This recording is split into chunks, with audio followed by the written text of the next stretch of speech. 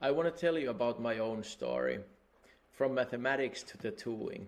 So I would say I had one of the weirdest beginnings. I was working on my PhD in mathematics. I was always naturally quite gifted in mathematics and physics. I had no drawing or art background whatsoever. I was pretty much just drawing stick figures in my mathematics books. And I wasn't feeling good about what I was doing. But then when I started drawing, I felt like everything fell in place.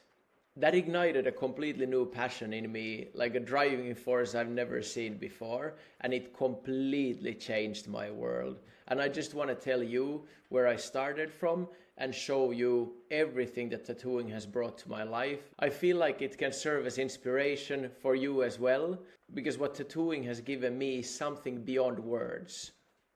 So before I started tattooing, I was actually playing American football at quite a high level, but I was having a lot of injuries, so I couldn't do sports in the normal way I was used to. I was also working on my PhD. I finished it a little bit short of actually fully finishing it, still got a degree and all that stuff. And I had so many people not supporting me, so many people not believing in me. I wanted to pursue tattooing, but everybody else was telling me to continue with my PhD studies and an academic career, but that was not for me. So I'm so happy that at least my wife, Kathleen, she was supporting me in actually striving to go into what I actually love doing. And I think this is something so important for anybody. If you find something that sets your heart on fire, if it's tattooing or art for you, then please follow it and give it everything you have, because it will give so much back. So my beginnings, as I told you, I was not drawing a lot. And this was not even my first drawing. This was probably third or fourth, maybe even 15th. Yeah, pretty shit, but this is pretty much where I started from, or this is actually an improvement from where I started from. But yeah, I got into drawing thanks to my wife. She was pushing me in that direction. She was also not tattooing at the time, but she was taking some drawing classes and she got me into it. And then I kind of fell in love with it and I started really practicing intentionally to get better. And I gave it a full dedication and full passion. And we started actually doing it all day, every day, all the time, and everything that had anything to do with art, whether it was drawing or painting or even body painting. So even at a fairly early stage, we even entered this body painting competition, and it was so much fun, just to see how fast you could improve. I think the major thing that made me improve so fast was just that we did it so much all the time and we really focused on getting better.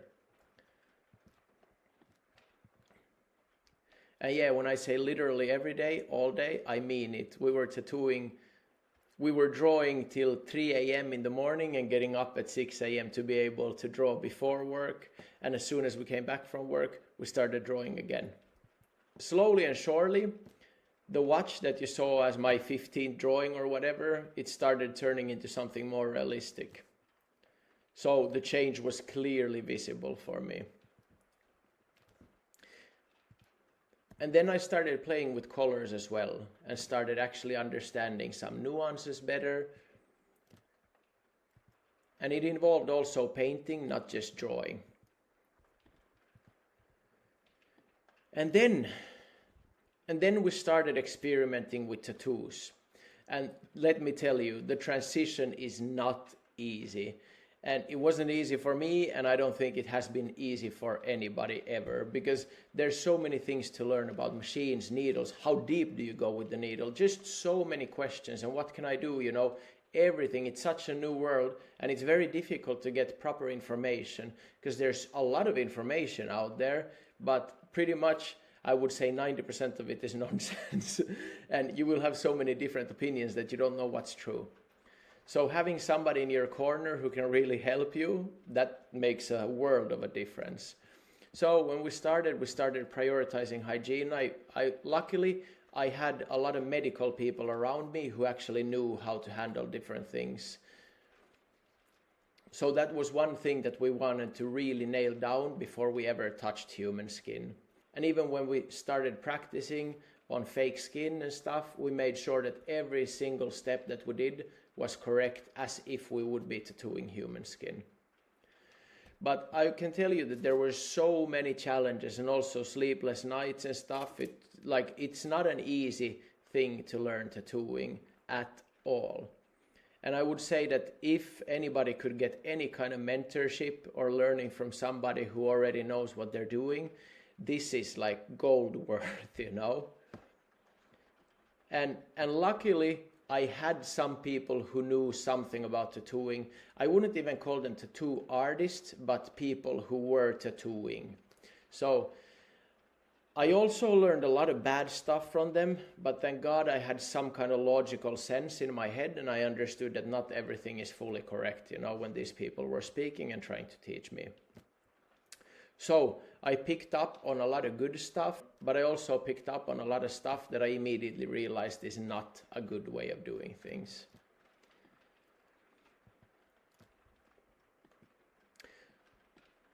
So I'm also going to take you through the evolution of my tattoos. As I said, it was not easy and it was not always fun either.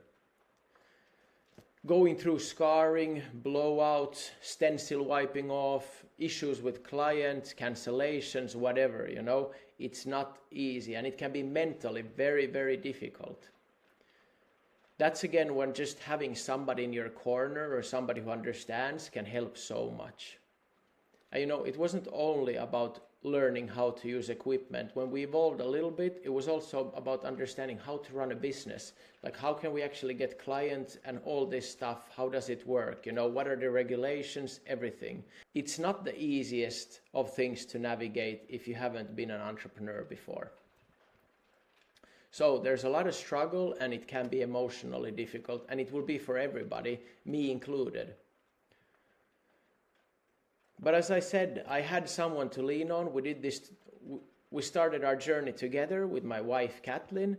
And the good thing is that we actually had somebody to lean on in times of difficulty. And still to this day, you know, we do sometimes face things that feel bad, and we have each other, so that's good. Yeah, the truth is, like, nobody really believed and nobody supported me in ditching my PhD studies and academic career and starting to tattoo. They all wanted me, for some reason, they felt like it's the correct thing to do, is to continue the university way, but thank God I didn't do that. Today I can really say thank God, because I know everything that tattooing has brought to my life and I would never change it. So I will show you some of the beginning stages, which are not pretty. And this is not my first tattoos. I couldn't find the first tattoos. I guess this is after half a year or 1 year or something like that. So yeah, I could focus on actually getting clean stuff, but my first stuff was definitely not clean. Not clean lines, not clean edges, not fully saturated. And even here, when watching the Graywash, it's pretty messy stuff, you know. It healed slightly better than what it looks like here, but the beginning, and keep in mind, this wasn't even my beginning. My beginning was completely horrible. And so slowly but steadily, I grew a little bit. And we finally actually got into a studio also with some amazing artists. And I want to say a big, big thank you to everybody I've met throughout my career and helping me actually reach completely new heights and heights that I would never have been able to reach on my own. So slowly but steadily the tattoos evolved, and you can start seeing that texture started being much more better actually, and everything started to be more smooth, started to work on larger projects. And then I actually also started to get opportunities to get to some conventions. My first convention was in France. I can tell you, it was so nerve-wracking. I'm never gonna forget it. I was tattooing a little black and gray bird, but wow, I was so nervous because there were so many people there and everybody was looking, and I was always second guessing what I was doing still. I guess this was around 3 or 4 years into my career, I think. And then I started slowly and steadily transitioning into colors. Nothing pretty at all.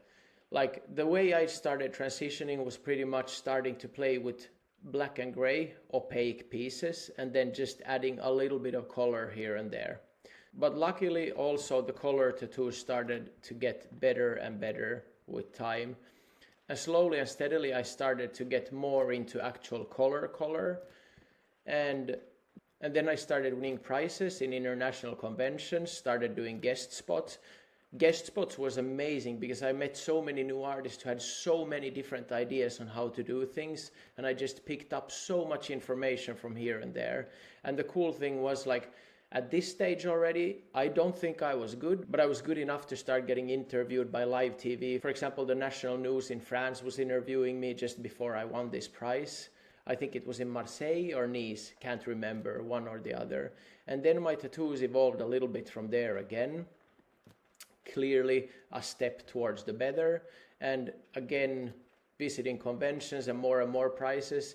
This was Nice convention, and here I remember I actually won every single category I participated in. So I won first prize in every single one. I think we have 5 or 6 of these golden hands at home. Some of them are already broke, but yeah. So started winning a lot in many conventions, and also, so here you see another one. I was doing this leg piece in 2 days or 2.5 days at this convention.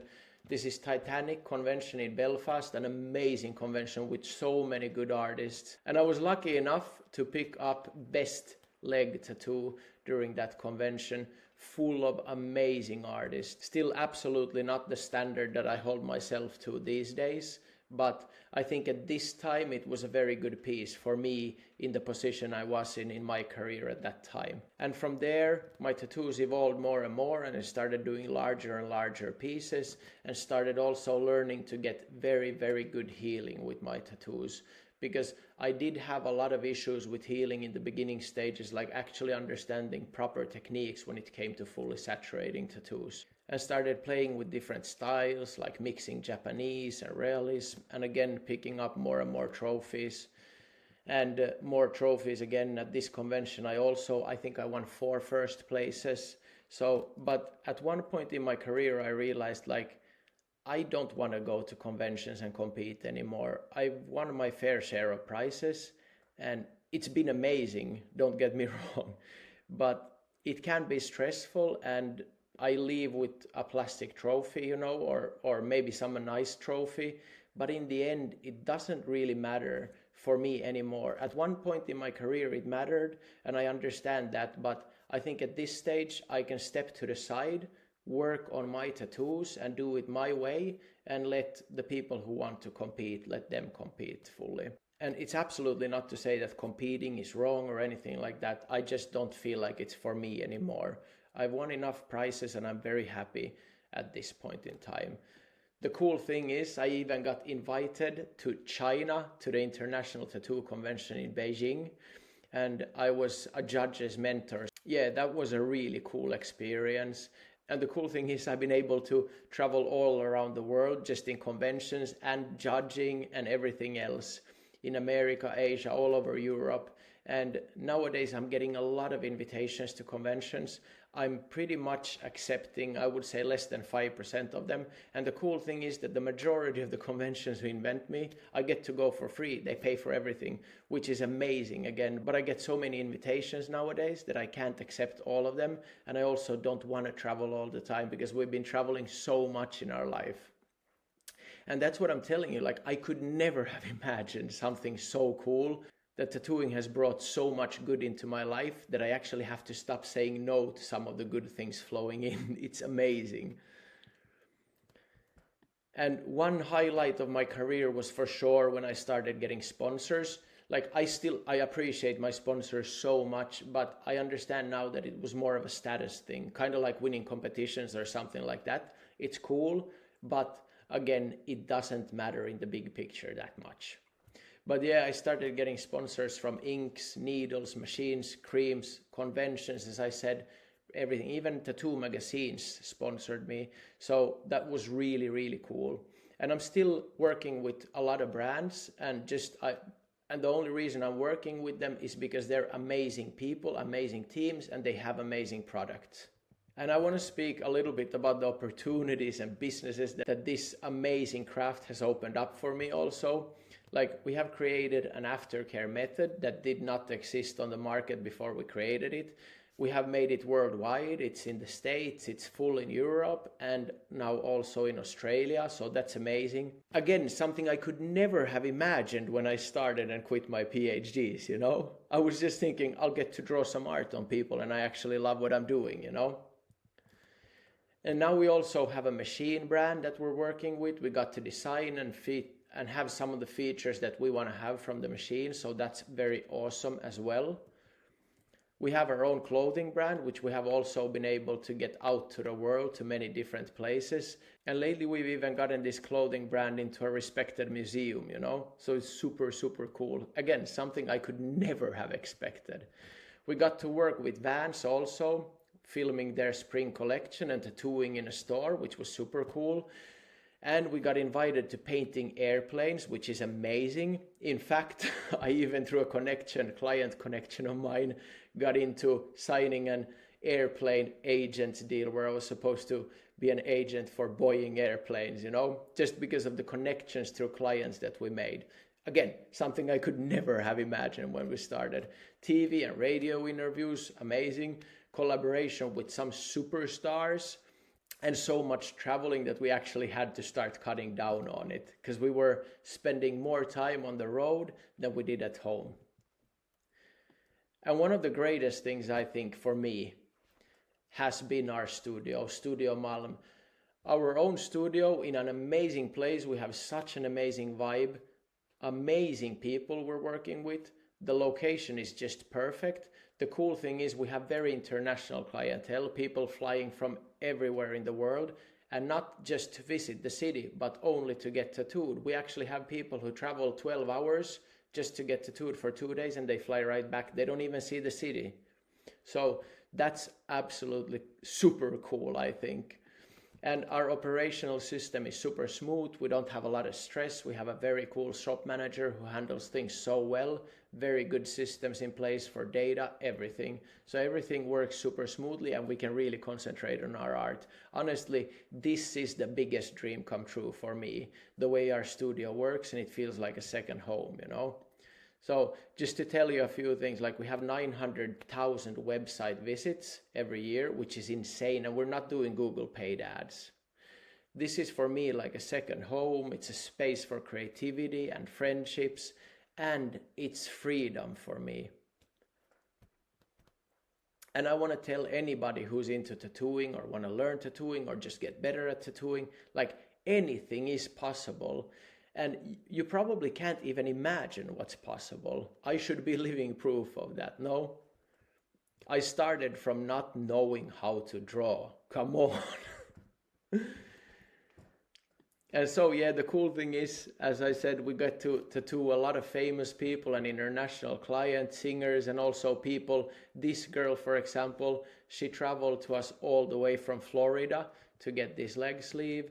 And this guy is a very famous video game player, just playing in front of 50,000 people in stadiums. And we have some incredible athletes also. Jari, for example, he's the first person who actually crossed the Atlantic by himself in a rowing boat, in a one-person rowing boat. He crossed the Atlantic and back. I think it was 180 days, and at times he couldn't get out from the boat in 5 days because it was so stormy, so he just had to lay there in a position inside, just hoping that the boat doesn't go under. So absolutely amazing people, and so cool to hear the stories of these people too, like very out of the ordinary people. So amazing people and so amazing stories, so inspiring and so cool to make these friendships. And this was one of my highlight moments, honestly, in my career. Donald from Incology, who owns studios in New York and in Los Angeles, he saw me working on a tattoo piece and he actually wanted to fly all the way to Tallinn to get tattooed by me from New York. So that is so amazing, and I could never have imagined at some point in my career that a prestigious studio owner from New York wants to visit me in Tallinn to get tattooed by me. But just so amazing and such a beautiful human being. I love him to death. As my artwork started to get better, I started getting also publications in a lot of magazines. I found this magazine, for example, when I made this video. So I didn't even remember, but I was also in a Chinese magazine. So if you look down here, it's just Chinese text, and I had And I had no idea that I was in a Chinese magazine, but super cool, obviously, yeah. So I don't even remember in what all publications I've been in. But yeah, here's just a few. And also some books. I've been in 2-3 different books. And the cool thing is I've even gotten on covers of tattoo magazines, which is insane, you know?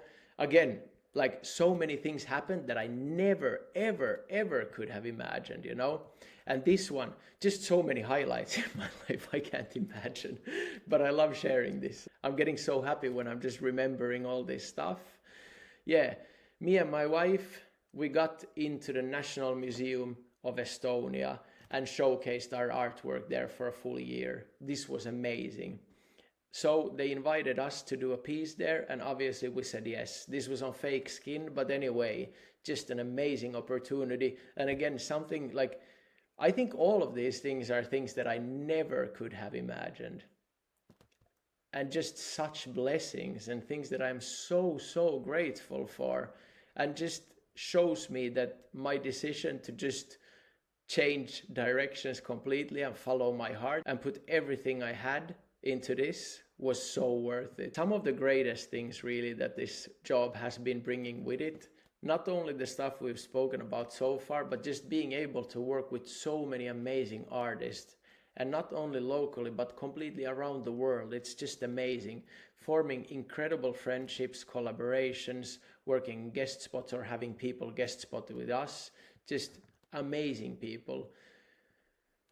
I can't speak enough of how grateful I am to be working with these amazing artists, world-known artists, and also working in some prestigious conventions like Milan, or working 3 artists together on some amazing clients who were flying into Tallinn. And I remember this back piece when we did it in Munich. Like, I think it reached, within 2 weeks of me posting it on Facebook, it reached 15 million views. We sold it also to some magazine editor. I think it was in New York Times or something like that, that then spread it to Unilad and The Sun and something else. So yeah, we worked 4 artists together for 2 days on this in Germany. And like I said, we just get to work with so many artists together and just pick their brain, and they get to pick our brain, and like, again, something I never could have imagined. And more collaborations and amazing clients sending healed pics, you know, just so much fun. And we're getting to work with charities, which is also amazing. We get to collect a lot of money for sea shepherds and also animal rescues and stuff like that. So that has been absolutely amazing as well, getting to do some good. I also want to talk shortly about how much I've gotten to travel. I don't know how short it is, but this job has opened the doors to the entire world for me. Like, we have connections everywhere in the world. I've been getting to visit San Francisco 4 or 5 times, I think, in Vegas, taking pictures of tattoos, just meeting with great artists in Vegas. Igor from Prague, me from Tallinn. In Vegas, it was one of the coolest things. Like, we had so many good artists come together. We had seminars teaching each other, and we also talked about the industry as a whole and what kind of changes we can expect in the coming years. And usually when we work, it's not only about work. It can be about road trips in California, or skiing in Vermont, or just watching musicals in New York, you know. So we usually have a mix of everything when we travel. And then just from New York, suddenly in China, eating with a huge table of world-known artists, you know. And this was one of my greatest experiences. I think all of them have been. But this experience was like, we got invited there. Everything was paid. Like, I don't think I got to pay even for chewing gum during this trip. Like, everything was paid. They just took us from place A to place B and just treated us as kings. And yeah, I also got to judge at one of the biggest conventions in the world in Beijing. They have 40,000 visitors every day for 3 days straight. It's a huge convention and so many good artists. I couldn't believe my eyes. Absolutely insane. I was working there a little bit as well and had a huge crowd watching. That was cool, because now at this stage of my career, I was already feeling comfortable with it. And of course, made some amazing friends also. So that's the cool thing. Now we have connections in China, in Japan, everywhere in the world. So if I want to go somewhere, I can call my people and just let them know that I'll be there tomorrow and I'll have friends there, or open doors to a studio or whatever, which again, something I could never have imagined. And I'm so eternally thankful for everything that this career has brought me. And just looking back at it, I start realizing how much this has brought to my life. I simply can't believe it, but just talking about it makes me understand how much of amazing things this career has brought to my life. And sometimes it's about fun as well, just going with friends, renting a super luxurious villa somewhere in paradise, surfing, having fun. Or like the cool thing is also we're so connected around the world. We've been to weddings everywhere, from Cyprus to Macedonia to New York, to also getting invited to private wine cellars, eating at prestigious restaurants that like only have 2 tables and they're pretty much never open, back to Italy to amazing weddings with absolutely incredible people. And yeah, but traveling is not only about weddings and only about having fun, it's also about having fun and learning. And I notice I keep saying this, I keep saying one of my favorite moments. I think I just can't separate them from each other. This was such an amazing experience. We went for 2 weeks to Florence to study Caravaggio painting techniques in the Angel Art Academy. And yeah, I learned so much, met again a huge amount of incredible artists, and just was able to pick so many different brains and ways of thinking. But life's supposed to be about having fun as well, being at the beach, jumping and all this. So nowadays in our career, we take at least 1 week off every month where we just travel somewhere or go somewhere or even stay at home, but just do nothing else than what we really fully want to do. So we forget about work and we go exactly just enjoy. Swim, surf, eat well, just have fun with friends. And I think that's also so amazing that we have the freedom to take a week off every single month. At the minimum, we take 1 week off every month. Just getting to spend time in nature and riding horses and all that stuff, it takes your mind away from all the work-related stuff, even if it's stuff I love. But sometimes it's good to be able to take a step back and you come in with even more energy when you go back. One of the greatest things that have happened during the last 3 years is we were doing a guest spot in southern France and we fell in love with this place in northern Spain. And thankfully our businesses were going so well that we have extra enough to be able to buy a second home here in northern Spain. And it's absolutely amazing. I love it so much. It's full of nature. It's full of surfing, full of animals, exactly what I love. So this has been absolutely one of our best things that has happened, or the tattooing or this choice of career has done. So, and that's also the cool thing, because we can go there and we can still work also. But mostly when we go there, we just want to enjoy and do a lot of stuff. We're still drawing and all that stuff. But yeah, it's just amazing. Again, something I never could have imagined, having a home in another place in the world, you know, or having 2 homes for that matter. And the cool thing is, like, we have colleagues around the world, and also our colleagues get to travel. So often we travel also with our colleagues from place to place. And here also the studio in southern France that we often visit, an amazing person, Jay. We love her to death and we love to work with her, super talented artist. And their studio is just 2.5 hours away from our second home in Spain. So we visit them quite often and just love to work together. Really amazing people. So the travels are usually a mix of pleasure and cool work, because they're not always just pleasure travels. But even the cool work, for me, it's also a pleasure. So here again, representing the Aftercare brand that we created together with Kathleen. Super cool. We got invited to London Tattoo Convention and went there to promote our brand and just chat with artists and different retailers. A super cool experience as well. And here just an example for how much we have friends all over the world. So in this picture, we have people from Canada, Finland, Germany, Estonia, and Spain. And we all went on a 5-day cruise, the tattoo cruise that we got invited to. Amazing cruise, all inclusive, the most amazing food, super chill experience, amazing artist. And 5 days we went from one place to the next and also got to visit some places and see amazing landscapes and cities. And tattooing a little bit while we're there as well, and just sharing some thoughts on art as well. So Just again, something I never could have imagined. And the thing is, it just keeps getting better. Like, I feel like every day something new is happening. This was also a cool story. So my mom and my dad, they live in a different country from me. They live in Finland and I live in Estonia nowadays. So we had been doing a guest spot somewhere in Austria, and we were driving down to Milano Tattoo Convention. And while we were driving down, I realized that my mom and dad are skiing somewhere in Austria, and I looked at the map where they are, and I realized we're 15 minutes away from where they are skiing. So I just sent them a text or called them, I can't remember. And they said like, yeah, we're here, stop by, let's meet each other. So that was also so cool. We just took the lift up to the top of the hill and we met them up there. And we also rented a small cabin to enjoy the next morning in the Alps. Super, super cool. And sometimes we do trips with friends where we actually just collect a group of friends and we travel somewhere to study art in different museums. This is also something so amazing because it teaches us so much. And like, I love traveling for pleasure, but I also love to travel when I can actually study art and feel like I'm getting better when I'm traveling. I also like working when I travel, but it needs to be in an environment with friends and people that I really enjoy hanging around with.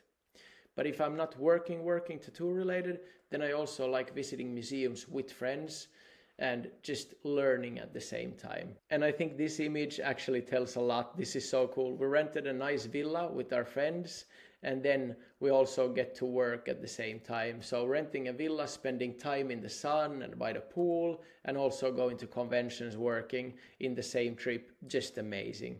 And the clients that we have met, wow, we have formed so special connections with them, like so many new friendships and deep, like real friendships. Like 2 friends from Barcelona. I met the guy, I think, at Barcelona tattoo conventions maybe 8 years ago, and he really liked my work when he saw it live, and he promised me that he's gonna come to our studio and get tattooed. I think he came to our studio like 5 years later or something.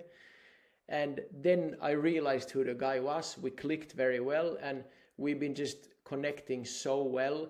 These are not the only clients we have been connecting well with, but these are truly special people, like all of our clients are. But these guys, they've been showing us also places that we would never have seen, like this little pony they have in their backyard, or also the mountains of Andorra. Just amazing people. And I think that's also so valuable, to be able to create completely new connections and amazing friendships with the people that you're tattooing. I have actually, like, I would say over 50% of my very, very close friends are actually clients of mine that we have formed super strong connections with. I really don't know what I can value most of everything that tattooing has given me, but I would have to say that probably the friendships and connections that it has given, because that is so invaluable, as is everything else. But just looking back at it, it's just impossible to say that one is better than the other. I mean, I love traveling also. I don't know. Everything has just been like a dream come true, truly. And so for anybody in doubt, I can tell you that it is possible to get full financial and social freedom when you're doing this work. But it requires more than just being a good artist or just being a good businessman. So you got to have a little bit of everything. But if you do it right, you can pretty much have it all, like just the perfect life. You can have the freedom to live where you want. You can have the freedom to work where you want. You can have the freedom to travel where you want, when you want. And you can have friends, clients, and colleagues everywhere in the world. Like, I don't know anything that would be more of a rich life than that. So during all these years, I think I have acquired quite a lot of techniques and a lot of knowledge, not only tattoo related, but also just generally art, and also business related and operational related, everything. And I think I have a lot to share. One of the biggest reasons why I have gotten so much information in my head and so much to share is that I have been collaborating throughout many years and working very closely together with some of the best artists in the world. And this truly has given me the opportunity to pick everybody's brain. And I'm really willing to share it all. Like, I'm not holding back. And that's one funny thing, actually. I remember one journalist once asked me, like, how do you view competition? And this question, I really didn't know what to answer, because For me, I have never viewed anything as competition. I've just been focusing on doing my own thing, you know. I haven't had energy to focus on anybody else or if they're threatening me or anything like this, because my full focus has just been on getting better and better and doing what I want to do. And right now, I want to teach. And I want to share as much as I can, because I think if I can open similar doors that have been opened to me and let somebody else walk through those doors, it's amazing. And it's not away from me in any way or form. And the thing is also, not everybody's going to make it, because it requires also some dedication, it requires intention and passion. But if you have that, I'm 100% sure I can give you everything you need to succeed and reach every dream you could not even dream of. And I know this because I've had workshops, I've been teaching a lot, and I was also teaching in university. But through the two workshops that I have done, I can say that the progress of the students can be incredible, but it requires you to have intent and heart in the game. You need to have passion and intention. And then anything is possible. And I know, because I've seen it with my own eyes so many times. I have students who have made so many big leaps. Like, I remember clearly one student. They had been tattooing for about 10-12 years, and they felt very lost with actually saturating the skin.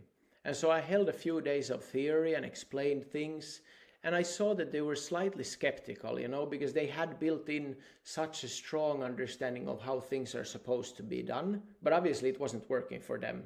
But now I was here speaking a little bit differently from what they had heard before, so I saw a little bit of skepticism. But the day when we went to skin and I really showed them what to do, I took their hand and did exactly what I told in the theory part, and they saw what happened. They started crying and they were like, I can't understand that, it's so easy. Yes, it is. It's easy. It's very easy. But it's only easy when you do the right thing. And to do the right thing, you need to have somebody who teaches you to do the right thing. Because figuring it out fully on your own is not a simple task. It's going to be a lot of tears. It's going to be a very prolonged journey as well, and a lot of crying and a lot of emotional pain. And I think if I can help somebody not go through that just because I went through it, or I know how to avoid something, or how to get quicker from point A to point B, then why not share it and help people, you know? Because I truly want you to achieve your dreams. I really want. I think that's an amazing thing. If I can help somebody achieve their dreams, if it can be you, then wow. Then I'm very happy. Very, very, very happy. So I think you can already notice that this is a passion of mine. I want to teach, I want to share, and I feel as passionate about it as I felt when I started tattooing. So it's the same passion beating in my heart right now for teaching and sharing information and being a mentor. I absolutely love it, and I'm so grateful for everything that I have received. Sorry for the dogs barking. But yeah, if I can help you achieve even a fraction of what tattooing has given me, then 100% I will do it. Much love.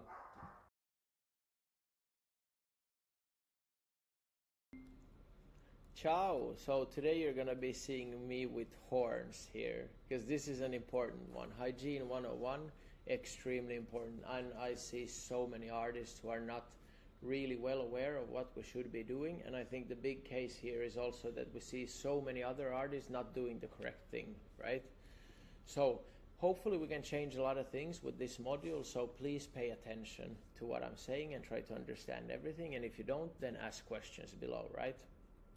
So the importance of hygiene in tattooing, it's not only for us, it's also to protect our clients as well as ourselves and also our loved ones. Because if we do have contamination around the studio, door handles, etc., or get some traces of blood on our phone, even something that's not visible, remember bloodborne pathogens are not visible, so you don't have to even see traces of blood for something dangerous to actually be there.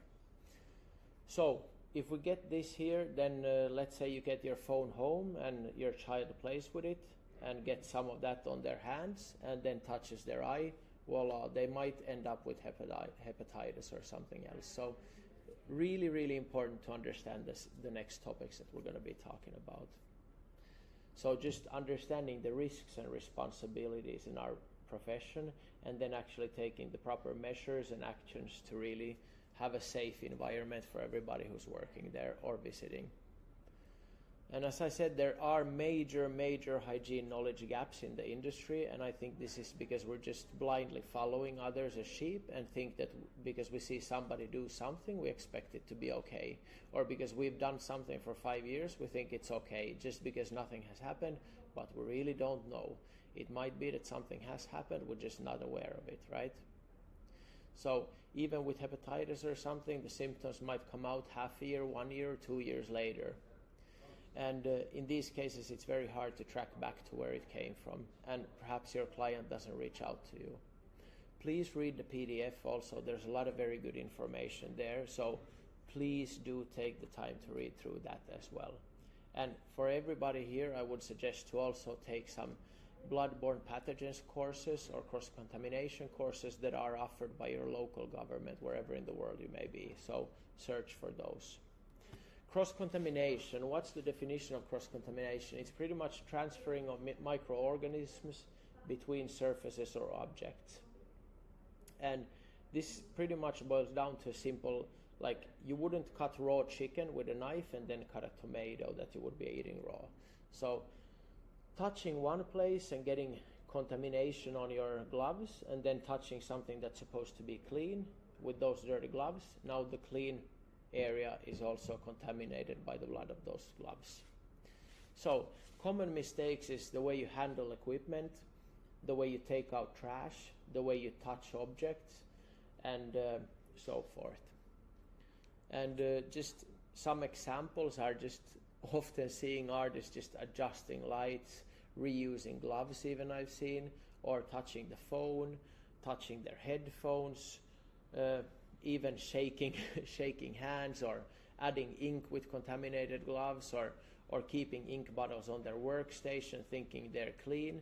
They're not going to be clean. We're going to have a lot of spray residue everywhere on the workstation and everywhere below the workstation, so be mindful of that. And even if you think it's not going to end up inside the ink bottle, chances are high, and we also don't want to contaminate the outside of the ink bottles. There's no reason to keep any of this stuff on your workstation. There's also a video on how I set up my workstation. I speak about a few of these things there as well, so I suggest you check it out too. So here's a little small drawing I did about cross-contamination just to explain to you. So let's assume that this red circle is contaminated. This means it's dirty, right? It contains something that we don't want on these gray circles, right?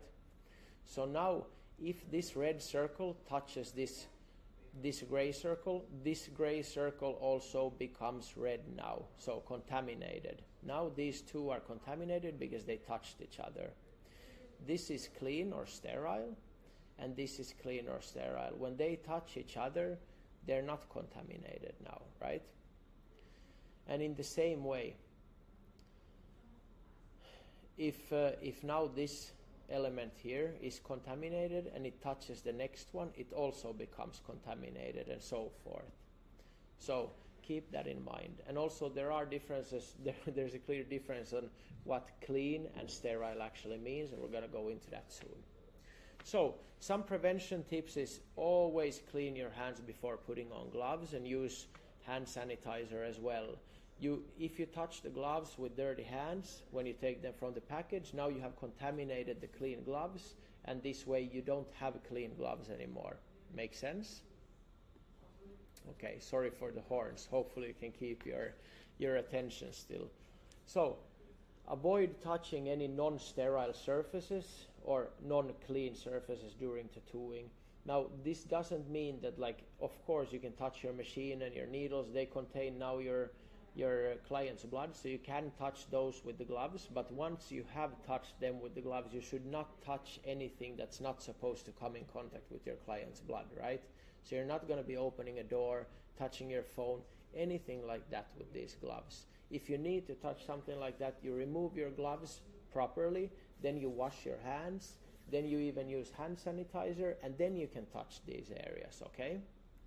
So change your gloves frequently when moving between contaminated and clean areas, and be really mindful, because at this point now you should already understand what cross-contamination is. And if you don't understand, rewind, slow down, pay attention, make notes. And if need be, you ask questions too, okay? So cleaning your hands and washing your hands is extremely important. You can find very good instructional videos on this on the internet as well. And do not do this, do not touch your phone. Even if you have clean hands and you not now touch your phone, if you now decide to touch anything else on the workstation, now you contaminate the workstation with bacteria from your phone that is not supposed to be on your workstation. You understand? And here too, something that you should not do, you should understand this by now already. Keep your workstation clean, keep it nice and tidy. A word about latex and petroleum jelly or Vaseline. This is also, I see so many artists using some Vaseline-based ointments, and at the same time they're also using latex gloves. So avoid latex gloves if you're using any kind of Vaseline. I'm anyway not recommending the use of Vaseline, but that's a whole other topic. That's not for here. But if you're using anything like that, then avoid using latex gloves, because Vaseline causes small micro tears in your gloves very fast, and this can lead to a chance of you actually getting a contamination on your hands. So, and then also keep in mind to have proper glove removal to prevent contamination. This is also something that you will find easy step-by-step videos for on YouTube or somewhere else. Always wash your hands after removing gloves also, not only before putting them on, but also afterwards. This is to maintain cleanliness. If you don't have access to running water and soap, then use hand sanitizer, but as soon as you can, you should get to also to water and soap to really wash your hands off. Difference between sanitation versus sterilization. Sanitation reduces microorganisms to safer levels. Sterilization again means that we're eliminating all microorganisms. Okay. And cleaning versus disinfecting, these are also two different terms. So cleaning removes dirt. Okay, this is like a mechanical process. And disinfecting kills microorganisms. This is more of a chemical process. Okay. And a few sterilization methods. Autoclaving, the granddaddy, the one that's pretty much used in most tattoo studios that need sterilization. There's also UV boxes now, but keep in mind that some areas, like if you have a grip of a tattoo machine, the light might not be able to hit everywhere inside, and then where the light doesn't hit, it also doesn't sterilize. Then there's also dry heat sterilization. If you're using any of these methods, then get really well acquainted with how you're supposed to use these methods, and consider reaching out to the importer or distributor of these products in your local area to get clear guidelines of how these products are supposed to be used, right? Okay, workspace preparation. I do have a guide for that, a video, so I suggest you check that out too, because that's a very important step also in not fucking things up, okay? And keep in mind that taking down the workstation safely is equally as important, that you don't get contaminated or contaminate anything else in the studio or any of your equipment. Then another thing I see is so many people just throwing their needles in the trash. Not a good thing to do at all. It's actually really shitty towards the people who are taking out your trash. So we don't want to cause puncture wounds for them or put them at risk either. So make sure that you have proper disposal of needles and use sharps containers. So that's a very important one. Skin preparation. As soon as we have a small cut in our skin, we open up for the possibility of something foreign entering, such as bloodborne pathogens, okay? So make sure that you clean and disinfect the skin before shaving and tattooing, because already at the shaving stage, if you haven't cleaned and disinfected the skin, there's microorganisms living on top of the skin that we do not want into our client's bloodstream. So That's why it's so important that you actually disinfect the skin before you shave also. Okay? Makes sense, yeah? And again, if you have questions, ask. Or if you have questions, rewind. Watch with thought, watch with care, and then ask. And another thing that I see often is clients making a lot of mistakes. They're touching close to the tattoo. Now they have some blood on their fingers. They go to the toilet. Now the blood is on the toilet handle. And keep in mind, this is not stuff that you see. So inform your clients about what they can and cannot do, and not about them not touching the prepared skin. And also, if you just prepare the skin from all the microorganisms on top and then shave, now if the client touches it already before you have laid the stencil on, then they also contaminate the skin again with the dirt that they have on their fingers, right?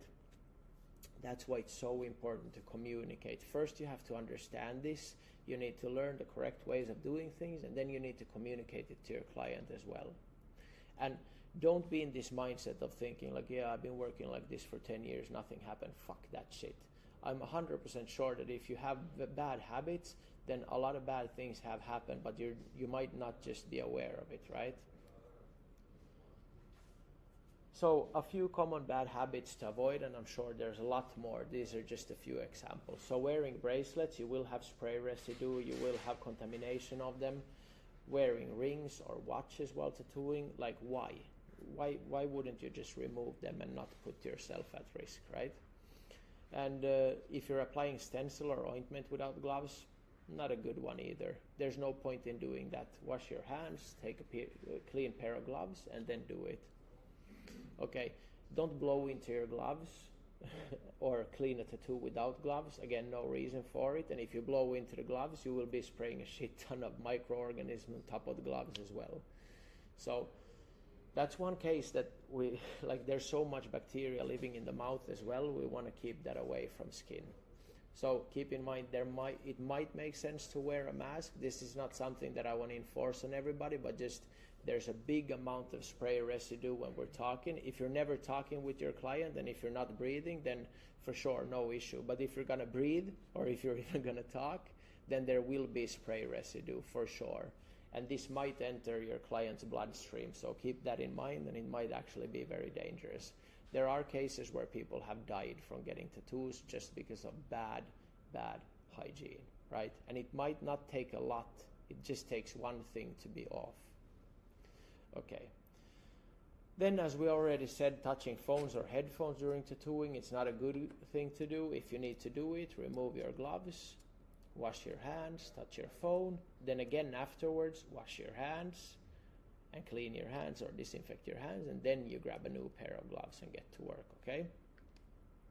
Or another bad example is just reusing of improperly sterilized grips or other products. So if you don't have the means to sterilize something, then always opt for single-use products as much as possible. Then also, I see people storing their inks very, very badly, or on their workstation, as we already discussed. They will be prone to a lot of residue, splatter, and contamination. And I'm sure there's 1,000 other things that I didn't mention here, but I'll leave that up to you guys, so you can share here below in the comments what you've seen and thoughts about what not to do, because there's a million things that people do, and I think if we all share here, it will be a lot better for everybody. And in conclusion, hygiene, to me at least, is non-negotiable for our safety in tattooing, but not only for our safety, but for clients and everybody else. And so I really hope that you take this seriously. This should be the very building block to all of our career. And even if we have been tattooing for 10 years, let's learn better habits and let's understand why we should do things in a way we're doing, and let's start paying attention to things that we have done wrong, okay? Please do this. This is the very least we should do if we come in contact with other people and break their skin, okay? Small habits can have big impact, so make the right choices and be aware, wake up to the small bad habits that you have been doing. This is not to call anybody out, this is just to wake up, you know, to start seeing things in a little bit of a different way and start being professional about what we're doing, start to take responsibility, okay? So focus on continual learning and improving in your hygiene practices. Don't become blinded by habits and continue doing the same things for 10 years. Actually be mindful about what you're doing and take courses, because they are available for sure in most local governments. They offer them at some way or some form. They will offer them, so figure out how you can get into those. And also local requirements might differ from place to place, so get up to date with those, what you need in your studio and your ways of working, and then just work that way.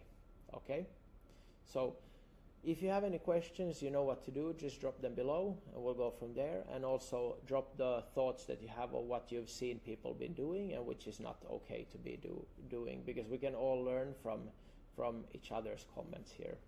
Okay, thank you for paying attention, which I hope you did. And if you feel like you need to re-watch this, please do so.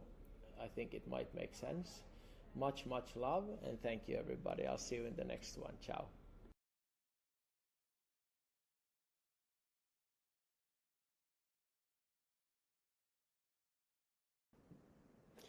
Hey everybody, so today's chapter is Needles 101, so the absolute basics of needles. Gonna go through still a lot of pointers that many of you might not know, even if you have been tattooing for a little bit longer. And then as the course goes on, in the full tattoo masterclass, in the absolute full version, we have 12 different modules going really deep into all the specifics on needles, how to choose them correctly to make them really work for you instead of against you, right? Okay, but let's dive in. And yeah, I'm sorry if there's some extra wind. I'm gonna show you. I'm in the middle of a private island in the middle of nowhere with pretty much almost no well, we have electricity but no running water. So anyway, let's dive back into the needles. So needles are a very essential tool in tattooing. I think one of the most important parts because that's the equipment we use to really deposit the pigment into the skin. And choosing them correctly really influences the quality and precision of our artwork always. And yes, the difference between the needles is big. Not just between brands, but actually choosing the pin size, the tapers, everything correctly, and even perhaps modifying the needles. There's a lot that goes into these specific tools that we use to really saturate the skin. Whether you're doing graywash, color work, line work, whatever it may be, there's a lot of points that you have to know to be able to choose the tools correctly instead of just guessworking and wondering why things don't work the way they should. Okay, so in this module we're going to have an overview of the different needle types, their basic properties, and an intro into the correct needle choices, right? So we start with traditional long needles that probably many of you do not use, because most people are using pen machines or something that fits cartridges, right? But the long traditional needles, they're also a good option for many. We're going to talk just shortly about them and then dive more into cartridges, right? So the standard various configurations, the cool thing about these is that you can choose the tips, whereas with cartridges you cannot. So with the traditional long needles, you can choose the tip specific that you want them to fit in. This is a topic we're going to be diving a little bit more deep into in the future. So the stability of the needle movement is completely different from that of a cartridge, because the power to the needle comes straight from the needle bar, which is already attached to the needle pins, right? Whereas we have a cartridge which has a really short pin pushing down on the needles, right? So there's a small break between, I know what this looks like, but yeah. So we have the plunger bar pushing the little cartridge pin like this, but whereas we have a long standard needle, we get the full force and straight downward movement without a break here. So that's a small difference. Then with the traditional long needles, we use them with separate grips and tubes, and it requires a little bit more setup time, or actually a lot more setup time than using cartridges. So yeah, just using the traditional long needles, it's a lot more setup time, and you also might need like 5 different machines if you want to use 5 different needles, right? So much more machines. And just make sure always when you're using needles, whatever, if they're traditional or cartridge, they need to be pre-sterilized, okay? That's really important. And there are indicators on the packages and all that stuff. And make sure that you're using big brands, because there's a chance that not all brands are actually sterilized if you're buying them from overseas and not from reliable sources that actually carry bigger, well-known brands, okay? So then into cartridge needles. They're really convenient, also come as pre-sterilized. They should always be this way. And these are combined with their tips. So a much faster setup and easy needle change during tattooing. So it allows for a lot more versatility and just one machine pretty much. Okay. And they are compatible with most machines, but some machines require special adjustments or might have some issues starting, just because the difference with cartridge needles is that they have a spring. So they take away a little bit of the power generated from the machine because they need to have the spring to return back up. Whereas this is because of the break between the plunger bar and the cartridge, whereas a traditional needle is directly connected to the driving mechanism in your tattoo machine, and this way there's not the break between the needle bar and the needle itself, so there's no spring needed there. And therefore, yes, some machines might require some special adjustments to be able to actually run with cartridges, okay? The pros and cons. So traditional needles, stable needle movement. There's very little sideways movement because all the power is generated straight down, right? Unless in some cases where you're using direct drives or something where there is a natural sideways movement from the power generation of the machine itself, okay? So, but if you use this with a machine, if you use traditional needles with a machine that only has up and down movement, then it's a very stable up and down movement and causes a little bit less trauma because there's way less of this sideways movement that can happen a little bit with some cartridges is if the tip in the cartridge is not fitted perfectly to the needle. Okay, and there's a large variety of groupings, including that you can mix and match your tips. There's a lot more variety actually in traditional needles, but I think that's dying down slowly because more and more people are choosing cartridges. I'm soon going to show also a picture so you see the difference between traditional needles and cartridges. The cons are, again, as I said, a longer setup time and it requires multiple machines. Cartridge needles, the pros are very quick setup, easier needle changes, super versatile, and pretty much works with almost any machines. And the cons are that there's a slight potential for more skin trauma and we cannot choose the tips according to our needs because, well, we can modify a little bit, it depends on the brand, but that's a topic that we go much more into in the future modules in the full masterclass. To really be able to choose the tools like really properly. Okay, so next slide. Sorry, there's a lot happening here outside with dogs and everything. So, okay, so here you will see a cartridge. And here you will see a normal long standard needle and you see the little break here. So this is the plunger bar, whether you're using a pen machine or a different kind of rotary or whatever.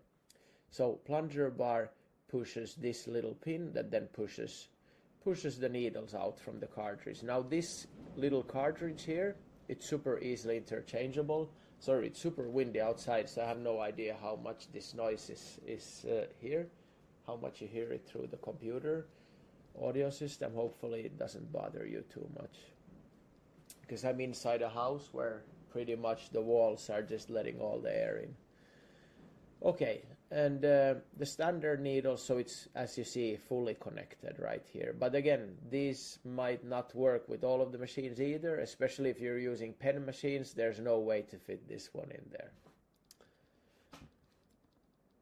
And then about needle sizes, and now I want to talk about the needle pin sizes. So all the needle configurations consist of many small needle pins, right? Unless we're using a one needle pin, but in general they consist of more than one needle pin.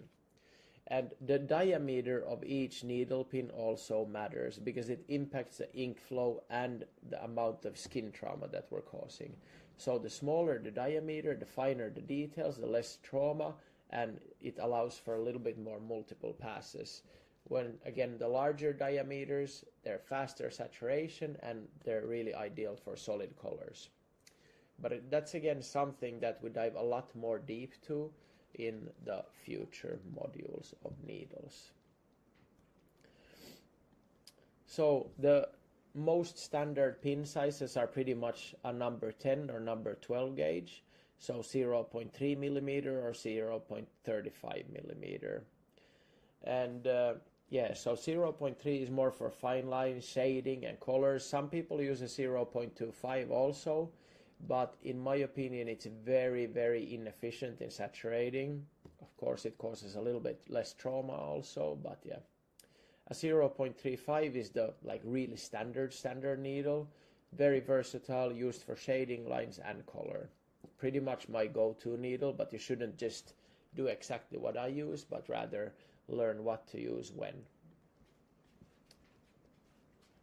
The needle taper also matters a lot. I'm going to show you a picture right now actually. So the needle taper is pretty much the length of the base of the needle pin towards this point. So telling a little bit how much of a bullet it is or how much of an actual needle it is, right? So short taper, medium taper, long taper, extra long taper, something like this. These millimeters might not be exactly like this. It might differ from manufacturer to manufacturer, and they might just have names like this for it. Now for cartridges nowadays it might be really hard to find any short tapers. Even medium tapers might be hard to come by, which is pretty sad, but anyway. So the needle taper, short taper, again it delivers more pigment, but it also creates a slightly larger skin trauma just because it creates a larger hole in the skin when it penetrates. So short tapers are brutal but very efficient. Medium tapers, great for pigment delivery, and trauma ratio is pretty good also compared to the ink that we are able to deposit with that one. So I think that's great for solid color work. The long tapers, less trauma, good for detailing, smooth shades, all that stuff. And extra long tapers, really minimal trauma and good for really, really small details, but a lot less ink flow again, right? And sorry, that's not me farting, that's my wife walking in the background. So needle groupings is another thing, and this pretty much tells us in which arrangement the different needle pins are.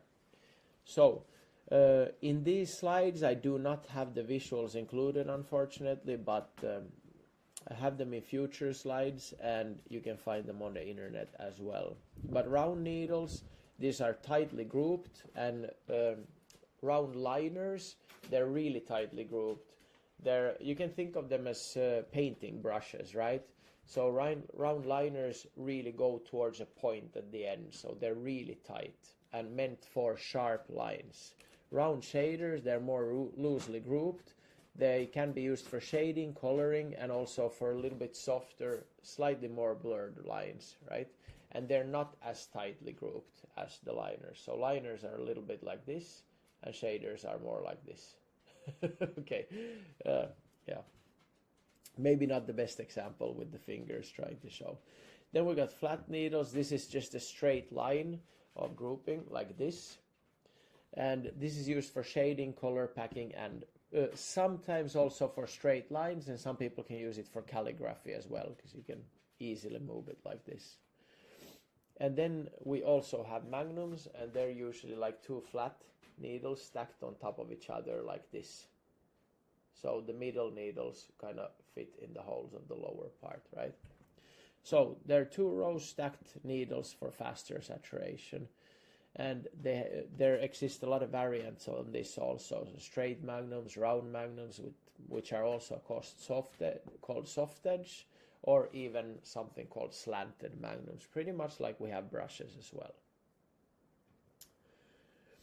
And here you'll see some examples. So here we have a round shader, and you see the tip is not so sharp. Here we have a round liner, and the tip is a lot more sharp. Here we have a straight magnum, and here we have a curved magnum. As you see, the edge pins are a little bit further up, so it creates this curved form here at the end of the needle pins. We're going to be talking much more in the future modules exactly why you should choose which needle where, how they affect ink deposition, skin trauma, and explain like with pictures and everything. But as this is Needles 101, try to go through the basics here so we get a good understanding of the basic features of different needles. We can also, especially with traditional needles, we can bend the needle bar because this can stabilize the needle movement and reduce trauma as well. But we can even do this with cartridges actually. It's possible. I show it in future videos how we can bend that also, just to make it fit at the plastic tip so that we don't have a lot of wiggle room in there. So there's many ways that we can also customize the needles. I think less so with cartridges nowadays compared to what we could do with traditional needles, but still a lot of customization that we can do also just to create that personal preference. But in the end, the possibilities and the products that we can have right now and find through just buying cartridges through good retailers and good companies are really good. So we can really find pretty much exactly what we want. There are some limitations, but if you're just starting, I think you shouldn't even consider modifying your needles too much, like especially if you're using cartridges. What you get from the suppliers is pretty good. Just knowing the difference on needle tapers, needle pins, and all that stuff can go a long way still in choosing the right tools, even without starting to modify them. Safety and disposal of the needles is really important. So here again we come back to the pointer I said about sterilization. Only use pre-sterilized needles, and they need to be in individual sealed packages with a clear sterilization indicator on top of it, right? Then when you dispose of the needles, please use a sharps disposal. You should always use a sharps container, because if you throw them in the trash, there's always a risk of somebody getting a puncture wound and you causing a disease of some sort, or bloodborne pathogens transferring from the needle into the person handling the trash. So please start from the Hygiene 101. Make sure that you understand what we talk about there, and then this disposal of needles will make a lot of sense as well, I think. So in conclusion, you need to understand pin sizes because they actually matter quite a lot. They matter in how much pigment we put in the skin and how much trauma we cause. You need to get familiar with the different groupings that are available there. Usually I see people who often start with really small groupings, like 5 liners, 5 magnums, something like this. These are actually not the most efficient needles necessarily always. They have a place for sure, and small needles do have a place, but you should use them in the right. You should know, let's say like this, the more you know, the better you can choose the right tools for the right job, instead of just trying to do everything with one small needle, because it's not necessary and it might not always result in the best end result. Depends again what you're going for, but here again, knowledge is king, right? And taper as well, understanding how the different tapers actually affect ink flow. So I really recommend starting to experiment with that. Go much deeper into detail in that in the future modules. But yeah, just by experimenting, you can already notice a difference when you're using different pin sizes or tapers, for sure, if you pay attention.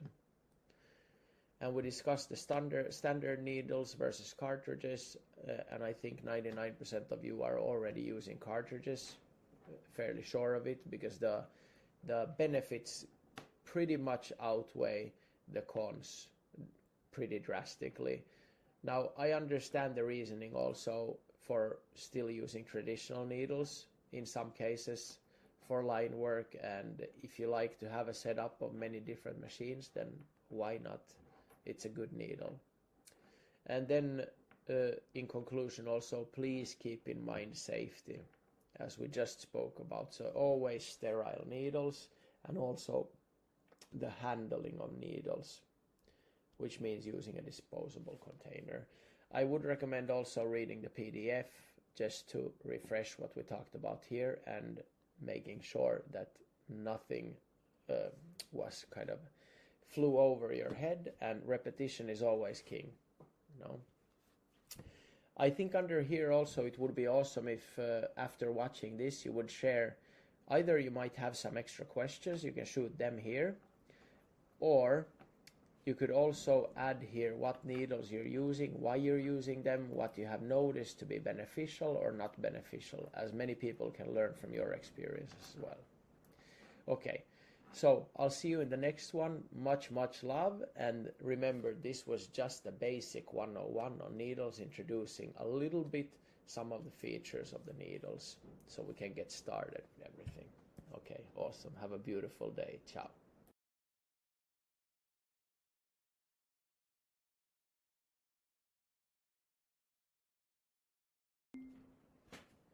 Ciao everybody. So today's topic is Tattoo Machines 101, the basics. One, again, of the most essential tools we can use as a tattoo artist. The machine that pushes the needles. So we want techniques, we want hygiene, and we also, of course, we need knowledge in art as well, understanding skin, a lot of those things, but we definitely need to be selecting the right tools as well, because if we have bad tools, we cannot excel in the art aspect of it, because we're just second guessing and not understanding why things don't work right. So just having the correct tools and understanding how to use them really make for better quality tattoos, better precision, better safety, and allows us to focus on our artistic growth instead of just second guessing why the tools we're using are not working. And the same applies for needles, for pretty much everything. So if we have the correct tools and if we know how to use them, become familiar with them, we can avoid blaming the tools for our own shortcomings, and then instead allow us to focus on our personal development as artists. I see so many artists who've been tattooing for 5 years, even longer, just flip-flopping between machines and just blaming, this one isn't good, I like this one, now I'm using it for 2 weeks, now I'm going to try this one. Like never becoming familiar with what you're using, and always thinking that it's the machine that's making you either bad or good. So yes, it will be much more difficult to tattoo with a bad machine for sure, and in some cases I would like to say almost impossible to achieve good results. But yeah, I would say you have to have a good tattoo machine. It doesn't have to be the world's best tattoo machine, but you have to have a good, reliable tattoo machine, and then you have to learn how to use it as well. Because otherwise you can never get to the point where you can fully start focusing on your art. And this will hold you back as a tattoo artist for as long as you're in this circle of blaming your tools or not finding the correct tools. Again, this is just 101, but we're going to talk about a few important things here as well, but pretty much introducing the basics first. So, become familiar with your tools. It should become second nature for you how they function. Not only the understanding, like the knowledge, but also the actual experimental understanding. So you really need to understand how to use the tools you have efficiently. And as I said, it's much more than just a tattoo machine. But for the tattoo machine, you need to understand which grips actually go well with it, because not all grips fit perfectly with all machines. It can depend on the stroke length, all that stuff too. And which needles function, how you're gonna use the needles with your machine. This also comes down to stroke length and also to the power or the torque of your machine. Can it actually push larger groupings, all that stuff. So power or torque is a really important one also. How does your machine transfer the power into the needle bar? How strong is the motor? Can it actually push the needle through with ease? Or is it too weak and actually just causing excess trauma on top of the skin without actually depositing ink effectively? The stroke length matters as well a lot. And contrary to belief where people say a shorter stroke is more efficient or better for the skin or less trauma, it's not really true. We will debunk that in future modules by really showing, like with exact physical measures, how it affects skin.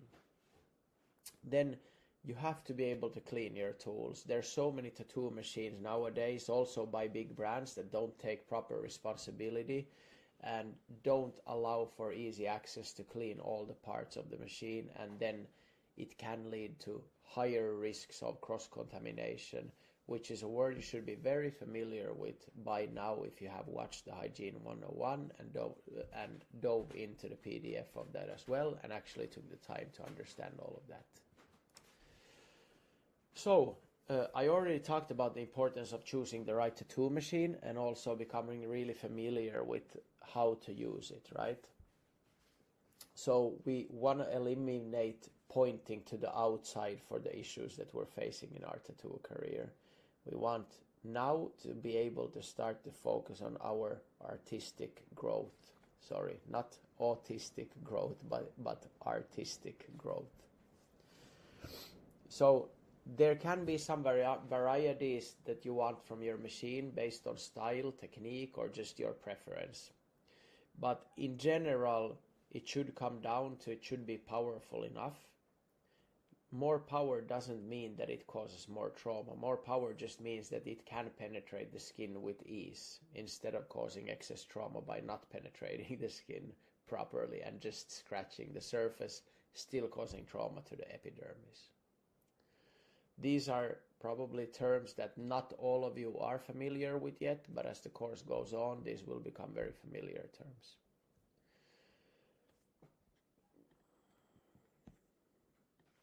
So the key attributes that you should look for in a tattoo machine are you should be able to minimize the chance of cross-contamination, so it should be really easy to protect the machine. It should be really easy to keep it clean and also to clean it. There should be no parts that come into contact with the needles or anything else that are difficult to keep clean, right? It should be very efficient in ink deposition, so nothing weak, nothing that runs unsmoothly. It should be efficient and it should always run in the same way. This way we can cause a lot less trauma to the skin. You want a durable machine because you don't always want it switching. That's again where slightly more well-known brands come into play with durability. Ergonomic design, it needs to feel nice in the hand, but also the outside of the machine, you probably don't want a lot of engravings and a lot of moving parts and a lot of stuff that can gather dirt, right? That's it makes sense. Then you do have cordless options. I suggest leaning that way right now, because otherwise you have the whole hassle of protecting the cord, and some people think that it creates for better flow or better power, more consistent current. But that's not also true. I used to use a lot of cords in my time, and I tell you, I think all of you have had headphones at some point with cords, and those break very fast as well, but they don't break in a second. They just start like having small glitches, right? So it's easy to repair the cords as well. I don't think we need to go into that here, because I'm fairly sure not many of you are using cords anymore. But the case with cords is like they have wear and tear, and they quickly start wearing to a point where you don't have efficient flow of power to your machine anymore, just due to the cord you're using. And then your first tattoo machine, there are a lot of cheap knockoffs. There's a lot of cheap knockoffs. So just because you see a brand on a machine doesn't mean that it's actually this brand's machine. If you're finding it for too cheap, it's probably not the right machine. And also, if you're not buying it from trusted sources, it's probably not the right machine either. So there's a lot of cheap knockoffs, and some of them might actually be really good. Some of them might be exactly the same machine, just a knockoff, you know. But some of them might not be good, and you might end up working with something that's actually not very nice. And in the end, also, the people who actually built these machines, it would be nice to actually support them instead of people who just steal from others. Because in the same way as artists, you know, we create something, so it's not nice if people just steal from us. It might be flattering, but in the same time, it's, yeah. But cheap machines can be unreliable and even unsafe sometimes, just because they might not work in the ways that we want them to work and just chew up skin way easier. But there are some cheap machines also that can be really good. Here's again, like the reliability. You might find one machine, like a cheap machine that works very nice, but the next batch might be really shit just because of the tolerance control might be very off also in the cheap ones. So high quality machines are usually more reliable, but they're not always safer. As I said, there's a lot of big brands, especially with the pen models that we have today. I'm going to show you a picture soon, that don't allow for easy cleaning of the plunger bar, which comes into contact with the cartridge.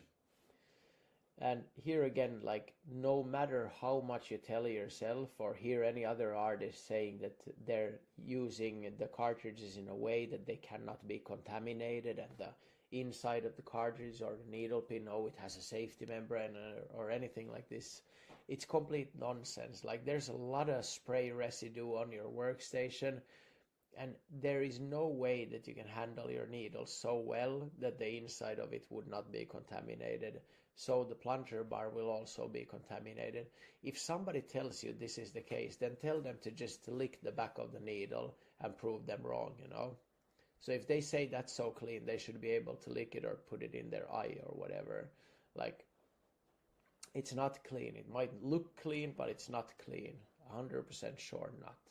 And this means whatever is on that part that goes into the machine, it will also contaminate the inside of the machine. Again, if it doesn't make sense to you, go watch the Hygiene 101, watch the cross-contamination part, and hopefully you will understand a little bit better what we talked about right here. So, yeah. Starter kits, cheap, and but I don't think it's the way you want to go, because if you're serious about taking your tattoo career somewhere, as I said, you want the proper machine to start with, something you're not starting to develop bad habits or bad techniques with just because it doesn't function properly all the time. So this way you can also eliminate second guessing and stagnation if you choose a good machine. And usually starter kits do not have good machines. It's usually just some shit pushed out to somebody who wants to start. The second thing is they're usually not safe at all, because the inks and needles that come with it, they're probably, first of all, the inks are probably not safe to use on human skin. You might be able to use them without any reactions, immediate reactions or anything like that, but they have probably no standards whatsoever, and no, they're not, let's say, what's the word? They're probably not produced in the correct laboratory environments. They might not be sterile, and for sure they're not up to the safety standards set by your regions, depending on where you're tattooing, of course. But I would avoid using those and the needles as well, and in fact I would avoid using the machines altogether as well. So just choosing some reliable bigger brand that has good reviews goes a long way in you having a good tool to start with, and not developing bad habits just because you're using a bad machine. Because it to me it's very, very counterproductive for your career to start off in a wrong way, if you understand what I mean. Then we come to professional machines. I think this, if your goal is to at any point become even semi-professional, I think you should invest in a good machine. Good needles, good inks, everything should be good, because this way you can, as I said, focus on yourself rather than focusing on your equipment or focusing on blaming your equipment. So the mid-range machines, somewhere between 300 to 500, are usually fairly good. It doesn't mean that all of them are good, but you can check reviews online. There's usually a lot. So this way you can find something good. And when you get your machine, clean it thoroughly before the use. Also, if it's a pen model, you should clean the inside and all that, because there can be a lot of residue, metal or oil residue, that you don't necessarily want them to transfer into the skin of your client. And for those who think that, yeah, but it's inside of the machine, how can it translate to the skin of the client or inside the blood? It can, again, because of cross-contamination. It's not just the blood that moves from one object to another. Okay, so, and when you choose your machine, choose safety, so it should be easy to clean, which I already pointed out. And here's one example of a cross-contamination and safety issue from a big brand, which I have already talked about the issue. I guess 5 years ago I talked with the owner on Milano Tattoo Convention, but I guess nothing has happened since, because if you're making sales, then what's the issue? Yeah, so you see this little hole here. This is where the plunger bar is. And the plunger bar goes back and forth from here, and the little needle pin on the cartridge, or this little plastic pin that then pushes the needles out, is gonna be touching here. So the plunger bar touches the needle bar right here. And however careful you place your needle on the workstation, as I already said, there's gonna be some ink residue, and that way also some blood residue, and it will end up in here. Some way, somehow, 100% sure it will end up in here. So it's pretty much impossible to keep this machine fully safe for use. And the problem with many pen machines is that you cannot get really inside here and clean all of this. That's a huge issue. Some machine companies have solved that, but I would opt usually for something where you are sure that you have easy access to the plunge bar to really clean it, or you have the chance to even use sterile single-use plunge bars, which is usually not the case for pen models. So just a word of caution there. Types of tattoo machines, we're going to start with just introducing shortly coil machines, just the basics, so you understand the different types. Then we're going to go into rotaries, and even though in rotaries I'm not going to be showing pen models, they use with they have pen models that use the same kind of driving mechanism as I will show now with the different rotary machines. So pen models are rotaries, because this is a big misconception that I've already seen through a lot of the comments here, that the thought that pen models are pen models and not rotaries. Pen models are rotaries. They have an electric motor that then causes a drive mechanism to push the plunger bar down, but we'll get to that in a point. So coil machines operate with electromagnetic coils and an armature bar. And most people love them for line work just because of that hard hit that they have, like a smooth, effective hit in the skin. So they are really good for line work for sure. But they require a lot more maintenance, they're much more noisy, and they vibrate a lot. And they vibrate a lot more than rotary machines too. So many people tend to get issues with the wrist also, and yeah. Not my favorite machine, but they have their use cases for sure. So I'll show you the basics of a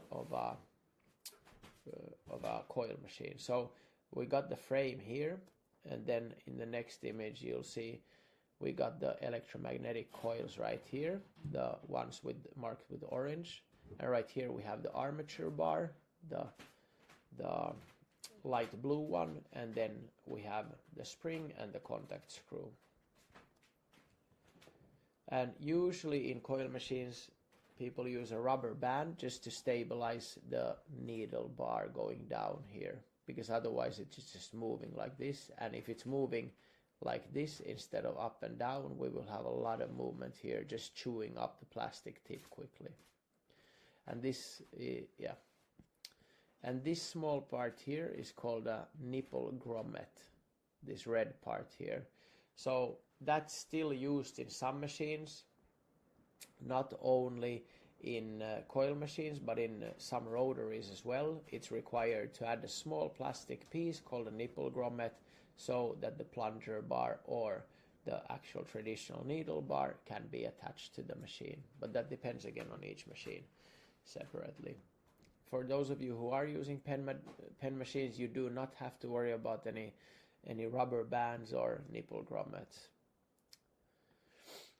And there's a lot of different types of coil machines that are specifically tuned for different causes, right? And usually the manufacturers or builders, they explain on their webpage what they have tried to build this coil machine for, what kind of needles it's pushing, and what their idea of its usage is. So how it functions. Then we got rotary machines, which are really common nowadays, super easy to use, very low maintenance usually, and they function with an electric motor, contrary to the coil to this electromagnetic coils. In rotaries we have an electric motor which just runs around, and so these are really smooth. They require pretty much no maintenance, very quiet often, and much more easy to clean, because just just looking at this, there's a lot of moving parts, there's a lot of edges, a lot of cracks, everything like that. So in rotaries, usually the motor is built within the frame of the machine, and this way the frame itself can be really smooth and easy to clean. So in rotary machines we have 4 main driving mechanisms, which we're going to go through now. There are more as well, for sure, but these are the main driving mechanisms that we will go through now. So we have direct drive. Let me move myself a little bit here to the side. So a direct drive means that the motor here inside turns this cam wheel. Okay, so this goes round and round, and as this little bar here is placed not in the middle of the cam wheel but on the side, it will turn around here, and the needle bar will be attached to this, meaning as this turns up here, the needle bar goes up, and as it comes back down, the needle bar goes back down. And there's very little loss of power in a mechanism like this, so very little loss of torque, so to say. So it's hard hitting, very efficient, and it has no give. It's fairly impossible to add a give here unless there's some give in the plunger bar or the needle itself, where people add some springs or some nonsense, which we're gonna go into a little bit later, because yeah, my take on give is that it's not necessary at all, and it gives us really bad habits working with something that just makes the machine more inefficient. But this is a topic I will discuss in much more detail as we go forward. And I know there are a lot of opinions there, and everybody's entitled to their opinion, let's say like this. So what are the downfalls with a direct drive like this? There's sideways movement, because as you see, this pin is attached, as I said, not in the middle, so it will at some point be on this side and at some point be on this side of this cam wheel turning round and round, which means also that the plunger bar or the needle bar attaching here will have some sideways movement, right? That all makes sense. So if it's not stabilized, or if you're not using cartridges, there can be excess trauma. So especially if you're using traditional needles, this excess side movement will also end up as excess side movement here at the end of the needle tip. So this is not a great solution for traditional needles, but with cartridges, very, very good, because the plunger bar can still be very stabilized through the tube where it goes or moves inside the grip that's attached here. Then we have the armature bar, which is fairly similar like force driving mechanisms as we had in the coils. So this armature bar is attached here and is going to be dragged up and down, and this way this moves up and down, and here we put the little nipple grommet, you remember, that we showed earlier, the little plastic piece so that the needle bar or the plunger bar fits perfectly here. Now a plunger bar is the one that we use when we use cartridges, and needle bar, when I speak about, then I refer to the traditional long needles. So that would be attached here, and as this moves up and down, the needle will also move up and down. This is a very accurate motion, and we have some leverage here also to get that good force from here. There's minimal sideways movement on this one because we only have up and down movement, contrary to the direct drive as we just saw. This is slightly louder than most rotaries because this is, first of all, it has a little bit of a different kind of a hit, and also this mechanism is on the outside and moves very differently to a circular plate that's just spinning around, right? So this causes a lot more, I don't want to say a lot more, but more noise, definitely. Also, of course, the more moving parts we have here on the outside, the more difficult it is to protect. So we can use a machine bag here outside, but again, this might rip through the machine bag and cause a lot of noise if the plastic gets in there. Yeah, just some basic thoughts to think of as we introduce different types of tattoo machines. Again, this is Tattoo Machines 101. Still feels like this chapter is perhaps getting a little bit on the longer side, even if we're just touching on the basics, but it is what it is. Then we got the linear drive, so we have a little slider here that can only move up and down like this. And this little spring is gonna push this slider back up after it's moved down. So this is very stable.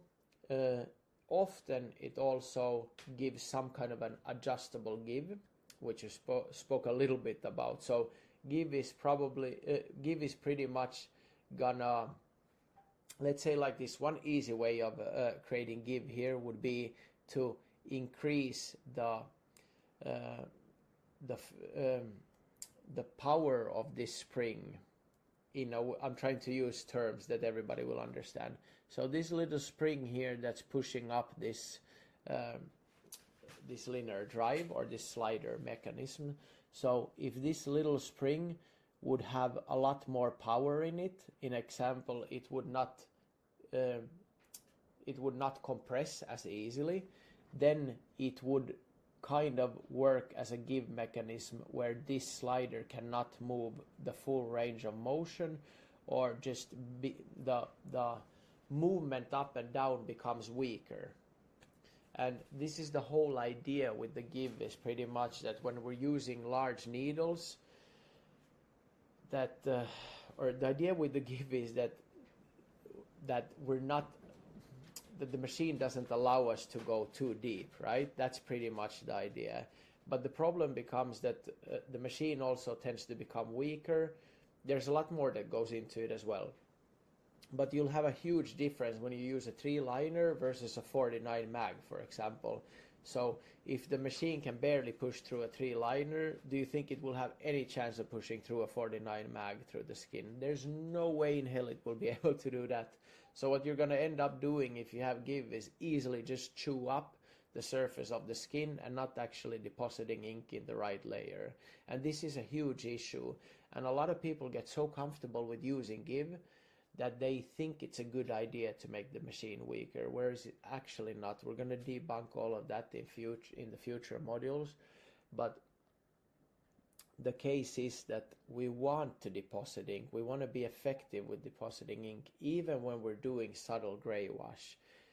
And the best way of doing that is by still effectively depositing ink, but having the right hand motions instead of having an ineffective machine.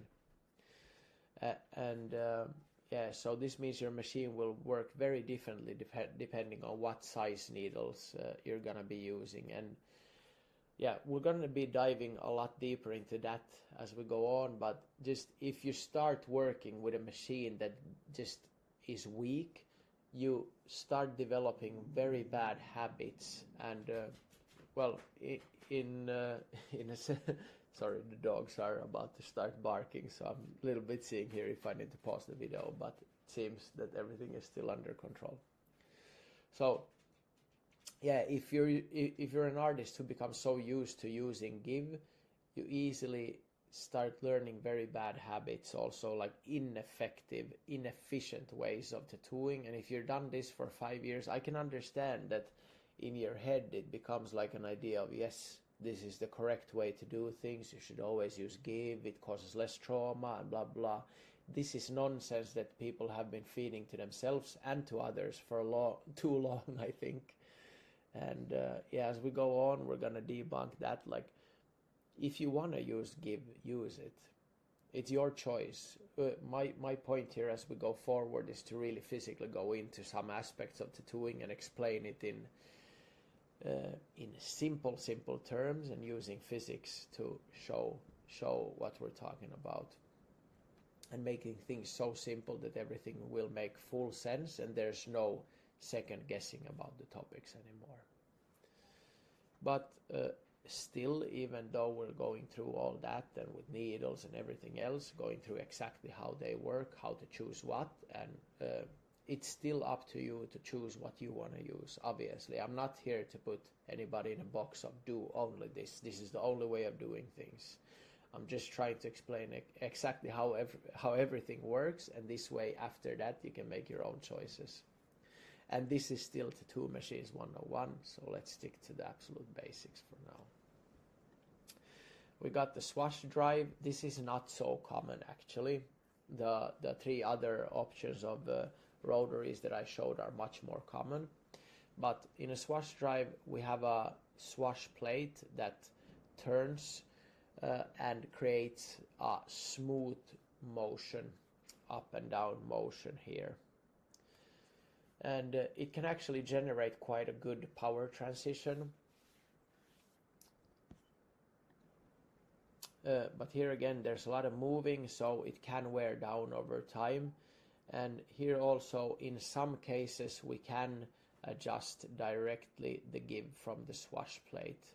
In this model especially, we can do that. But again, there's so many different models out there, and with different features. Usually manufacturers go through a lot of the different features, but just as a base mechanism, we can have a swash drive as well that transitions power through this here, through this swash plate, and then into this pin that starts moving up and down. So just different ways of having the electrical motor transition power into the needle bar or the plunger bar itself. And you remember when you saw this little plastic or the rubber band on the coil machine? So here again, this is like a needle stabilizer that can be controlled to stabilize the needle bar to move more up and down and have less wiggle room this way. So we return to give, but just shortly, as we already talked a little bit about it. So give reduces the machine torque, or the distance that the needle moves up and down. It causes for ineffective ink deposition and actually increased trauma if we're not actually putting the needle pins in the right layer and putting the ink in. So worst case scenario is we're destroying epidermis but laying very little ink into the dermis at the same time. So we're still causing trauma but not putting ink in. And our job is to actually put the ink in, even if we're doing very light gray washes. So give can actually make the tattooing process much more challenging despite popular belief, and it can lead to very bad and inefficient habits, bad techniques pretty much. Stroke length, this refers to the needle's up and down travel distance. This does not refer to how much you see of the needle coming out from the tip, but it actually refers to how much the needle moves up and down, or actually down and up. So I will get back here just to show, right here. So for example, in this direct drive, as this is an eccentric mechanism, this is not central here in the middle. So if you have a 3.4 millimeter cam wheel, it means that the distance the needle moves from this up position to this down position is going to be 3.4 millimeters, right? And in the same way, this armature bar moves down here and back up here, and that distance, whatever it may be, if it's 3 millimeters or 5 millimeters, that's what's called stroke length. Now, it's not the same as the depth of the needle penetrating the skin, because we can adjust how much the needle comes out from the tip, and we can also adjust how deep we go with the needle, right? So that has very little to do with stroke length, but we need to understand the relation between needle hang and stroke length in order to get the efficient ink flow and be efficient tattooers. But that's again something we need a complete chapter of to really dive into and explain all the physics. So that's in the future chapters as the course goes on, right? So this is an important factor to choose the stroke length correctly. And I know some artists are choosing like really small stroke length, again believing it's a nice way to create smooth washes and stuff, but in fact it usually leads to your needle not having enough pigment on it, and this way you're not saturating efficiently, and so you think it's a nice way of creating smooth gray washes or something else, but it's just because you're working very inefficiently and causing excess trauma without actually putting ink in the skin, again leading to very bad working habits. Again, a topic we dive much deeper into in future modules. So cord versus cordless, also something you should consider. Corded machines, we already talked about this. These cords also break, and they need to be protected because you will have ink splatter, and this cord might touch your client's skin, become contaminated, or contaminate your client's skin.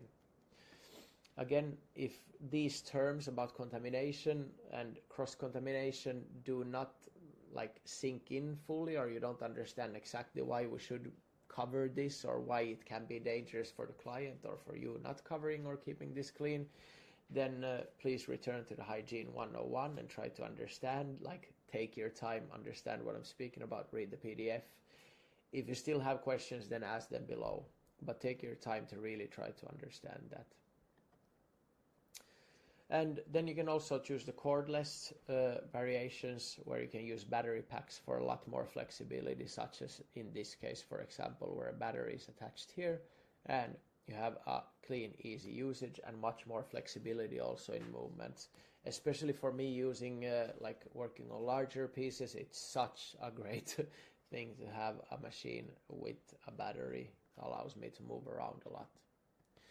So in summary, to just summarize everything we talked about in very short, the ideal machine should be effective, have enough torque and puncture the skin with ease and deposit ink. It should also have precision, and it should run in the same way all the time. So try to find a machine with good torque. We already talked about the driving mechanisms. We don't want something that's losing a lot of power, and we also want a strong enough motor. We need to get the stroke length right depending on what kind of needle hang we want, so that we can have efficient ink on the needle when we're tattooing. We don't want to go in with a half-empty needle at all times just because we have a wrong stroke to needle hang relation. Okay, I gave you my opinion on it. We will go more deep into that, showing pictures and everything, explaining. And there's many different give mechanisms out there also that function in different ways. But all of them, in my opinion, just cause for a more ineffective way of tattooing. But again, everybody is entitled to their opinion, so please don't take offense if you are somebody who speaks very highly of give. But at least consider reflecting on what I said and perhaps considering that I might have a point in what I said. But again, I'm not here to argue, and everybody is entitled to their own opinion, so we don't have to start a fight about give at all. And then consider hygiene, like really an important aspect, and don't expect the large manufacturers to take responsibility of this. They might push out products that are not good to use from a hygiene perspective. They're not going to take responsibility for this. All they care about is making sales. The responsibility of using these products in a safe way is on you as an artist, not on them. They're not going to give a fuck. If they're selling products, they're good. You as an artist, you need to take responsibility here. So I want you guys also to share experiences with different tattoo machines here. I think it can benefit many people to hear what you're using, what price range they are, what was your experience, was it good, did you find it to have enough torque, could it push large needles, was it running even, was it durable, is it easy to clean, how do you pack it, all that stuff. I think that's what the community here is really nice, because so many artists can also share their experiences and people can get a lot of nice feedback here.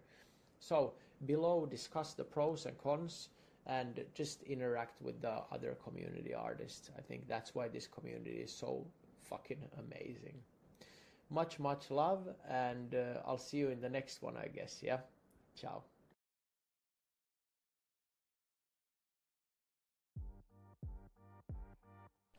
Always start the process by cleaning and disinfecting the surface of your workstation. This should become so normal that it's a second nature for you. Make sure you're familiar with the product you're using so you can actually maximize their effectiveness. Different products and different chemicals require a different usage. This should again go without saying, but make sure you use clean paper towels to clean the surface. You do not want to recontaminate the surface after disinfecting it. As your cling film rolls may lay around in different places, the outside surface may be contaminated, so I suggest using the inside surface facing up. In addition, I definitely recommend covering the entire surface instead of just a small area, as I often see many artists do. It doesn't take a lot to protect the entire area, and you can be sure that you have a much safer workstation. Gloves are cheap, and there's really no reason to prepare your workstation without gloves, increasing the risk of recontaminating the surface again.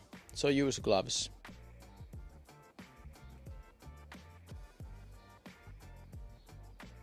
Whatever you use on your workstation, make sure that you store it in clean environments and keep it clean before usage. So now, as you've done a good job keeping your workstation clean so far, do not do the mistake of recontaminating but by placing some object that do not belong there. Any non-clean or non-sterile product should not be placed on the workstation at this point without actually covering it first. Make sure to handle all products that you place on the workstation with care, making sure not to contaminate them. I suggest wearing gloves and handling them with care before placing them on your workstation. Yes, you can also protect your machine before laying it on the workstation. If you have problems with this, I recommend creating a second temporary workstation that is clean and where you can place objects before packing them.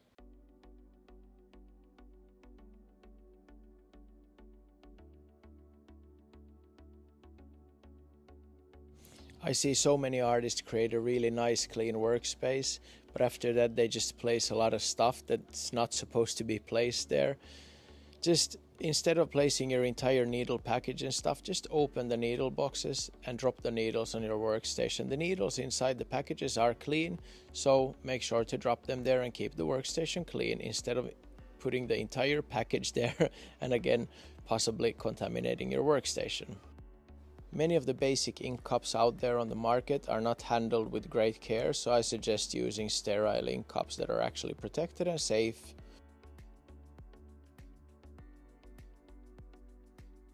Just a reminder again, don't do this. There's no reason for it. Whenever you're adding ointment, make sure you use a clean spatula or clean gloves to do so. Remember from the Hygiene 101 that as soon as you touch an object that might not be fully clean, you should consider your gloves being contaminated, change them and put on new gloves to continue preparing your workstation. I'm again repeating myself, but I see this done so often. Do not store your ink bottles on the workstation. This is a very fast way of contaminating your workstation. Handle your ink bottles with care and add the inks carefully to your workstation to avoid contamination. Again, don't do this, and don't do this either. There's no reason to do so and contaminating your workstation. I love using cotton pads to wipe my clients. I prepare them first with water and place them carefully on the workstation. I will share that in more detail as we go through my tattooing process and the methods and equipment that I use when tattooing. Some products claim to be able to keep your cartridges clean. Some people also use the cartridge packages to try to keep the cartridges clean. But if you understand cross-contamination, you will know this is not a good solution.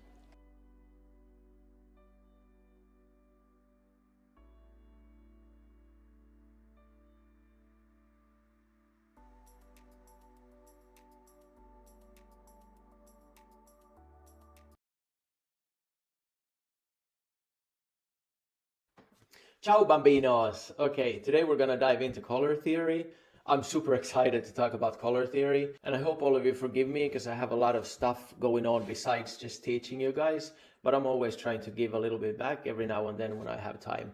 So today's Sunday when I'm recording this, but I'm super excited about teaching you guys, and especially about this topic, color theory, because I think a lot of people have kind of an understanding of how to use colors, what looks nice. But understanding the real theory behind it will help you so much in choosing the right colors to use to achieve a certain end result.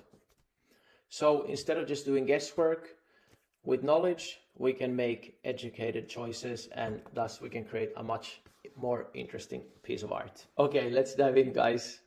So this episode is just gonna be an introductory, kind of a 101, a little bit deeper than what we went into in the PDF that I shared with you earlier. So color theory is the study of how colors interact with each other. And it's very important in both art and tattooing to understand color theory, especially in tattooing as we're trying to create pieces that stand the test of time. It really allows us to choose the colors specific to that person's skin type, or next to which color we want to put another color. And this way we can really achieve a vibrant, but not too vibrant piece, and something that will look nice also throughout years. So I really suggest that none of you skip color theory. Even if you're dealing with black and gray, it's still going to be very beneficial for all of you guys to go through this, I think. So I really recommend diving much deeper into this topic also, even after we go through these basics. And I will teach a lot more deeper into this subject as well, but for now this will be sufficient to go through what we have here today. So to start, we can say that humans can perceive somewhere around 2.8 million different colors. Now, do we need all these colors when we're creating a tattoo?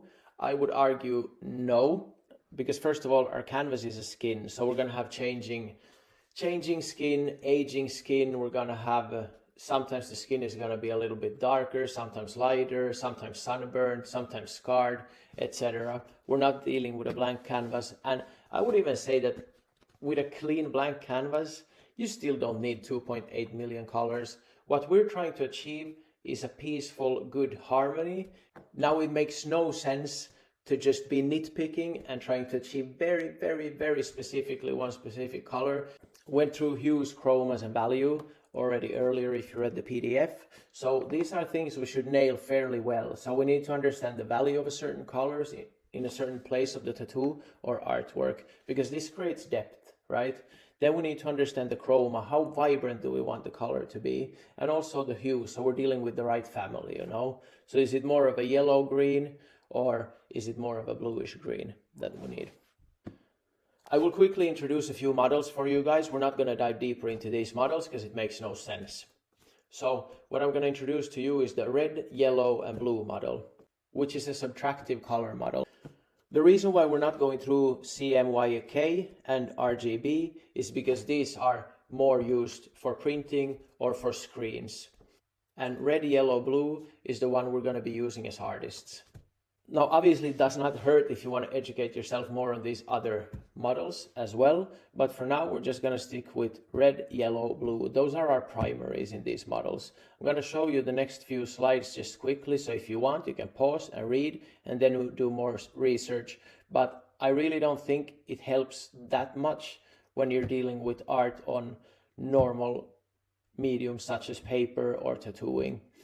Because, yeah, for that reason, I would stick with RYB. Red, yellow, blue, but if you want to go deeper into these other models, you can. So the red, yellow and blue model is the one we're going to be talking about, and it's a subtractive color model, which is primarily used in art and design, as I said, and this means tattooing as well. And this model involves mixing pigments or dyes to create color. Now in our case, it's obviously pigments we're mixing. Although for those of you who are working in Europe as artists, I have heard, as I'm in talks with some pigment companies or some tattooing companies, that not all companies are really using pigments anymore, but some are using dyes, and this might lead to some of the tattoos not lasting actually. So the dyes are going to disappear from the body, and this is just one way for some of the companies to still be able to sell their tattoo ink under the REACH program. So basically it's a little bit shitty because they're fucking artists over in order to make sales, and we'll see in a few years, you know, what happens with some of these colors. As you know, if they're not meant to be staying in the body, then they're not going to stay there. So we'll see what happens. But with these dyes, it's easier to fall under the REACH compliance and still produce quite vibrant colors. So I mean, all we can do as so-called small artists is just watch and see what happens. Now, for disclosure, I'm sponsored by Intense, and that's what I use.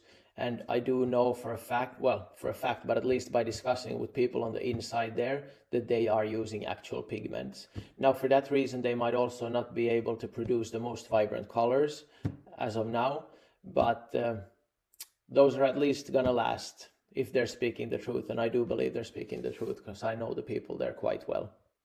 Okay, so back to the topic. Primary colors in the red, yellow, blue model are obviously red, yellow, and blue. And these are also the colors that are traditionally used in painting for mixing the physical pigments and creating other colors out of these three pigments. So by mixing these primary colors, the idea is that you can pretty much achieve any color you would like. And if you're mixing 50-50, let's say blue and yellow, you're supposed to achieve green. If you're mixing yellow and red, you're supposed to achieve orange. This is stuff that most of you should have gone through already in school, maybe just to refresh the mind that these are how the primary colors work. Now, in reality, to actually achieve these colors when you're dealing with tattoo inks, is you gotta have very, very pure pigment. So it's not always enough that the pigment looks pure. It actually has to be a pure blue, for example, and a pure red, because if you're using a blue with a tint of anything else and mixing it with something else, you don't get the desired result.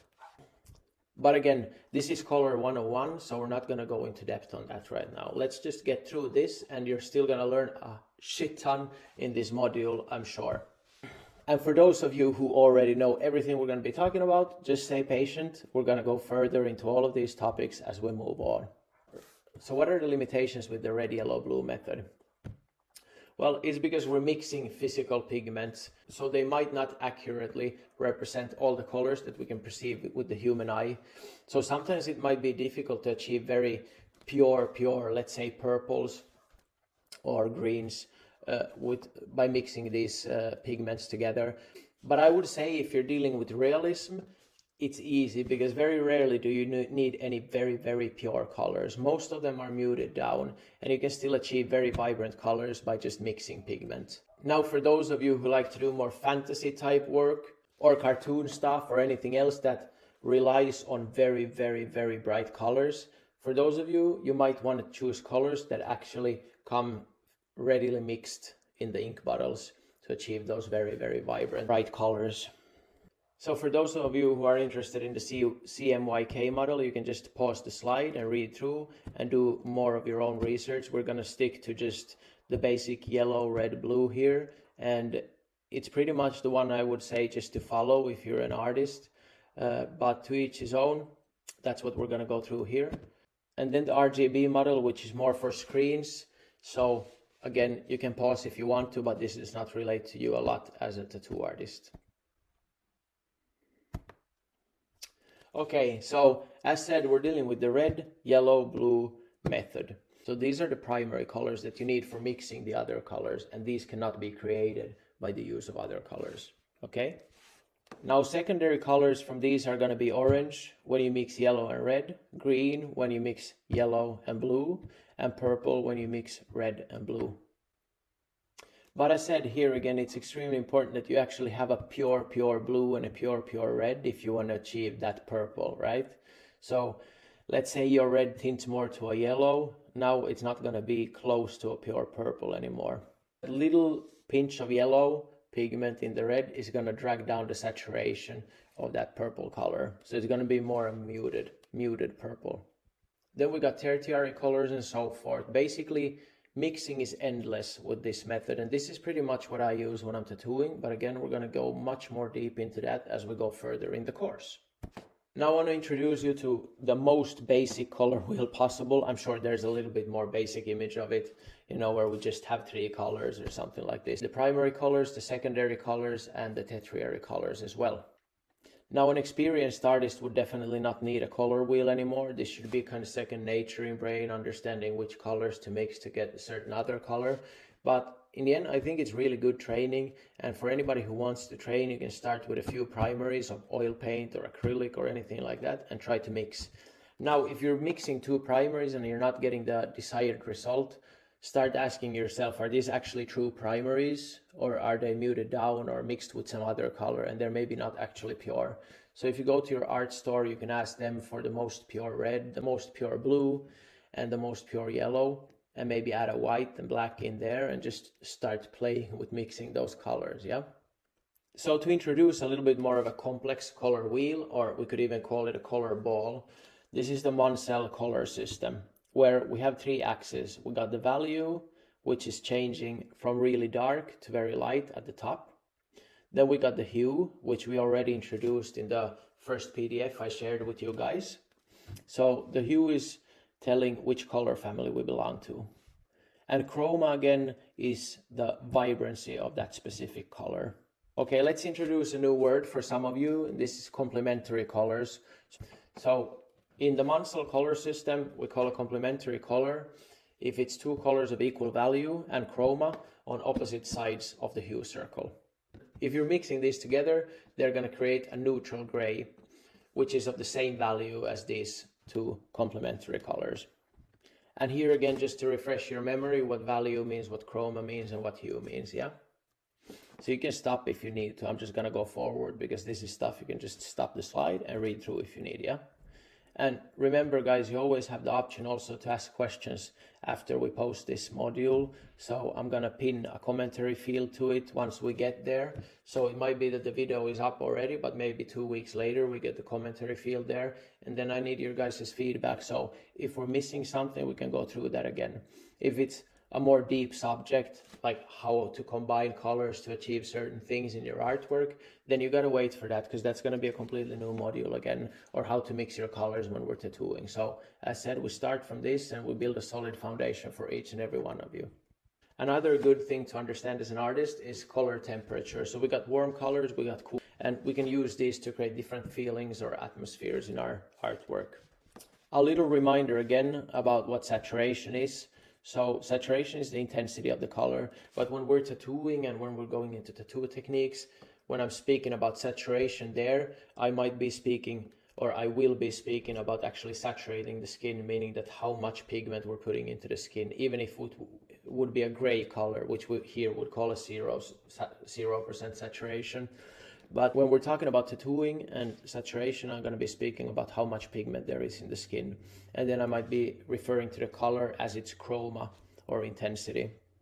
But for now, when we're talking about color theory, I'm using the word saturation. I'm talking about how vibrant the actual color is.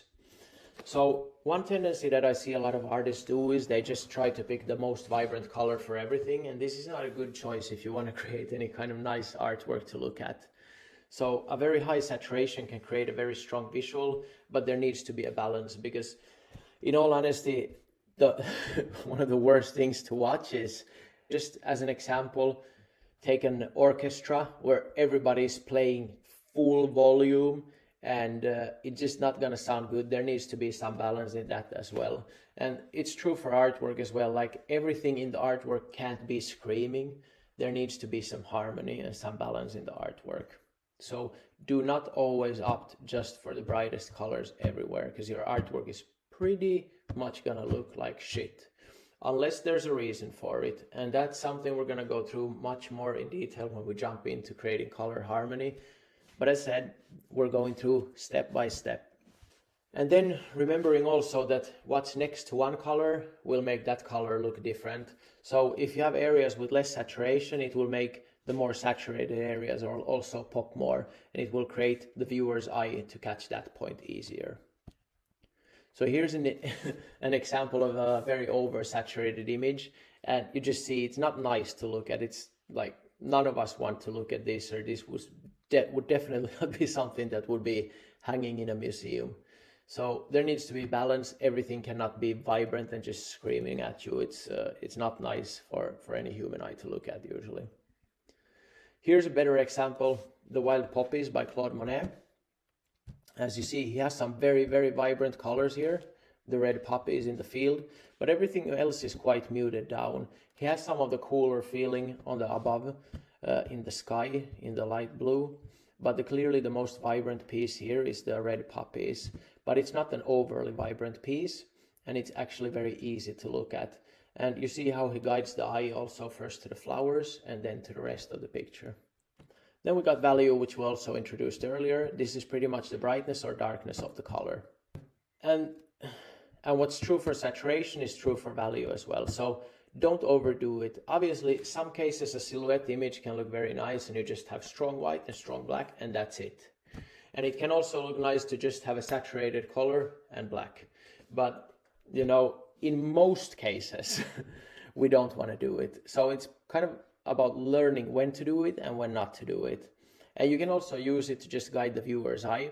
So if you want to create more attention in a specific spot of your artwork, you can play around with this as well. I will teach you more of that again as we move forward. Another great example here is the Grape Picker by Bouguereau. So you see the most vibrant place is the red scarf around the girl's head, and this immediately draws attention to her face. And everything else is a little bit more muted down. It's a very pleasing image to look at. And I think Bouguereau made a very, very amazing job of just creating a full attention on the face of the character. And only after looking her in the eyes, then the eyes start wandering into the rest of the picture. So this is a very good example of how to use these theories in real life. Notice also the contrast in value. I also want to mention to all of you that everything is relative, and this is true with colors as well. So everybody who has experienced extreme cold weather, you know, if your hands are really cold and you put them under even slightly warm water, it feels like burning, right? This is the contrast, you know, and in a normal situation, it would not feel like burning water. It would just feel like semi-warm water. That's it. But it's true with colors as well. And it's true with all of the characteristics of colors, both with value, chroma, and hue. And I'm going to show you a few examples so you understand what I mean. So here's a checkerboard illusion, which is quite famous. So if you look at the left picture and you look at the square A and the square B, now normally our eyes would perceive it as B would be a much lighter square than A, but B is actually in shadow of this cylinder and therefore it's a lot darker, but in comparison to the dark squares next to it, it looks a lot lighter than A, which is in the light area already, but a dark square. A and B are actually exactly the same color. And if you don't trust me, you can just screenshot this and take a color picker on Procreate or whatever you're using, and you can check it out for yourself. So again, a great example to show that everything is relative, and whatever is next to a specific color is going to make that specific color look different. So just learning these is going to go a long way in also choosing your colors and reading references or whatever. Here's also an example of how the eye can trick us. So on the upper bar, we have some quite vibrant colors, and I think one of the lightest ones looks to be the red, which is super bright. On the lower part, we have exactly the same value of the colors, but they're just unsaturated, so made gray. And as you see on the lower bar, it's basically all of these colors on the upper bar are of exactly the same value, and they're also of exactly the same value as the gray background. But just looking at the first bar, it doesn't look that way, right? So as I told you earlier, to make one color more vibrant, we can play with putting some more neutral colors around it. So we can play with putting a less saturated color or even slightly like a complementary color next to it. And one good example would be if you want to make the red pop more, like for example in Bouguereau's Grape Picker picture that we just saw, is to create a lot of greenish hues around, but maybe take down the saturation a little bit so the green isn't screaming out, but it just makes the red stand out so much more. So these are small tricks. And yeah, As we proceed, we're going to go a lot more deeper into all of these topics, but we got to take it step by step. So please stay patient. And I know all of you want to go into like super specific tattoo techniques and stuff, but honestly, it doesn't make sense before we cover the basics, because I know many artists, also people who have been tattooing for a long time, they lack in many specific areas that we're going to go through. And if you lack anywhere, you kind of can't climb up. So I want to make sure that all of you have everything covered as we move forward, because my intention is not to give you a quick course, but to really make you have a super solid foundation so you can build an amazing career for yourself. Okay, so another example of everything is relative. So the eyes here that look like blue, yellow, and red, they're actually gray. And they seem to take on this hue because of the surrounding color, surrounding complementary color around them. So I think a solid understanding of color theory goes a very long way in creating great art, not only in tattooing, but also in your designs or artwork in general. And I would argue it even helps, even if you're just dealing with black and gray. Now, some tips that I would give for everybody who starts to get into color tattoos or color artwork, or if you're having some issues with your designs or you just don't feel happy about them, is first one is when you have your design ready, or even your tattoo, and you take a photo of it, make it black and gray and see if it looks good. So if it looks good, then at least you nailed down the values. But if it looks way better than it looks in color, then something's wrong with your color choices for sure. And you can start using saturation and desaturation to play around with your artwork to see which areas of your artwork you want to highlight. You can do the same with values and lights as well. So just play around with that and see how it affects the artwork you're doing. I think the easiest way to start playing around is just with Photoshop and changing stuff. But I recommend also taking to pen and paper or drawing on your iPad or painting, because it really teaches you a lot. But again, it's everybody's own decision. I'm not going to be a babysitter. I'm just going to give you tips. You can take them or leave them. It's completely up to you. A short word about tattoo pigments as well. So I would say know your product and try to find a few pigments that you really like, how they go in the skin, how they heal, and how you can work with them. Try to narrow down your palette. You do not need 70 or 80 different colors. If you're learning color theory, you can slowly but surely try narrowing down your palette to those specific colors that you really like. At least try having the primary colors, obviously, and if you need to, you have a few secondary and so forth. But the more you can narrow down your palette, the more sure you can be about the colors you're using, so you're always using the same pigments. Because it's way harder to figure out which pigments are shitty if you're using 70 colors and you're changing your palette every single day. You have no consistency and you can't track really what pigments you're using. Now, it might be a difficult start to narrow down your palette because you might not feel comfortable mixing. But okay, if you're not comfortable with it, you don't have to do it just yet. You can start doing it when we move forward and I start teaching you how to actually mix the tattoo pigments as you tattoo. So it's all up to you if you feel brave enough to start it now, or you can start by painting and stuff like that to narrow down your palette. But at some point, I think it's a good idea. Now, most brands have a few really good pigments and a few really shitty ones, but I would still recommend to try to stick with one brand, as brands tend to have a specific pigment size used in their pigment. And if you're mixing pigments, you know, your tattoos can change throughout time, where one brand is actually fading way faster than the other or breaking down, or maybe they're even using dyes like we talked about like right now. So I guess, okay, if they're using dyes, it doesn't matter, because if you're using all of their colors, nothing's left anyway. So one thing I want to clear up about tattoo pigments is a lot of artists think, and a lot of clients for that matter too, think that black is the strongest of all the pigments. It's not true. Black actually breaks down faster than any other pigment. But the reason we think it's so strong is because it creates a strong contrast. So we have a really dark area, and even if 50% of that would disappear, it still looks fairly dark. Whereas a yellow and 50% disappears, it looks pretty much like non-existent, right? Especially right next to the skin area.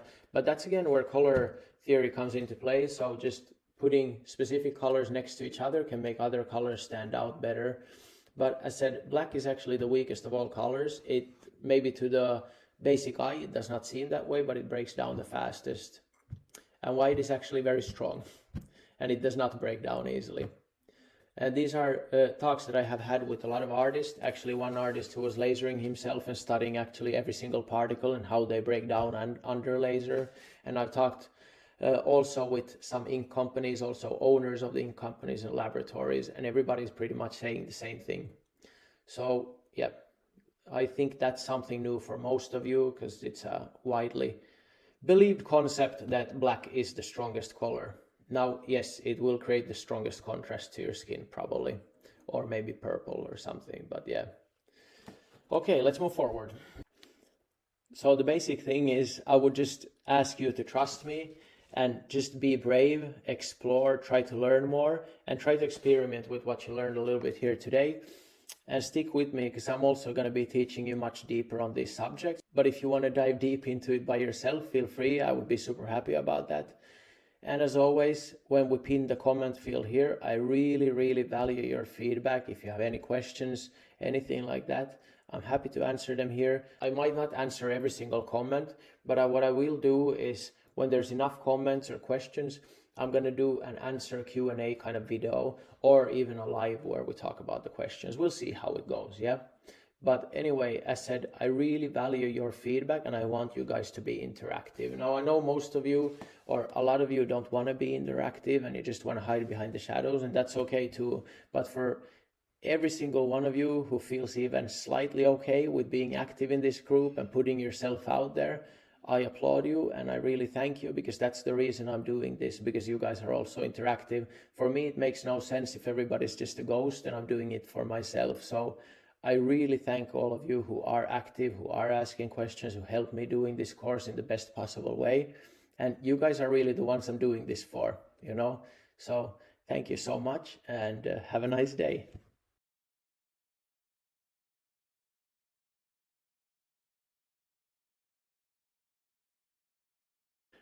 Ciao everybody. So today we're going to be speaking about design 101, so the basic concepts. I'm getting just home after a long day of tattooing, but I figured it would be nice to get into this. I'm actually getting very excited as I can start doing these educations with the PDFs combined. So I think as we proceed, everything's going to get better and better and better. And I'm very happy with the feedback that I'm getting from you guys. It helps me develop as well as a teacher, so thank you for that. Okay, let's dive straight in. Now we really want to understand the basic concepts of designing, because it's going to help us make a lot better artwork. And I think it doesn't only help us make better artwork, it helps us become much better artists as well. Because understanding how to design, understanding all these concepts that we're going to go through now, even if they're very basic, it's going to help train our eye. And I always think that we as artists, we can only be as good as we have trained our eye to be. So what we can't see, we can't really tattoo either. And if we train our eye, meaning also our mind, that we understand what we're looking at, we understand why it looks off, why it doesn't look off, it really helps us as artists, because we can start being much more critical to our own artwork. And I remember when I started tattooing, I was looking up at so many artists, and obviously I still do look up at a lot of artists, but many artists that I looked up on, maybe a year later when I had picked up a lot of information and started seeing some differences, tattoos actually weren't that good. They weren't crisp, they weren't saturated, they were sloppy here and there, rushed through, whatever it may have been. But it was something that my untrained eye just couldn't catch.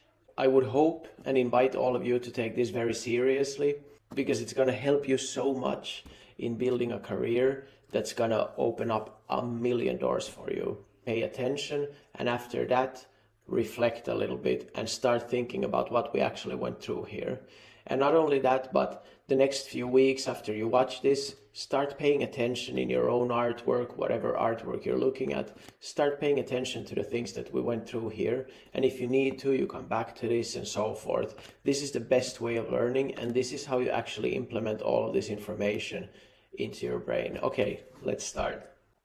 I would define design as the plan you have for creating your artwork, how you plan your artwork to be. Having a plan really helps you create the best possible artwork.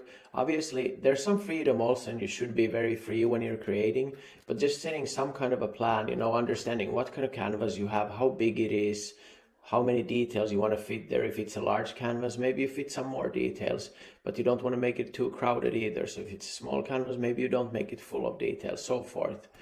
You know, you want to have a plan of what kind of story you tell before you start painting. Obviously, you can also paint just on the go and see what happens.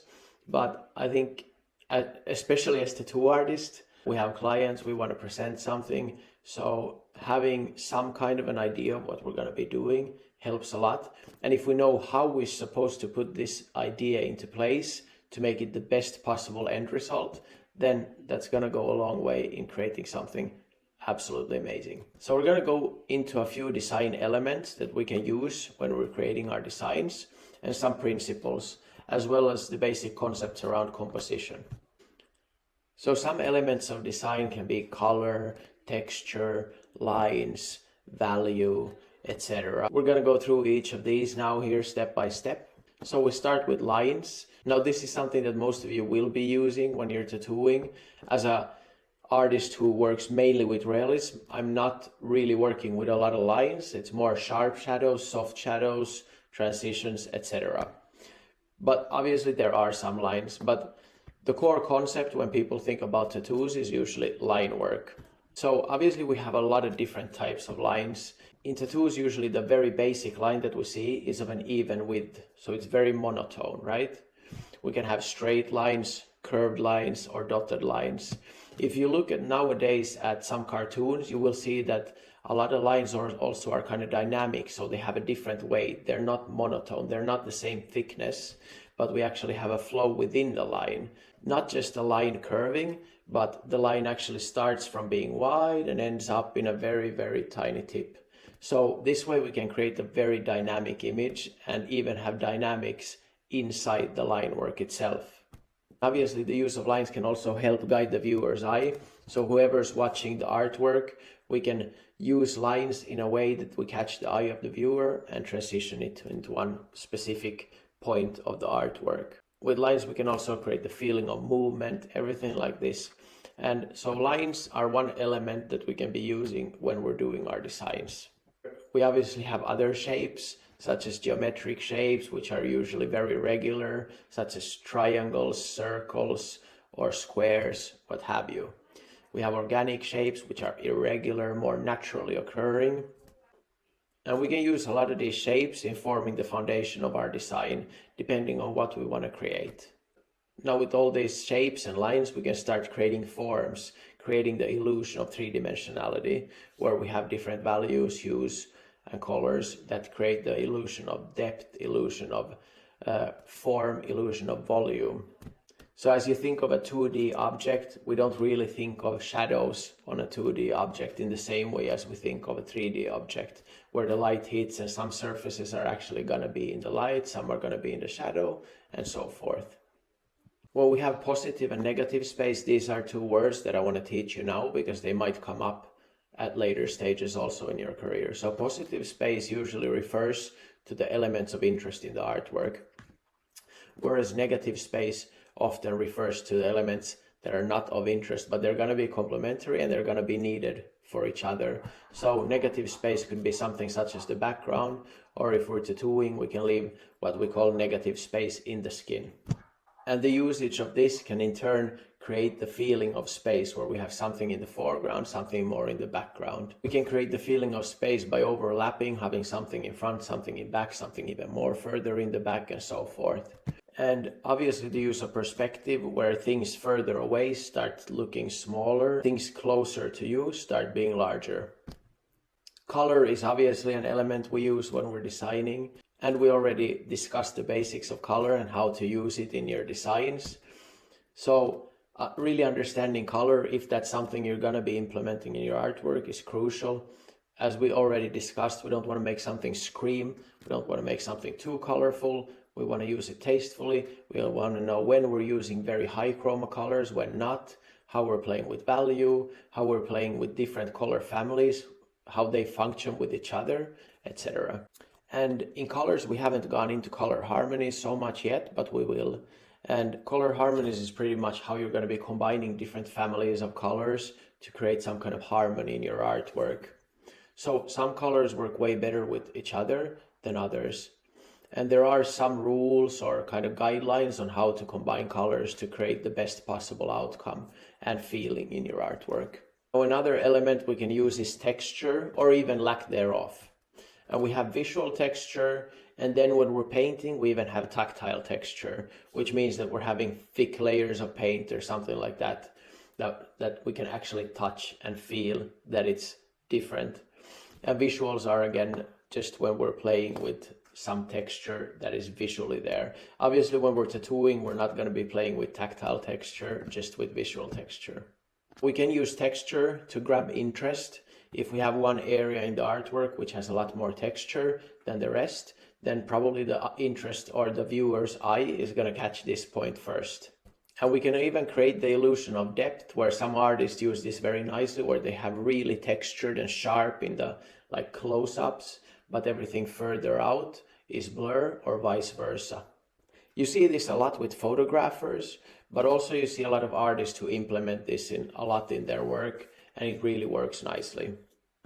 Then obviously value, which by now should be very familiar for all of you guys. I would even argue that this is one of the most crucial parts in any artwork, is to add value and create some kind of contrast in your artwork. Now, I don't remember whose quote this was. I think it was Leonardo da Vinci. He said, "You can make decent art by creating value and having the darkest and lightest tones." Correct. But when you start nailing also the middle tones, that's when you become a really good artist. And I can say this is really true, because I see, especially, let's talk black and gray tattoos for a while. So I see a lot of really good black and gray artists, but majority of them are not really good, because their mid-tones are okay, but they're lacking the slightest nuances, which makes a big difference, and this difference separates them from the really good artists. So it's easy to nail the really darks, it's easy to nail the really lights, and some in-between colors, and your artwork is already gonna look okay.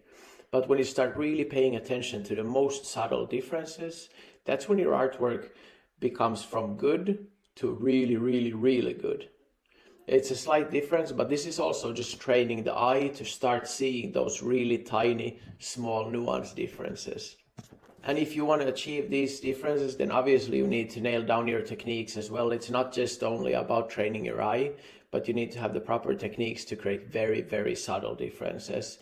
And the techniques vary obviously from what art form you're dealing with. So if you're dealing with charcoal, you might use a brush to make it softer. If you're dealing with tattoos, you might choose a specific needle that leaves a little bit less ink every time you touch the skin. You might be a little bit lighter with your touch. You might be using a more diluted ink. Whatever your choice of weapon might be to create these smooth shadows or very tiny nuance differences, you need to nail those down if you want to become really good. And we will go into a lot of tattoo techniques that are going to help you out a lot. But for now, we're still just talking about design. There's a few different ways of creating balance in your artwork. What balance really means is that your artwork is not left heavy or right heavy or top heavy or bottom heavy. And what this means is we have a few elements in the artwork that demand attention. And if all of these elements are placed to one specific point in the artwork, it's going to feel very out of balance, right? So a good rule when designing is to try to keep some kind of balance in your artwork. This means not to create all of the elements of interest into one specific area, but it should be balanced out, right? So I'm going to show you some visuals so you understand what I'm meaning. And with balance, we have a few different things, such as symmetrical. This is easy for everybody to understand. Symmetrical means just that it's very equally on both sides, or whether it's flipped up and down. But symmetrical balance just means it's pretty much exactly the same on the left side and the right side. Now, asymmetrical still means that it's in balance, but it means that what we have on the left side or right side or up and down might be different elements, but they still kind of balance the artwork out because they have a similar interest depending on their placement in the artwork. If it makes sense. If it doesn't, then again, ask questions and I try to make it clearer in an upcoming video under the same module. And then we have also radial balance, which means pretty much that we have balance in all directions, maybe like a center point, and the balance spreads out throughout the artwork. So to simplify, having balance, it's the distribution of the overall visual weight in the image. And now if you're looking at this image, you clearly see that the majority of weight is on the right side.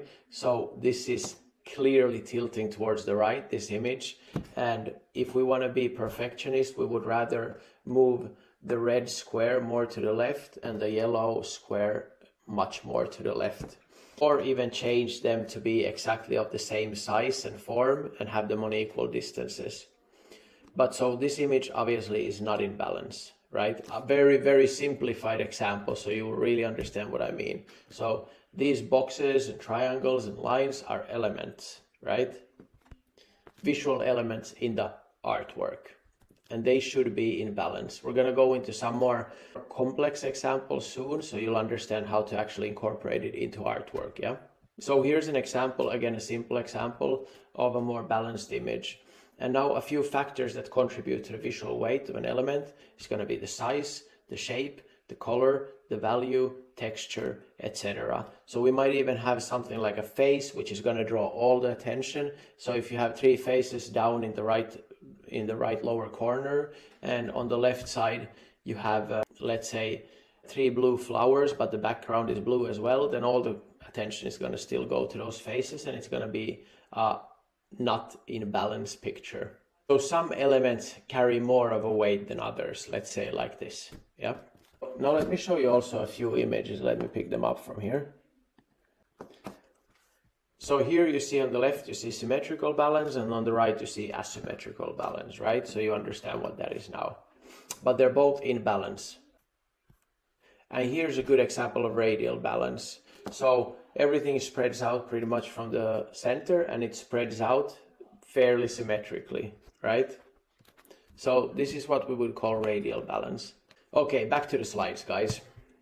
So here's an example where pretty much the only interest in this, I wouldn't even call it artwork, I just made a very shitty example for you guys so you really understand. So here you see pretty much all of the weight is going to be in the left corner, left lower corner, because that's the only element of any interest. Everything else is just blurred down, so it just doesn't fit. It needs to have some balance in the right upper corner or in the middle or whatever, but this is just way left bottom heavy. And one easy way for you, if you're not sure if your image is in balance, is you can just try to bump up the contrast to check if the image is in balance or not. So here's a good example where you just bump it up and you see the majority of the elements of interest, which is going to be created pretty much by the difference in value right now, is going to be below the midline of the image. So in order to make the image more in balance, perhaps an element of interest could be somewhere in the more towards the upper right corner as well, just to balance it out again. Now, it doesn't mean that all images have to be in perfect balance, but it helps. It helps in creating an image that's nice to look at.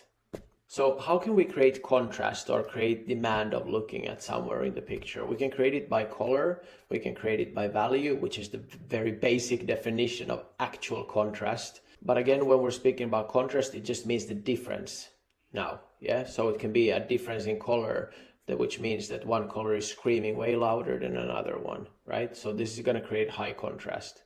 It can be texture, where we have a lot of texture or little texture next to each other. It can be certain different elements. It can be the sharpness of the image, the blurriness of the image next to it. It can be movement that catches the attention, and stationary parts of the image where nothing moves, and one part where everything moves, and then immediately the attention is going to go to where everything moves. So this is how we create kind of interest in the image, by using contrast. And as said, we can create contrast with many different ways that we just discussed here now: color, value, texture, element, sharpness, movement. There's a million different ways to create contrast in an image. And now when we say contrast, I do not mean only value, just contrast, which is going to mean that something is different and therefore it stands out in the image. So how do we create emphasis in an image? We already discussed this, but what we call usually these objects of interest or places of interest in an artwork is focal points. So these are made to draw the attention of the viewer to this specific area in the artwork. Now, how do we create focal points? I will show you a lot of different examples. And again, if you have more questions after this, do not be afraid to ask, because we're here to learn, I'm here to teach, so all the questions are welcome. Okay, so the slides are jumping a little bit, but focal points, the areas or objects that the viewer is drawn to immediately, as we discussed. What's important is keep the number of focal points limited, because we do not want to have an artwork where every single part of the artwork just screams for attention. Again, same as the saturated or overly saturated image, it's not good if everything in the artwork screams for attention. It's better to choose where and when. And that's why when we're dealing with clients as we're tattooing, we need to know when to say no. I'm fairly sure that most of you know that a lot of clients have ideas of incorporating 10 or 20 different things into a sleeve or whatever. It's usually just way too many elements into a small space, and it usually does not work. So as artists, we need to also be able to be professional enough. At least when we know what we're talking about, we need to be professional enough to say no when we know it's not going to work. And that's why we're also learning here, because when you understand this stuff, you're going to have a much easier way of saying no, and you can even explain why, right? Okay, so focal point, one example as we spoke was about creating contrast. For example, textural, color, or value differences. Now here's a very easy example. Where does the attention go? It goes to the red bus because everything else is pretty neutral color, right? We also have some guidelines that we already spoke about. We have some line work, but we have a few lines that go along the street and they're clearly pointing towards the bus also. So we have a lot of these guidelines. Even Big Ben, the big tower there, is standing right above the bus, which is also kind of guiding the eye there. So pretty much everything here is designed to create the attention on the red bus. Now another way of creating contrast is just by having very different values. So here we pretty much have two different focal points, and one is clearly the green tomato, and the secondary is then to look at all the rest of the tomatoes. But the main focal point here is the green tomato, just because it's of a different color than the red ones. It stands out from the artwork. We can also create focal points by just isolating one part of the artwork. As we see here, we have one coin standing separate from the rest of the coins, so the attention goes there first, and the secondary focal point is then the bunch of coins here. Then we can also create focal points by just placing the object of interest in the very middle of the artwork. And here actually, I think it's done very nicely because we have contrast in light and dark. We have very light flower, and behind it we have a darker face. The artist has also created contrast by having a very sharp flower in the front and a blurred image in the back. And this way the artist has also created depth and the feeling of space in the artwork. Here's another example of just a center image. So we have a clear focal point. Another thing that actually really well works as a focal point is a human face, because naturally our mind is drawn to things that we recognize, that we know. And what do we recognize more than anything else pretty much is a human face or some kind of an object that is familiar for us. Here's again a good example of line work or converging lines that really guide the attention. Obviously we also have a centered image. We have something standing out and he's even in movement, but you see the clear guidelines, you see the convergence. And here again actually we have what we called perspective, which we went through in the very beginning. Where something is further away from you, it gets smaller, and so you see the trains. When you look at them, they actually converge to this midpoint, but the further you look, the smaller the train gets. And this is what we call perspective, which probably is familiar to most of you, but just to remind.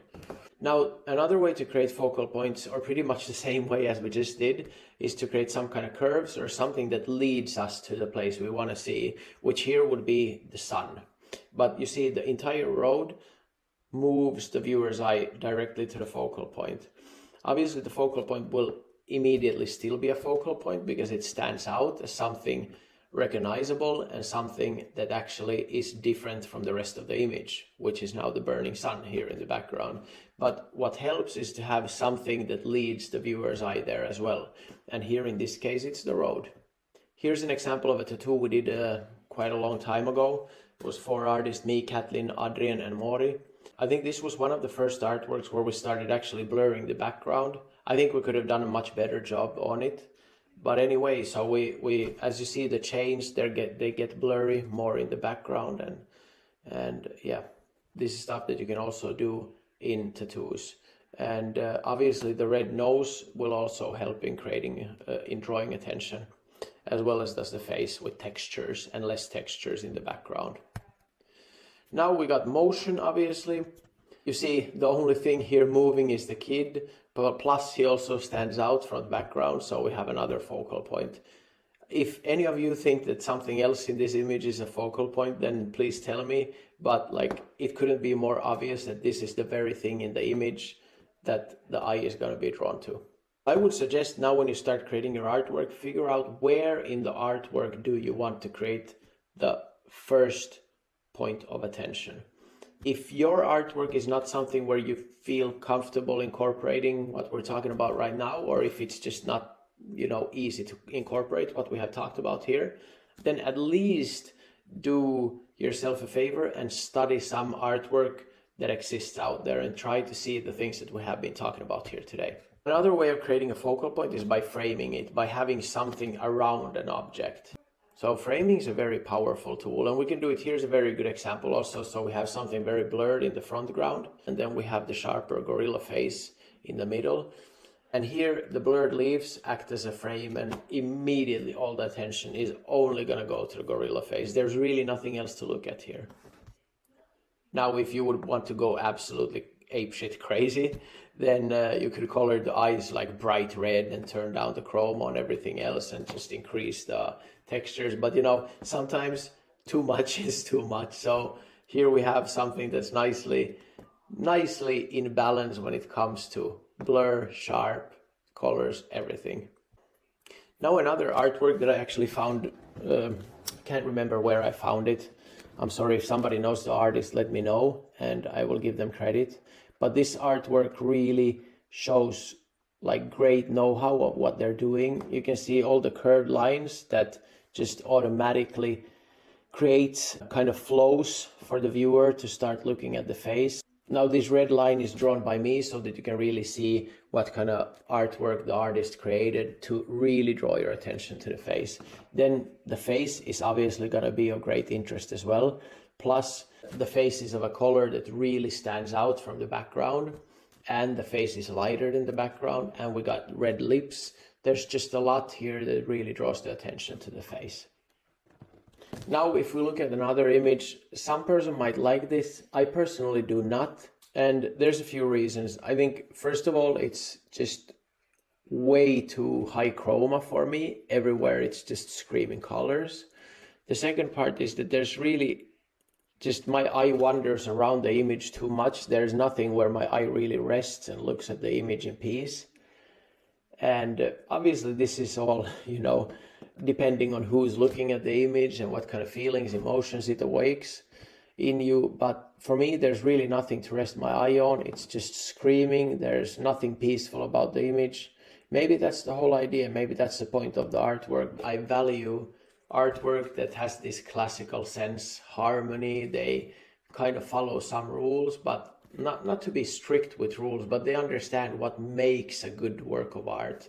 Now, obviously, these are just opinions and there's nothing like super strict about artwork, but a lot of these tools that I'm showing you today or we're talking about, they really help to create artwork that the majority of people will really enjoy looking at, And I think you can all agree, when we talked about balance, for example, just putting all the interest into one corner of the image, at some point it might actually work and then you can use it, but most of the time it does not. So these are really good guidelines to understand. And same with the overly saturated images or just all the things we're talking about here. Like, think of them as tools that will really help you. They're not there to restrict you. They're there to help you create something better. Yeah. So you don't have to become a slave to everything we're talking about here today, but I really suggest that you really learn it, you understand it, because it can really help you in creating much better artwork and to see where you should improve in your artwork. Now, obviously, it should still be fun. You should enjoy what you're doing. And I think it is. And it actually becomes more fun the more you know. You know, because when you know, you can on purpose also break some rules just to create something extraordinary. Now to an image that I really, really enjoy looking at because I feel it's peaceful, even though maybe the subject of the image is not so peaceful so for some people, but the actual visual aspect of it I think is very, very beautiful. It doesn't scream of too much color. It's very, very neutral with the background. You have some of the brighter colors on the magpie feathers, but overall it's in great balance. It's in great harmony. It's just, for me, I feel like this is pretty much as close to a perfect image as somebody could ever do. So we got perfect weight distribution, which creates balance. There's a few different focal points, but they're all kind of, they make sense, right? So we have focal points are first the two birds around the prey, and then we got two other birds here on the side looking in. But all of these focal points, they kind of guide the viewer back into the image. So even if you would start from the two birds around the prey and then look into the other birds, those birds again look back to the first focal point. So the viewer's eye goes back there again. And maybe after that it wanders a little bit into the background and starts looking at the details and the small nuances and actually the depth and the softness of the moss with the textures, etc. So and you notice that some of the textures here in the prey bird, they are very sharp and higher contrast. And when you go to the moss, they're still sharp, but the high contrast in the textures is not there. So it's kind of like a softer feel to the texture, so it's not drawing too much attention. Okay, so I got a little bit excited because for me it's a really, really good artwork. This is from the von Wright brothers, Finnish painter brothers, who painted a lot of birds in their time, and I think it serves as a really good example. So here again, you see I draw some of the arrows, so you see how the bird's actually watching back in, and it kind of creates a loop for the viewer to keep looking at the image. Okay, then also designing according to your canvas form and size. So kind of know your canvas. You usually want to leave enough room for the artwork to breathe and not constrict it too much. And movement we can use, as we already discussed, to draw the viewer to the artwork, one specific point, such as a focal point. We had the boy jumping up, for example. That's one good example of movement. We can use guidelines or elements to guide the eye through the artwork, which we saw with the road. And as we saw with the magpie, some guidelines can help the eye move to the second focal point or back into the painting and to the main focal point. But if you're using some of these guidelines, such as a road, for example, or a branch or anything else, if you're misplacing these and you don't know what you're doing, you might by mistake guide the viewer's eye out from the artwork, So when you know these things, you can place things in the artwork on purpose to put the viewer's eye back into the artwork. For me, this is what really makes us artists. When we know these things, we can play with them, It's kind of like somebody playing guitar. Like if you just know a few notes, but when you know how to use them in order to create a different feeling or suddenly, let's say, slow down just so you can get the people calm and then bring them back in with something that hits heavy. So it's kind of the same way when we're creating art, like visual art. When we know these things, we can really use them to our advantage. And that's when we become real artists, We can really, really let our ideas flow. A few other principles of design, which is pattern. We can use some repeating elements to create some kind of rhythm or consistency. Rhythm is also like creating a sense of flow through repeated elements or variations of them. And unity is ensuring that all parts of the design work together. So this is, I think a good example is if I tell you a story about pretty much a lot of clients that I've had, is a lot of people have very weird ideas for what to incorporate in, let's say, a sleeve. Like there might be 4 completely different ideas. Like let's say it might be a nun smoking a pipe with a hummingbird and perhaps they want a flower and a birth of date and a pocket watch. These are elements that they just simply do not belong together and kind of creates a headache even to trying to put them together. So for me, unity comes from it all making some sort of sense. Now, obviously, it can also be used in a way where it does not make sense. Let's say like Dali's some weird paintings and stuff, surreal paintings. That's awesome. But they still work because they have unity in them because of their weirdness, you know. But some stuff just is too weird to make it work, you know. It just visually they simply don't go together. Or at least for me, some things just feel too different to be able to make them into a nice cohesive united piece. So that's what unity is all about, making the piece kind of cohesive and tying it all together, making it look like it all belongs there. Even if it wouldn't make sense to belong there, at least it would look this way. So here's an example of patterns and a repeating pattern, pretty much even a rhythm, and we even get some kind of depth in this.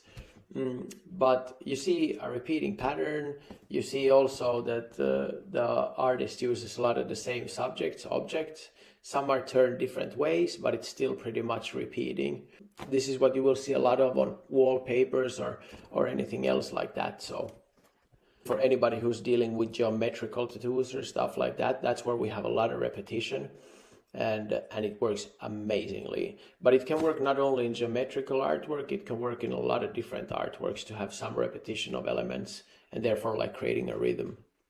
So here's a nice rhythm also, and we also have repetition. We have repetition of the small waves, you know. We have repetition also slightly of larger waves, but pretty much I would kind of concentrate on having a lot of repetition on the smaller, on the breaking white parts of the wave.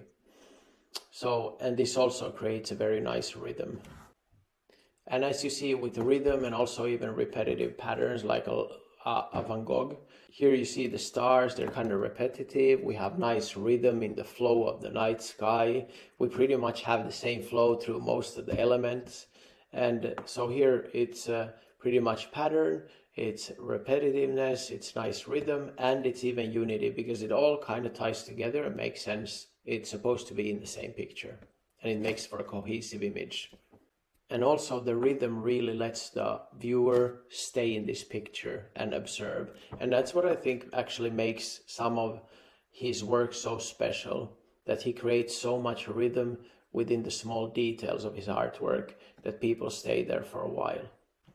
So composition, and under composition obviously falls balance as well, but composition is the placement or arrangement of visual elements in a work of art. Kind of think of it as when you're making a song, so the placement of notes.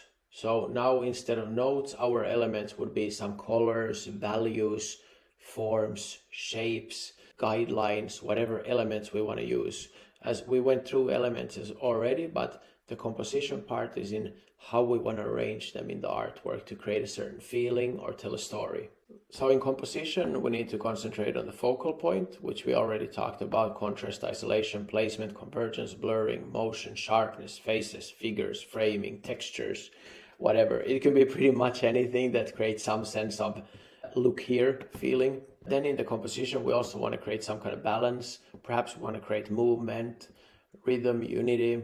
How do we want to structure the composition? There's a few rules for this, or again, as I want to call them, guidelines, not rules. But we have the rule of thirds, the golden ratio, pyramid, symmetry, full frame, etc. We're going to go through a few of these just so you get familiar with them. So it kind of means how you're going to place some of the focal points to make sense, right? So why do we need structure in the artwork? Structure is pretty much how you're placing the elements of interest in your artwork. And it's pretty crucial to have some kind of structure in your artwork, because otherwise it's kind of like having just a messy wardrobe, you know, everything laying here and there. But if you have some kind of structure, it already immediately looks nicer. So do not be unorganized or random. Or if you want to be random with a specific purpose to be random. So usually any kind of structure is a lot better than no structure at all. But we're going to go through a few examples of good guidelines for structures. Again, I want to emphasize guidelines, not rules. It's up to you. The rule of third, I think this is pretty much familiar for a lot of artists already. The rule of thirds is pretty much you divide your canvas, whether it be an upper arm or a flat canvas like a painting, divide it in 3 sections horizontally and vertically. What you want to do then is you want to create your image or compose your image in a way where you would have one focal point at one intersection of these. so at 1/3. Now, to balance the image out, it would be good to have something of similar interest on another third, but it's not necessary. These are again just guidelines, but as you remembered when we talked about balance, it can help to balance the image out. Now, the golden ratio, it's fairly similar to the rule of thirds, but not really. This is something that all of you can read a lot more into if you need. I think it's a good tool, but it's not something you should invest your majority of time in. If you're beginning, there's a lot more things that you can use to your advantage to become a good artist, but I definitely think if you're at a point where you feel comfortable with pretty much everything you're doing, then you can start looking more into details like the golden ratio, which is pretty much something that's occurring everywhere in nature, this division. So needless to say, it's pleasing for the human eye to look at because we're so familiar with it. Pretty much everything we see in nature follows this rule. Then another way of structurizing things is placing them kind of in a pyramid. We can make it a pyramid that's laying on its bottom or an upside down pyramid. If it's an upside down pyramid, then the image is gonna feel a little bit kind of dangerous in a way because it feels a little bit out of balance or like it could tip at any point in time. So these are just a few things that you can play with. Symmetry, which is, I think, for everybody, even in daily life, a very easy structure to understand. It's easy to look at, and we obviously have the Last Supper as a great example of symmetry, and also converging lines and perspective. Pretty much everything's here. In the middle you see Jesus wearing the bright red, and he's even standing a little bit separate from the rest of the groups in the middle, having some space to his left and his right compared to the other characters, thus drawing pretty much all the attention on him. He's also standing in front of one of these back windows, even more creating contrast on his face. Then we got full frame, which is pretty much just big image. And if you're doing this, I really suggest to pretty much blur down the background as much as possible, just to create a full focal point on the actual image, and then do not do a lot of details in the background. This is pretty much the same if you're using, let's say, an upper arm or a calf, whatever you're tattooing. If you're going to be using one big element, then do not put too much details in the background. It's not necessary. Similar to the clown back that we did, just the face, it's enough that it's sharp, and you don't have to bring a lot more into it. But if it's a larger picture like this, you can bring a lot more detail also into it. But in the case of full frame, where we go just one big picture, I suggest keeping the background fairly simple because we don't want to draw attention away from the main subject. So we return to lines and kind of curves, which is curved lines that we started this design 101 from. So we can use S curves and C curves. I'll see if I have an image on it. Yeah, here's a good example of it. You see we got C curves in the blue ones and we got an S curve in the yellow one. But it creates a really nice flow through the landscape, and it kind of invites the viewer also to look at the different parts of the artwork. And as I said, we can also use the vanishing points, which we have seen a few different examples of here. We can use some diagonal lines as well. And we can even in the artwork, using diagonal lines will create much more of a dynamic feeling in the artwork. I'll see if I have some picture of this, here. So diagonal lines usually create a much more interesting dynamic. As you see here, this is just feet and arms, but if it's just all horizontal, it doesn't create that much dynamic in the picture. That much of a dynamic feeling if we're just having a standstill kind of vertical or horizontal image. But here, if we're using these figures in a more diagonal way, we can create much more of a dynamic movement or feeling in the artwork. And here's again what we talked about, an image of the Last Supper and how we can use vanishing points to kind of draw all our attention to the main character. And it's also a good tool for creating perspective, which is also great in creating depth, creating the feeling of space that we discussed about, and in leading the eye. The vanishing point method was used a lot during the Renaissance, and for that pretty much you just need some perspective and something far in the background or something that's leading towards that point in the background, and just placing one element right at that point is going to draw pretty much all of your attention right there. So to summarize, now when we want to design, we want to make some kind of plan on how our artwork is going to be, what kind of feeling we want to achieve with it, what kind of story we want to tell, how we want the viewer to look at the artwork. Now when you know these different things, when you start planning the next time, think first of the big form. Don't start with the details, but think of what you really, how you want to place things, what element you're going to be using, you know, the broader scale of the thing. Because that's really when your designs start coming to really good life, instead of starting from the details here and there. Because if you start from the details, you're going to lose the big picture. It's so true, like even not only in the designing process, but it's true also in tattooing. And I'm just going to talk a little bit about that, even if I'm going to talk about it much more when we get into tattooing techniques. But when I started tattooing, like I thought that I was doing really good realistic work, but obviously I could only see as far as my trained eye could see. And I really think that most of my artwork, even if it was technically okay and it was it had a lot of details, a lot of texture, but it lacked depth. And you know why? Because when I started tattooing, I was just focused on the details so much that I forgot the big form. I forgot the big picture. There were still, I think there's still like, there were fairly good artwork, and I don't think that pretty much any of the clients saw this, but this is something that as I started tattooing in a little bit different way, I started getting more of these big forms with, and I didn't lose out on the big picture anymore, or getting lost in just the details and ending up with a very textured but flat image. So even when tattooing, I would say approach from the big form and keep that in mind while you're tattooing, but especially in the designing process, you know, really keep the big picture in mind, what you want to do. Yep. Okay, so for homework, I would ask all of you to choose at least 5 paintings or tattoos or photographs, whatever form of artwork you want to study, and try to find some of the elements we have been talking about, or find what's missing or what's wrong, and pretty much try to understand, especially if it's a great artist you're looking at. I would recommend really studying Renaissance artists or some other great artist, and really try to figure out why they did certain things in different areas of the artwork. Because when you do this, your brain activates, and that's what we want to do now. We don't want to just leave this information be, we want to activate it. This is a big crucial step. I promise you, it's so crucial that you put this into work. But again, it's your choice. I can't sit here and force all of you to do anything. But I think it's well worth it if you want to take it serious and if you want to become as good as you could be.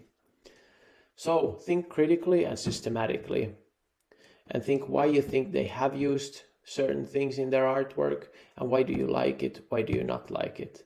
And the second part is, please do share with the community. You can even paste the pictures of the artwork, and you can paste underneath what you found curious, what you liked, what you didn't like, what you think the artist was thinking about. Also, putting this in writing is really going to help you as well. And the good thing is, if you put this out there, you're going to be helping a lot of other people who also read through your comments, and they're going to reflect on the same picture. They're going to reflect on what you're saying. And so I think that's really the power of the community, also just sharing the homework here, because so many other people can also benefit from it. So I'm putting my heart and soul into this project. I'm giving you guys a lot. So I hope that you can give a little bit back to all the community members. So if you feel it in your heart, share your homework. Don't be afraid. We're not here to judge each other. There's no wrong things here. This is just about studying, about being curious. So find paintings, find artwork, find photos, find tattoos, be curious, and try to think of the things that we discussed here today, and you will be much better off. Okay, thank you everybody.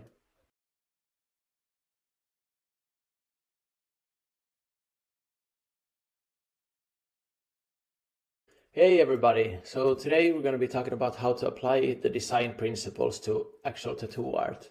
So now we're dealing with skin and how we're going to be designing depending on different body forms, different clients' wishes, and depending on the skin type, etc. So we have been going through the basic concepts of design for conventional art, and now we're going to try to see how we can apply those into tattoo art. Tattoo designing is a completely different challenge compared to conventional art, where we're usually dealing with a flat canvas So a few things. Skin is changing. We have completely different skins we're dealing with all the time, right? We have scars, we have birthmarks, we have a lot of curvature, we have veins visible, sometimes we have hairy arms, hairy backs, sometimes we have crazy muscular people, sometimes we have loose skin. Plus we're dealing with moving parts as well, so our canvas is not still all the time. And in some areas, part of the design is going to be covered by clothing, and in some areas not. Some areas it's going to be fully covered by clothing. In some areas, only part of the tattoo is going to be covered by clothing. What helps is really truly to study the human form, understanding human anatomy, understanding even some forms of the muscles, even if they might not be visible with the bare eye. We understand where they're supposed to be. And this way, we can make the natural, beautiful forms of the body stand out more. So a quick word about body anatomy and placement. One example here on the right is just an upper arm. What I usually want to consider when I'm dealing with upper arms is that guys, especially guys, are usually wearing t-shirts. Girls are sometimes wearing tops. This obviously depends on your client, but sometimes people are wearing t-shirts and part of the upper arm is going to be covered. So I want to create, if you guys remember, we talked about focal points. I want to create at least one focal point that would be visible even when wearing a t-shirt. So now as I'm placing a face here, I rather try not to place the face up on the shoulder if I can, and rather have it in the mid part of the upper arm. Because this way, if you're wearing a t-shirt with not very long sleeves, at least part of the face is going to be visible, and this is a focal point. If we have nothing interesting in this area, the tattoo might look very weird when wearing a t-shirt. Now I see so many artists doing incredible work. Let's say they're doing a full leg sleeve or something similar like this, and the tattoo looks amazing when they're taking a picture of it, but sometimes the designs are so big that they're not really gonna be visible if the people are wearing shorts. They're just gonna be part visible, and the part that is visible doesn't make any sense without seeing the full tattoo. And this way you can create a nice artwork which looks very bad normally when people are wearing shorts. And I think we need to consider also that people are normally not naked in their real life, and we should design according in a way that the tattoo is also flattering when they're wearing clothes that partially cover the tattoo. Now obviously we cannot account for everything, but just as a pointer, we could take this into account at the designing process, and if we can, we try to implement a design that will work both ways. Fully nude, but also in a way where the client is actually wearing normal clothing. We really need to understand our canvas. We need to understand where we have creases that fold, where we have some areas that stretch, where we have some areas that just deform really badly. In these areas, obviously, we would want to avoid placing faces or daggers. Let's say we would like to avoid placing any rigid objects that are not supposed to curve or change a lot. And I would rather opt for something like leaves or something like that in areas that actually stretch. So something more organic that can change the form a little bit and still look nice, if you understand what I mean. So in the places where the skin is not stretching a lot or changing, in those areas we can go with something more rigid or something more recognizable that should not be stretching. Like obviously we would not want to make a face in the elbow grease, because here the face is going to be looking very weird at times depending on how we change our arm position. But on flat areas such as the forearm, that's where you can do some faces or something else.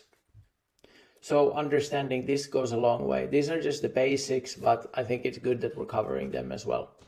So as we talked, understanding muscle structure and movement of the body is pretty crucial when we're designing. As we already spoke, we want to avoid placing something very important in areas that move a lot, unless it's something that can stretch and deform and it still looks nice. Here's an example of one of my works, which is not really my normal style, but I like to play around with different types of styles. And here you can see that at least on the chest we have placed two elements that are opposite facing or facing each other. And we're also playing with slightly different colors, so we're having warm on one side and cool on the other.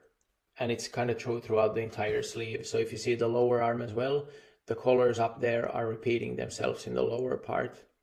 We do repetition of the colors as well on the other arm with the red parts and red flowers. So what you got to understand is Pretty similar to conventional art, you first have to understand the size of your canvas, right?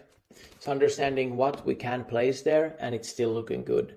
So we do not want to cramp too much in a small area. We want to make sure that the tattoo actually looks good and fits the body part. Size of the canvas is number one. Second, we need to consider the form of the canvas. Is it more of a cylinder? Is it stretchy, more curved like the shoulder? Is it a butt cheek? Is it more flat like the back or a chest muscle? Maybe it's a chest piece. It's a chest piece for a female and you want to make it bend between the breasts. Third part is visibility, and that's what we already talked about, where we want to consider that the tattoo should at least be recognizable also when people are wearing clothing. So we don't want to make a huge tattoo that looks like shit just because a person wears shorts. I see a lot of these and I feel like the artists are doing it mostly just to get a very, very nice picture of the artwork, but they're not really considering that this person has to be walking with clothes on in their normal life.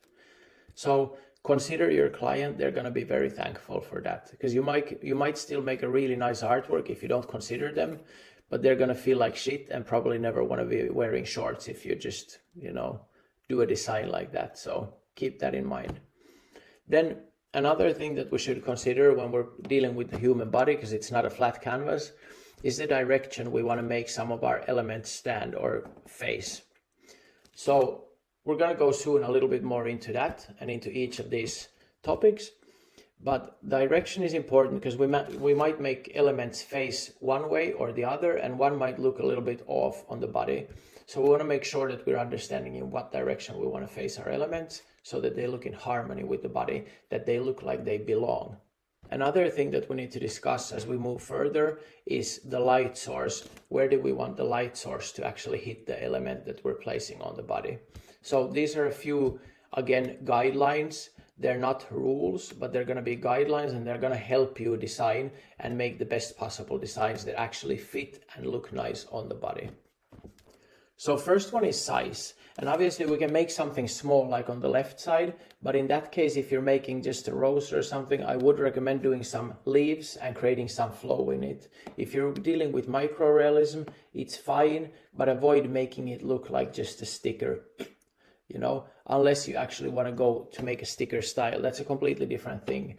Now I'm not talking about that. I'm talking about making it look like it belongs on the body.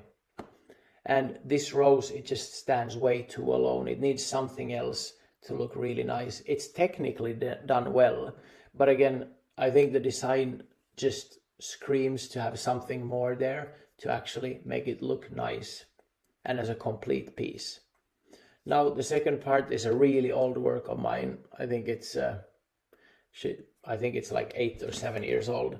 It's taken in natural daylight, and in this one, and of course, depending on the style you're doing, everything with placement is going to be a little bit different. How you're going to end things, how you're going to make them fit the body.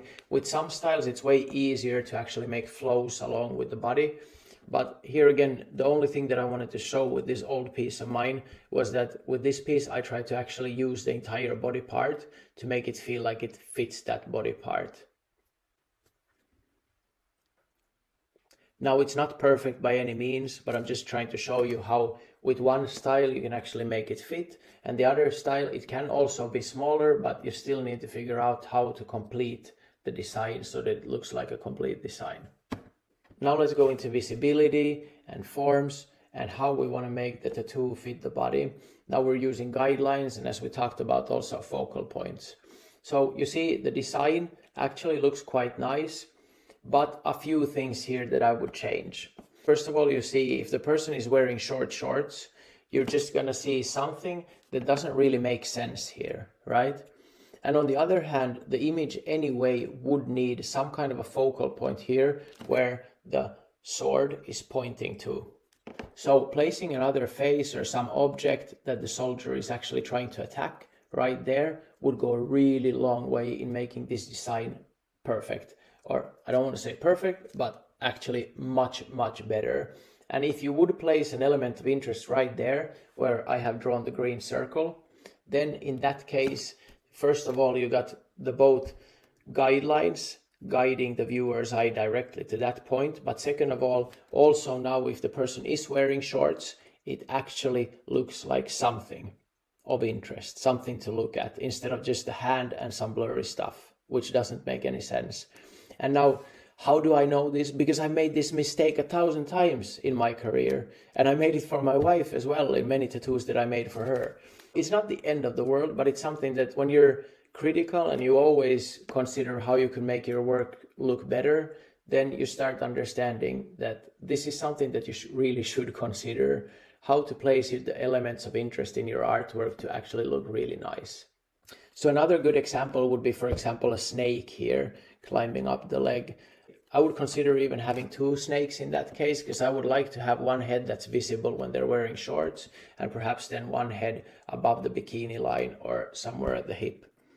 What I would avoid is just having a tail that's hanging down from the shorts, because it could look very weird. And I've actually done this also, not specifically with a snake, but just stuff that looks really stupid. It looks nice when you see the entire picture, but it looks very stupid when you just see part of the tattoo. And yeah, so I had to learn it the hard way, but I don't want you guys to learn it the hard way, so I want to share it with you, and hopefully you guys understand where I'm coming from with this, and you start thinking of this also when you're dealing with your tattoo designs. And here also as well, I wanted to talk about form as well. So you see this hand that's holding the sword, it's really flowing nicely with the form of the butt.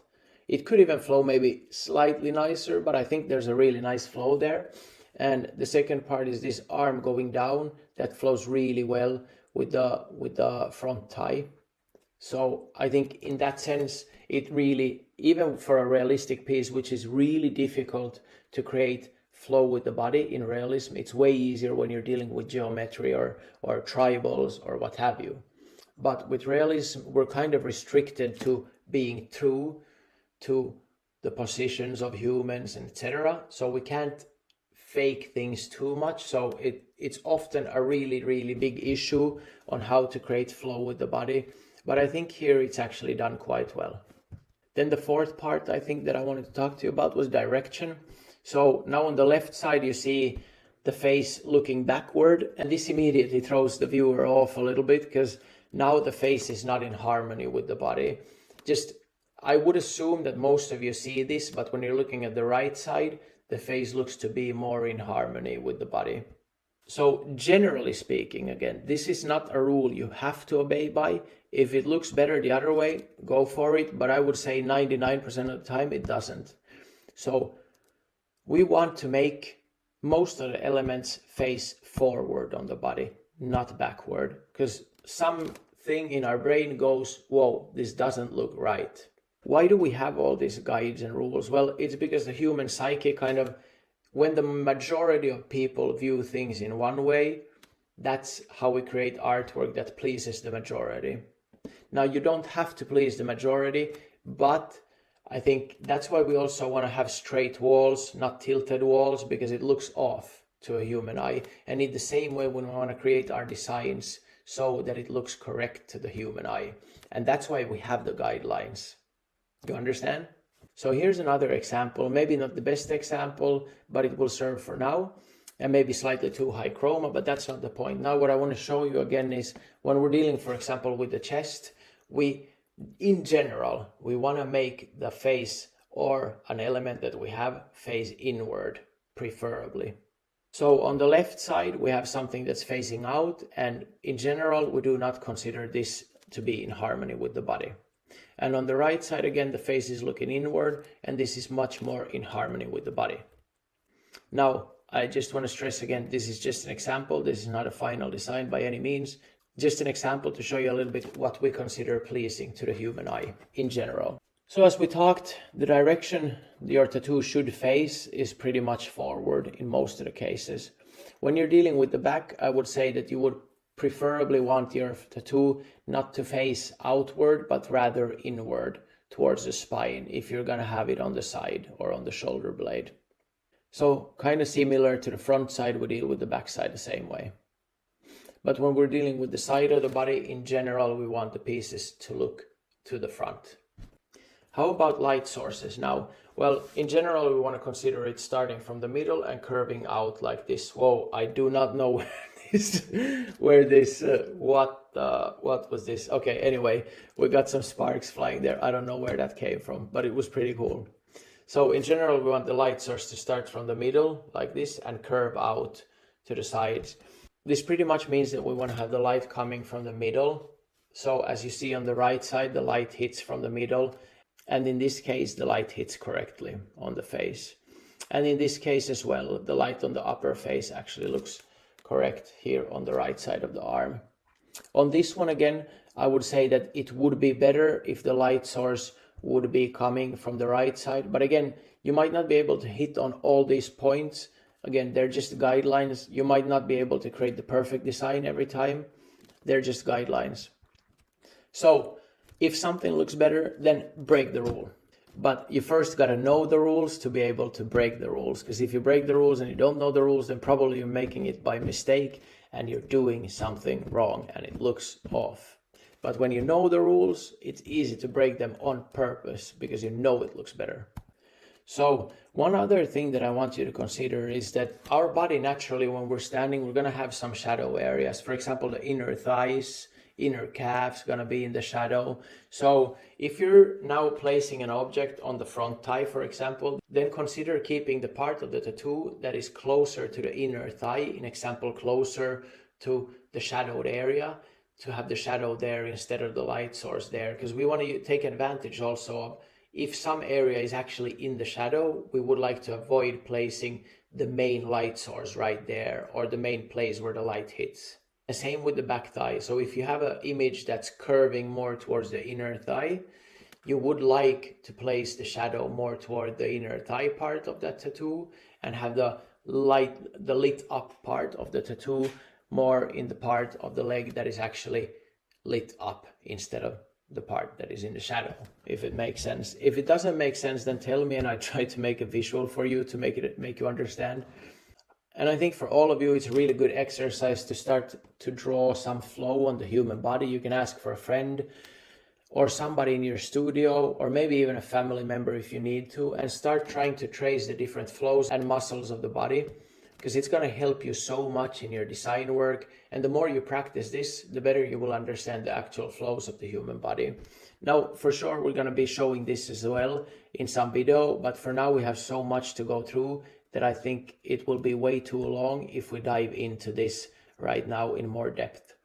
So I think already this is going to be so long that I have to cut it into 2 parts, and we're just going to be talking about general things to consider when we're designing. But for those who want to study on their own until we get to these videos, I would suggest this is a really good book, Anatomy for Sculptors.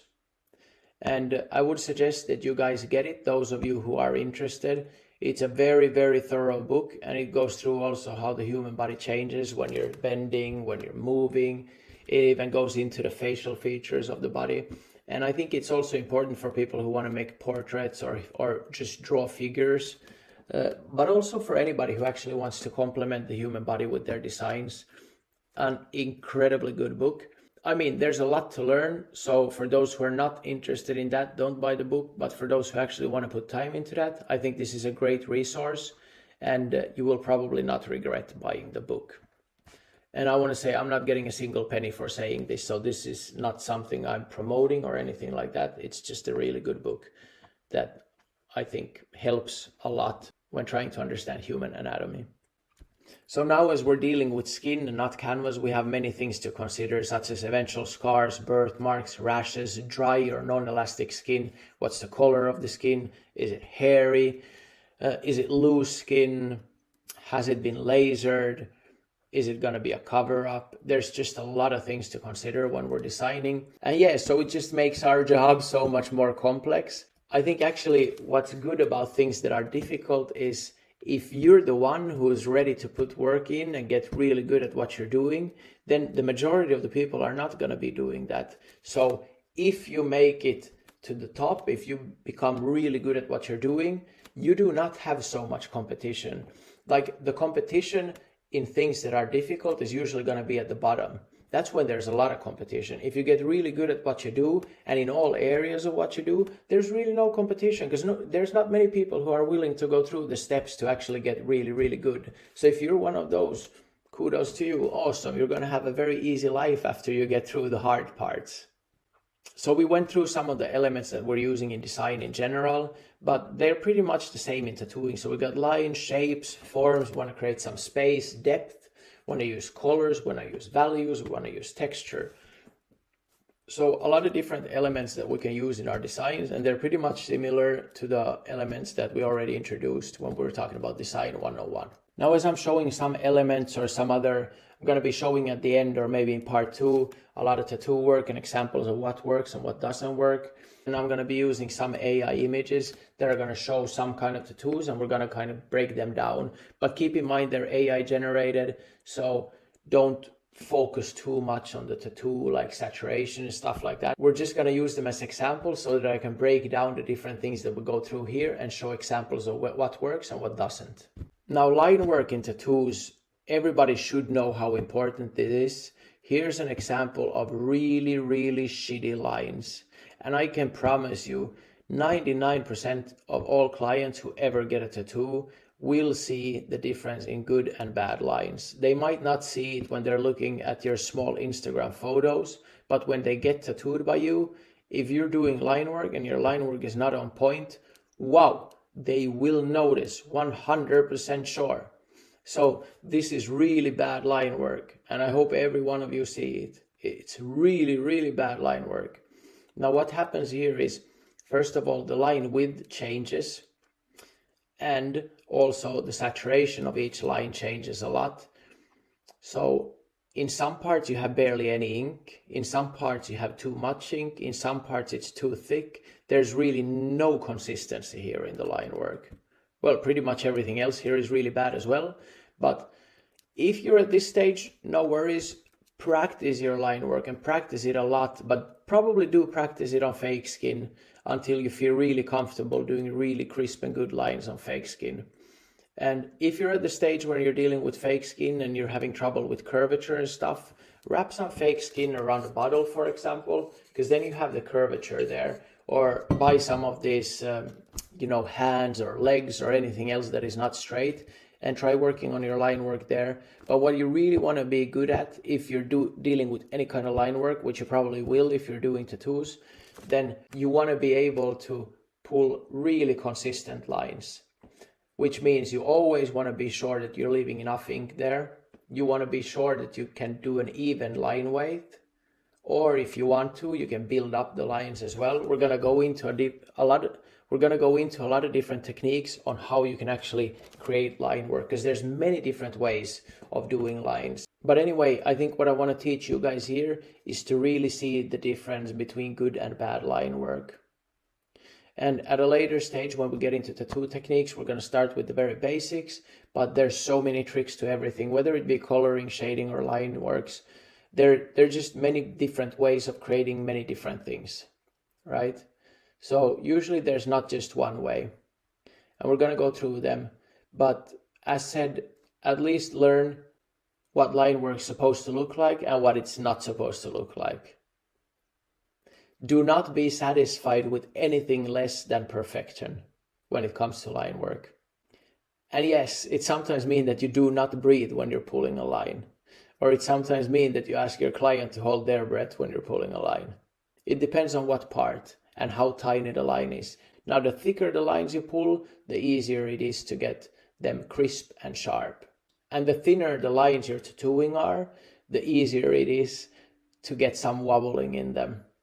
We'll go through all of that and explain the reasons for that as well. For some of you, it might feel that thick lines are difficult, but it might be because you have a weak machine or because you don't have enough needle hang to get deep enough with the fat needles.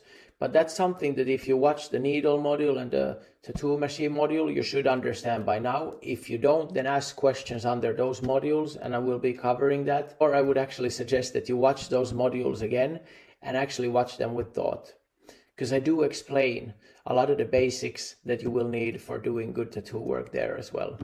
Even if I'm not talking about specific techniques, I do go into detail and explain what you need to do to actually use different needle groupings, what you need from your machine. And usually if you have a steady hand but you have issues with these things, then you're doing something wrong with your equipment. Okay, but we'll get more into that as we get into tattoo techniques. Okay, so here's an example of pretty much perfect line work. You see the line width is pretty consistent. We have enough saturation in all lines. Doesn't seem like any blowouts. Everything's fairly smooth and well done. This is what line's supposed to look like. But as said, we can also have lines that change in width, so they start quite wide and end up very, very narrow, or vice versa. So this is a good example of what a clean line and a clean tattoo work should look like. Here's another example. So even when we're dealing, you see on the knuckles, we have some thinner lines, but they're consistent. And we have these three small places here. I don't know, maybe you see the arrow here. I'm showing these three small lines that go chick, chick, chick. They're also very crisp and they actually taper away. So we have them going sharper towards the end. Whereas these lines are even lines, but done with a quite small needle and still very, very good. So this is good line work. And then we have some bigger, which we would maybe not call line work, but they're filled in, still leathering. But this is what it's supposed to look like. It's good. It's not wobbly at the edges and very difficult places to tattoo. When we're dealing with really small lines, like in the image here, it's much more difficult than dealing with thick lines. Just also because a small needle is so much more shaky than a big needle. And if you're pulling a line that's, let's say it's 5 millimeters thick and it wobbles by 0.5 millimeter, you don't really see that much of a difference because it's a wobble of about 10%. But then if you're pulling a line that's maybe 0.5 millimeter and you have a wobble of 0.25 millimeter, suddenly you have a 50% wobble, and that's why it's so visible in these small lines. But here's again a good example of quite well done line work. I'm also going to show a few techniques that you can do when you're tattooing, when you're doing lines, and what you shouldn't be doing. But obviously we're going to go much more into depth when we get into that. But just a few pointers for those of you who are struggling with blowouts or anything like that. Again, here's a bad example of line work. As you see right here, we have some, I would even possibly consider it scarring, but it's just not even lines at all and very inconsistent. Well, you see even the coloring, everything is pretty much off. But okay, so for line work, what you do not want to do is you don't want to tilt your machine like this. Because now if you're doing the line across the stencil here, you're fairly surely going to be having a blowout towards the hand that is stretching. You understand why, right? Because the needle is tilted like this, so ink is going to be deposited towards this side of the line here. And that's why we want to avoid tilting the needle like this. Now, this is something that we also want to avoid, because you do not want to stretch the skin in this direction, because what's going to happen, it's going to stretch more between your two fingers and a little bit less when you leave this maximum stretch point, which is between these two fingers. And this will leave a wobbly, kind of like a C curve or something like that. So what you want to do is you actually want to stretch in the direction of the line, like this. But here again, notice that even if the stretch is correct, the machine is still slightly too much tilted and you actually risk getting a blowout. So what's better is actually to have a tilt like this. Now we have a correct stretch and the tilt is along the actual line that's being tattooed. So if we're getting a blowout, it's fairly surely going to be along the line and it's not going to be visible in the same sense as having the machine tilted in a different direction. This is also okay, so you can also go straight 90 degrees in. There's a lot of argument between 45 degrees, 60 degrees, 90 degrees. We go much more into that, but for now I can say that you can pretty much go anything between 45 and 90 degrees safely. Just make sure that if you're tilting the needle, you're tilting it along the line work, not out from the line work, yeah?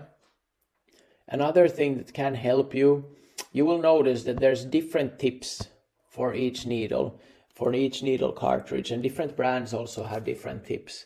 So a few pointers on the tips that you're going to be choosing when you're doing line work is choose a tip where you clearly see the needle. It should be visible. So you see in this image, there's actually like a V cut here at the end, which allows you to clearly see where the needle travels. Some needle tips are also just round here, and you really don't see the upper part of the needle. It kind of a little bit restricts visibility, right? Then if you want to have a really, really steady needle, you could choose for a diamond tip, which we're going to go through more as we go into techniques. But a diamond tip actually allows your needle to stay in the middle of the V formation, so it doesn't wobble sideways at all. And those, I think, if you want to pull really good lines, those are probably the best tip you could choose for very good lines. Another thing is to choose a cartridge provider that does provide the best possible tips.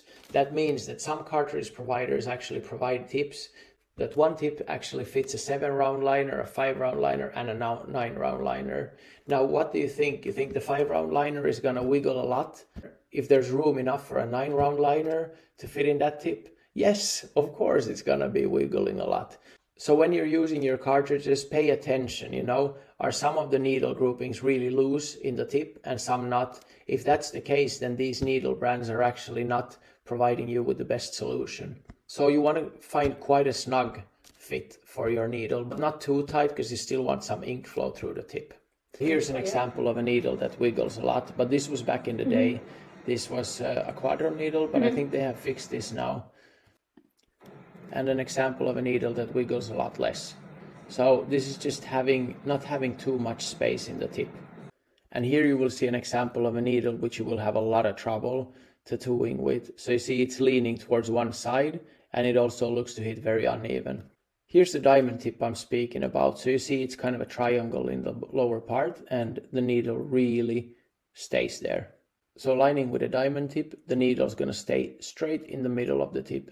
Anyway, those are things that we're going to dive much deeper in because we're still talking about designing. I just get a little bit excited and I want to give you some pointers on some stuff, but still let's stay to the topic and talk about designing for now.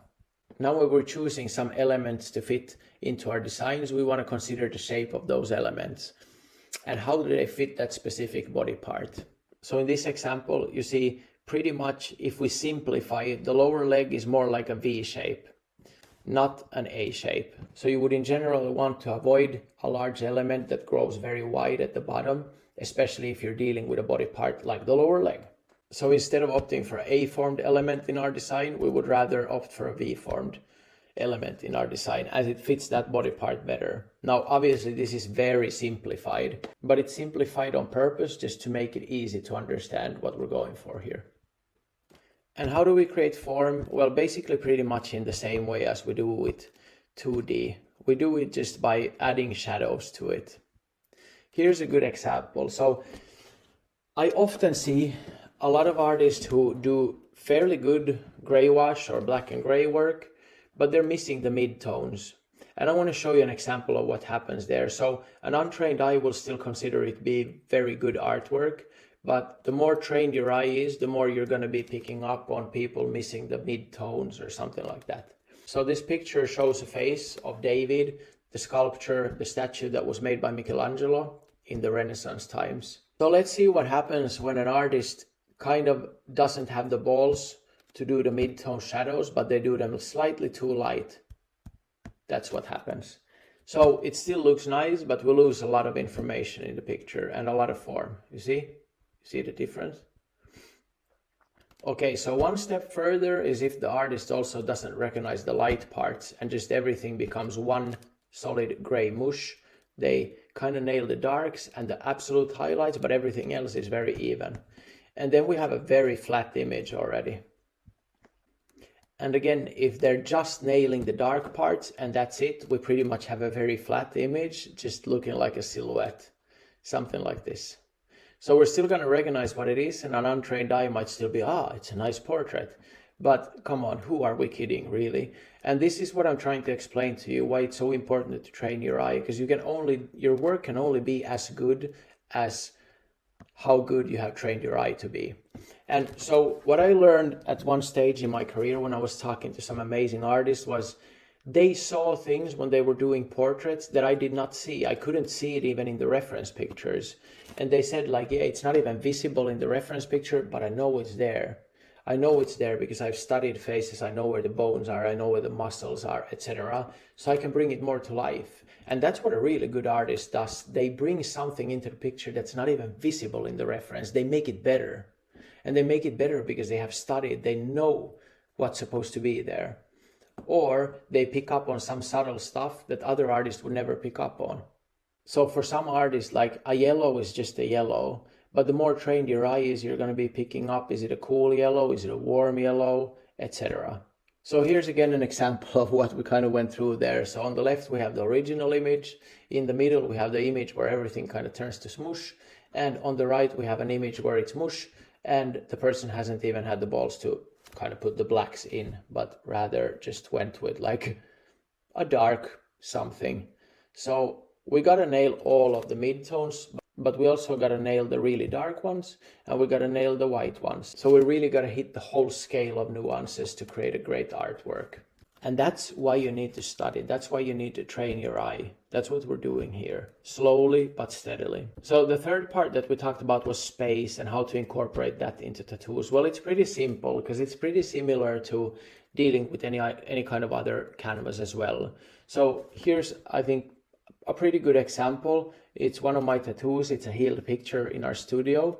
And on the inner upper arm, you see a very easy way of making depth is just, there's a fence in front of this girl's face. This is actually just a picture. This isn't even my design. It's just a picture. I don't remember where I found it, but just I felt it fit perfectly into this piece, so we used it. And as you see, just having an element in front, then having a drop shadow, then another element, and then the background, it kind of creates a lot more depth immediately into the tattoo rather than just having a flat image. We can also create space by just having many different elements. So as seen here, we have the face in the foreground, we have some clouds in the back, and this already creates a clear feeling of depth. But then, as we discussed in the Design 101, we can just use negative and positive space as well. One example, a very simple design, yet I think it works nicely. This is actually a design that I made and I would really like to do it for somebody. But this design, again, it needs to be a person who has a really good form in their body as already, because it needs to complement the forms of the body. So some designs do not work for all people, I think, but we need to consider always the form of the body that we're dealing with and how to place our designs there. But this is just using negative space and positive space to advantage to create some kind of an artwork. And we can create space also easily. Here's another example of just having positive space and negative space. The positive space is pretty much the item itself, and the negative space is the clean skin. But a very easy way to create a feeling of depth and space is just to use a drop shadow. And for those of you who do not know what I mean by a drop shadow, I'm going to pick up an image or a video here of one of my artworks quickly and show it to you. I hope I have it here somewhere, just a second. So I actually found a few videos, so let me show you what I mean with a drop shadow. It just means we place a small shadow underneath an object, and this way we get the feeling of some kind of three-dimensionality. This is another old project of mine, but here also just simply showing that just creating some shadow under each plate creates a little bit of a depth feeling in this artwork. Plus, obviously, I've tried to fit it to the body as best as I could at that point in time. We can create the feeling of space by just blurring down the background and just having some sharp, colorful images in the front and just really dark in the back. It's super simple as well, especially if we're dealing with realism. And again, a very easy way of creating space is just by using positive space and negative space. So this way we just use part of the body we leave as skin color, and some of the parts we color in. This was actually a really interesting project because we really played with the body, and as you see, the tail goes from one leg to the other, and it actually even curves to the front. And yeah, so we can create the feeling of space with background, with no background, with a drop shadow. We can even use negative flows, which means that you leave some skin color in between and just use some flows. So tribals would be what we would call kind of a positive flow, but then again you could also do a blackout where you have some kind of a negative tribal flow, and just basically the possibilities are endless. We can create depth by layering elements, such as I showed on the female face on the inner upper arm, And then the drop shadows. We got the blurring, which is a very, very good way of creating the feeling of depth. So we have something in focus in the foreground and something blurred in the background. This works very well. I know, for example, Steve Butcher uses it a lot, and he creates a really interesting feeling in all of his pieces just because he's doing this. Okay guys, so I think this is enough for part 1. I'm sorry, it's just so much to talk about. I don't know if we should even cut every subject, just like every point that we've been talking to, into a longer session and make it like 20 videos to cover this whole thing. But I think for now it's good that I'm just introducing the basic concepts to you, and we're then going to grow from there instead of going into depth on each of these different subjects. So I think this is it for part 1, and part 2 we're going to start from colors. And I think I'm going to release it in a few weeks. We'll see.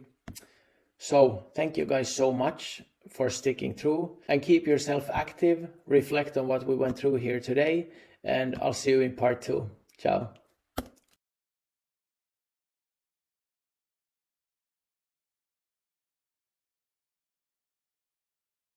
Hey guys, so let's talk about colors. This is part 2 now of designing for tattoos. So, as we already established, when we're dealing with skin, we have many different types of skin, and we have many different types of skin color. Now what really happens is that the pigment, the natural pigment of the skin, is usually in the highest layer of the skin, in the epidermis.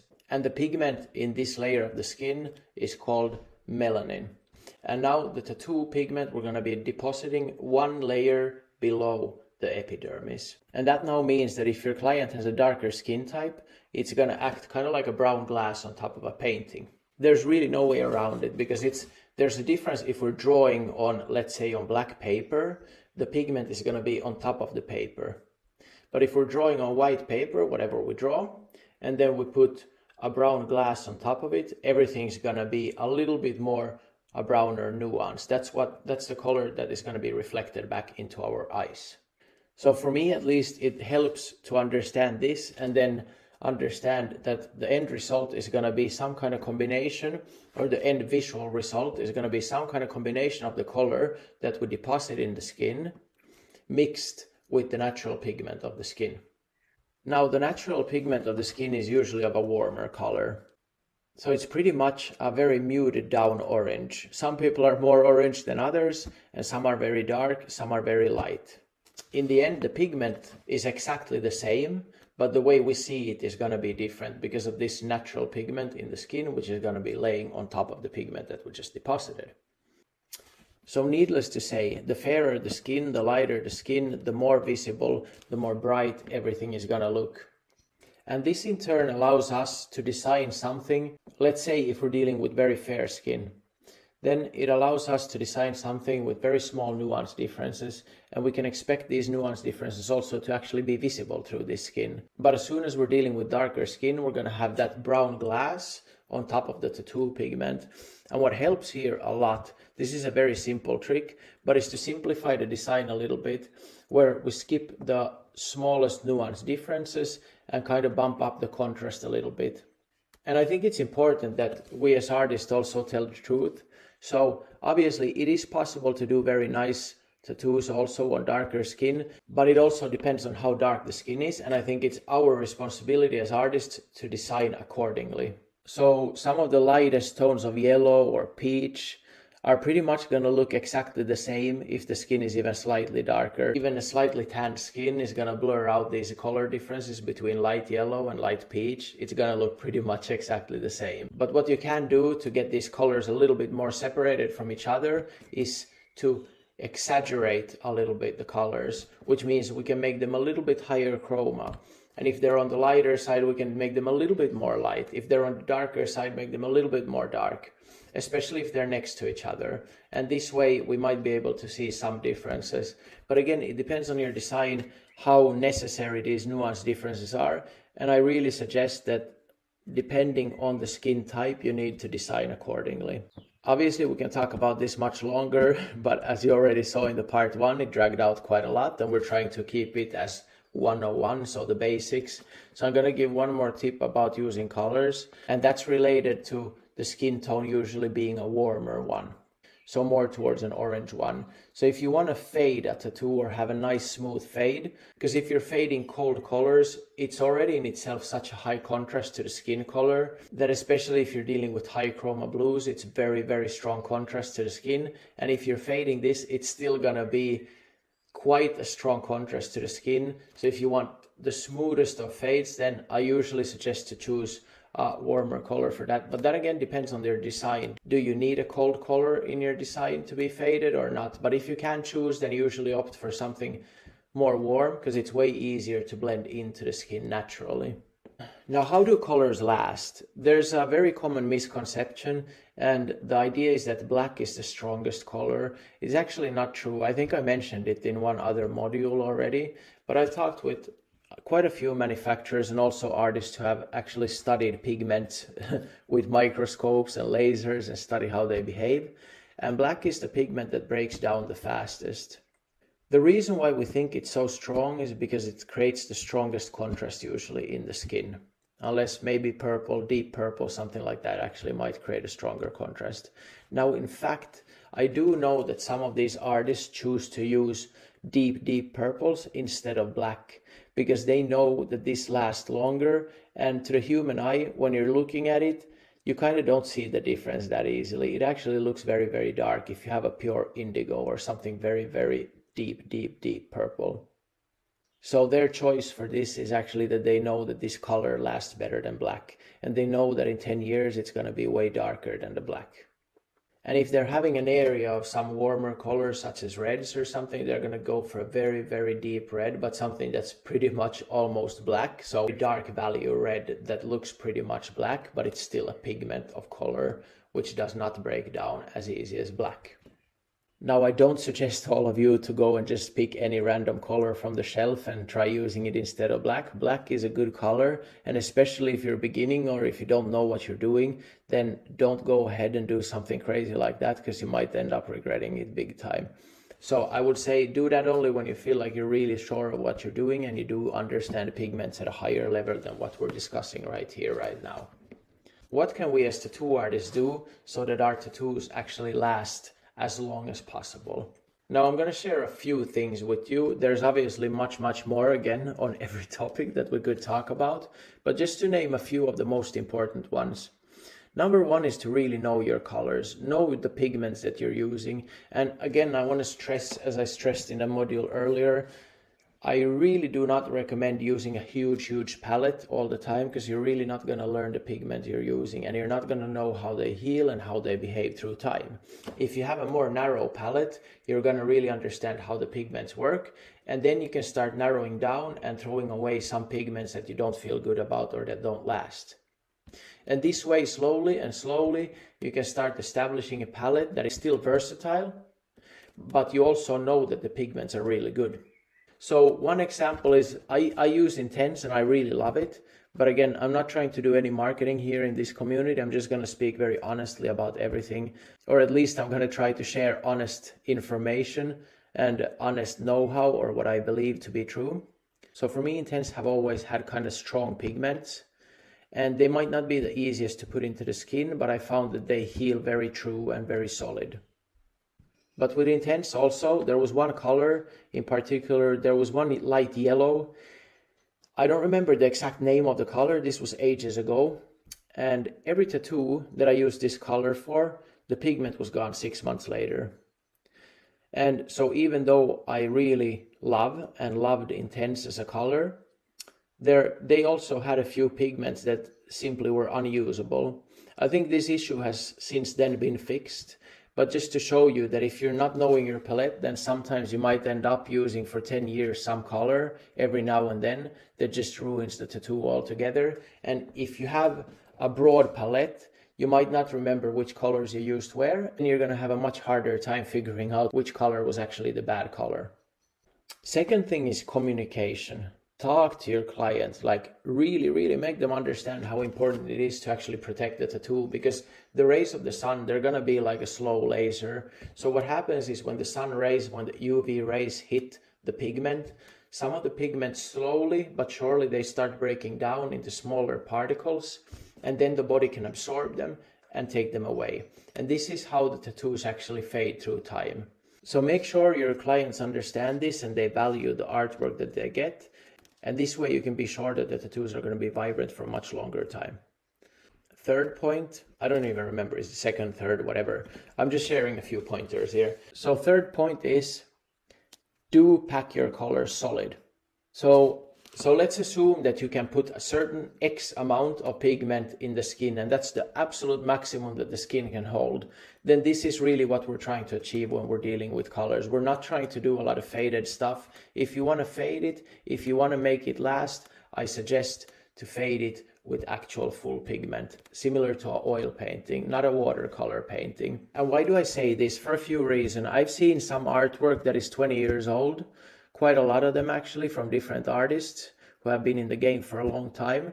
And I have seen some of the artists, like same artist, use 2 different techniques, and you really see the difference when these tattoos age. And the ones that are fully saturated, they age 1,000 times better than the ones that are not fully saturated. And part B to this is, you can just assume, like, if you're putting just 50% of the maximum amount, now if the sun hits those and it drops to 25%, suddenly you have a very, very faded pigment. If you have 100% and 25% leaves, you're still left with 75%, right? So I don't know if the math added up there, whatever, but you get the point, right? And it's kind of true with gray as well, not just color pigments, but every pigment kind of behaves similar in a way. So I don't know how many of you are aware of opaque gray tattoos, but I've seen some artists who have made black and gray wash tattoos, and also opaque gray tattoos, and very skilled artists. And some of these pieces are 10, 15, 20 years old. And I can say for certainty that the ones that are done with opaque, the details last a lot longer. Now, the gray washes, they might look nice as well, but there's some blurriness there that happens. And the reason is that when you're using opaque grays and you're fully saturating, you got pigment everywhere. So none of the small pigment particles can actually blur out because they have barriers of other pigment next to them. And this is why all these details last better that way. Okay, I'm sure I forgot many different things regarding this topic, but I think those 4 pointers should be quite enough to start with, right? Now, texture in tattoo art is quite a difficult one. It's not one of the easiest techniques or visuals to achieve for an artist, because it requires a lot of know-how on how to use needles, how to angle them, and how not to destroy skin also. Because when we're dealing with textures, it usually requires a lot of stuff, a lot of work in the same skin area, and it's very easy to start destroying the skin when you're dealing with textures. So some textures, we can do a few examples, but I think as we get into tattoo techniques, I can actually show you with videos how to do stuff. But for now, I can explain a few techniques. Let's say, for example, we want to do sand grains or something like that, something grainy. So we can first do the base color, and after that, we can slow down our machine a lot and just go with a small liner, like a little stipple effect on top of it. Or if you're doing gray wash, you can just straight on do the stipple effect, or create a wash underneath and then do the stipple effect on top.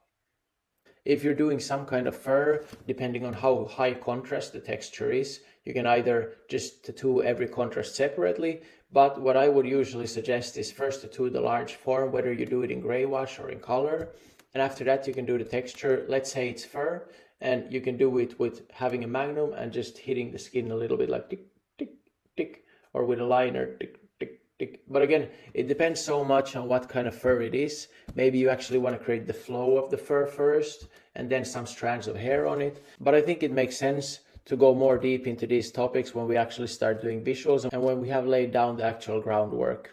So how do we add depth in tattoos? We already talked about layering some elements on top of each other using drop shadows, etc. And one big thing is not to lose the big form. So it might help that you're squinting your eyes sometimes and looking at the artwork, because when you're looking too closely at it, maybe your focus is only going to be on the details and you forget about the big forms, and this way you easily lose the form and the depth of the image you're trying to create. So squint your eyes, this helps. There's a few other tricks as well. You can take a break and just put your phone like this and look on the upper part of the phone, and via that you can see the tattoo, and then you just see it in a different angle. Maybe also look at the tattoo in different lighting. You can take breaks and stuff like that. But I think squinting your eyes is an easy way to kind of not see the details, and this way you have to focus on the big form and see the big picture. Are you on the right track or not? With value, we already had the example of the statue of David, how it affects when you're not seeing the midtones. Another thing is that if you're shading, if you're trying to create these different smooth gradients and thus create value that way, then do shade according to form. I don't recommend shading across the form because it will look a little bit off unless you're trying to do some kind of pattern fading or pattern shades. But in general, you want to fade according to the form. So you see the shadow here, so it goes from darker to lighter. So this means you would like to fade it like that, not like this. You understand? And be brave, use dark where it's actually needed. There's so many artists, especially in the beginning, where like if it's black, then go ahead and put some black ink in there. But also recognize the difference between fully saturated black areas and 90% dark areas. So if you start seeing these differences as well, then you're going to create so much more depth and so much more different scales of value in your artwork. And also make sure to balance the light and dark areas for good visual impact, because it's so easy to see some artwork that just overall looks really dark or really, really light. So you want to have some kind of balance, some kind of yin yang with this. You want to have some clear light areas and you want to have some clear dark areas. Some areas in the shadow and some areas in the light, but you want to have this kind of balanced out, because otherwise easily the tattoo is just going to look really dark or really light. So what's the principles of design in tattoo art? We want to create balance between light and dark, balance between colors, also balance in the overall weight of the image. These are terminologies that I hope most of you understand by now if you have watched the earlier modules on design. And we want to achieve contrast, because when we're dealing with skin, I think this is one of the most important things. We want to achieve contrast. Contrast is what's going to make the tattoo last. Now, there's many people who say that, for a tattoo to last, you need line work. For me, this is such a stupid statement, because it means that, okay, let me create some really micro-realistic tattoo, and then I just put a fat black outline around it, and now suddenly everything in between is going to last magically. I would drop the idea that things have to be done with outlines to last. It's not true. I would suggest to go for high contrast when doing tattoos, because this is one sure way of longevity. I think it's simple to say that if you have very, very small nuance differences and no contrast, then easily, especially if you're lacking in your techniques or your client isn't taking care of their skin properly or they don't have extremely fair skin, then your tattoo is probably not going to look very good after a while. So contrast will really help with this. And even if you have good techniques, if your client has very light skin, and if they're taking care of their skin, you don't lose anything by creating high contrast pictures. Then focus on creating emphasis and focal points in your artwork, and be very, very thoughtful about where on the body you're going to be placing this specific element of interest. Then consider body flow. As I said, you can start by practicing a little bit drawing on the body just with markers, drawing some curvature and some muscle forms. This is going to help a long way with understanding placement as well. Just play around, there's nothing wrong with being a child a little bit, and just play, have fun, There's not everything is going to be just hard grinding. Enjoy the process as well. And so take a few markers, maybe with another artist in your studio, and just go crazy, go to crazy town, draw on each other, compliment each other's drawing, criticize each other's drawings, figure out what went wrong, what went right. But just having a little bit of fun in this way, I think it can teach anybody a lot. Consider your client's skin, the health of their skin, eventual birthmarks, scars, the color of their skin, the health of their skin. Consider the curvature in the different body areas. Consider what kind of clothing they're probably wearing. You can even have a discussion about this during the consultation with your client before you start designing. Think of creating possibly some repetitive patterns. It doesn't have to be that the patterns are exactly the same, but something that ties the piece a little bit together, and perhaps some rhythm in your art as well. These should be concepts that are already fairly familiar to you, And if not, you can always ask questions and I try to open them up best I can. But if something feels unfamiliar, I suggest checking out some of the earlier videos already or repeating some of these videos again and try to be very intentional about your learning and be fully focused on what I'm teaching here, because most of the stuff we have talked about and it should start becoming clear. But obviously, if I'm missing something or if I'm not explaining something well enough, ask questions. That's my duty here as a teacher, trying to explain everything in a simple way so all of you will understand what I'm trying to tell you. And obviously, don't forget about unity in your design. So you want to make it look complete and like it belongs on the body. So how do we create balance on the body? Well, number one is to make it fit the body. This is the absolute number one.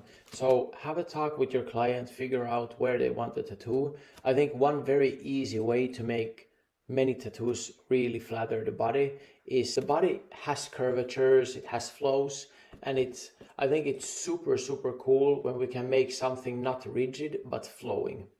But of course there are challenges, and it depends so much also on what kind of artwork we do. Do we do just small, let's say we're doing just American traditional tattoos, which are more kind of like stickers usually, like smaller old school tattoos?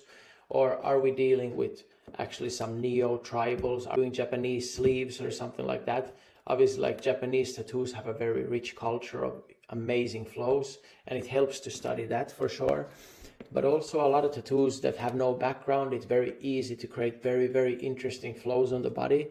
And I think breaking some body parts, I don't mean breaking, but breaking, for example, if you have the upper arm tattooed, and you actually break by flowing all the way to the chest or even up to the neck, or perhaps you have the arm tattooed but it flows also to the ribs. All this kind of stuff is really cool because it really flatters the body. But obviously with all clients it's not possible, and with all kinds of tattoos it's not possible either. Or I don't want to say it's not possible, but it may be difficult, because really not many things in this life are impossible.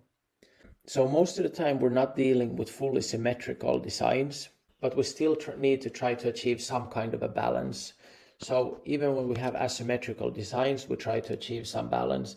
And here is what we already talked about, which was how to create balance when your objects are not exactly of the same value or same size. Well, it's about placing them in areas so that the overall visual image seems to have balance. If you don't remember this, then go back to the Design 101, watch that video and repeat your knowledge, repeat your understanding of it. If you still after that don't understand, then ask me and I try to make some explanation of that as well. So here's a good example of what symmetrical means. Symmetrical is pretty much that it's fully identical. Let's say a chest piece that is fully identical, which is really difficult to pull off because almost nobody is fully symmetrical either. Most people have the left or the right shoulder a little bit lower, they have a collarbone sticking more out, or just the neck or head is tilted more to one side, and so forth. So there's really little to no symmetry actually in the human body as well, but we can still make many things look symmetrical. But now as we're talking about asymmetrical designs, it means it's not the same on the left and the right, but it still looks cohesive and in balance, because we're just using elements that kind of balance it out, and we use the elements on certain distances from each other so that the overall image looks in balance. And we want to create the harmony that we already talked about by placing certain elements on the body in a flattering way. We want to be placing them also so that they're facing a certain way. We want the light source to hit from a certain direction, and we want to consider the body curvature, moving parts, everything like this to create a feeling of balance and belonging on the body. Now here's a few examples, some tattoos that I made. These are maybe not the best examples, but for now let's go with what I have made. Let's see if I can change this circle. Okay, there we go. So the first image, this was actually 3 artists. It was me, my wife Kathleen, and Carmeli who did this tattoo on the left side here. So we got some neo-traditional and some realistic elements in it.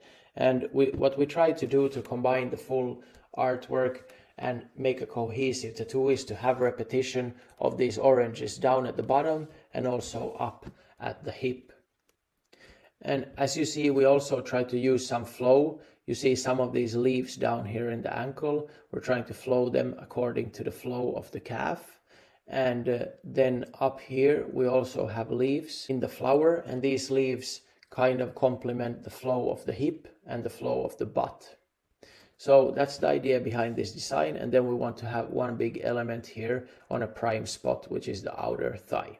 And now if you look a little bit closer, you will see repetition of the orange throughout the tattoo. You're going to see it here. You're going to see it somewhere in the face, down here. You're going to also see it in the leaves here, or the flowers here. And you're going to be seeing it here as well, inside the lantern. And you're going to be seeing it down here. So this kind of combines the piece more into one. Now, I'm not saying that any of these artworks are artworks or anything crazy, but I'm just trying to share with you the thought process behind when we're dealing with designing the tattoo. And now we also have repetition of the cooler blues, and these are kind of complementary to each other. So we have cooler blues here in the eyes, we have some cooler blues here in the face, on the reflection here, and on the throat. And then we have the cooler blues here as well. In addition, we have repetition of grays here and on the leaves up here as well. So actually, it's quite a simple color palette, but we have a lot of repetition of a few colors, and this in turn kind of makes it a complete piece. And in the middle picture here, we see a little bit what we talked about, asymmetry and still trying to achieve balance. So here I'm marking the mid part of the chest to be able to fit these images to kind of have a similar balance on both parts, even if they're two completely different topics. But this way I'm trying to tie the sleeves together on the chest. Here on the third tattoo, here to the right, it was done a long time ago, and this is actually one tattoo where I wish kind of that I would have made something of interest here. Because, I mean, if somebody's wearing shorts and it's stopping here, it's still gonna look fairly nice. Let's see, I'm gonna drag myself up here. So yeah, it still looks nice in shorts, but I still feel like in this area that's below the ball now, I think could have possibly put something of more interest there in case this person is wearing shorter shorts. So that's just an example of what we spoke about earlier. I think it's not a huge mistake because the lower part of the leg is still like recognizable to be something that the eye can consider that it knows what it is. So it's not just mush. But anyway, I feel like this area where I place myself right now, it could have had some element of more interest. Okay, then talking about contrast. So how do we want to use contrast in our tattoos? We want to use it first of all for longevity, but we also want to use it to highlight some key elements. And you remember when I talked about contrast, it's not just about black and white, right? It's about creating a strong difference in one place or another. So let's say that you just have a black and gray image overall, but then you have a red spot somewhere. Now this red spot is going to have a high contrast compared to the rest of the piece because it's going to be very different from the rest of the piece. So for me, contrast is not just about black and white. It's also about making something stand out more.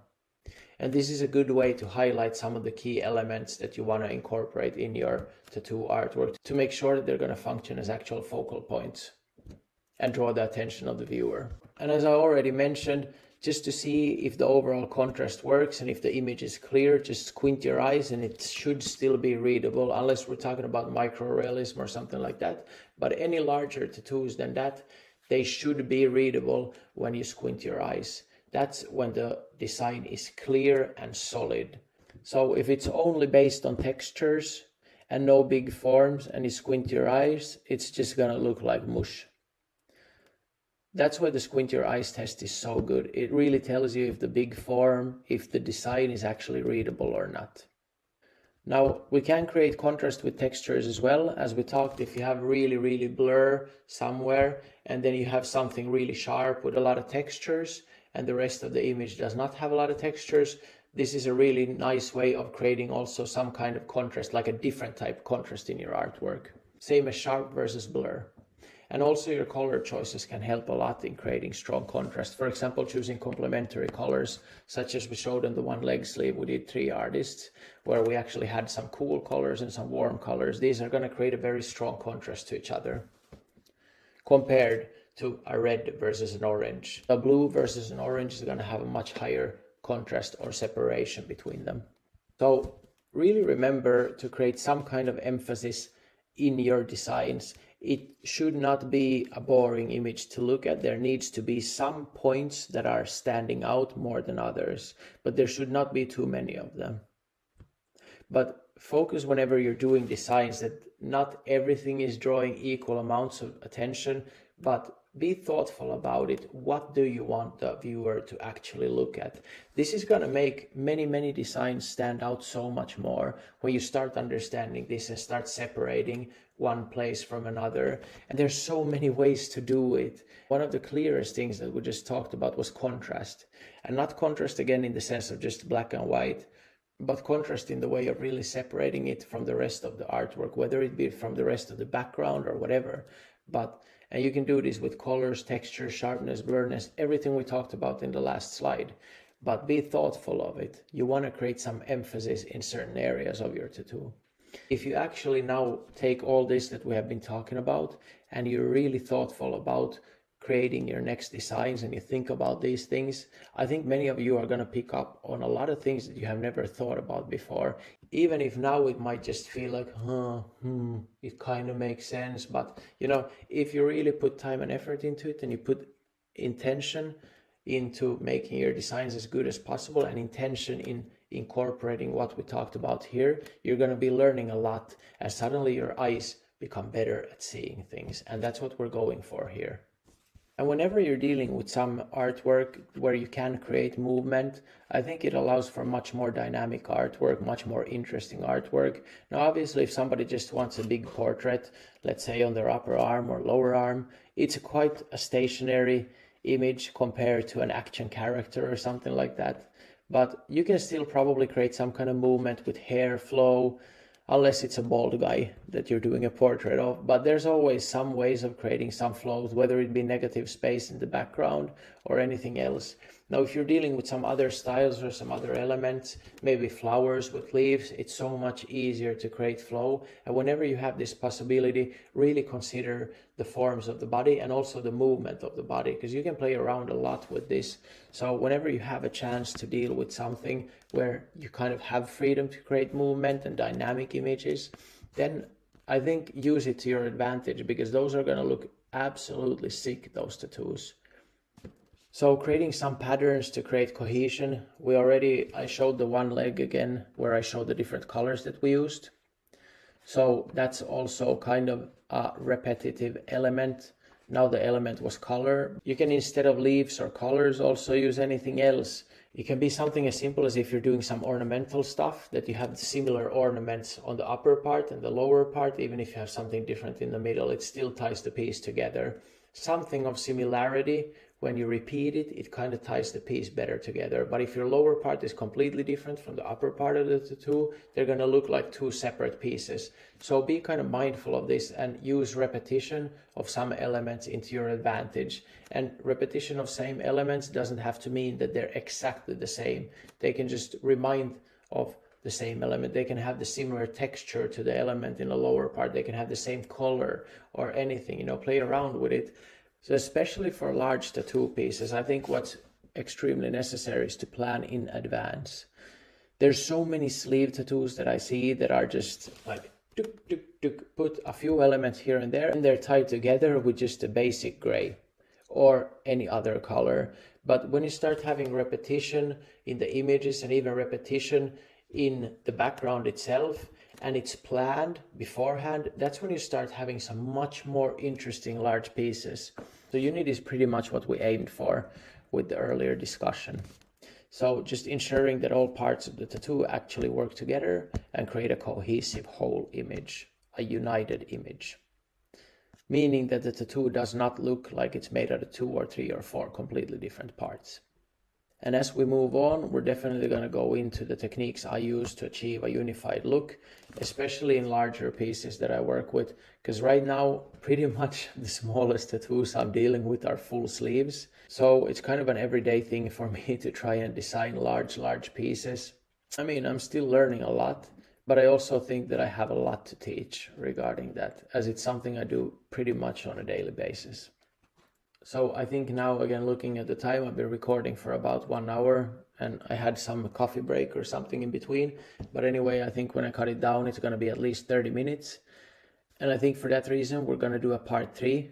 Also for the reason that it's already midnight. Yeah, it's already midnight here in Estonia while I'm recording this. So I think for that reason as well, we're going to do a part 3.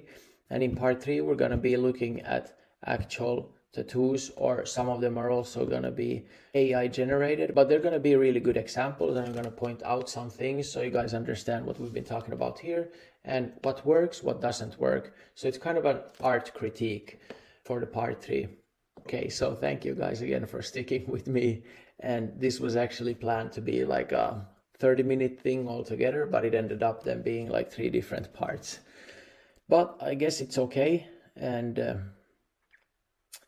And yeah, I have so much more to share about all these topics. I really had to keep it narrow so we could go through the basics, everything here. But yeah, let's see. I'm going to be trying to do more material for you as often as I can. But obviously, as most of you understand, as I'm doing this free and I'm working on my own tattoo career and my studio and a few international businesses and stuff, I'm fairly busy. But I really love what I'm doing, and I love your feedback. I love you guys so much, and I really like this community, and I enjoy also how active many of you are here. So that's really cool to see, and I think that's what brings me enough joy to sit here until midnight and record these things. Thank you guys so much, and I'll see you when the next episode comes out.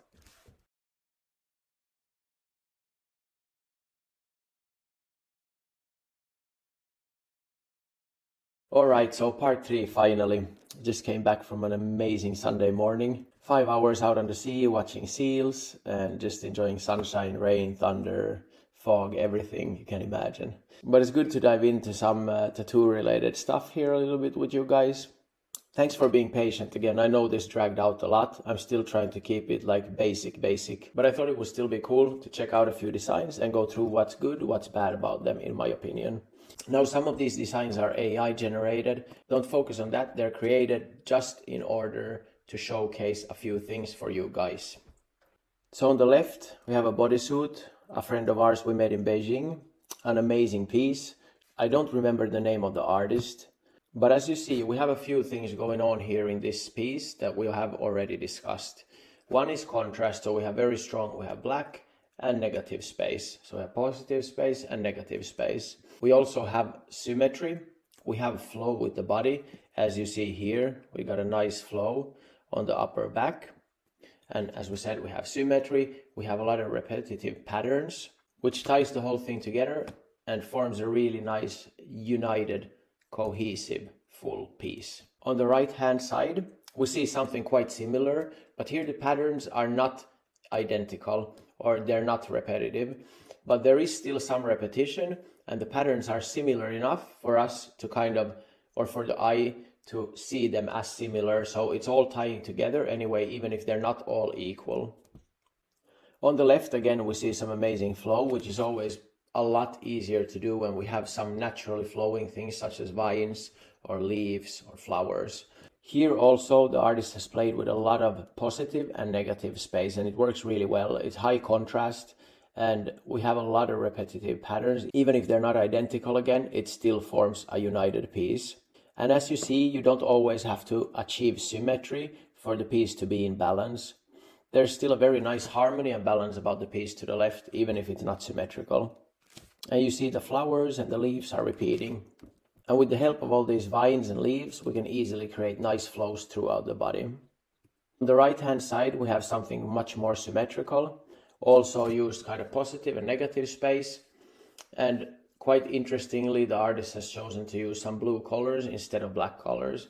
But it works very, very nicely. And here you see also that the piece is fairly well balanced because it's fairly symmetrical. With these kinds of styles, where you leave a lot of negative space, it's usually much more easy to create some kind of flow with the negative space itself or with the positive spaces, in example, the elements. But when we're dealing with something more saturated, where it's a full image, it's usually much more hard to actually create flow, because the flow has to be something, in example, the element itself or the background. Now here's a few examples of how the placement has not been, thought of. First of all, on the left hand side, this artwork, or whatever you want to call it, it should probably be placed much more symmetrical, since the image itself is trying to convey something symmetrical. And also the building itself, it's clearly tilted towards the right. So here again, if you're trying to make something that's fairly symmetrical, make sure it's not tilted to one way or another. Also, if it's a building, don't make it leaning unless it's a building in Pisa, right? So only make things leaning if they're supposed to be leaning. And if not, if it has to be something rigid and exact, make sure that you place your stencil even 10 times if need be. As we move on, we're going to go through some techniques of also placing stencils in really difficult areas, how to place them symmetrically and all this stuff. But for now, I think it's sufficient to say that you start paying attention on how you place your stencils, how you place your images in the tattoo. As something like this, no matter how good the artwork itself would be, if it placed wrongly, it will just look off. The same kind of with the wing, here. So if it's pointing in the wrong direction, a wing normally on the upper back, we would like to point it more outward. Instead of from out in, we would have it from in to out. And this time it's kind of like a complete opposite, so it looks very off on the body. So just paying attention to simple things like this and what actually makes more sense. If you start activating your brain, I think most people already naturally have some kind of understanding of this, but there's still a lot of people who do not. So if you feel like you might be one of the people where this how to place elements is not coming naturally, then try to start paying a lot more attention at these things when you're working, when you're placing the stencil, or when you're designing. Now here's a few examples, and I want to show you a picture we already looked at earlier, just to keep in mind.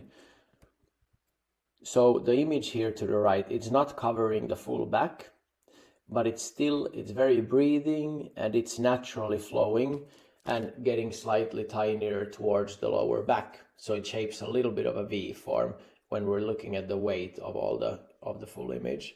And now when we're moving on to these and looking at the left picture, for example, so if this image would have a lot more negative space, or it would actually fade more towards a V, it might work. Now as it's solid color, I would really recommend covering the full back, because it does not work this way. It will look quite off if you're doing something realistic or full color, if it does not have flow and it just becomes a sticker on the upper back. Rather, if this is the way you're gonna go, or if this is the style you're working with, then I do suggest going for the full back. And actually majority of the times, no matter what the style is that you're working on, it's usually always better to opt for full back rather than half back. And I say this basically with all body parts, but normally images look a lot better when they cover the full body part, and possibly even a little bit more than that specific body part. And now obviously it depends on what your style is. If you're doing something small like sticker tattoos, micro realism, or let's say just old school tattoos that you just slap on here and there, obviously still pay attention on how you're going to face the image, where you're going to place it and stuff like that. But those do not always have to fit the entire body. But here on the left side, it's a prime example of where the tattoo would be way better if it actually would fit the full back. For depth reasons, I would probably add an element also here in the foreground on the lower back. Okay, on the right hand side, this is just, there's no cohesiveness, there's no unity in this piece. And also the size of the piece, if I would do it, I would rather go larger and fill out the whole back. But obviously the design itself is quite flawed already. Now the good thing is that it's fairly well balanced. If you're drawing lines in the middle of the back and up and down and sideways, it's fairly well balanced. Now you have a few things that catch the attention a little bit more than the others, and those are these two red eyes or whatever they may be. Now in order to create more balance, you could kind of place them slightly further away from each other. And also these elements should be clearly telling a story or something. So here on the right hand side, what's missing here is clear focal points. Now these two red elements are drawing some attention, but there's no clarity in what they really are. It seems like some eyes or something, but also these are the main focal points here in this artwork, or whatever you want to call it again. I would rather place them slightly distanced from each other so that if you have two focal points, they're not right next to each other in the image. The second thing is that there's really nowhere for the eye to rest in this artwork. So even if you're dealing with some style like trash polka or something like that, even there you can make the eye rest, you can make it in harmony, you can make it a cohesive piece. Here it kind of feels like it's just everything. It's kind of a soup where you just put everything in one go, and like ketchup, mustard, chicken, ice cream. I tried to come up with some good examples, but anyway, it's kind of a mess, and I hope most of you see it. Okay, then on the left hand side, very well composed piece. So it covers the full upper arm and also probably the full left arm. It's a very deep piece. You have very clear depth in it with the bones in front. You have the heart in the middle, then again the ribs behind that. And you also have the glowing heart that reflects on the face of the skull. So this piece of art really stands out, and you have a lot of focal points, or at least points of interest, as you do have the heart and the hands holding the heart here. That creates a really nice focal point also because of the contrast difference and the light here. And if you're wearing a t-shirt, it might be that the upper part or the skull is going to be covered, but at least you're going to have something visible here and something of interest to look at. On the lower part also, I would probably go and add something of more light down here, probably repeating this color a little bit down here. But as we don't see the lower part on this image, we can't say if it's there or not. But if I was deciding, I would definitely add some of the same color and some area of interest on the lower outer arm as well. Now what I feel is something that you should consider if you're working with full sleeves or something that curves around a lot, is to think that the image should be interesting from this point of view as well. So the front side of the arm and the back side of the arm, they should also have some elements of interest. Because it's often that the front side or the outside of the arm and the inside of the arm are elements of interest, but on the front side and on the back side, there's really nothing of interest. And I think it takes your artwork to a completely new level when you start thinking of this also, that your piece is nice from all angles. On the right hand side, we see some clear, very nice contrast. First of all, we see nice choices of colors. We see repetition. We see also repetition in elements that ties the piece together. All in all, it also fits the body part quite well. It could possibly extend slightly further here on this side of the calf. Maybe it's just the photo that's taken like this. But all in all, I think a fairly well done piece. And also leaving some room to breathe here on the sides works very, very well. Now to create flows with body parts, you see a very good example here on the left side. When you have facial tattoos that actually flow with the body forms, it really fits the body so well that it's always nice to look at, even if the design concept is fairly simple. But just the flow of it is executed so well. And here again on the left side, obviously we're just playing with elements and we're playing with high contrast. And so it's a mix of just positive and negative space. And even if the symbols or patterns aren't exactly the same, it still creates a very cohesive, full piece, a united piece. Now I'm sure that you would understand that if up here it was a spider or a flower or something, it would not tie together with the lower part of the face tattoo again. So that's again where we do actually do a united full piece when everything fits together and everything makes sense to be together with the rest of the tattoo. On the right hand side, an obviously AI generated image, but again a very nice example of how just flowing with the body flow and around the ear, we can make something very interesting with something very, very simple. And how can you achieve some designs like this? Well, as we said, it depends a lot on what style you're working with, but whatever style you're working with, try to incorporate at least some elements that flow with the body. And what goes a long way is studying different body forms. And for that, I already showed a really good book that you could get, or you could just study it by yourself by drawing on people you know and studying their muscle forms. The more you study these flows of the body, the easier it will be for you to incorporate some flows into your design work. And it's going to take your tattoos from a good level to a very, very good level. I see a lot of artists struggling, me myself as well, with actually having fairly solid techniques and having okay designs, but something's missing. And very often it's flow that's missing, especially when you're dealing with some styles that don't have a natural flow into them. On the left hand side, we see again some really nice flow, and you see it's a cohesive piece because everything makes sense here. We got repetition in the lower part, we got repetition in the upper part. It's one clear image, and then we have the open skin and we see deep into the picture, so it creates a very interesting effect.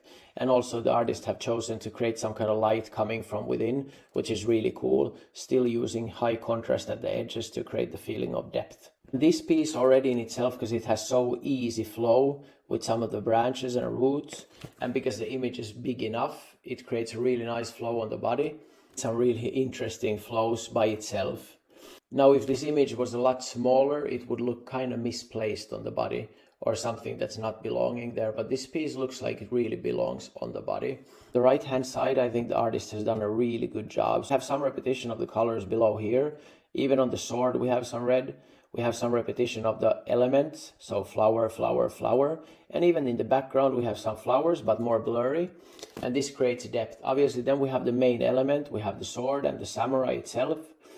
But as you can see also here, the artist has actually considered if the person is wearing a t-shirt, there's still something of interest below here. All in all, I would say a very nicely done cohesive piece that fits the body perfectly. Now this is a prime example of how to do a great design. Actually, both of these examples are.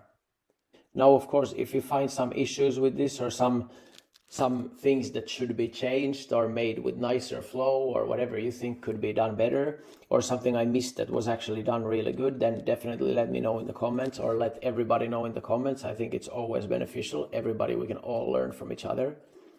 Even if I now function as the main teacher and creating material here, I still know that I can learn from anybody, and I can learn so much still. And I love learning, so I'm always open for criticism to what I'm teaching you as well. And for any outside ideas or ideas that I have not thought of myself. Some other examples. So here on the left, nicely done with the body form. It fits the place well, and it's very easy to do when you're dealing with leaves and flowers, but still a nice job. The artist has also chosen to use complementary colors, so we have some red and some greenish hues. Now these are much more toned down colors. They're not very vibrant or high chroma, but it works extremely nicely. Simple, but again, I think this piece could be done much larger and actually flowing down on the hip and also flowing down on the ribs, but to each his own, and this in itself works fairly nice.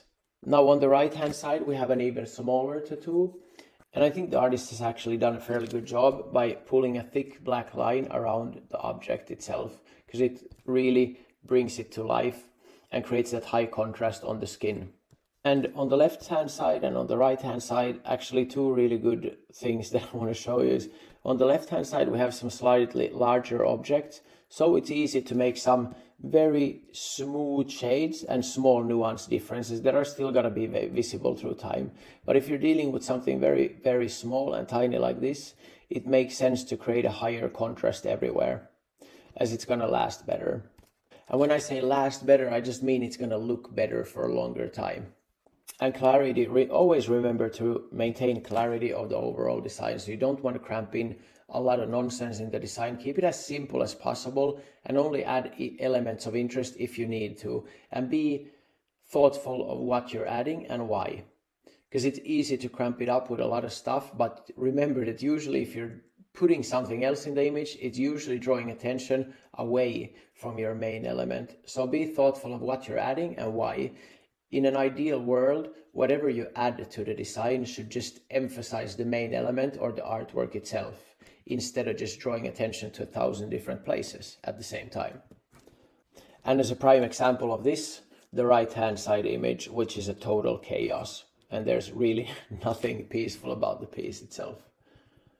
I would recommend for everybody to start experimenting, start looking at your own artwork, and start looking at other artwork, start looking at other styles as well, and start thinking what makes the artwork good, what makes the artwork bad. Not so much the tattoo technique stuff itself, as we're not getting into that yet, but the design stuff. So think about why the designs are good, why they're bad, and not only your own work, but study different styles. Each style can teach you so much. Now for homework, and number one is to reflect on what we went through here, and I suggest that you not only reflect on it in your head, but you actually write it down on paper. And I think for those who really want to get the most out of what we're going through here, even if it seems fairly easy for you or you feel like you're understanding everything that we're talking about, it still makes sense to write it down because it gets integrated into your system way better. And this way you get the maximum benefit from actually sitting here, listening to me talk and showing some slides. So if you're just listening and then forgetting about it, it doesn't have the same effect as it would if you're listening and then you're taking time off to actually reflect. Now, if you feel like it, I would suggest that you do share your thoughts and your ideas with other artists in the community as well under this module, because I think it helps everybody. After you analyze your own work and after you have went through a lot of different designs of different styles, then think of how you can improve your tattoo designs, because you can become your own good critic, just that you have to train your mind and your eye to see what's wrong and what's right. And if you do the exercises we talked about, your mind and your eye are going to get trained better and better, and then reflecting on your own work and really systematically thinking of what could I do better in each work and how, because then it's going to translate into your future works for sure. Okay guys, thanks for sticking with me during these 3 parts.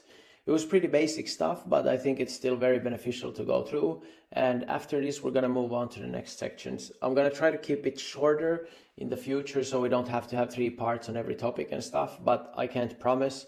I'm going to add what I feel is kind of necessary to go through in the beginning, and then we'll go from there. And obviously your feedback again helps, then I know if I'm moving on too fast or too slow. Okay, thank you everybody. Ciao.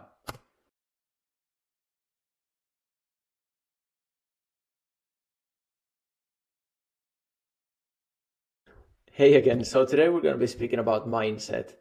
And mindset is something that often gets neglected by a lot of people. Many people feel like it's some kind of witchcraft or it's not important.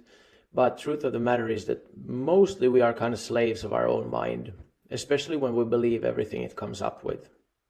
And truthfully, I think this is a way more important topic than anything tattoo related we could ever be discussing about. But for those of you who are fully focused only on tattooing, I will tell you this is also going to be the strongest, most powerful tool you will ever have. It will be more powerful than any tattoo machine, any needle grouping, any ink set that you could ever have, any understanding of color theory, anything. Because mindset is the one thing that sets you on your path. It's the one thing that allows you to navigate when things aren't going the way you expect them to go. It's the one thing that gets you out of bed. It's the one thing that gets you inspired. It's also the one thing that easily can get you depressed. It's the one thing that can make you quit. It's the one thing that doesn't make you believe in yourself. It's pretty much shaping our entire reality of how we see the world. And I would love to meditate on this topic much more deeply than what we're going to do now. But as I know most of you are here for tattoo related things, I'm going to keep it as clear as possible. So all of you, even those who feel like mindset is something not important, will understand the importance of it and can actually learn to use it as a tool for yourselves going forward. Now, one simple example of how mind can be very powerful. How many of you think you would continue if you would believe there's absolutely no single way that anything positive could happen if you would take a step in this direction of learning tattooing?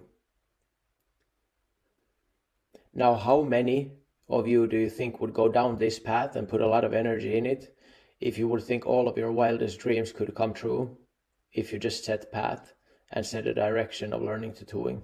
Now it's as simple as that. Your mindset is really the one thing that will dictate pretty much your entire life. And your mind will have a lot of suggestions, both negative and both positive. I would not recommend taking all of your mind suggestions very seriously, because your mind will come up with any kind of suggestions whenever it wants and however often it wants. For those of you who don't believe me and say it's easy and you can control your mind, if you can stay 2 minutes without a single thought arriving, then I believe you. But for most people, this is not something that they will be able to do. And for most people also, it's very often that they actually fully 100% believe in everything that their mind is coming up with. And if we take this position of believing everything that the mind comes up with, then we become full-on slaves of our own mind. But if we can get slight separation and understand our true position compared to our mind, we can become more of the masters of our own life instead of just the mind controlling every aspect of our entire existence. And for those who say you are your mind, you're not. Your mind has created an idea of yourself, which you believe in. Carries history, nationality, age, everything like this. Okay, but I believe this is not the right platform to dive very deep into this, as most of you are here in order to become the best possible versions of yourself regarding tattooing. So, how can mindset significantly influence your career and your success in tattooing? Well, first of all, emotions such as frustration, anger, disappointment, they're not going to serve you very well in your path to any kind of success. So keep in mind that these feelings are going to come up from time to time, but also understanding that they shouldn't be dictating every move you make. So in case you're feeling frustration or any other type of negative emotion, it's okay, but try avoiding to make very big life decisions when you're feeling these kinds of emotions. And during these kinds of emotions, your mind will also tell you often that the world is against you, or that you will never succeed, or whatever else it's going to tell you. And if you believe it, you will very quickly just decide to quit or do something else or not follow the path. But instead, if you can see something positive happening in the future from taking some steps, from studying, from putting in work and being excited about things, then you will probably take the steps in the right direction. And most of all, you will also be making these steps or taking these steps in a clear-minded way, where you can make rational decisions instead of decisions that are made under the influence of very strong emotions. So what can you as aspiring artist or artist who want to develop as much as you can do in order to set your mind on the right path for success? Well, there's a lot of different ways of doing this. One of the best things you could do to set yourself up for having a powerful mind helping you to achieve your goals is to actually sit silently for a while and just visualize your dreams coming true and feeling the positive emotions that these fulfilled dreams would bring you. And if you do this on a daily basis and you really focus on feeling the strong emotions that this success would bring to you, then this is going to set you up for becoming familiar with these emotions, and also your mind is going to get more and more ready for actually striving to achieve what you really want. Now, very important is to also make sure that the goal you're visualizing, that it's actually a goal you want to achieve, and not a goal you want to achieve just because you want to impress other people, or you have been brainwashed by society that you want to create something that society will accept. You should really find a goal that feels very right for you, and just visualizing it and visualizing you achieving that goal should feel very, very strongly positive. If you feel any kind of negative emotions when you're imagining succeeding or achieving your goal, then this is 100% the wrong path for you. And you should not be striving to achieve that goal. It's a false goal set by society, set by your friends, set by your school system, set by news, set by anything else, and set by your belief system. And no matter how hard you try, you will never find the true force behind to really succeed in something that's not your true goal or your true passion. So take some time and really reflect on what you want to achieve, and make sure it's really something you want to achieve and not something that society or the outside world has made you believe that you want to achieve. And that the goal that you're trying to achieve is not a false goal. It should be 100% true to you. Think of this, as most of you probably have at some point in your life ridden a bike. It took some time to get really up to riding, and you probably fell a few times. So if you fall once and you think it's a bad thing, then you're probably not going to get back up on that bike, and you will never really learn to bike. It's the same way with tattooing. You will have failures, and they're okay. And also understand that you have to go through some failures, but the more important thing is to understand why you failed and learn from it. Because if we can learn from every single failure we make, or even if we even should call them failures, but if we can learn from every single time that things don't go the way we want them to, and we can understand why they didn't go that way, we can make adjustments and we can achieve our goal much faster. Now it's also really important to really enjoy the path of achieving a certain goal, and that's definitely also one reason why you should choose your goal wisely and take the time to really make sure it's your goal, because then you will enjoy the path. You will enjoy every single moment of achieving that goal. And that's a huge thing, because it would be a very, very, very sad world if the only happiness you would get would be from this single point in time where you would achieve your goal. And everything before that and everything after that would mean nothing to you. So make sure that if you go down a road or a path, that it's truly something that sets your entire soul on fire. So growth versus fixed mindset. A fixed mindset is something where you have a image of yourself that you fully believe in, and you keep coming up with reasons why you can't change or why you can't achieve something. You have a fixated idea of where you are in life and all the restrictions that are restricting you. Truth be told, most of us do have some kind of physical restrictions in our life or something else, but I would say that up to 99% of our restrictions are only built in our mind. And as soon as we come up with a reason why we can't achieve something, we will simply quit. And so if you can understand and really reflect on how many of our obstacles are really built up in the mind, many of these obstacles will start falling down when you fully understand that they are only obstacles built up by your psychological mind, and they do not exist in reality. One of the most common things that the mind will come up with is to project from where you are now to where you want to go, and realizing that the gap is so big that you could never achieve your goal. But the thing is, it takes sometimes some time to achieve goals as well. Like, I would never have been able to imagine even teaching tattooing when I started tattooing, right? So my mind could never have projected this point in my life where I'm sitting now and teaching you, but I followed my heart. I did something that I really fully loved, and so now it took me here. I still love tattooing fully, and I also love teaching, but I did follow something that set my heart on fire. But what I'm trying to tell to you is your mind could probably never project all the good things that something can bring to your life. And it will say that something is impossible because it projects from the point you are now to where you want to go. So it's either coming up with ideas like, I don't have enough money, I don't have enough know-how, well, I could never do that because I don't have the education, or I'm living in this country, or whatever. These are ideas of the mind. These are simply obstacles built up by your mind. Yes, you might be starting from a place where it's way more difficult to achieve something, but you got to take the first step, because if you don't take the first step, you will never achieve this point in life. A growth mindset, again, is completely different from a fixed mindset. Now, I also stress that these are only concepts, and these are also created by the mind, but we need some kind of language to actually speak about these things. So let's call it a growth mindset for now. And in general, we would say that this is a mindset that encourages you for continuous improvement and resilience also when you're facing some obstacles. Some people are very stagnant in their life, and I actually have a lot of people in my life that sometimes I don't see them very often, but some people I see maybe every 5 years or 10 years, and the stories are exactly the same. It's kind of like going back in time. It's a very stagnant mindset.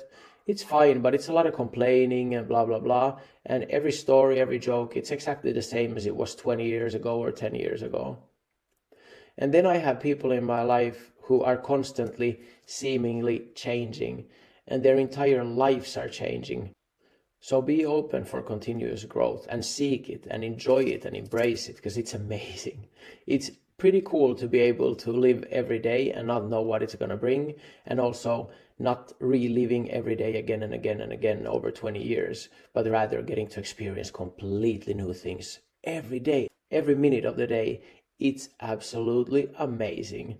And that's really what sets my soul on fire, that I do not know what tomorrow brings, but I know I'm doing something I really love, and I'm excited about every day. Some days things don't pan out exactly as I expect them to, but I've learned also to be okay with things not always going exactly as I want. And often something happens that we immediately deem as bad, but as time goes by, we realize it was actually one of the best things, because it has set some kind of fire under our butt, or it kind of changed our life for the better, but we only see it maybe 5 years later. And in that moment in time, because it doesn't go exactly as our mind projected it having to go, we deemed it as something negative or something positive, without understanding the full truth of what this situation will lead to.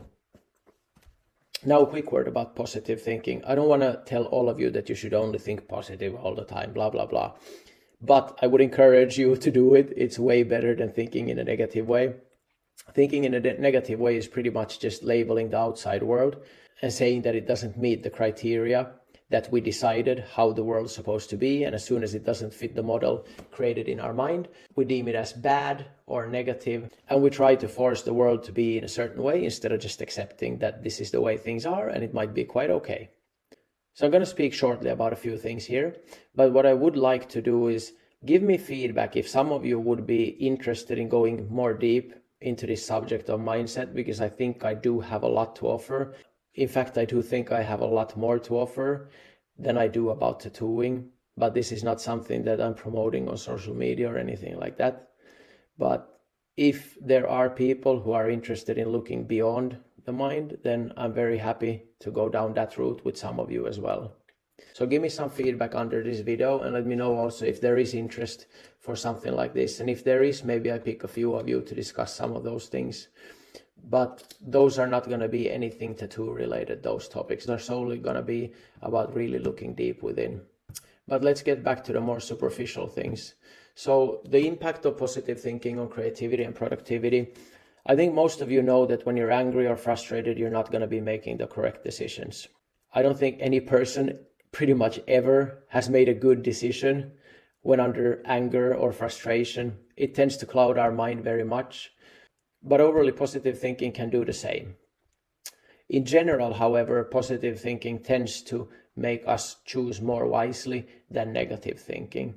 What I would suggest is that you start celebrating the small wins. So whenever something happens that you feel even slightly good about, tap yourself on the back, even make a little 1 minute, 2 minute party and be really happy about it, because this teaches you and your mind actually to thank and feel positive impact when something good happens. And it will easily teach you away from worse habits as well, such as anger, frustration, or negativity.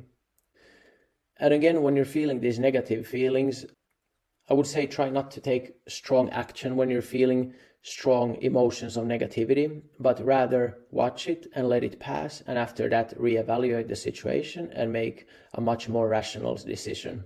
Discomfort is something that all of us face when we dive into something new.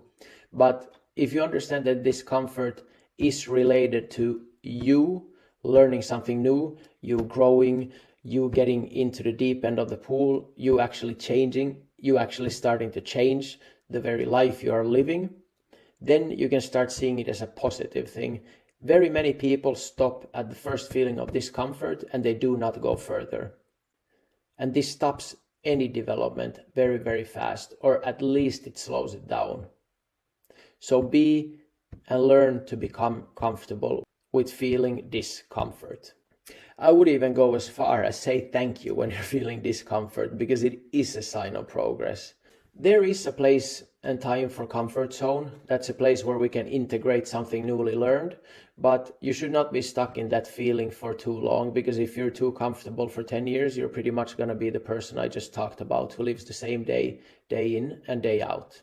So I'm not saying that you should go and seek for discomfort, but whenever it arises, let it be. It's completely fine. It just shows that you're probably on a path of development, or at least a path of change on how you will see the world and what you're going to be experiencing. And as I already said about chasing false goals, really avoid chasing other people's goals that have been set in your mind by other people, by society, by TV, by anything else.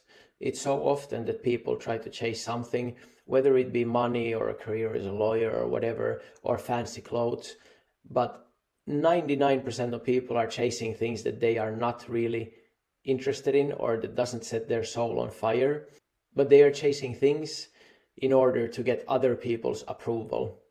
And this is not a true path. This is not something that sets your heart on fire. So really avoid chasing those kind of goals. Try to actually envision your goal and see if you feel a feeling of great happiness, positivity, and love. And if you feel these kind of emotions when you're imagining achieving a goal, then you're pretty much on the right path.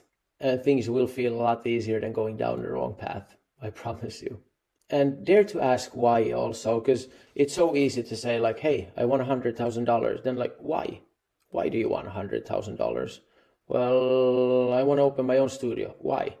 Well, because it gives me freedom. What do you mean with freedom? Well, it gives me freedom to kind of travel and still have other people working in the studio, bringing in some money, and it gives me whatever.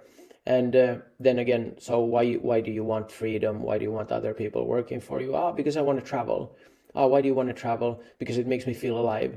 So that's your true goal there, not the first $100,000, but the actual true goal is that you want to travel. So money usually does not make us happy, but it can open doors to where we want to go. But don't go chasing money. Rather ask yourself why, and then realize what you really want to achieve, because there's possibilities of traveling even without $100,000. And especially in today's world where you can be a travel influencer or whatever. Okay, now we're assuming that most of you want to become really good tattoo artists, but still ask yourselves why, and ask yourselves if this is really the path that you want to go down. And if it is, then amazing. You're completely in the right spot, and I'm very happy to teach you. But this question why will really help ensure that you're not chasing or fully chasing a wrong goal. Because if you start chasing that first goal of the $100,000, for example, then you might end up in a situation where you're working so much, you're still getting in the money, but you have no time to actually vacation or travel because you just went down the wrong path. You understand? That's why it's important to identify the why, because then you have a clear goal. It might still mean that you will get the $100,000 when you're achieving your dream of traveling. Who knows? But if you're set up on achieving your true goal, these things will come, everything you need. So make sure your heart burns with passion for the goal you're going to start chasing. Because this really helps with maintaining motivation and drive. This is the fuel in your car. This is what gets you up every morning. This is what gets you into these lessons. This is what gets you better. So if you know now what you want to achieve, you can set some clear goals. You can set some short-term goals, some long-term goals, but don't set them in stone, but let them act as kind of like guiding stars or your GPS system in the car. So it's kind of like you don't want to jump in the car without knowing where you want to drive. Right? Because if you just jump in a car and drive around, you're probably not going to end up anywhere. At least you're not going to end up where you want to go. So even if you would have a GPS system, if you don't enter the address and then follow that GPS system, you will not end up in your desired location. So we kind of have to have some kind of guidance on what path we're going to be following. Otherwise, we're just going to be like a piece of plastic in the ocean getting thrown around in each different direction without no clear path. Revisit your goals often and make sure they're aligned with what you really want to do, and revisit them also in the way that I explained earlier, that you imagine them and you feel the positive feeling that you would get if you would achieve them, and actually envision you already achieving them and feeling the positive emotion, because this aligns your entire being with achieving this goal. It aligns your mind, it allows all your energy, it aligns every action you take in order to achieve this goal. So it really, really helps. It's not just some witchcraft. Of course, if you believe it's witchcraft, then don't do it. You don't have to do it. You can skip this entire lesson fully. There's nobody forcing you to watch this at all. So it's completely your own choice, right? And as we said earlier also, the mind can simply not envision what the future could bring. So be open to adjusting your goals as you grow and evolve, because as you get further on your path, on your career, you might understand that even bigger things could be possible for you than what you could imagine 5 years ago. So be open, revisit your goals and adjust them as you feel. If you think it's impossible, it will be impossible for you. If you think it's possible, it will be possible, because it means you will start taking steps in the right direction. So it's very, very simple. You think it's impossible, it will never happen. If you think it's possible, it could happen. And don't expect instant gratification. So understand that some things take time. So be patient and be persistent. And you should not feel disappointed if things don't come to fruition immediately. It's completely okay. And that's also why you should chase the right goal, because if you're chasing the right thing, if you're going in the right direction, you're probably going to enjoy the entire path. And it's okay if things don't come to you immediately. If you're chasing the wrong thing, you're going to hate the entire path and you're going to be really sad during the entire process. So learn to love the process and learn to embrace failures and understand that they're pretty much learning opportunities. And if you have watched some of the inspiration videos, you will know that pretty much every artist says the same. Of course, it's easier to say it in hindsight. But you will also understand that pretty much everything you learned in life, many things you have learned through failure. If you burnt yourself on a hot plate or something like that, you know not to touch it again. If you went out in the cold without a jacket, you learn not to do that again. If you started tattooing before letting your stencil dry, then you probably learn not to do that again as well. So failures are learning opportunities, but it's important that we actually learn from them. So we need to reflect when we fail and learn. Now it's easy when the mind has set a clear path that when things don't go exactly the way we expect, we become frustrated and we say that this is wrong. But this is very arrogant because our mind could never in a million years project every single possibility that the universe could offer. And it's very arrogant to think that we ever could do this or that we could know better. So the idea we have of how things should go, it's probably 1 in 7 billion. If you have 7 billion people, 7 billion people will have a different idea of what should happen next. And if we think that we're smarter than the universe and we know exactly how things are supposed to be, then yeah, it's a pretty arrogant attitude. And also an attitude that doesn't allow for any kind of flow with life.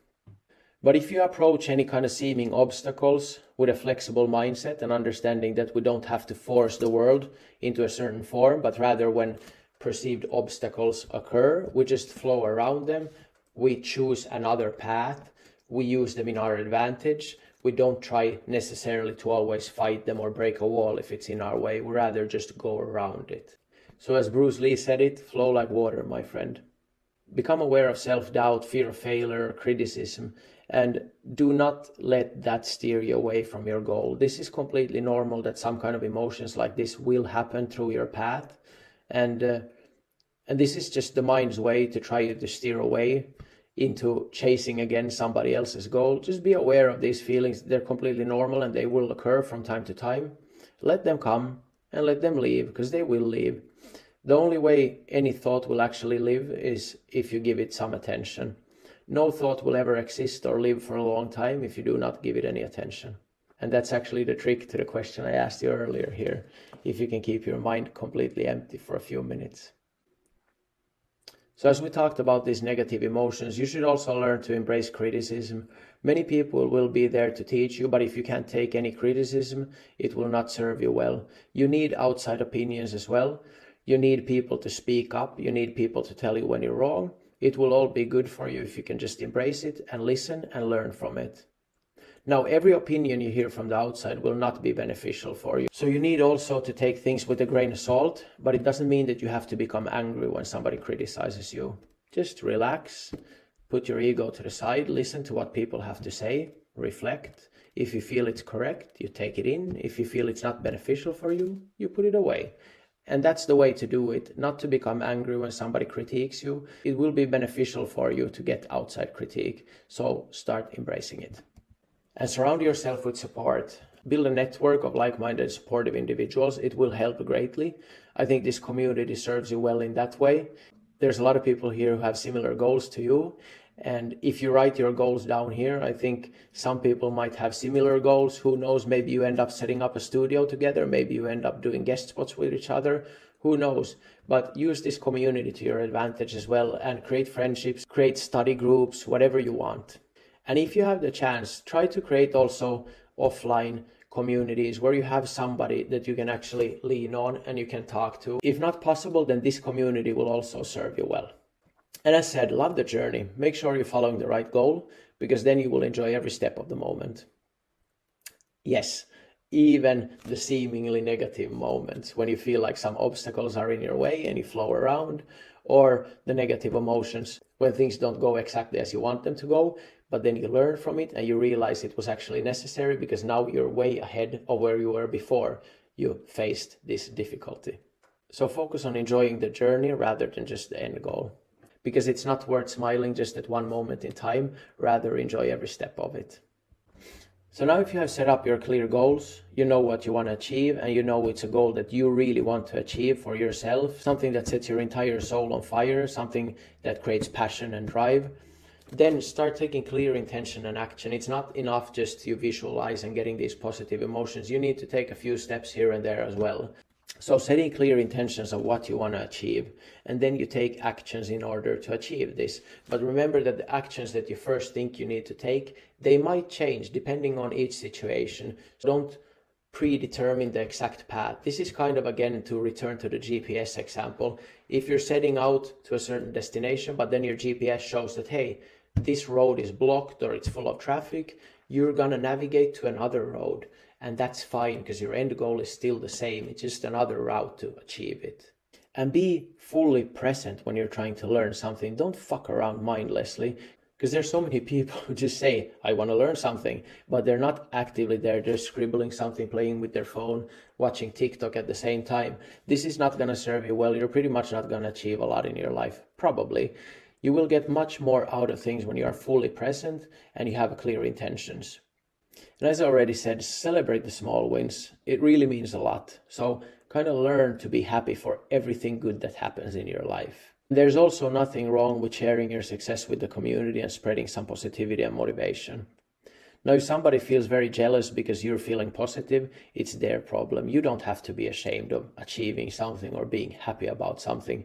This should be something that's celebrated. This should be something that other people also celebrate, that other people are succeeding and having a good time. We should not be jealous of people actually succeeding and people following their dreams and people being happy. It's a very narrow mindset to be jealous of people who have something good in their life. Unfortunately, I see it quite a lot, and I feel very sorry for the individuals that feel this way. And I hope with this community that we can change a lot of mindsets that are focused on negativity and focused on everything that everybody else is doing and everybody else is doing wrong or right, and just judgmental. So I hope we can change some of those mindsets. If not, it's fine too. But if we can change some mindsets, it's nice. And I would rather say that having a mindset of love and acceptance, it goes a lot longer than putting your energy into focusing what other people think of you or how other people act or judging other people, or even this petty thing of talking bad about other people behind their back. So I would recommend, if these are tendencies you recognize in yourself, that you try to narrow them down a little bit, because they're going to be huge blocking paths in your journey of trying to achieve what you want. So don't focus your energy and your efforts in the wrong direction. Simply have a clear mind, a very, very clear direction, clear intention, and be happy about the small wins. It will go a very long way. And don't put energy in the wrong things. Don't put energy into focusing on other people. Don't put energy into talking bad about people. Don't put energy into being jealous about people. It's way better to feel positive for other people. There's nothing that's being taken away from you if somebody else succeeds. In conclusion, find what's right for you. Try to keep a positive mindset. Be open in flowing around.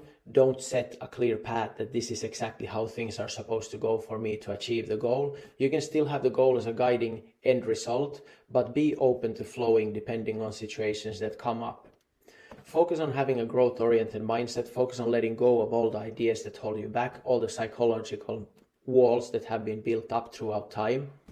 Focus on letting go on any expectations that society or your family or your friends have. Do not have to do things in order just to please their minds. If you're on the right path and you really love what you're doing, then you're going to be persistent, you're going to be resilient, and you're going to be continuously learning. And it's not even going to feel like a big effort. So for homework, take time to figure out what your goal would be. And remember to ask why and reflect on it, because we do not want to go chasing stupid goals such as 100,000 euros. We want to make sure that we're going down a path of a goal that sets our soul on fire, and money solely is never going to do that. So find something that you really enjoy. Visualizing achieving your goal as if you would already have achieved it. Does it make you feel happy? If no, then you should not waste 1 second following this path.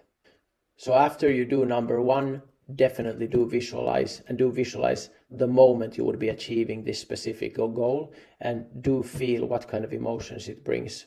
If it has any kind of negativity or a feeling of claustrophobia or anything else, then it's probably not your goal.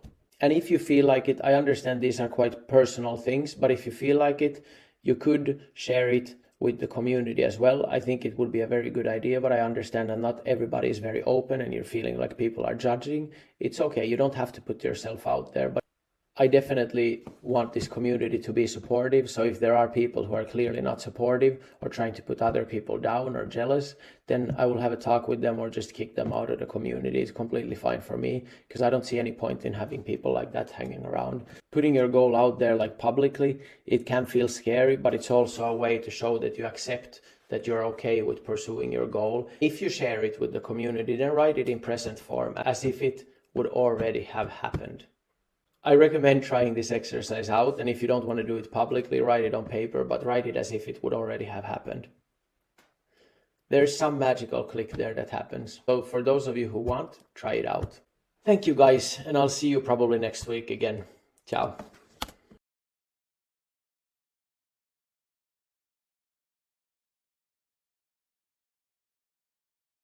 So we just covered mindset, and now we're going to go into more specifically how to achieve your specific goals. Now, I'm assuming that the majority of you want some kind of goals that are related to tattooing. So I'm going to cover some basic generalized steps that you can take in order to achieve what I would assume to be some general goals that pretty much the majority of you probably want to achieve at some point in time. So as we already talked, it's very important that you clearly know what your goal is, that we don't go chasing false goals. Because if you go chasing something that's not really for you, if it's something that the outside world has put into your head that you need to do in order to be approved by the outside world, then it's not probably your true passion. So if you find your true goal, you will have an abundance of passion, you will have an abundance of joy, and you will have so much energy that nothing can really stop you. Now, as said, I'm assuming that the majority of you are here because you want to learn tattooing and you're passionate about tattooing. Now, what steps can you do to really set clear goals is to determine clearly what aspects of tattooing that really excite you the most. What do you get excited about? So is it going to be black work? Is it ornamental? Is it realistic? Don't do it just in order to chase for fame or money, because no matter what style you choose or what you want to get good at, if you get really good at it, the money will flow for sure. So don't go chasing in styles either. I know there's some people who assume that only certain styles can make good money, but it's not true.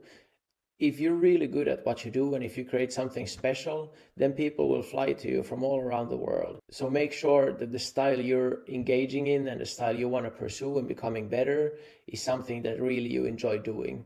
And now there's nothing wrong with exploring many different styles as well, but I'm fairly sure that some of you might have some kind of tendencies getting pulled more towards one style than another. Look at the different styles, examine them, and feel what resonates most with you. And don't worry also, if you're not finding a clear niche that you resonate with, it might come with time also. So I'm a big believer in just trying to do what you really love and trying to do the best every day, that some kind of style, something special will evolve from that. It's not necessarily something that you have to push. And also you might push for one style and it might be that your heart starts beating for another style maybe 5 years later. Who knows? So there's nothing wrong with creating good basic knowledge in many different styles. It will just make you a much more versatile tattoo artist. Now, if you can, I think it helps a lot if you can break down some of your goals into smaller, clearly achievable goals where you clearly know what to do in order to achieve that. So, for example, mastering a new technique, whether it be stippling or graywash or linework or creating solid color work. Or it could be something such as, hey, I don't like the kind of hair that I'm tattooing right now. It's too simplistic. I want to create more volume in it and more details. And I'm going to really set out on a mission to achieve this kind of end result. So whatever it may be, try to also break down your goals into slightly shorter term goals that you can clearly focus on, that you can put attention on and intention to master. Now, it's also really good to have long-term goals, something that you have your eyes set on. And some things can actually happen much faster than what you think, but it really doesn't happen easily unless you set the goals first. So those are the ones that guide you. They're your direction, as we already spoke about. Now, nothing really happens magically. There has to be some effort into it, but the more the thing you're going for, the more passionate you feel about it, the easier the effort will feel like. We often see people who become really good at something that they do, and we don't realize that there's usually a lot of work behind that. So whether we talk about professional athletes, politicians, CEOs, or great artists, I absolutely think that never has somebody just been born and known everything. Now you might be super athletic from the get-go and you might have a better starting point than somebody else. But in the end, it's about continuous learning and keep pushing and keep learning on a consistent basis. And throughout time, if you stay consistent, the results are going to be dramatically different from those that do not put in the work, no matter how talented they are from the beginning. You might not all be big fans of basketball, but many of you probably know who Kobe Bryant was. He was one of the greatest basketball players of all time.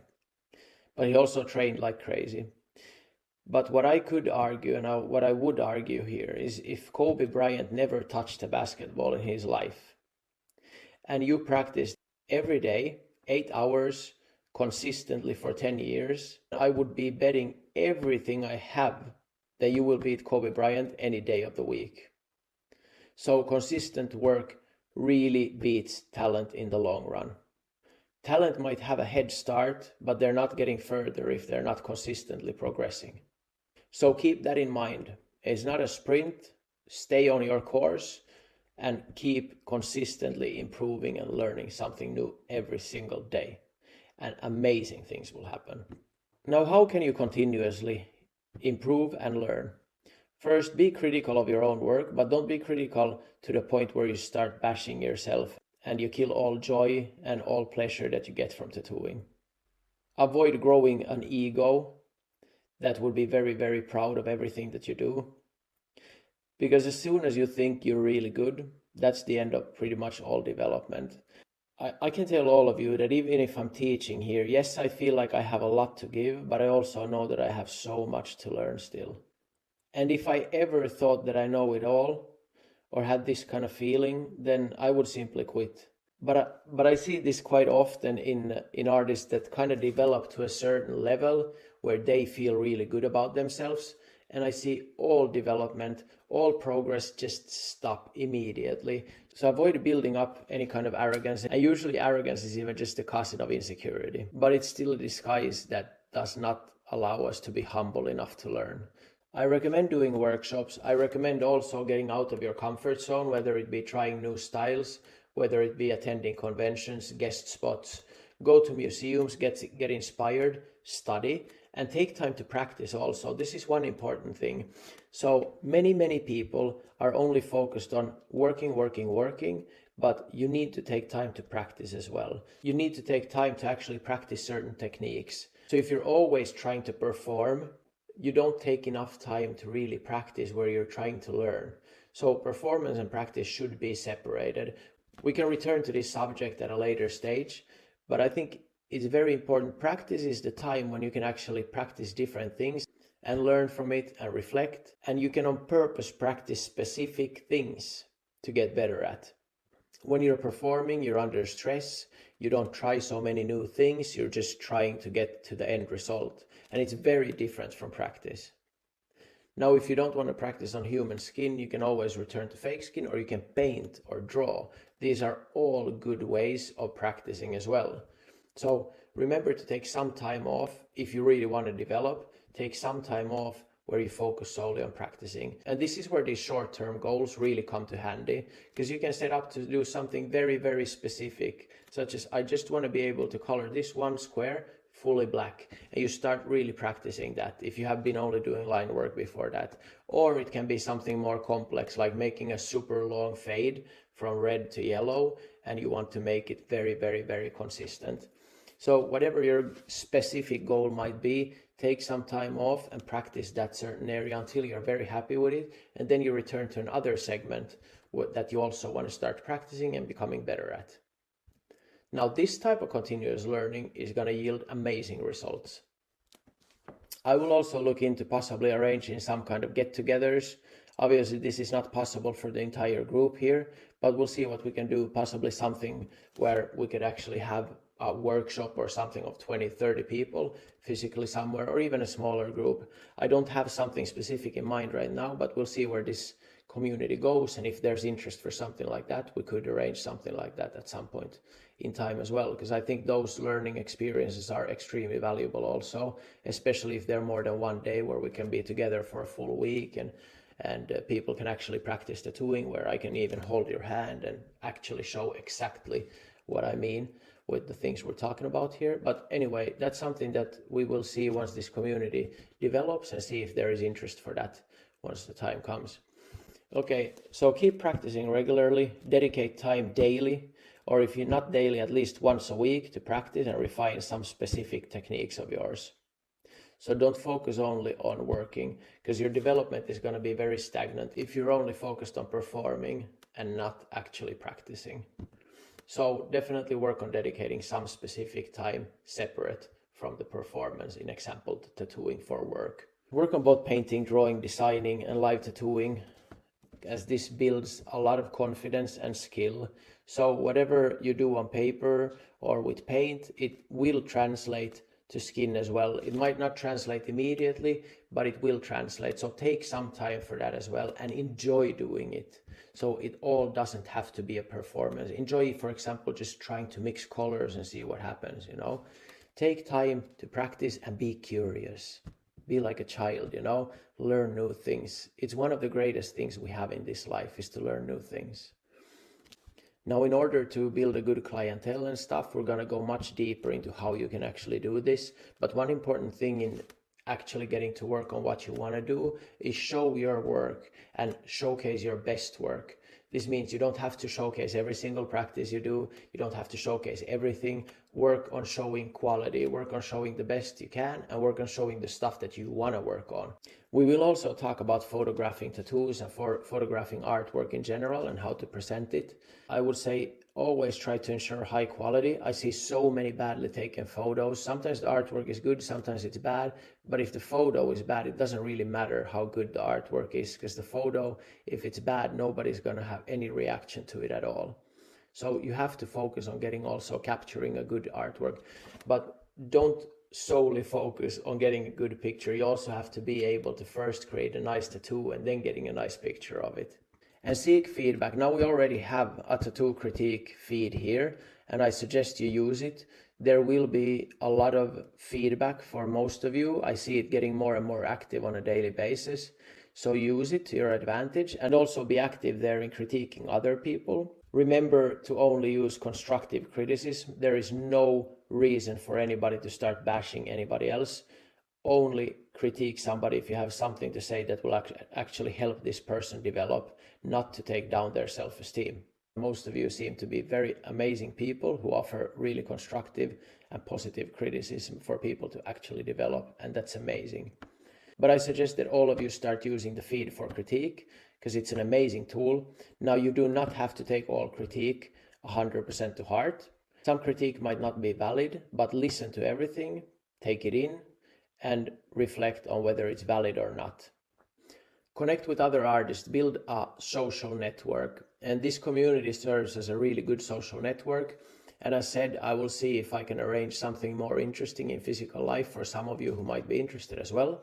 And if you guys have any other ideas on how we could form even better connections between artists here or something else, then you can shoot some suggestions in the comments below this module as well. What helps in creating connections is obviously being active here in the community, but also attending some events such as conventions or guest spots, or even seminars, workshops. Just get out there and be talkative, be open. Most artists are really friendly people. Some artists might come off as not friendly. It might be insecurities or just that they're busy. Don't take it personally. Just at least make yourself available to the opportunity for other people to connect with you. And sometimes that means you have to be the one who opens your mouth, or you have to be the one who offers your hand to shake, or the one who introduces yourself. One thing that I noticed helped me a lot with creating some new techniques and understanding different usage of needles or colors, etc., has been to work on collaborative projects with other artists. Now, this might not be possible for everybody, but I noticed working so closely with other artists, for example, on the design project for a specific tattoo, and also on the tattoo itself, we're working so closely and we're throwing ideas back and forth, and you feel how the other person is working on the skin. and you keep communicating about everything all the time, it's one of the best ways for me, at least at this point in my career. I feel like it's one, not the only one, but one of the best ways for me right now into gaining some new perspectives on how to do things or how different people approach different things. Your clients are the ones who are putting the bread on your table, so treat them with respect. It doesn't mean that you have to do everything they want, but treat them with respect, because they will remember you. I've seen some artists treat clients as second-class humans, or not speaking to them, or just not caring about them at all. And I think from a client's perspective, it means the world when you're actually curious about them and communicate with them like they're completely on the same level as you, because you are. There's no difference between you or them just because you're doing some specific job and they're not. And I will tell you right now, like some of the best friendships right now are people who have been my clients. Just so many amazing people. Obviously, not everybody is going to be somebody you match fully with or somebody that you connect with or vibe with, but you can still and you should still treat them with full respect, because people will talk, clients as well. And sometimes you will need people who come through clients, not just through social media. It's the most amazing feeling when you have some clients who just keep bringing in other people, or they keep returning because they're so happy. So I have many clients who have started off with something small and suddenly they end up with 2 sleeves and 2 leg sleeves or a full back. And it's only because they had such a good experience in our studio. And you know what? When they have a good experience, I usually tend to have a good experience as well. So just by serving your clients with love and full respect, they will for sure start speaking good about you, and you will start getting some referrals and also some positive reviews, possibly on your website. Now, if you want, you can also, of course, ask them directly to give you reviews on your social media, for example, on your Facebook page or on your studio page or Google reviews, whatever you may want. If you treat them like thin air, you should not go asking for any positive reviews because they might not be that positive. Now, I understand many people hate social media, but it's a very good marketing tool. And it's part of the job nowadays. I'm not a huge fan of it either. It's not something I enjoy spending my time on, but I understand the power of it. And I'm actually very thankful that it exists nowadays, because I talked with artists who were tattooing 20 years ago, and there were no way that they would be able to work on the projects that they get to work on today, because the way they worked is they just waited for somebody to perhaps walk into the studio and take a look at their portfolio. Nowadays, again, if you develop in your craft and become really good at it, you can have people who see your artwork on the other side of the world, and they're ready to fly to you to get specifically your kind of tattoos. So to me, that's invaluable, and it's actually worth the time on social media. I think one of the biggest steps for somebody is to start posting work on social media. It's scary, and as artists, we tend not to be happy with what we create. I'm one of those as well. Me and Kathleen, in fact, both of us. We rarely feel so good about our work that we want to post it, but we understand that it's important that we do post it. And we usually always check in with each other, like, is this good enough to post? And the other part is, yeah, of course, it's amazing. But we do not feel that way about our own work. So just maybe it's encouraging for some of you to hear as well, that even after 10 plus years of tattooing, we might not always feel very comfortable with the work we're putting out, and we might not always feel very comfortable putting it out on social media either. But it's something that has to be done. But here again, to return to it, I think for most artists who are starting out, you should start by drawing something and not just directly by tattooing. So start by drawing and start posting those first to start getting some feedback. I would say that only when you get to the point with your drawings that people start actually asking about it on social media, how they could get a portrait done or how they can get some artwork done for you, whether it's a coffee mug design or t-shirt design that they want, or just a graphite drawing of some of their children or dogs, then at that point you can start considering posting your tattoo work as well. But I see many artists nowadays, new artists, who are immediately getting into tattoos but have no background in drawing.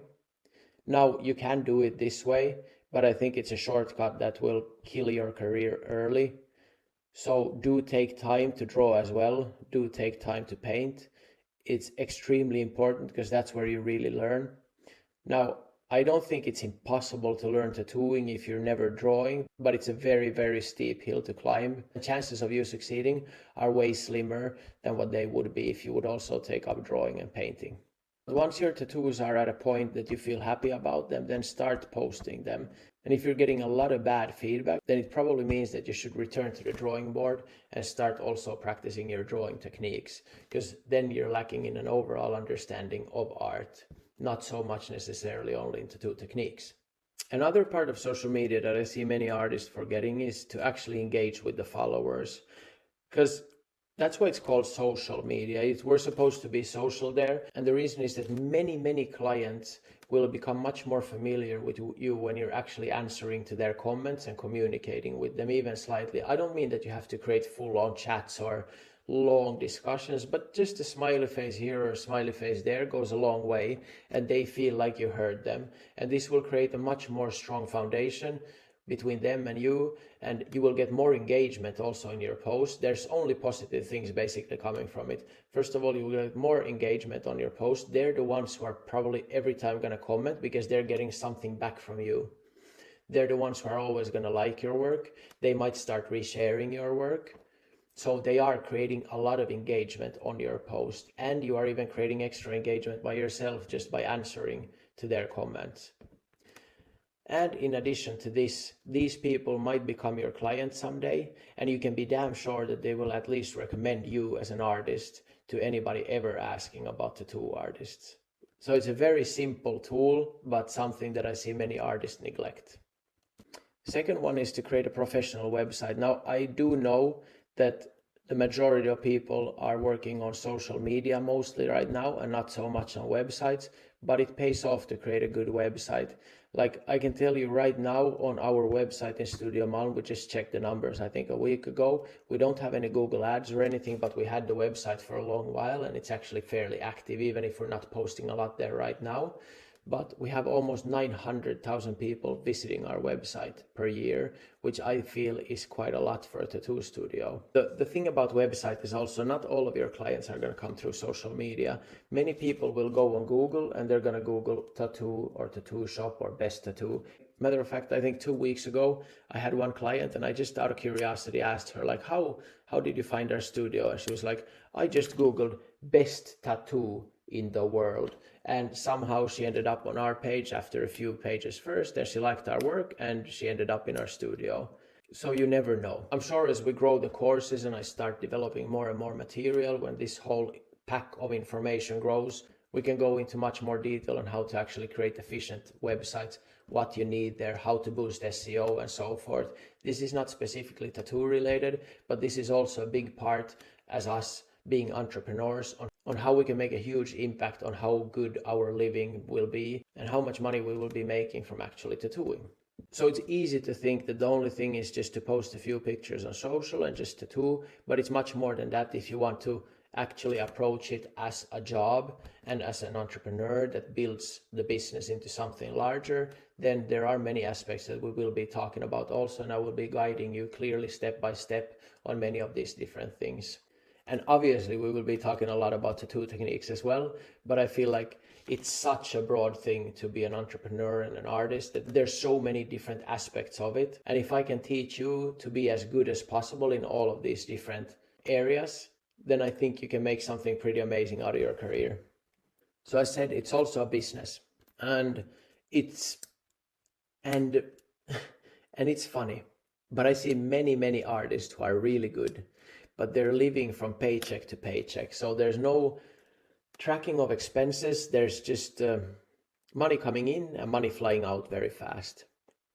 So this is something that I want to talk with you about as well as we go forward in the courses and whatever information I will start building. You can make a huge change in your way of living if you just become conscious of what you're doing and how. It's actually in the end very simple. But now as we're going into just these 101s, I'm just going to introduce each subject quickly.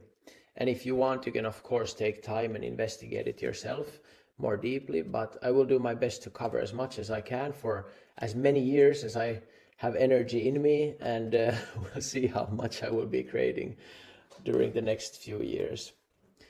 Then another one is invest in yourself, invest in your business and in yourself.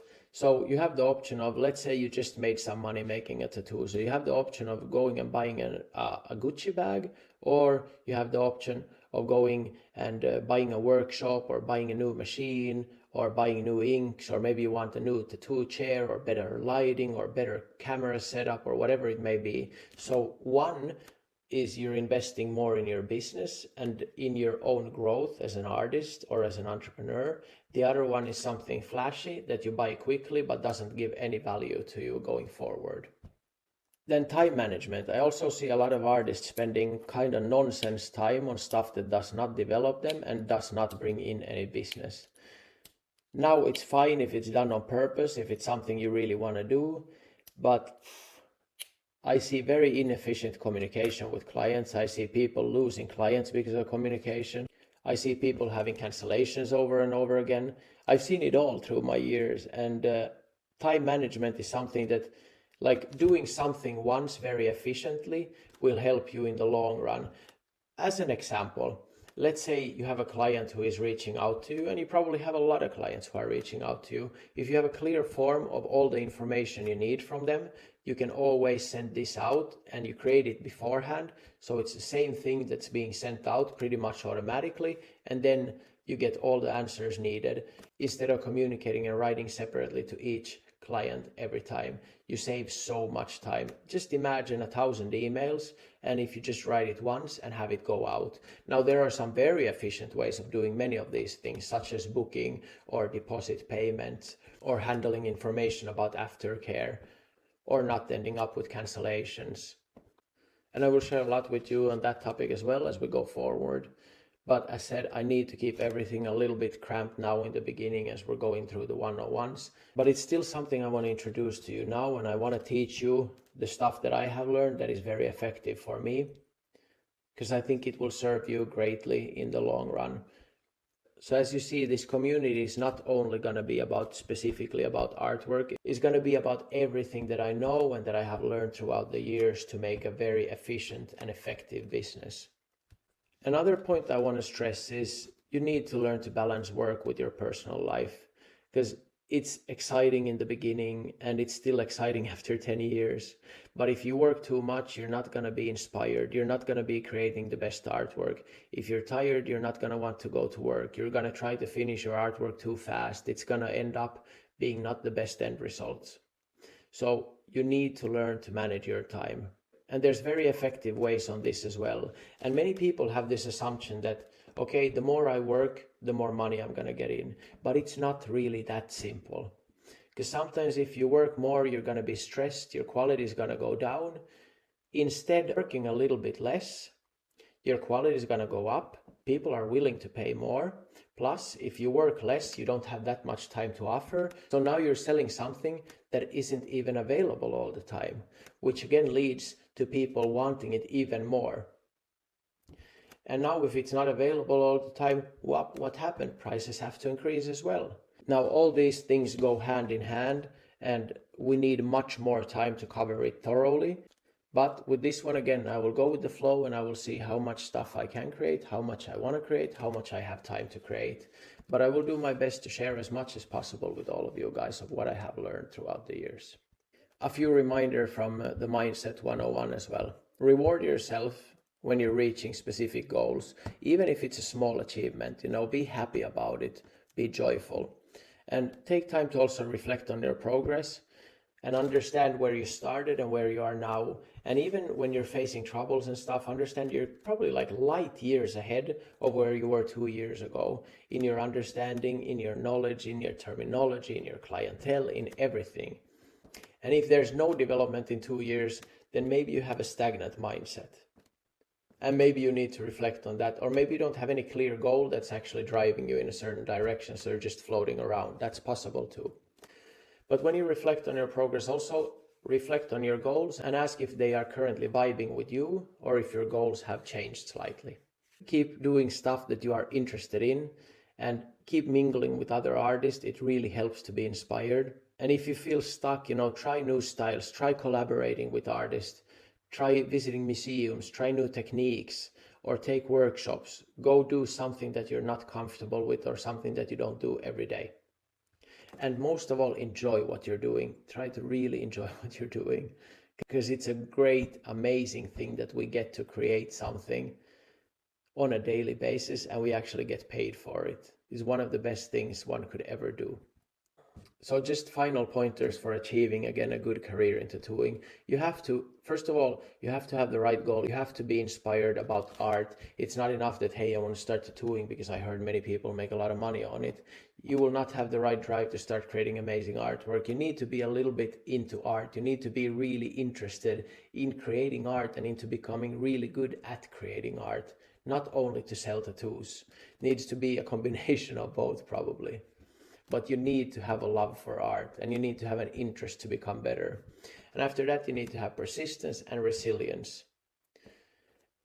And the passion and the joy comes from actually enjoying the art. It doesn't come from the golden coins at the end of the tunnel.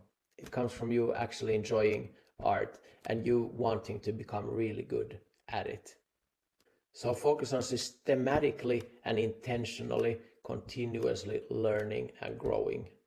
And take some time to reflect and take some time to practice, not only performing.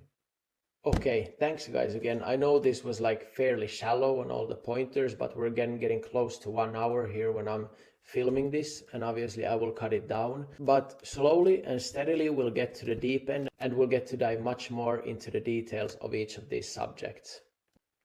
And I will also look into the possibility of sharing some systems that we have implemented in our studio that work very well for time management, etc.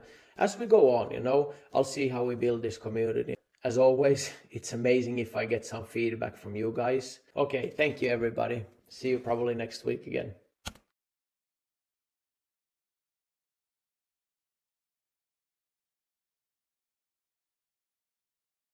Hey guys, so today we're going to be talking about tattoo stencils. I think for most of you this is already a concept that is quite familiar, but perhaps not for everyone. And I will introduce a few general techniques, some tools and some methods of creating stencils and applying stencils. And as we're still going through basics, the 101s of everything, I will keep it very general. As we proceed, I'm going to start telling exactly what techniques I am using and why. But for now, I just want to introduce a lot of different concepts so artists can choose for themselves. As we move forward, we're going to go into a lot more details on every topic we have already covered and other topics as well. But I also want to thank all of you for trying to stay patient. I do the best I can. I'm trying to produce as much material as I can with the limited time I have. So, okay, let's dive into it. And by the way, we do have some heavy rain hitting the windows right now, the roof windows, so there might be some background noise. Hopefully that does not disturb you guys. So why do we create stencils in the first place? It functions as a map for us as artists. So we can create a stencil depending on how much details we want to keep in it, how clear we want to keep it, how much artistic freedom we want, depending on how much guidance we need from the stencil. Some people use almost no details in the stencils, while others mark every single detail into the stencils. When I'm doing realism, I tend to lean towards more details, but in some projects I'm also leaving pretty much all the details out and just freehanding pretty much everything. So it depends. For me, it pretty much depends mostly on what subject I'm tattooing. If it's something that has to be very, very exact, let's say it's a portrait of a family member or somebody very recognizable, then I usually add all the necessary details because I don't want to improvise too much, as it's supposed to be something very, very specific. But if it's something more general, then I usually leave a lot of the details out and just improvise. Anyway, this is something that you as an artist can completely choose for yourself, what suits you best. So the stencil allows for us as artists and also for the client to visualize how the tattoo actually fits the body. So it's not only a guideline of details and gradients and colors for us, it's also a very good tool for us to see how it actually fits the body when the stencil is placed. Obviously, it also helps the client that they don't have to be completely blindfolded getting a tattoo, but they actually get some kind of idea of how the tattoo will fit the body and what it's gonna look like. Now I know from experience, because sometimes I do tattoos where I just draw a circle somewhere if I'm doing something that I know exactly what I'm gonna be doing, and what I'm drawing on the body makes no sense at all to the client, but I'm just explaining that you just gotta trust me and blah, blah, blah.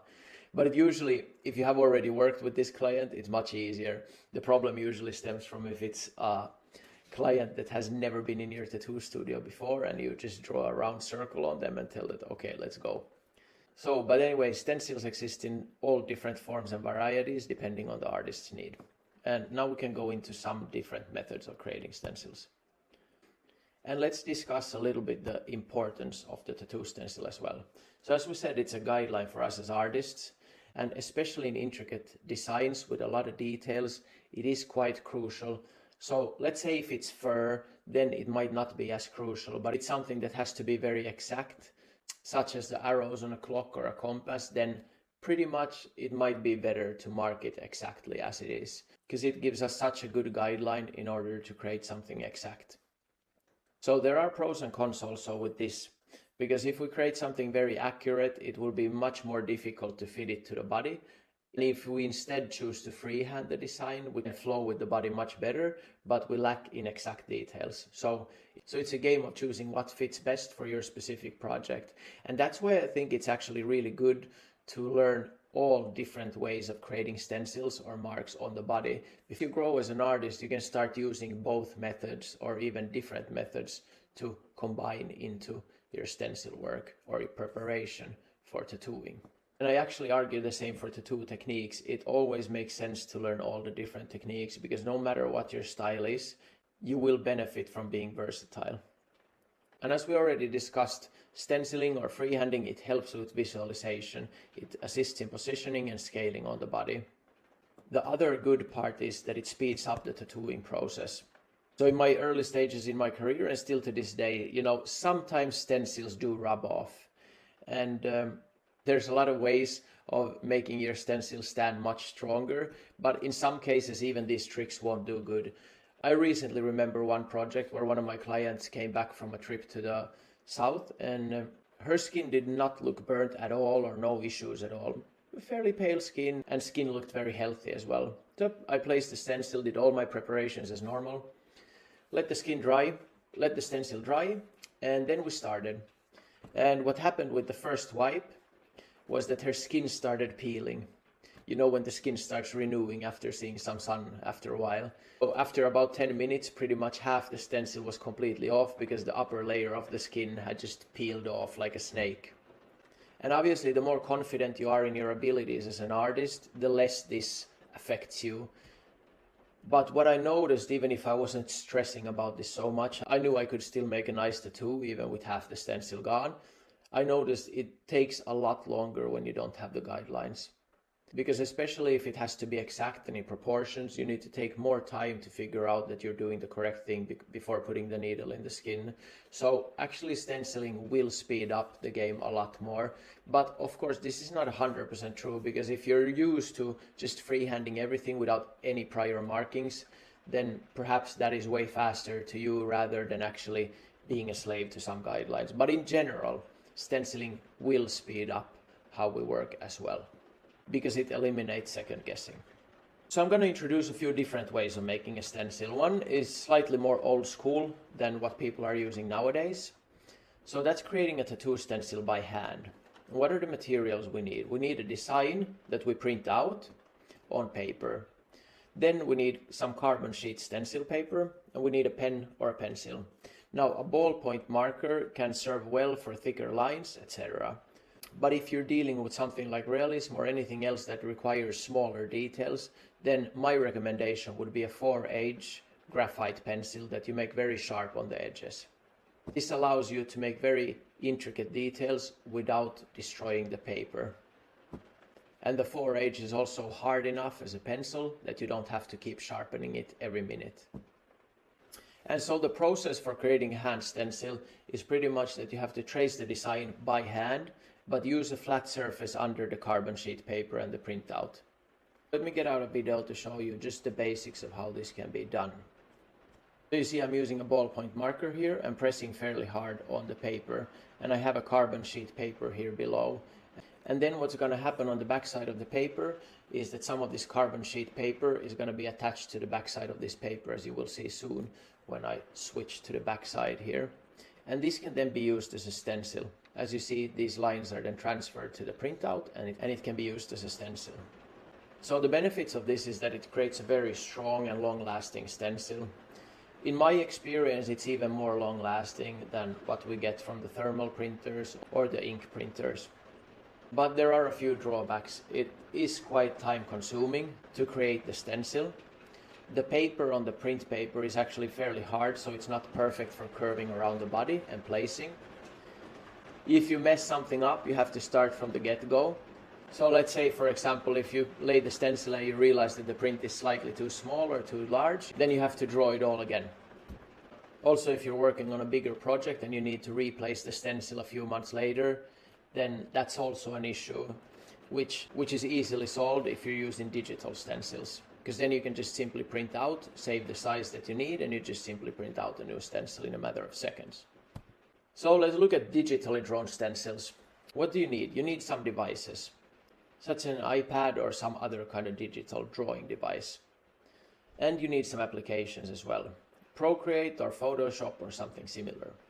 And now the process is going to be that you draw a stencil on a separate layer. Do not draw the stencil on the same layer as your design, but draw it on a separate layer. And I would recommend that you use a distinct color for clarity. So use an opposite color. Let's say you guys should already have an understanding of color theory a little bit.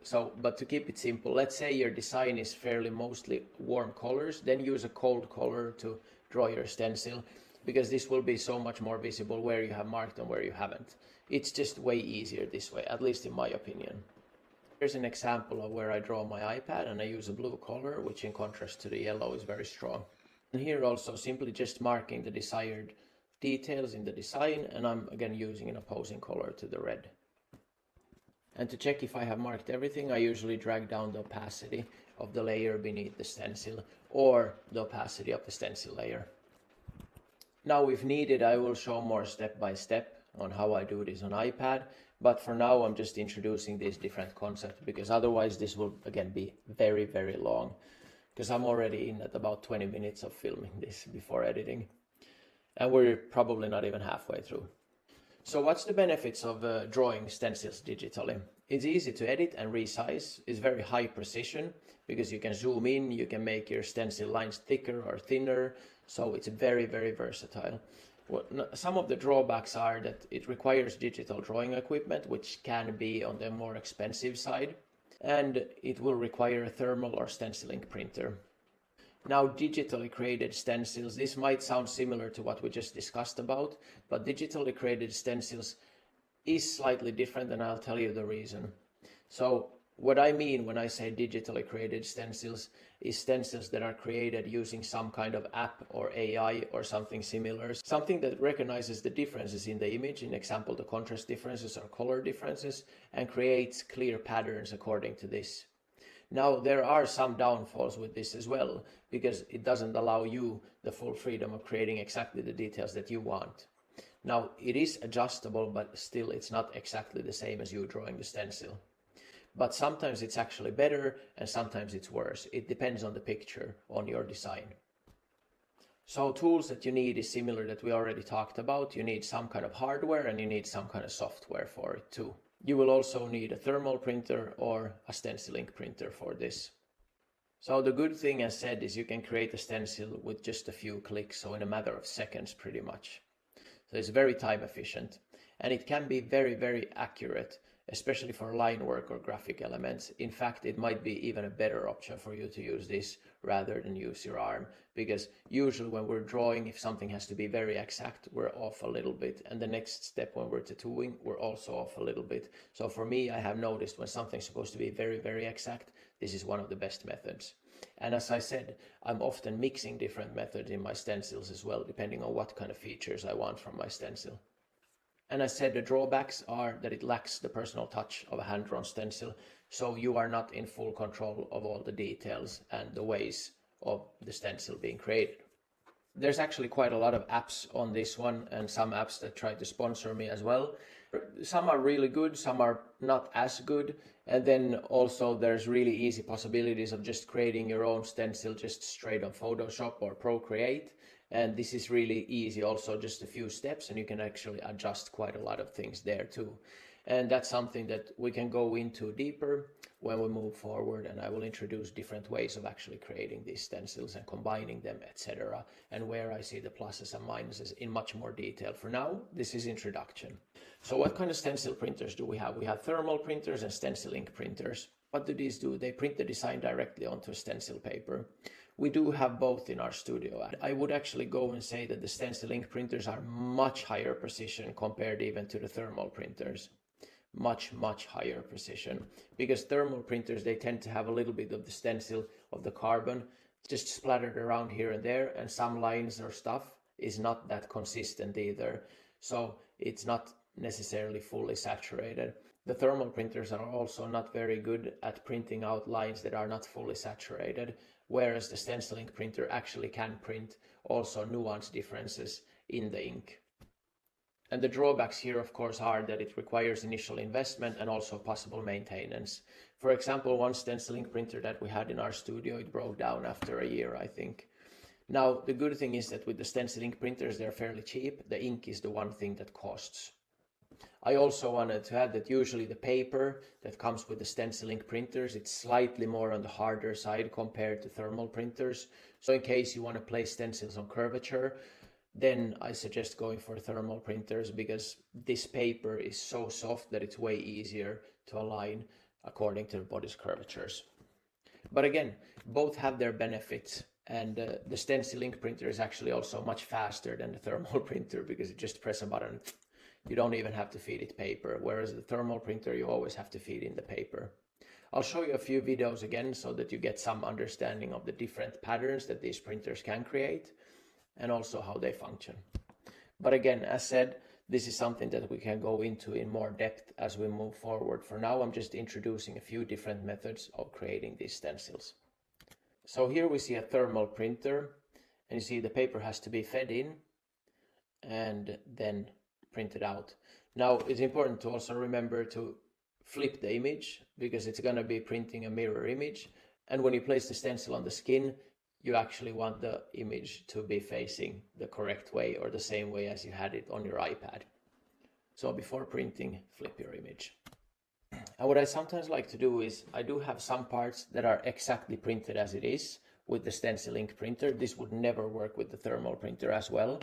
And the upper part of the image, the face, it's a mix of me drawing digitally some forms and also using the background image or the actual design to create some of the shadows there for an easier read.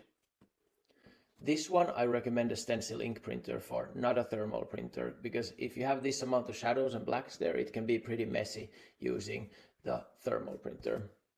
And as you see with the stencil ink printer, it actually works very well. Sorry, now this, I don't know if I can, yeah, I can move it.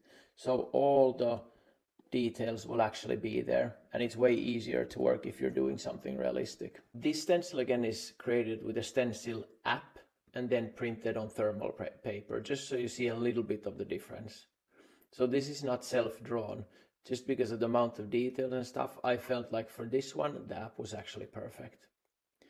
And because I'm placing it on the throat or on the neck, it's a little bit of a curvature and stuff, so I preferred not to use the hard stencil ink paper, but rather the thermal paper, which is thinner, and thus it's way easier also to place on an area like this. And here you see me working on one stencil that is created with an app and a thermal paper. So you see the stencil still lasts fairly well, and it's okay. Here you'll see that the lower part I've drawn with hand, and the upper part is done with a stencil app, and then it's printed on thermal paper. So you can use different combinations, depends on what you want. So this is just one example where I felt that the lower part was not well done with the stencil app, and I felt like the upper part was actually better done with the stencil app than what it would have been for me drawing every single line on this dress. So you'll see in this way we can also achieve actually very, very nice stencils. And it all depends on your own preference, right?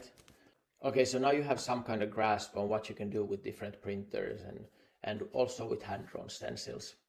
And you can do digitally drawn or digitally created or hand-drawn or a mix of them. And you can also do freehand stencils if you need to. And now with freehand, this is also a word, a concept, so every artist will have a different meaning for it. When I say freehand drawn stencils, I mean that we're actually drawing something with markers before we start. Now there's also such a thing as freehand tattooing, where we don't draw anything and we just simply start. And for me nowadays, I do a mix of everything. Depends on what I feel comfortable with and on what I feel that suits that specific thing that I'm doing right now. For many designs, it will be a mix of everything. It will be some improvisation with no stencil. It will be some parts will be very detailed with full-on stencils. Some will be free-handed and so forth. Well, what do you need for freehand drawn stencils? Well, you need skin markers, and you should never reuse your skin markers for different clients. If you don't understand why, then I really urge and invite you to watch the Hygiene 101 again. If you do not understand why you shouldn't use them, please, for the love of God, watch Hygiene 101.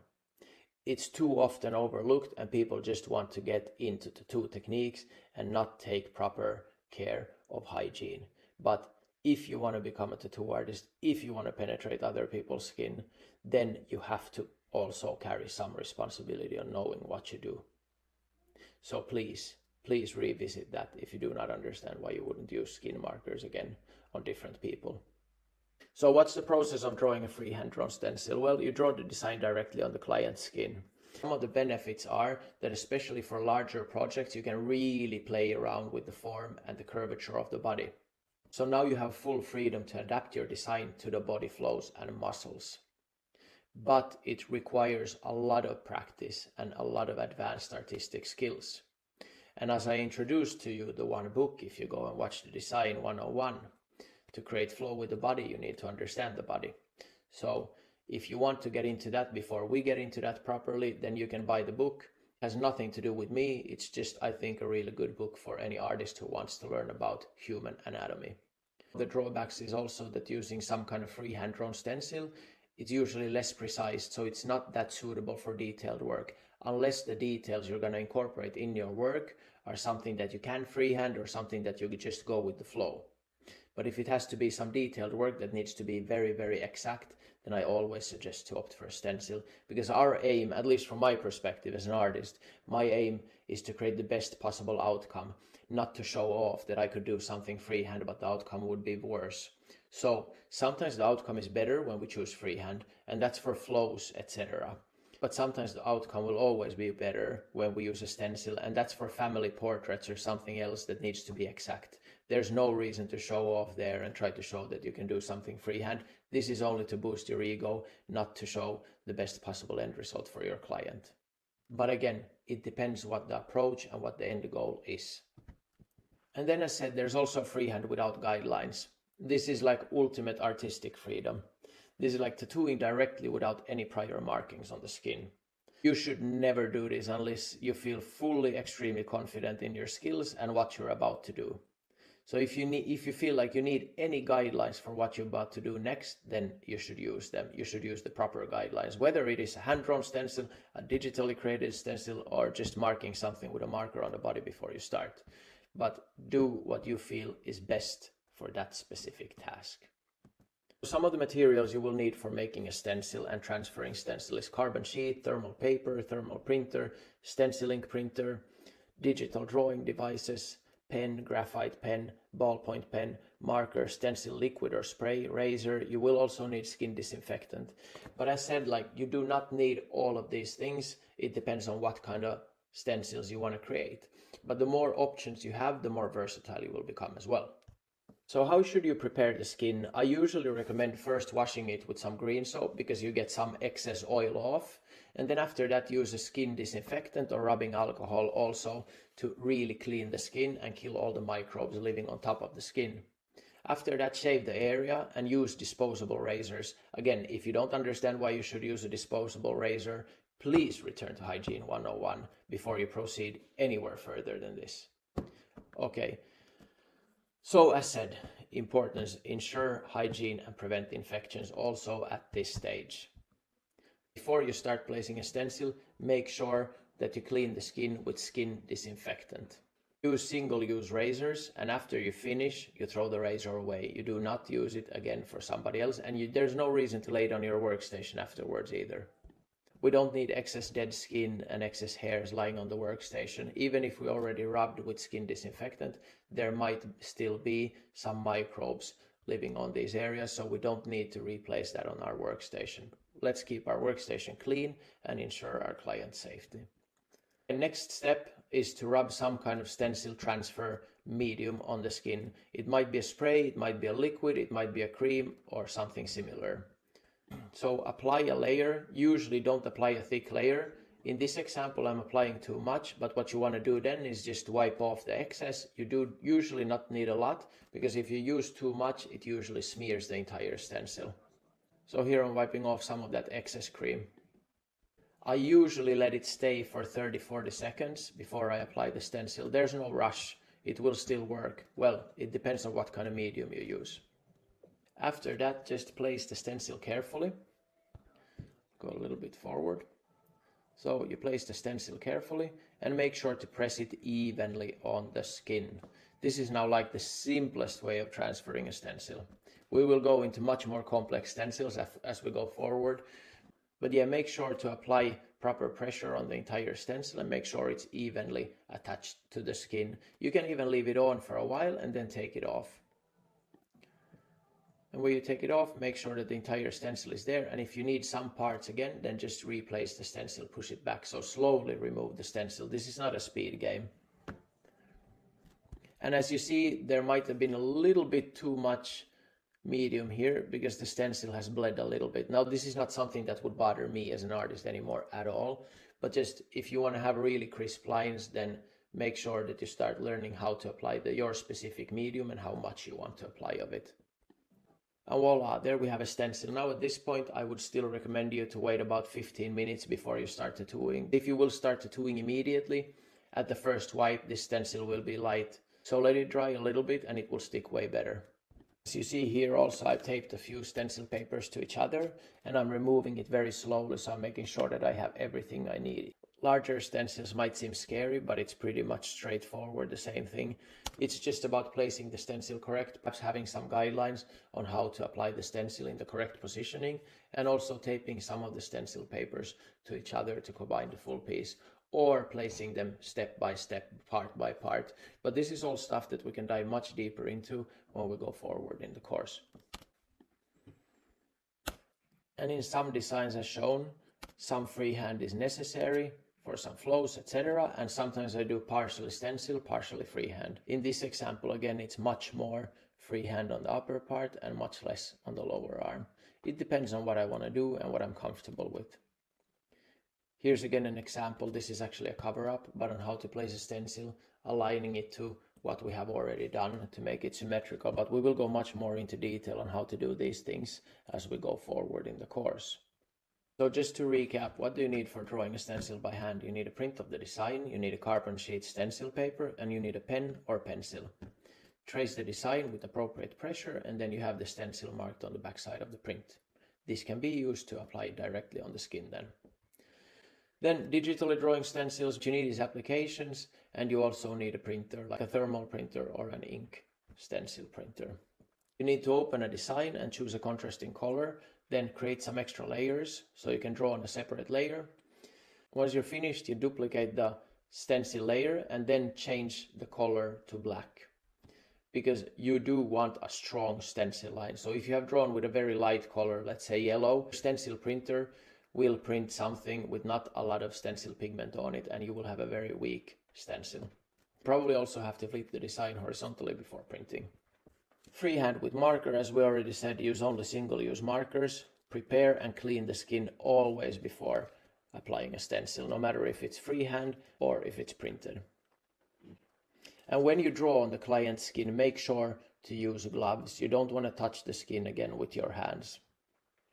So some tips for practicing freehand. As I already said in the design parts, you could have some friends in your studio or even family members and start practicing just the forms of the body. And you can also start practicing drawing certain images on the body, because now we're dealing with curvature. If you're familiar with drawing on flat surfaces, start drawing with markers also on the body. It will help out a lot. It's a good practice for anybody. Then again, freehand without guidelines. So This is basically you just start tattooing based on the design in your head, and I would recommend it only for highly experienced artists and only if you feel comfortable with what you're about to do. So the key points is that there are various methods for creating stencils. Now we have introduced just the basic concepts, but you understand how these can be very, very powerful using in combination with each other depending on what you want. I also want to stress once again the importance of skin preparation. If you do not kill all the microbes on the skin before you start the process of even applying the stencil, you will run the risk of actually, when you puncture the skin with your tattoo needle, to put something in your client's bloodstream that's not supposed to go in there. And we went through the pros and cons of each method, and that's why having versatility even in stenciling is such a good tool for you. Your designs will just be much better usually. And even the end result of your tattoo will be better when you know which kind of stenciling method you will use as a blueprint for your artwork. So what I would encourage you to do is experiment with different methods so that you can find what works best for you. And again, as always, questions and feedback is welcome. I could figure out that there might be some absolute beginners that have a lot of questions regarding what we just went through here. And I might have to do some episodes where I actually show exactly how to do everything. But we'll see, depending on your feedback, where we go from this. But what I do know is that in the future, I want to go a little bit more into detail on how I approach certain things. We'll see how basic we go or if we can take one step further from this now. But anyway, share your feedback and thoughts and then we can go from there. And for those who have a possibility, I would recommend experimenting with the above mentioned methods. As I guessed, we approached the 1 hour mark here on this video, but I'm finished now for this basic introduction of stencils. So thank you everybody, and I will probably see you next week again with something else.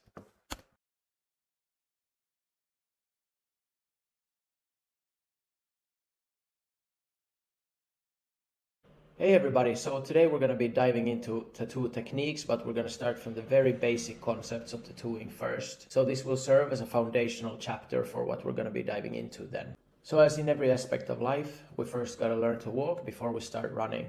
So that's why it's so important to understand the very basics of the tattoo concepts first, because if we don't understand these as we proceed, and I will explain things how to do different patterns, do different things on the skin, if we haven't established a good, solid, basic understanding, then many of the things that we will be speaking about in the future will just fly over your head. So that's why we're going to start from the very, very simple basics of understanding what needs to be done. And in its essence, tattooing is very, very simple. You just have to do the right thing. And that's why I would encourage many of you to return back to the needle chapter and the machine chapter and the color theory and the design chapter, but especially the needles and the machine, to understand the core basics before we jump into the deeper end of the pool. So the very first thing to understand is our canvas, which is the skin. For most people, you probably already have a good understanding of how the skin works, where we're supposed to deposit ink, why it stays there, how the pigment breaks down, and how it leaves the body. But establishing a solid foundation in this as well will go a long way in understanding on how to build long-lasting tattoos, and tattoos that actually heal well as well. So I know many artists face a lot of issues in the beginning with bad heals, or just having pigment leaving the body, or overworking the skin. And here again, just laying a very strong understanding of what we're supposed to do is going to help in eliminating these issues, especially once we go forward and you will understand every single point that I'm making, because we have laid this solid understanding of the essentials here and now together. So first off, human skin is made out of a number of different layers. Now some simplified models explain this in 3 different layers, which is sufficient for us as tattoo artists. We don't have to go into a much deeper understanding than that, for now at least. And all of these different layers, they have slightly different functions. So let me go to the internet and drag out some pictures of skin so we can go through the different layers and a little bit just introduce them to you, even though I think it's fairly familiar to most of you already. So just by a quick Google search, we can go to images. And I want to make this simple, so I'm not going to focus on time on creating pictures. We can just find something on the internet and I can explain how things work. So here you can see the 3 main layers of our skin if we divide it into 3 layers. So we have the epidermis, which is renewing itself, and we have the dermis, and then we have the 3rd layer, which is not so important for us. What we want to focus on as artists is depositing pigment here in the dermis, in the second layer of our skin, in this simplified model of 3 different layers. Now, if we deposit ink here in the epidermis is always renewing itself, and that means that the pigment that we deposit here will disappear as the epidermis renews itself. So the only pigment that really is gonna stay is the pigment that we deposit here in the dermis. Okay, let's return to the slides. So now you have a basic understanding of the different layers and where you want to be depositing ink. Remember, our skin is actually like a protective barrier. We already went through this in the Hygiene 101. So it protects us from the outside environment. And our skin also breathes, which is another point that I want to discuss already now. So avoid using ointments that don't let the skin breathe, such as Vaseline or something similar like that. I know it's commonly used in tattooing, but it's not the best. So I would really avoid using that, especially for healing or anything like that. Now, if you use it during tattooing, who cares? It's not that big of a deal, but still, I think there's way better options out there. And just because everybody is doing it doesn't mean that it's the best way or the right way. So the primary layers that we just saw on the picture from the internet is the epidermis. This is our outer protective barrier, and this one is constantly renewing. Every 2 to 4 weeks, the full epidermis is fully renewed. This means that at least after 4 weeks, all the ink that has been deposited in the epidermis will be gone. The dermis, the middle layer that you saw in the picture, this is the layer that's crucial for tattooing, contains blood vessels and connective tissue. The hypodermis, the deepest layer, it consists mostly of fat and connective tissue. And we're soon going to go into the needle depth and stuff like this. And I know a lot of artists pay so much attention in trying to find the correct answer to how far should my needle go and all that. Well, I'm going to give you the simplest, most straightforward answer soon as we go forward. So what are the tattoo-related functions of the epidermis? As we already established, it acts as a protective barrier. So once we break this, we put our client at an increased risk of some kind of infection or risk from the outside environment. Now, a healthy epidermis prevents bacteria, germs, and other environmental elements from entering the body. And it also has a natural UV resistance, which when damaged is radically reduced. That's why it's very important that a fresh tattoo should be very protected from the sun. You should still protect your tattoos from the sun in the long run, but especially once you have a fresh tattoo, because your UV resistance is going to be reduced. The epidermis also functions in a way that it makes new skin. It continuously produces new skin cells, so it's replacing about 40,000 old cells daily, and a complete renewal every 30 days or so, so every 4 weeks. And the main reason for faded tattoos, there's a few, but the main reason I would argue is that an artist does not deposit the ink in the right layer, so we have a huge amount of fading happening when the skin renews itself. So if the tattoo is very faded in about 4 weeks or so from application, then the main reason is going to be that the ink was deposited in the wrong layer. Now, faded tattoos can also be the reason that the pigment size in your ink is too little, or you just simply didn't saturate properly, whatever else. But for now, as we're focusing on the skin, I just want to highlight the importance of going into the right layer. So other functions of the epidermis that actually are related to tattooing is that epidermis is the layer of the skin that really provides our skin color. Now, we may have some melanin in other layers of the skin as well, but usually the majority of our melanin is contained in the epidermis. And melanin is the pigment that determines the color of our skin, hair and eyes. So the more melanin we have, the more darker our skin will be. Now, to understand it, because our tattoo ink that we deposit is going to be in a layer below the epidermis where the natural pigment of the skin is. So what happens? We have our tattoo, and on top of it, we have our natural pigment. Now, you can imagine this is pretty much the same as having a nice painting, and you slap on a darker glass on top of this painting. So all color nuances, also all value differences are going to creep closer to each other, which means black is not going to look black and white will not look white, and all the smallest nuance differences will also creep closer to each other. And then some people say like, yeah, it's like drawing on dark paper. No, it's not the same, because on dark paper you can still use pigments that are opaque, and you can make white look completely white. You can make yellow look completely yellow if you have an opaque pigment. Tattooing is completely different, because now we have the pigment in a different layer, and then you're slapping on a skin layer that is pigmented. And this is something we need to take into consideration also when we're designing. And as our course evolves, we can go more into depth also on how to apply your designs to specific skin types. Now, another thing is, if your skin is very damaged, it will also act kind of like a scratched or damaged glass. So dealing with a lot of skin, I've come in contact with people who are maybe 30 years old who have worse skin than 80-year-olds. So healthy skin really matters, and healthy skin will also allow the tattoo to look much more vibrant. Now, I do have an example of this as well. I think it may be even on this next page. Yes, as it was.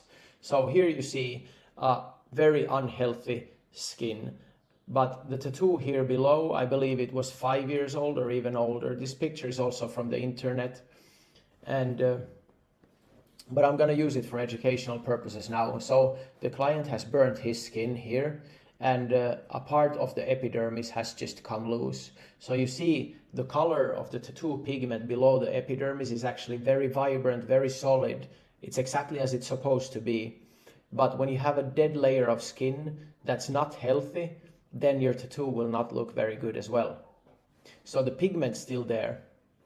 And this, when you understand this as an artist, you can also communicate this to your clients. And if they understand the importance of actually taking care of their skin, your artwork will be so much more vibrant, and people walking around with your artwork in real life will also be wearing much better pieces. So now you understand, even if the application is very good, if the skin is not good, everything will look different. And the worse the skin, the more simple the design and the tattoo should be. Now let's go into functions of the dermis, which was the second layer. That's the layer where we are supposed to put the tattoo pigment. Because the dermis is stable, that can ensure that our tattoo actually stays there. Now, other functions of the dermis is our body tries to remove pigments on a constant basis. So white blood cells and the lymphatic system actively try to remove any foreign object in our body. And pigment obviously is a foreign object.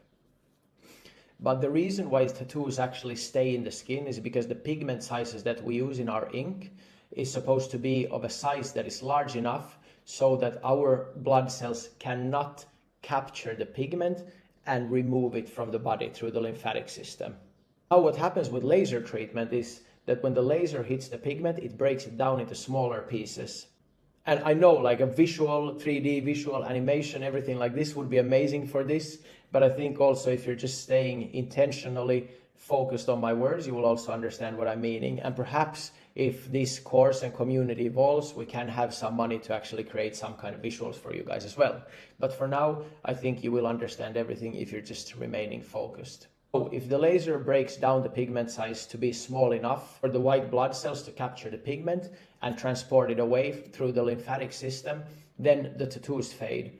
And UV functions similarly, so the rays of the sun will do pretty much the same thing, just a little bit slower than laser. So sun will break down the pigments also to smaller and smaller pigments. And this is one reason why when we talked about the new inks, especially here in Europe, so with REACH, I have heard that not all companies are actually using pigments anymore, but they're using dyes in order to achieve some more vibrant colors. And if you're using dyes, they will be removed from the body much faster than pigments. So if you have any concerns regarding that, I would suggest that you would reach out to whatever manufacturer brand you're using and ask them straight up, hey, are you using pigments in your inks or are you using dyes? And be specific about asking for the REACH inks as well if you're in Europe. And also, if you are getting answers, do not hesitate to let us know here in the community, because I think this is something that's interesting for every single person here. And for those in the US or somewhere else in the world where you think it's not gonna affect you, I have been in discussions with many of the manufacturers, and it seems like it will be happening pretty much in many other countries in the world as well, including the USA. It's just a matter of time now. So I'm not referring to the use of dyes necessarily, but clear restrictions of what ingredients can be used in our tattoo pigments or inks. So I said, if the pigments are big enough, our body cannot remove them, and that's how the tattoos stay there. And so obviously, to keep it very simple, the tattooing progress is that we need to insert pigment into the dermis using needles. And now it's important also to understand which needles we want to use for what. And for that, again, I recommend to visit the Needles 101 to refresh your basic understanding of different needle pins. Okay, so here it says electricity of the skin matters. I'm sorry for that, that's a typo. I mean elasticity of the skin matters.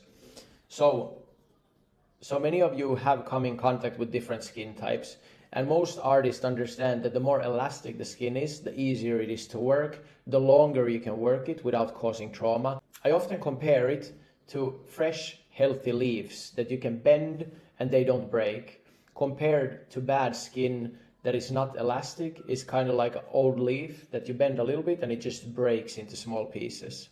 So in a similar way, we want to keep our skin elastic, and a few things help here. If you can prepare your client by recommending them some sort of skin preparation before coming to your appointment, it will help a lot. So we started implementing this, I think, many years back, and we saw a dramatic increase in better skin to work with. And at some point I can share all these instructions here. I just need to find them. I need to ask my assistant when I get back to Estonia to share them with me, and then I can share them with you guys. And if I forget, try reminding me, and then I will try to do that. So, but in short, what we try to recommend is at least to use some kind of ointment for a few weeks before coming to the tattoo. Something very natural, such as coconut oil, or just a natural moisturizer. And just applying it every day for 2 weeks, or at least 1 week before coming to the appointment, and the skin will usually be much better than it would without this. I would also recommend clients not to use self-tanning lotions before coming for a tattoo, because it will cause more problems than anything else. It's way easier for you as an artist to work if they don't use self-tanning creams. You have a nice clean skin to work with. Second thing to mention for your clients is also not to scrub their skin many times before coming to the appointment, because if they do this, the epidermis is already renewing itself, and it's so thin, so fragile, that you will easily cause damage to the skin. So I remember one convention, I had one guy who was like, he really wanted to prepare his skin, and I hadn't sent the instructions for him beforehand. So what he had done, he had scrubbed his skin many times, like every day for a week before getting tattooed. As I started tattooing, I was like, whoa, tattoo ink is going in very easy. It was because I hit the right layer immediately, because there was pretty much no skin on top of the dermis. And but at the same time, as soon as I wiped, just yeah, it is very bad. So I would say definitely tell your clients also not to scrub their skin or do any kind of treatments to their skin other than just simply ointment or moisturizing before the tattoo appointment. And of course, avoiding sun. You don't want to tattoo sunburnt skin either. And I think on all these subjects, we can do like long lists and stuff. And perhaps at some point in the course where we have covered everything and all the tattoo techniques and everything, we can go into stuff like that also.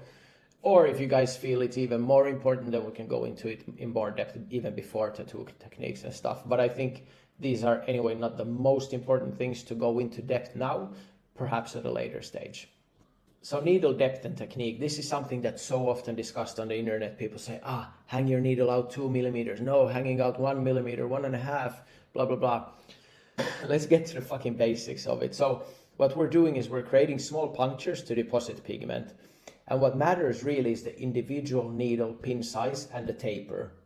For that, again, please go back to Needles 101 to really understand how these things affect pigment deposition. The grouping is more important for what kind of pattern we're leaving. If you're using a large needle grouping, then again, if you go into the Needles 101 or Tattoo Machines 101, we discussed that. So for larger needle groupings, you need a stronger machine. And you also must understand that larger needle groupings also push in the skin more, which means you need to have even more needle hang with larger needles to actually penetrate the correct layer of the skin. Also, if you have a weak machine, it will not be able to push through larger groupings because the pressure needed to actually penetrate the skin with larger needle groupings is going to be larger. If you need me to explain that in very simple terms, then We need to go into physics. It's very simple. You can just look at what pressure is, and it's directly related to the area, and therefore the grouping and the needle pin size and the taper will matter. But I think we don't have to go so much into depth if you can just believe me when I say the larger the grouping, the larger the pin size and the taper, the more pressure we need to puncture the skin. So now why not listen to things like put the needle out hanging 1 millimeter or 2 millimeters or 1.5 millimeters? Well, it depends so much on how much you stretch the skin, what area of the skin you're tattooing, what needle groupings you're using, what tattoo machine you're using. There's simply no one correct answer, but I'm going to give you the simplest possible answer to get this right instead of blindly following some numbers. Is stretch the skin a lot, and when you put the needle in with pigment, it is supposed to leave pigment there fast. If not, then probably you're not going deep enough, or you're having some issues with your needles or machine or pigment. So you want to learn to feel a vibration where the needle hits the right layer of the skin. And as soon as ink is deposited easily, no need to go more deep. And if you're going really deep and already depositing ink, try going a little bit less deep. So go to the depth where you easily deposit ink, but no deeper. Simple as that. But now if you have issues depositing ink, no matter what you do, no matter how deep you go, then it's probably for many other reasons than your needle depth. It will be because of the needles you're using, because of the machine you're using, because of the ink you're using, or because you're not stretching, or any other reasons, because there's many reasons for it. But needle depth is actually super simple, and it just needs to be, if everything else is correct, the needle depth needs to be at a depth where the ink gets deposited easily, no deeper, no shallower. So don't stare at numbers. And same goes actually for tattoo machine voltage. This is something we already discussed about. Do not stare blindly at this, please, because tattoo machine voltage is not something you should learn from the internet. It depends on what machine you're using, it depends on your hand speed, and also how you're using different needles. So some tattoo machines I have seen, they don't start running until you go to 15 volts. And then they're super slow, even at 15 volts. And some tattoo machines already at 6 volts, they run really fast. So do not stare at the voltage. Just find what works for your hand speed and your machine. And we already spoke a little bit of the importance of tools when we introduced needles and tattoo machines. So choosing something that you become familiar with, and also choosing quality tools. So you don't have to keep second guessing the tools, but you can actually start growing as an artist. So here again, like the basic rule recommended for most areas is going to be 1 to 2 millimeters from the surface of the skin. But again, this depends a lot on the spot. It depends on how strong your machine is. It depends on what grouping you're going to be using, how loose your client's skin is, how much you're stretching. So there is no one size fits all depth. Here again, I want to come into stroke also. So if you have a 2 millimeter hang with the needle and you're using a 2.4 millimeter stroke length, your needle will go about 0.4 millimeters into the needle tip. So you can imagine this kind of machine will pretty much carry no pigment on the needle if you're having a 2 millimeter hang. So again, if that's confusing, revisit Tattoo Machines 101, and we can go more into detail about stroke as well as we go forward in the course. So there again, the needle hang maximum 2 millimeters is BS, because some artists like to have a needle hang of even 4 millimeters and use maybe a 5 millimeter stroke length. So if they have a needle hang of 4 millimeters, they can clearly see where their liner is moving and they are not pushing the tip all the way to the skin. So again, do not blindly focus on millimeters that are being told on the internet. I'm also not going to tell you exact millimeters because there's no such thing. It depends on so many different factors. So I'm repeating myself again a little bit, but I think it's for a good reason. So the skin's elasticity and your stretch also plays a big role. So do not overanalyze the depth, feel it. You learn this by time, but the golden rule is if you have a good stretch, you have good tools, then the ink should be deposited easily and you don't have to go any deeper from there. But you have to go that deep. No deeper, but that deep. You feel a slight vibration, you feel the ink flowing in easily, and that's it. If you feel too much vibration, you're way too deep. If you don't saturate well, then you're not deep enough. It's very simple. But also remember the issues of not saturating can be caused by other things such as a weak machine, bad ink, not stretching, etc. That's why it's so important that we set all the basics correct, because it's not so easy when we have 1,000 students to just pinpoint one thing. Maybe there's 10 things wrong, and that's why you think your needle depth is wrong, even if it's not. Maybe it's the 10 other things that are wrong. That's why the basics are so important, because only when we know all the basics can we set the stage for developing and becoming really good tattoo artists.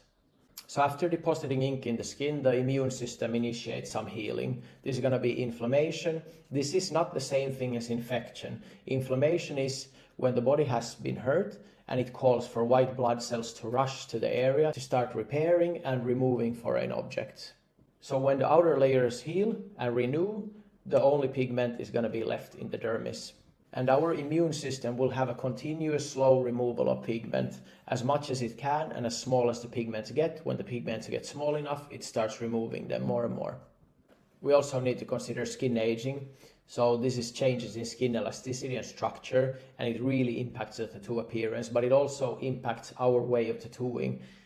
Older skin, more fragile skin, means that it's easier to cause damage in the skin.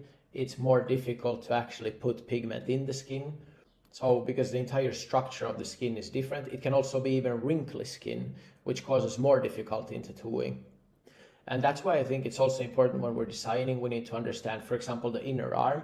It's going to be much looser skin as people get old compared to the outer calf, for example. So also considering that when you're doing designs, if you want to do something exact, let's say a pocket watch, for example, maybe the inner arm is not the best spot, because this is really loose skin, and especially as we get older, it starts hanging and it gets more wrinkly compared to, for example, places such as the inner forearm or the outer calf, which are usually very tight skin and more suitable for detailed exact work. Elasticity of the skin changes also, pigmentation of the skin changes, and this will also of course affect how the tattoo is going to look, as we already discussed, where the natural pigment of the body is layered compared to the tattoo pigment, and also considering different areas, how they age. So a word about tattoo machines, needles and pigments, just a few quick words. So tattoo machines, as we already established, we want strong with an effective punch and consistent machines. Do not focus on what other people tell your voltage should be. Only you can determine what your voltage should be. So of course, yes, you can take some guidelines depending on what machine you're using. For example, the manufacturer will tell you pretty much within what range that machine is working, but in the end you have to feel what's correct for your hand speed. So do not blindly listen to what other people use. And especially if they're using a different machine, you should not listen to it at all then, because the motor might be completely different and the voltage that the machine can run on might be completely different as well. Stroke length we already discussed as well a little bit. I will make some visuals to make it even more clear what it really means. But again, if you visit Tattoo Machines 101, you will have a better understanding. Stroke means just the distance that the needle moves up and down. It does not mean the distance that the needle actually penetrates the skin. This is a misconception that many artists often believe, that a long stroke means that the needle penetrates deep in the skin. It's not true. The depth of the penetration in the skin is not directly relatable to the stroke length. We can have a 5mm stroke machine with only needle hang of 0.5 millimeters, or a 2mm stroke machine with a needle hang of even 6 millimeters. But in this case, again, the needle will not return all the way to the tip, so it will not gather more ink. You will pretty much immediately be out of ink and leave no ink in the skin. But again, these are just quick words, so we're not going more into depth on that. Needles, the pin size matters, and the needle pins matters. The size of them and the taper of them. The groupings are only used to create different patterns. The larger the grouping, the more pressure we need to actually penetrate the skin. Focus on finding also needles with high quality pins, but also the quality of the tip needs to be good, so it's sized properly for that needle grouping. So the needle grouping is not flapping around in the tip, but also the tip can't be too tight that there's no ink flow out from the tip. Pigments, choose quality pigments. Avoid watery pigments unless you're trying to create washes on purpose. And avoid mixing brands, because many brands can be different pigment sizes, thus resulting in very differently changing tattoos as they age. We already discussed how the body removes some pigments from your body, and thus if you're using different brands, they can have different pigment sizes. The pigments age differently, so I would avoid mixing brands. And a word about hygiene and safety. Also, I recommend again visiting Hygiene 101 if you feel at all lost, if you feel you have any questions regarding hygiene. So remember, maintaining a clean environment is essential, because we do not want to be in a situation where a client has any kind of problems because we did not take care of the proper hygiene measures. Inform your client, make sure that they understand where they can touch and what they can do. Be intentional with your movements, become really aware of where you touch and what you should not touch. So often I see artists, for example, just opening a jar of some Aftercare ointment with their gloves and taking something out from there, applying it on the skin, and then just closing it with the same gloves. Now you have contaminated both your client's skin with the outside environment, but you have also contaminated the ointment jar with your client's blood. So just simple steps, and if you don't understand them, watch the Hygiene 101 again to get a good understanding of cross-contamination. And if you guys feel like there's still a lot missing in the hygiene part, let me know and we will try to make up for those lost parts. And perhaps even if needed, I try to make up some interviews with some experts in different fields, such as sterilization of equipment, as was already asked here. So I am looking into that right now and seeing if we can find somebody, some professional person who can actually explain to us how things are supposed to be done. Because I do not want to take full responsibility on that area, since I am not a medical practitioner. Aftercare instructions, it's very important how people take care of their tattoo once it's done. It's also important for the longevity of the tattoo and for the client safety. So I recommend that you create very clear instructions for your clients. You do not just send them away. And I actually see so many artists who just tell their client, do what you want. Yeah, you use whatever cream you want, use whatever method you want. No, this is not the right way. If you're a professional, you should take time to figure out what's best for you, what's best for your tattoos to heal, and then give clear recommendations for your clients. Now, I have already written a chapter on aftercare and how wounds heal. I also recommend getting back to that and reading that if you need to. And we can here share, if you want to, we can share some PDFs on what we recommend our clients to do before and after coming to the studio. I think it can help a lot, and I recommend that you explain verbally to your clients how to take care of their tattoos, but you also explain it to them in a written form. This will ensure that you have a much higher percentage of well-healed tattoos. So why are we building these basic understandings of tattooing? Well, it's to prepare for more advanced techniques and so that you will understand everything that we're speaking about. And that's also if you feel lost about stroke length or needle pins or taper or anything like that, return to the chapters, because if you're not building a strong basic understanding of the topics we're speaking about, you will be very lost when we move into advanced techniques. And if I'm moving on too fast, then just stop the video, write some notes, try to understand and get back to the topics after you have watched the video. And if need be, when you don't understand all of your notes, go back to the video, revisit what we spoke about. And if you still don't understand, ask questions below. So some of the essential concepts that we talked about here is that dermis is the key layer. That's the layer where we want to deposit the ink. And the importance of proper needle depth and technique. So we need to know exactly what we're doing, we need to have the correct tools, and we need to hit the right layer. We talked about the impact of skin on tattoo visibility. We talked about where we have the actual natural pigment of the skin and where the tattoo pigment is deposited, and also how tattoo pigment gets removed from the body. And just to highlight again, hygiene, safety, and preparation and aftercare are essential. Not just aftercare, but also preparation. So preparation of your workstation and preparation of the client's skin before we start tattooing is also equally crucial as aftercare. So do not neglect that. So now with a solid understanding of the basics, we can move on to specific techniques. Still not advanced techniques, but next I'm going to introduce some specific techniques of leaving different patterns on the skin. And after that, slowly but steadily, we start moving into more advanced techniques that are suitable for many different styles. So when you have confidence in the foundational knowledge, now we set the stage for moving forward.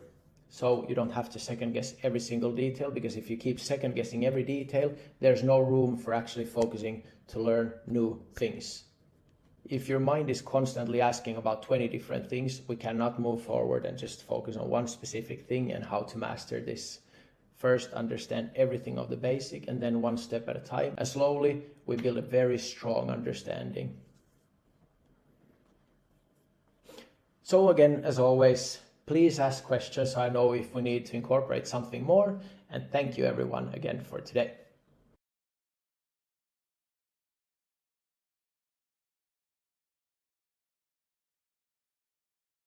Hey everybody. So today we're going to be talking about line work. This is a chapter continuing from Tattoo Techniques 101 that we just shared. And I will be releasing a PDF called Tattoo Techniques 101 as well. So you can get familiar with that. Now, as we spoke, this is still 101s. We're going through the absolute basics because it's so necessary to establish a very strong foundation before we move forward, right?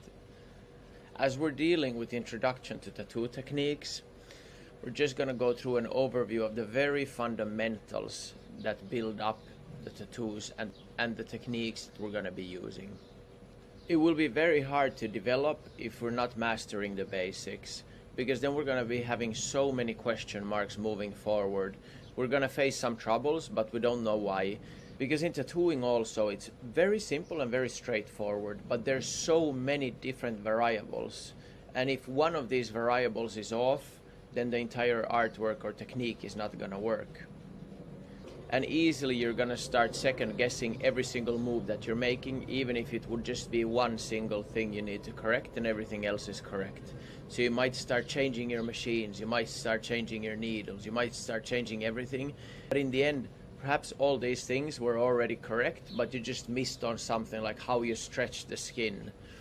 And that's why the outcome actually wasn't what you wanted. But now you go and change all the other things and you end up in an even deeper mess. So when we understand the basics very strong, it will be so much easier to introduce new things here and there because we're standing on such a solid foundation. So I'm going to be introducing some tools that can be used for line work and some basic concepts of how the line work is supposed to be done. Now, nothing is set in stone. We can do things differently, but I'm trying to teach you the basic fundamentals that are recommended overall in creating line work. So yeah, that's the topic today, line work. Woohoo! Finally we're getting into tattooing, but still it's just the tip of the iceberg. So stay patient, please. To introduce two different types of line work. So on the left hand side we have some very inconsistent lines, and if we look at these areas here, these are not fully saturated, as you see. So what has happened here is, I would say it's probably one of two things. It could be numerous other things, but it's probably one of the two next things. So one is that the needle is not carrying enough ink on it, or the second one is that it's just not fully saturated because the artist did not go to the right skin layer. This type of pattern could also result from having a too fast hand speed compared to the machine, and thus just leaving less ink in the skin. And if we look at this area here, this seems like slight blowout. So possibly the needle is hitting too deep, but I would think that what has really happened here is that the artist's hand has moved much slower, thus depositing a lot more ink in this area, and this could cause this kind of spread. Overall, we don't see any tapering in these lines. They're pretty even, so I'm assuming these lines have been done with the shader, something like a 7 or 9 shader. Now these line works, you see, they're crisp, they're even thickness throughout, but as we already spoke, we can also make lines that are of different line weight. But again, here's a good example of what lines should be, and credit goes to Karmeli Sormus, or at Psyhiskont on Instagram. This is on a project that we work together with her and my wife Kathleen on. So this is exceptional line work, and I've seen it healed. It's very solid, perfect, exactly the way it's supposed to be. Now I'm gonna try to find some other examples from the internet as well, so just give me a second. Okay, so here you see a good example of some line work where the width of the line changes, and it's very crucial, especially for scripts, but also for cartoon images, etc. So we can actually create some dynamics within the line work itself. And so here you see a much thicker part of the line, and it goes thinner here.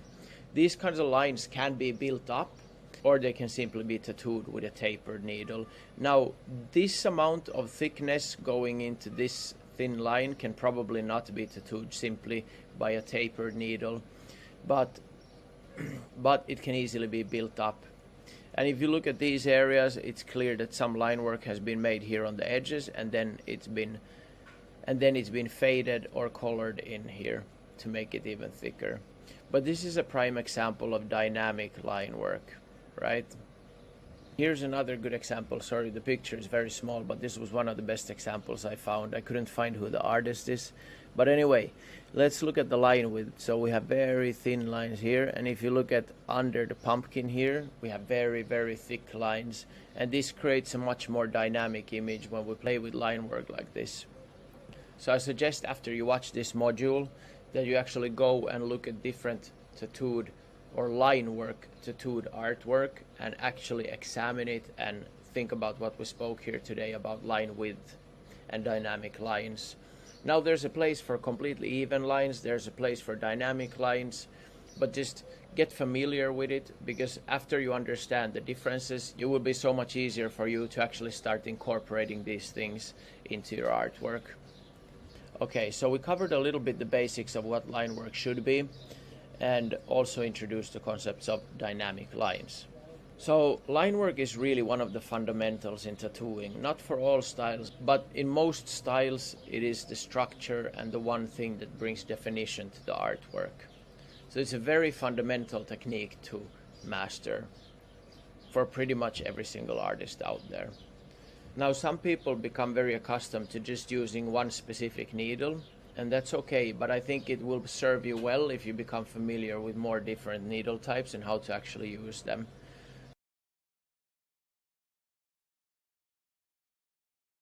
So to create lines, we need a round grouping. This is going to be either round liners or round shaders. Now, yes, there are different types of ways of using magnums or flat needles as well to create some kind of flowing lines or calligraphy, but we will not go into that yet. So we're going to stick to what we really call line work. So round liners and round shaders, what's the difference? Round liners are going to be grouped way tighter together compared to round shaders. I will show you a picture of that as well. So here you can see a shader, and you see the shader is more formed like an eye, whereas a liner is more shaped like a V. So it has a much sharper tapering in the grouping of the needles. And therefore we can also create some different line thicknesses depending on the liner that we're using. If we're using a shader, the line thickness is pretty much going to be even throughout the line. And this is not because of the different needle pins, it's because of how the different needle pins are placed. So you see the shader is very even when it comes to the tip, right? A liner, again, as you see in this picture, well, it's not so clear because the needles are so small, but a liner again tapers towards the point of the needle like this. So all the pins are more close together at the end point. Therefore, with liners you can create much more sharp lines compared to shaders, but shaders also chew up skin a little bit less. This is something we already discussed in the Needles 101. So again, if you feel like you need some kind of extra boost in your understanding of needles, I recommend returning to that Needle 101 for now until we go more deep into things.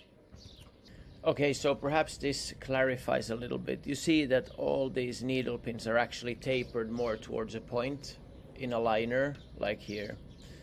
Now, there are different sorts of liners also. There are very tight liners and loose liners, which become more like shaders then.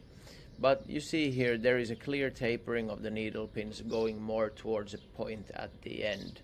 And here again, if you look at the shader, the needle pins are all straight. So it forms a very big circle at the tip here. The only tapering that's happening here is the specific tapering on the end of each needle pin. But the needle pins themselves are not tapered towards a point at the end of the needle grouping. Now, I would be very interested to hear from you guys. Would you guys need more visual aid and more visual guidance? on the different needle types, like do you actually need me to start creating professional visuals for this, or is it quite clear what I'm speaking about? I would really appreciate your feedback on this, because for me obviously this is very clear, but some people tend to need more visual aid to understand what we're speaking about. So is this sufficient, or would it be sufficient if I have a whiteboard and I draw, or do you actually need kind of professional animated things in order to understand what we're speaking about here? Your feedback goes a long way, because then I know how to plan. And obviously if we need professional stuff, it's going to take a lot more time, effort, and also monetary power from me to be able to create that kind of stuff for you. But anyway, the feedback is very much appreciated, because then I know which way we're going to take this course. So some other key points in creating proper line work is you need to maintain steady hand movement. And your hand movement needs to be in accordance with your machine speed. You also need consistent pressure or consistent needle depth. We already spoke about needle depth earlier, and now it's also important to understand that if you have something like a one-liner or a three-liner, it's going to penetrate the skin so easy, so you really don't need a lot of pressure. It's already going to be in the skin. But if you're suddenly starting to use an 18 round shader, you will need a lot more pressure to actually penetrate the right layer of the skin. See, that's why we introduced all the concepts already in the last chapter, so you understand now when we're speaking about the right layer of the skin, and we're talking about pressure and different needle groupings. So the larger the needle grouping, the more pressure we need to actually penetrate through the skin and reach the correct layer and deposit the ink in the correct layer. And if we do that, we don't end up with this kind of stuff like you see here on the left, where clearly we have not reached the right layer of depth, or we have moved too fast. If you happen to have a weak machine, you will have big issues whenever you move into larger groupings of needles, whether it be round shaders or magnums or even large round liners.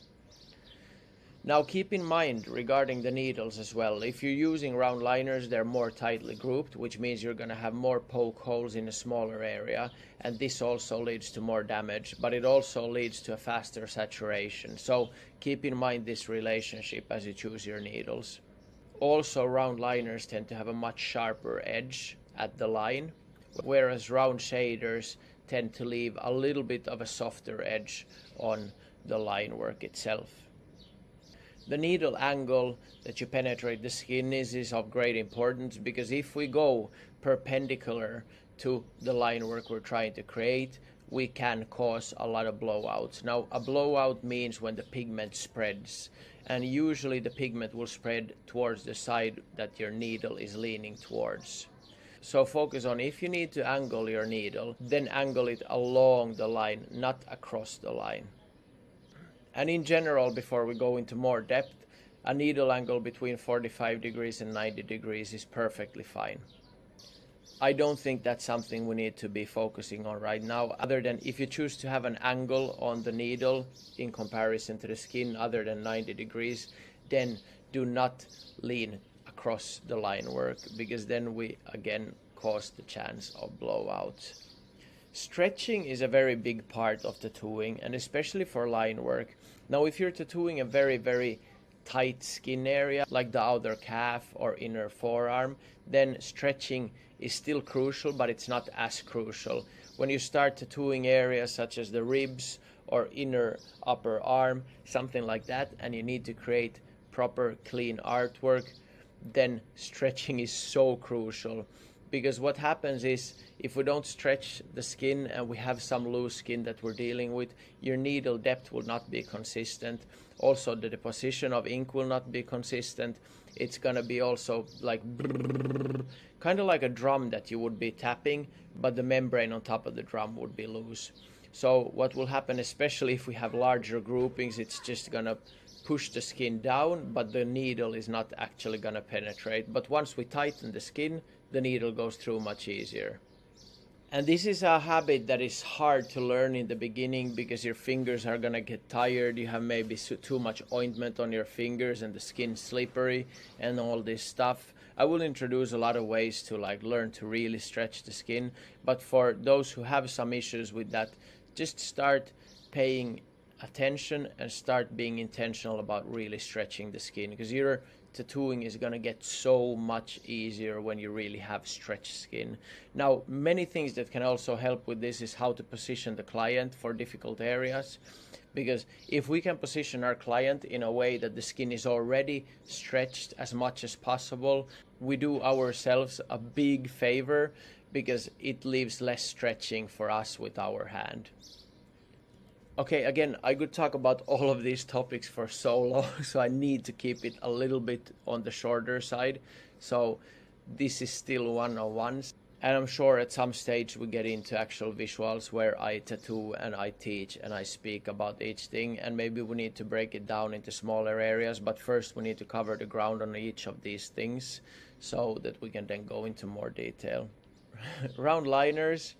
Therefore crisp lines, and with those we already have the needle grouping tapering, so we can change the line weight by just choosing how deep we go. Round shader needles, those are perfect for thicker uniform lines. They chew up less skin and they still saturate very well. And remember to adjust your machine speed according to your hand movement. As I already spoke about voltage in the last chapter, in the very beginning chapter of tattoo techniques, do not blindly listen on other artists what kind of voltage they use, because it is machine dependent and it is also dependent on your hand speed. So you need to find what works best for you. You can take some slight advice from machine builders, etc., but do not become blindly a follower of what voltage other people use. If you want to use anything larger than 5 liners, then I really recommend you to buy a strong machine that's working very evenly and consistently. Do not opt for the cheapest options usually. You can find something cheap, something very good, but the tendency is that the more pricey the machine, the better it is. But this is not always true either. But just make sure that the machine is strong enough. If you're uncertain, you can always reach out to the machine builder and ask what kind of groupings the machine easily pushes, and if it gets weaker with larger groupings.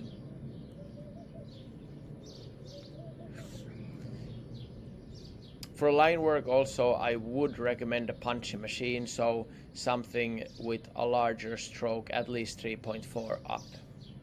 Now, as depending on the machine build, some machines with larger stroke can cause for a little bit extra vibration. So if you're dealing with very, very fine lines, then you may opt for a slightly smaller stroke length. This can help also because the amount of ink deposited then is not as great as with a larger stroke.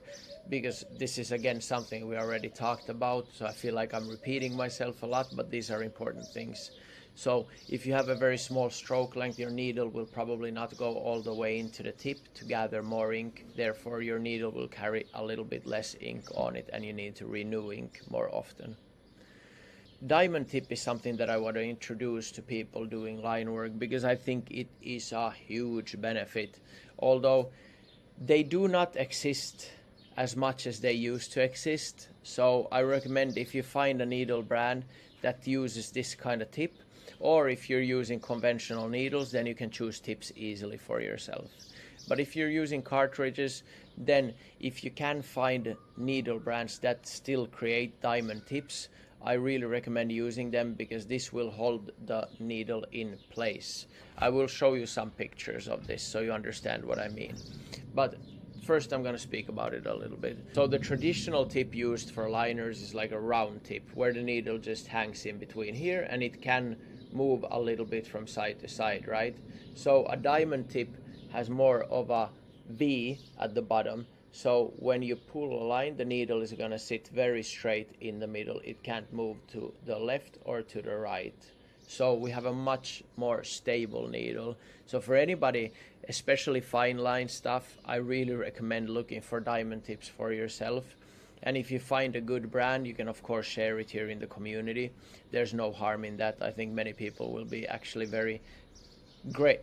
I think many people will actually be very grateful for that. So I'm going to show you now a picture so I'm now going to show you a picture so you understand what a diamond tip is. Okay, so even better, I have a video here. So you see this tip, okay, so you see this tip, this is clearly a diamond tip. You see the V here at the bottom. And this holds the needle very tightly in place here at the bottom. So as you see, as it's moving, and especially if we're pushing lines, the needle is going to keep at the very bottom of this V shape. So this ensures a very, very stable needle movement. And here's an example of a round tip. And I also want to show that a round tip that's too tight can cause for the needle movement not to be consistent, especially with weaker machines. And you'll even see it here on the video. So you see how the needle movement is not actually fully stable.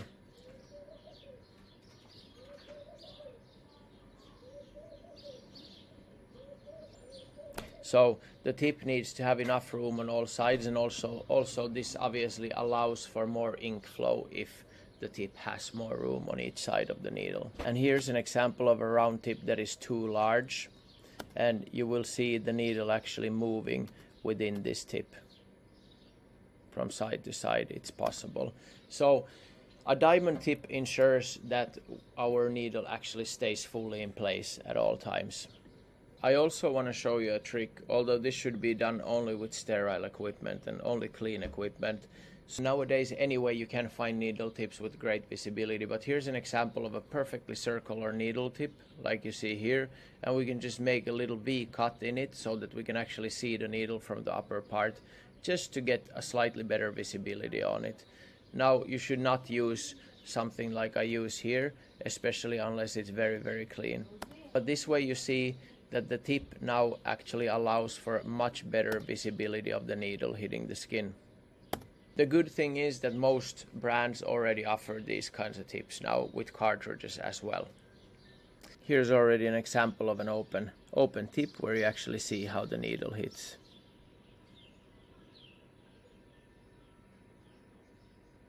So here you're also going to see a normal circular tip, and if you have a very small 3 liner, any kind of small movement here inside the tip, if we don't have a V shape, it's going to be clearly visible. So that V shape or diamond tip will really help you in creating much more straight line work, because there's very little to no vibration of the needle within the tip. And a few words about stretching. So as you see here, we're stretching along the line, and this way we can actually allow for much more clean line work. If we're stretching across the line, like perpendicular to the line, then this can really cause wobbly lines as we stretch the skin more between the 2 fingers compared to the other areas of the line work. So it can cause uneven lines, but it can also cause very wobbly lines. And here's an example of what kind of angle you should avoid using. Here the stretch is correct, but the angle of the needle is wrong, and we face a very huge risk of causing a blowout on this side of the line. And you understand, because the area we deposit ink in is not the upper area of the skin, it's going to be slightly lower here, so we're actually depositing ink somewhere over here with this angle, and in time it's definitely going to bleed out and look like the line is way thicker on this side of the line. So those were some basics that you need in order to create good line work. There's a lot more, and we will go into that in due time. I also feel we should not be putting in too much information at once, because then part of the information will be lost.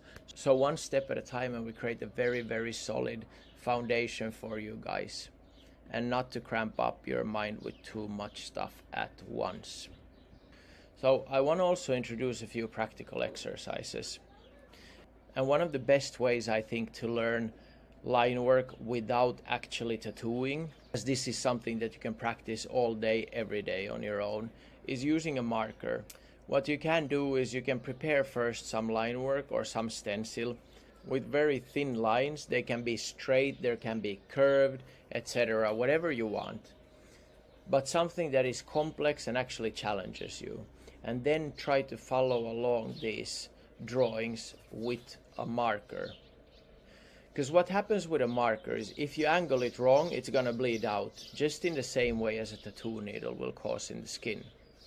If you stop with the marker for too long or move too slowly, it's going to cause for an increased amount of pigment in that area of the paper, and then it's going to bleed out in a similar way to a tattoo needle. So what you need is you need a correct angle of the marker, and you need constant hand speed. So this is a very good teacher in teaching you the correct motoric movements you need in order to achieve good lines on skin as well. So if you have any issues in creating line work, or if you feel like your hand is shaking or you're unsure, then go through a lot of these exercises and create more challenging lines for yourself, and this will create much more confidence when you're hitting skin as well. So remember that clear, sharp outlines, they're essential for pretty much most of the tattoo designs out there, most of the styles out there. And issues in line work is gonna be so clearly visible. I actually would argue that it's easier to fuck up in color realism or black and gray, and people will not notice it compared to line work. Line work for me is one of the most difficult things to pull off, because every single mistake will be so clearly visible that we have no room for error at all. So as said, the mistakes are immediately noticeable and very hard to correct as well. So what you need is nerves of steel and confidence, and that's where the marker exercises also come in handy, because they create at least a good confidence in your motoric skills, which will translate to skin as well. But after that, what you need is repetition, repetition, repetition. And whenever you get this repetition, be intentional about what you're doing, because if you're mindlessly just pulling lines here and there, then you're not going to be learning so much. But if you can learn from every single time you make any line, you will become so much better, so much faster. So be intentional about it. Be intentional and conscious, and remember, practice makes perfect. And I know many of you are waiting to get into the deep end of the pool where I teach exactly the techniques I'm using. But truth of the matter is, I'm also using the very basics. And if I wouldn't know how to do the basics, I would not be able to create pretty much anything. So we need to learn to walk before we run. And I'm sure even if you knew everything that we spoke about here, which I doubt that everybody did, but even if you knew everything, it's still a good reminder, you know? So, because we often tend to forget some of the basics, whether we forget how to stretch the skin or stuff, we become so easily slaves of our own way of doing things that we forget to actually be intentional about what we are doing. So thank you everybody, and as always, I again appreciate a lot to get some feedback below the video. I know it takes some of your time to get that feedback because you actually have to write something, but keep in mind that I'm here doing all these videos and taking time off to create content for you. So if you find it in your heart to give some feedback or thoughts on what you want to learn about line work, then it's going to help me in the future to be able to create the best possible content for you as well. So again, thanks everybody. Bye.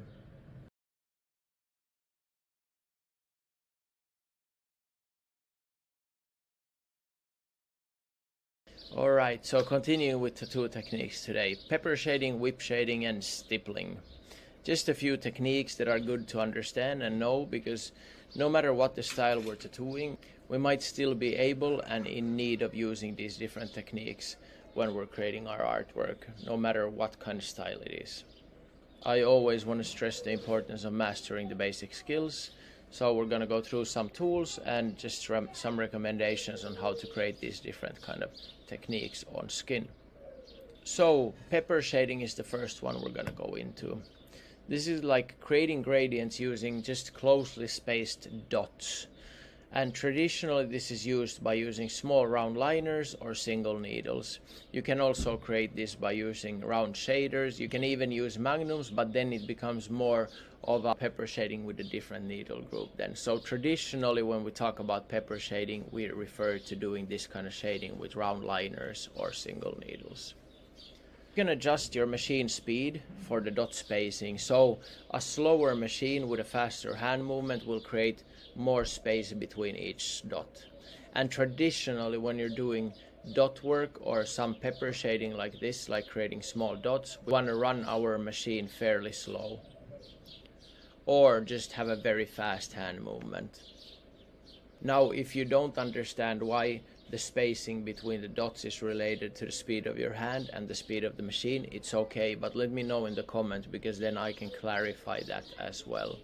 And I want to remind all of you that this is just terminology. This is just different people will call different things with different names, and it's fine.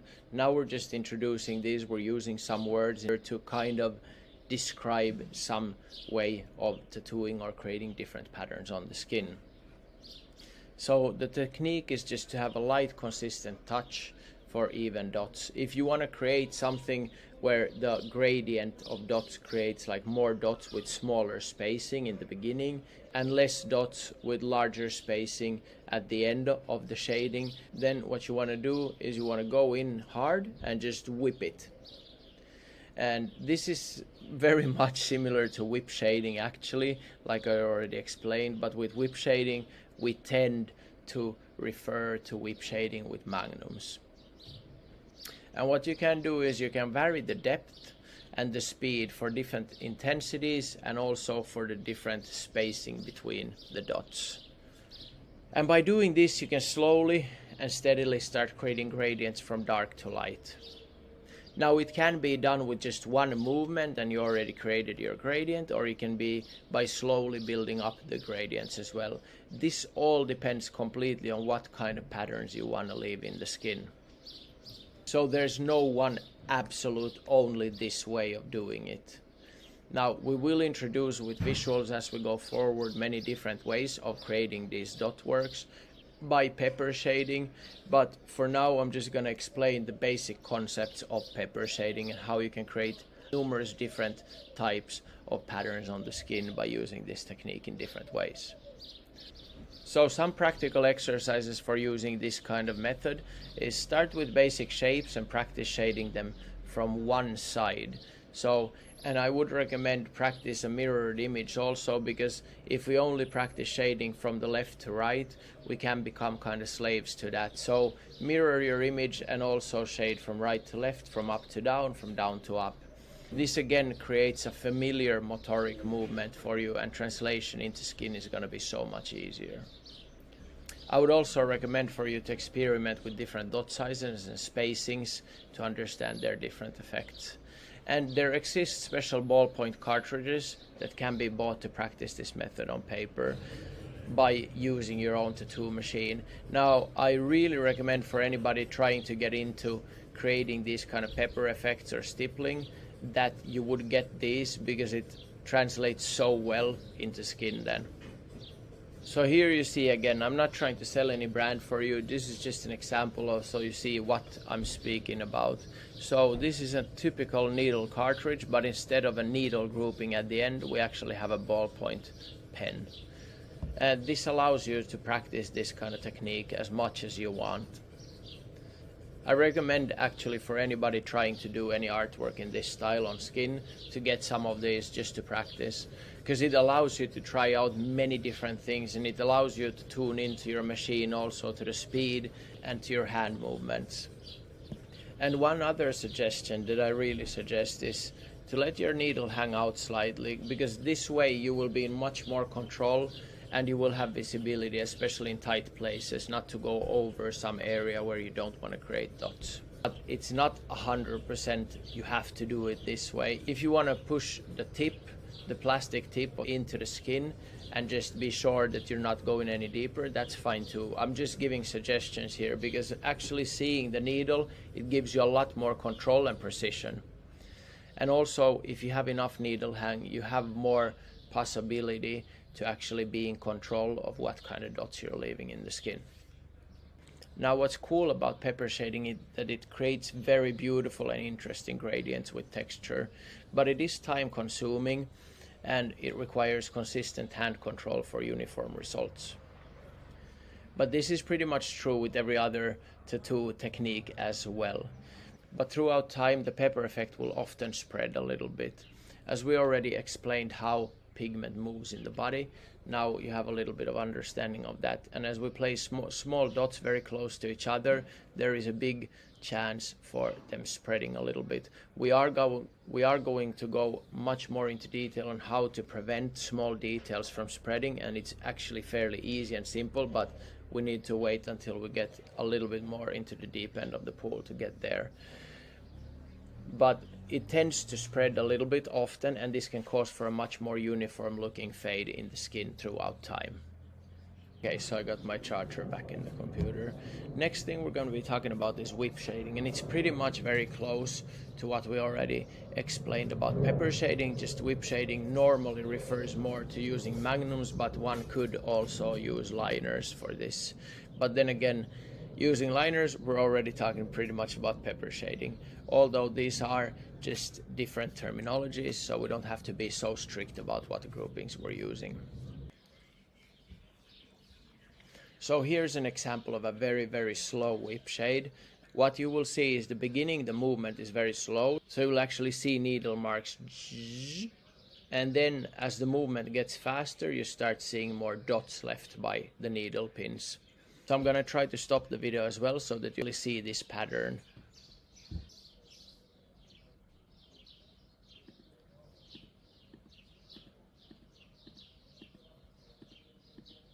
Okay, so here you actually see, so here the hand movement is a little bit slower, and here the hand movement gets faster, thus leaving some points.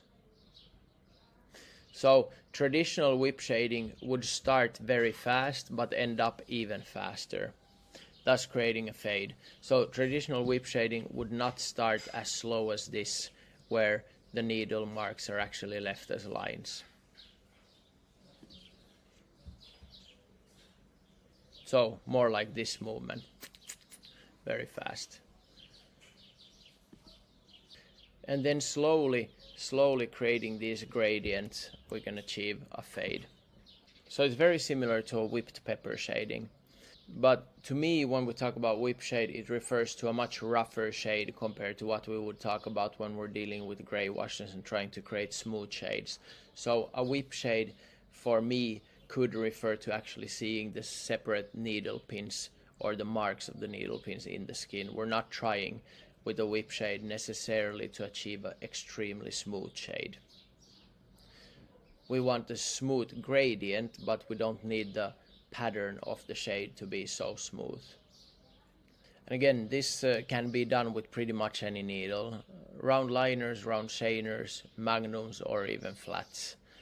It pretty much just refers to the motion of the hand and the whip of the needle going in and whipping out. So for this one, again, adjust the machine speed depending on how much you want to see the actual needle pin marks and how smooth you want the fade to be.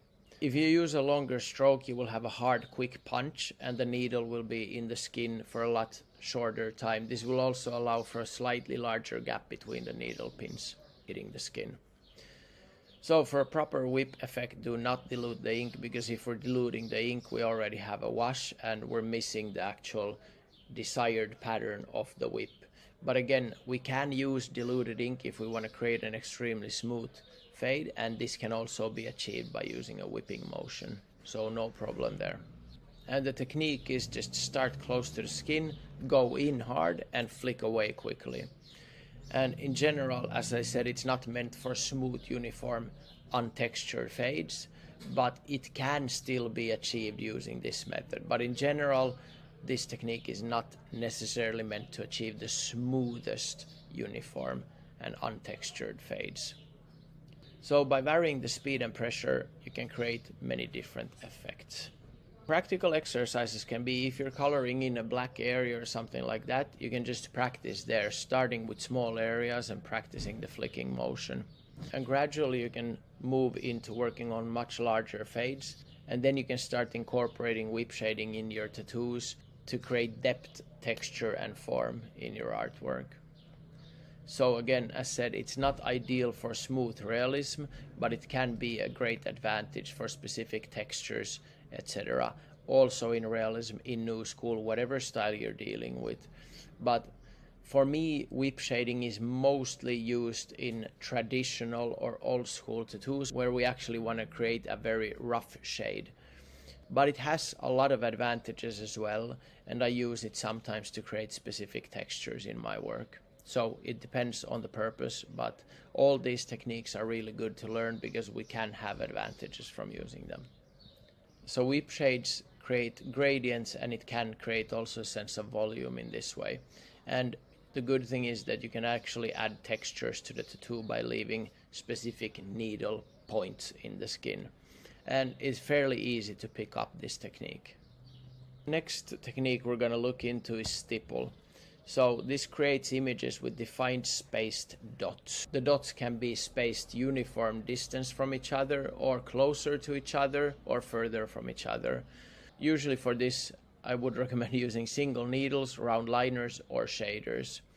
So this should be a much softer motion, slightly similar to peppering. So we're placing individual dots with very precise movements, and we can vary the spacing or the dot size to create different effects in our artwork. If we're using stippling, our artwork in general consists only of dots. So we could even call this dot work. In dot work we could do specific single points in our artwork just by pressing the needle in tick, tick, tick, tick, whereas stippling is more. So, slightly similar to peppering, but just different terminologies. And I recommend practicing on synthetic skin to achieve consistency, because with stippling, if we want to create very even spaced dots, it creates a lot of practice, again, to create that motoric movement that you become familiar with. But other than that, it's not a fairly complex tattoo technique. It's just the movement that has to be very consistent. But we're not pushing the skin to the very limit of what it can take, like we do in color realism or packing black. So it's a very fairly gentle technique on the skin and quite easy to pick up. The only thing that you really need to master is understanding art, understanding depth, creating nice designs, and after that just becoming very familiar with the movement of your hand. Some practical exercises for this is start with basic shapes again and practice shading them from one side to the other. And experiment with different dot sizes and spacings so that you can understand their effect on your artwork. This is always the base for any artwork we're doing. We should be able to create it on paper or digitally first. If we can't do that, then chances of us being able to create that on skin are fairly slim. And again, here you should probably consider getting those special ballpoint cartridges. They will be very, very beneficial in practicing this technique as well. So the benefits of this technique is that it adds texture and detail, it creates very interesting artwork, and it's minimal trauma to the skin. But again, the drawbacks are that it takes time and it requires a lot of precision for uniform results. Also, when we leave single dots in the skin, if we're going slightly too deep, or in the wrong angle, or we're depositing too much ink, we run the risk of these dots actually expanding throughout time. So thanks again, and remember to let me know in the comments if you need any clarification of these things. And as we go forward, I'm definitely gonna work on creating more visuals for you guys, because I think that helps. But let me know in the comments that as well, because it all requires much more time from me. But if you guys feel it's beneficial and necessary, then I will start working on that as well. Thank you.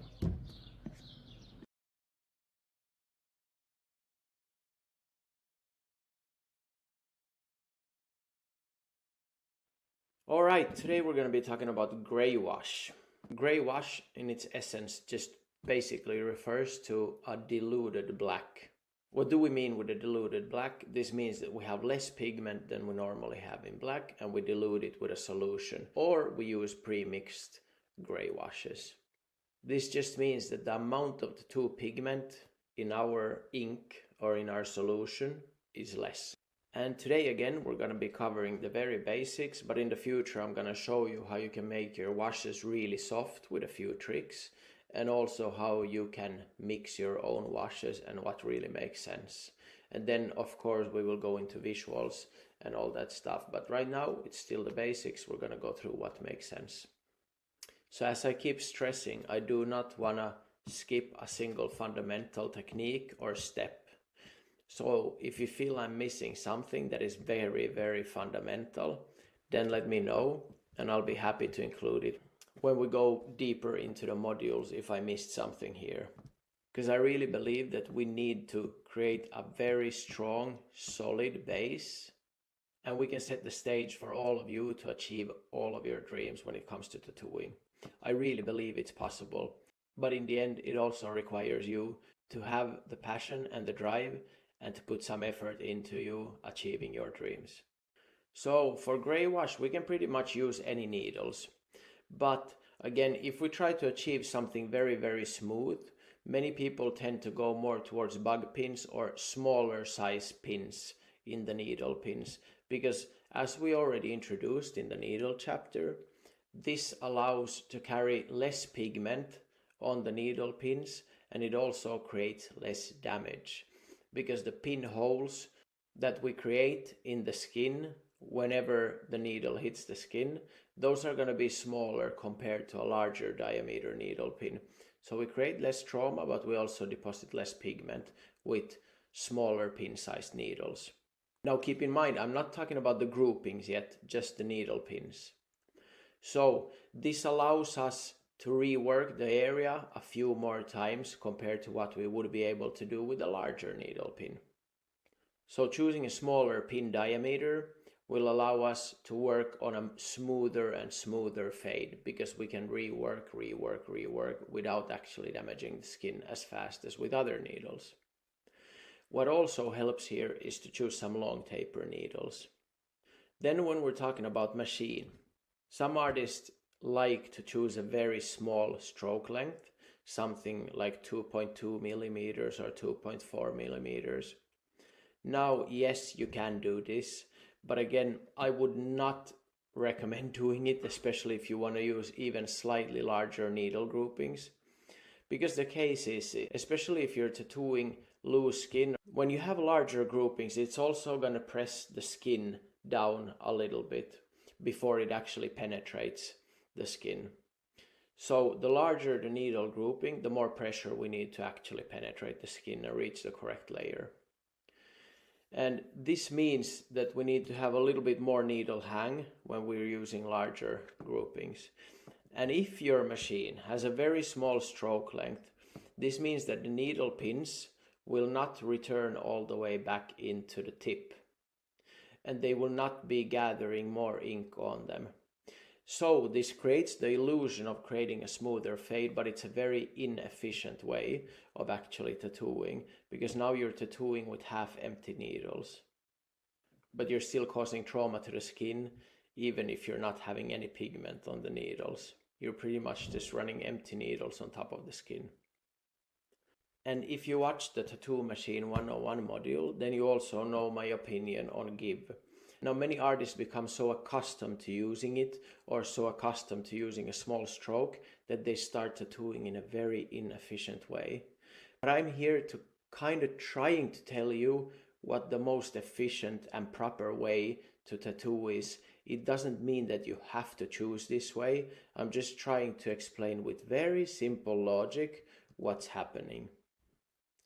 And I'm sure that some visuals will help, so I will try to work on that in the future, because some people are more visual learners. But with give, it's the same thing pretty much. So if we have a soft machine that doesn't hit hard, then we do run the risk of not penetrating the right skin layer. And again, we can get the feeling of creating smoother fades. But in reality, we're just damaging the upper layer of the skin, but we're not really depositing ink effectively. It's so easy to become trapped in this, and it's so easy also because you will have a lot of actually world-class artists who teach these techniques and teach to use a very small stroke length, or teach to have a super soft machine. But if you understand how these things work and understand the physics behind it, then it should be logical. But as said, I will work on creating some visuals also. It might take some time, but I will work on creating visuals also, so you actually understand. And you are allowed to have a different opinion than me. I'm basing my statements now on what I very much consider facts and logic and physics. But you do have the right to have your own opinion, and I'm not here to forcefully change anybody's opinion. My intention is simply to try to help each one of you to get a better understanding and give you the tools to really succeed in what you want to do. That is purely my intention here, to really help you out. So I wish that also those people who feel like this would be a personal attack on their techniques do not take it as such. I'm really trying to give you the correct tools, what I believe is true, and hopefully you can understand that we can also sometimes disagree on things, but you understand that my intentions are coming from a good place, and I really wish the best for each one of my students here. Graywash, the granddaddy of all tattoo techniques. Such a versatile tattoo technique, and it creates for so beautiful pieces with so much space and depth. It's such a basic technique also that I feel should be learned and mastered by pretty much everybody who really wants to tattoo. For me, this goes in the same category as line work. It's equally important. But again, I do understand that some people are focusing on very, very specific tattoo art, and they might need only one specific technique to create their art, and it's completely fine. I actually just listened to one very, very good artist who creates huge bodysuits and uses a lot of black, but he does not know how to color with large needles or large groupings. So his process is very slow. He's basically just doing small dots here and there and then filling it up. And this is one way. It's not the most efficient way, but it's one way of doing it as well. And so not knowing all the techniques, you can still work, but I think there's never harm in knowing more techniques than what you would actually use, because this can also open doors to your art evolving in different directions. Because sometimes just not understanding a specific technique or not mastering specific technique can shut the door for you evolving as an artist in a different direction, because you just feel like you can't do it. So I think it's very important that we learn all different techniques. Even if you would aspire to just do color, I think learning graywash is very crucial, and it will help you still so much as an artist. So what's a graywash tattoo? Well, as I said, it's pretty much just to create gradients by using some diluted pigment. And when we talk about graywash, we refer to black ink being diluted. But we can create washes from many different pigments as well, so it's not restricted only to black, which we then would call graywash. It's pretty much how we deal with watercolors in conventional art. And so in this, like I already spoke about the needle pins and stuff, but you can also use pretty much any grouping you want to create a desired specific effect that you want to create on the skin. But I would say if you want to create something very, very smooth, I would suggest to consider using larger needles and to use the largest possible needle that you're comfortable working with that actually fits the area where you want to create a fade. It's more efficient, and it's way easier actually to start creating big smooth fades when you use a big brush. And as I introduced quickly in the Needles 101 also, when you're choosing magnums, I would choose curved mags. Just because when you're using straight mags, if they're slightly larger, as I already told you, the skin is going to bend first and then the needle penetrates. So what's going to happen when the skin bends like this, when the needle hits here, then what's going to happen is these needle pins on the edges of the magnum are going to go deeper into the skin than the middle pins. And then you're going to get a slightly larger saturation at the edge pins. And usually in graywash, when we want to create something smooth, we want to avoid this, and we want to create a smooth shade equally everywhere on each needle pin. And again, you can adjust your machine speed, meaning voltage, depending on what kind of needle marks you want to leave. So if you have a slow machine, you're going to be ending up with a few dots here and there. If you have a fast machine, you're going to be ending up with a more uniform pattern. But this is something that you can try out by yourself, and I would again really tell you to start paying attention when you're tattooing, when you're slowing down your machine or when you're making it faster. What kind of pattern does it leave? So if you can get this integrated into the way you're tattooing, to actually pay attention to what you're doing, and the more you can start paying attention to every single thing that you're doing and how it affects the outcome, the faster you will grow as an artist. I promise you this. So it's pretty much just the mindlessly doing that is holding us back. And about soft versus hard hit machines, I already discussed. I do think that soft hit machines are ineffective. It's not the best way to go. We do need to penetrate the skin at all times into the right depth, so there's no real point in making the machine weaker. And a weak machine does not mean that it's creating less damage. If we're still creating damage in the skin, but not actually depositing ink in the skin, we are creating unnecessary damage in comparison to the amount of pigment that we're putting in the skin. It does not mean that you can't work with a soft machine. It's possible, but as said again, it's not the most efficient way. So what's the Graywash technique? Pretty much it's a light but consistent touch for very smooth shades. And again, you should start from creating something slightly lighter and slowly building it into the value you want.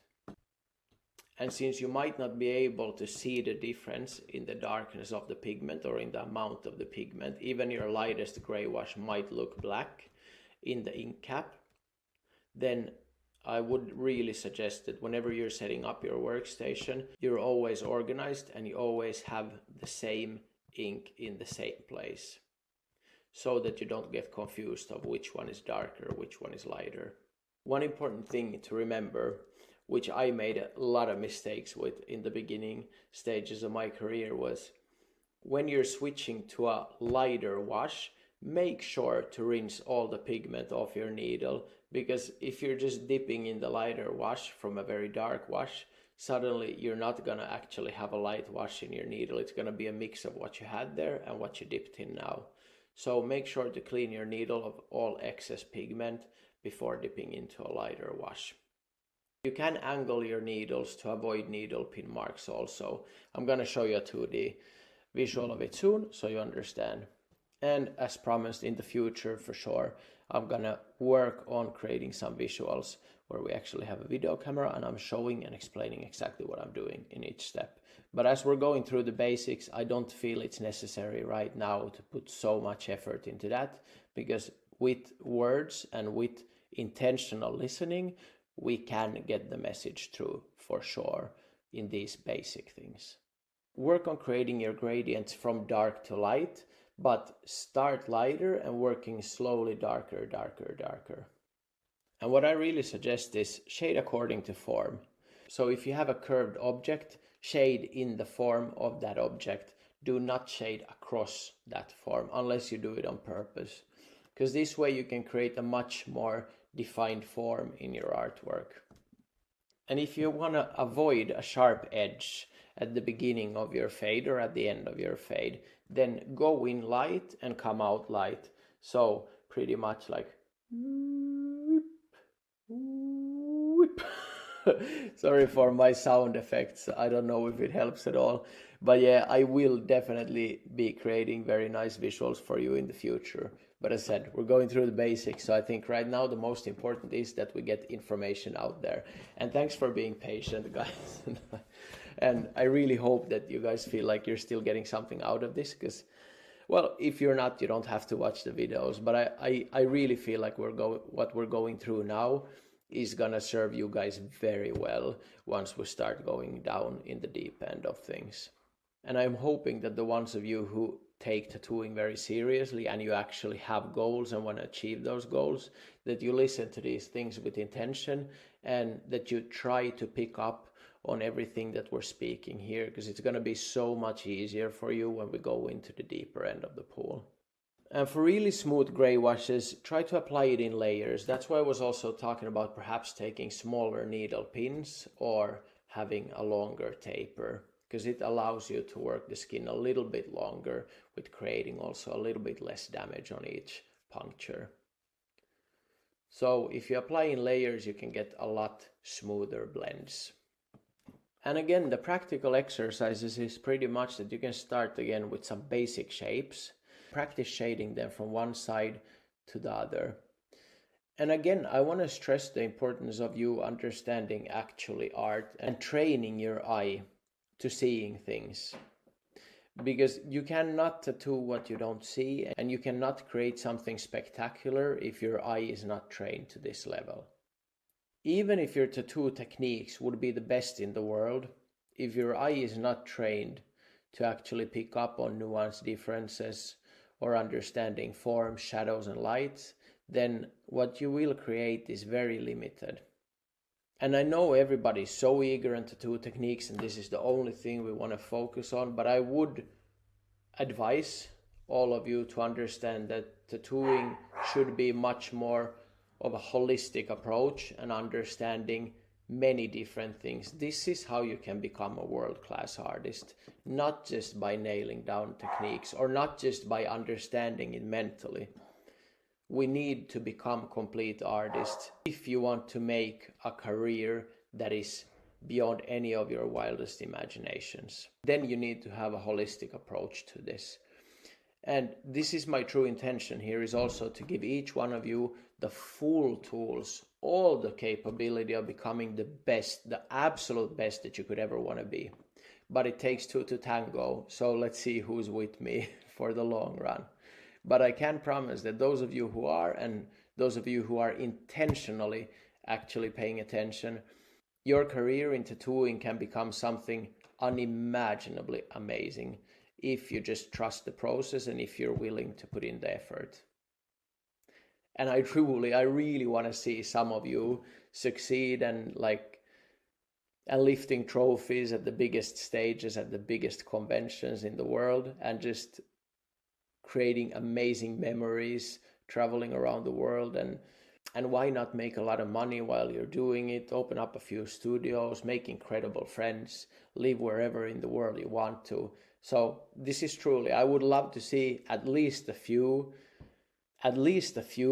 but possibly tens or even hundreds of you in the end, actually make it to a level where you can say I'm so happy for everything that I gotten out of tattooing, and I could never have imagined anything like this. So that's what I would love to see.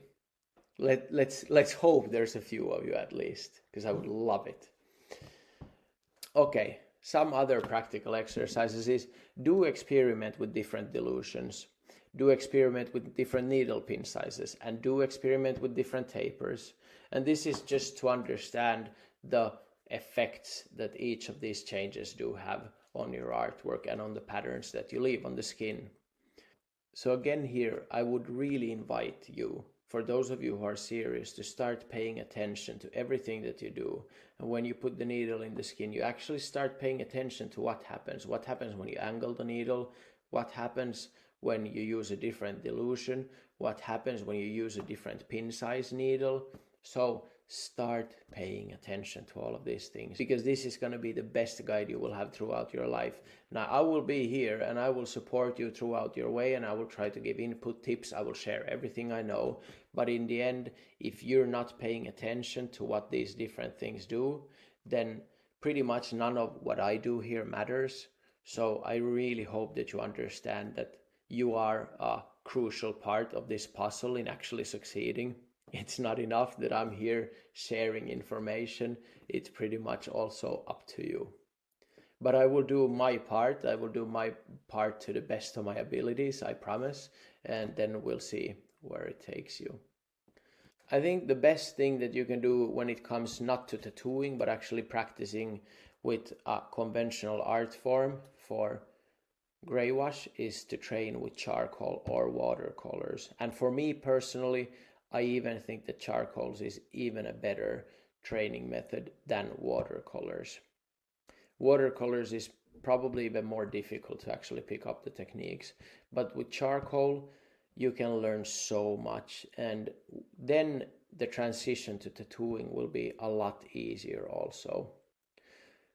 With charcoal, I would also suggest that you do not only draw with charcoal, but you also use brushes to smoothen things out, and you use paper pens. This is like a specific, let me see if I find one.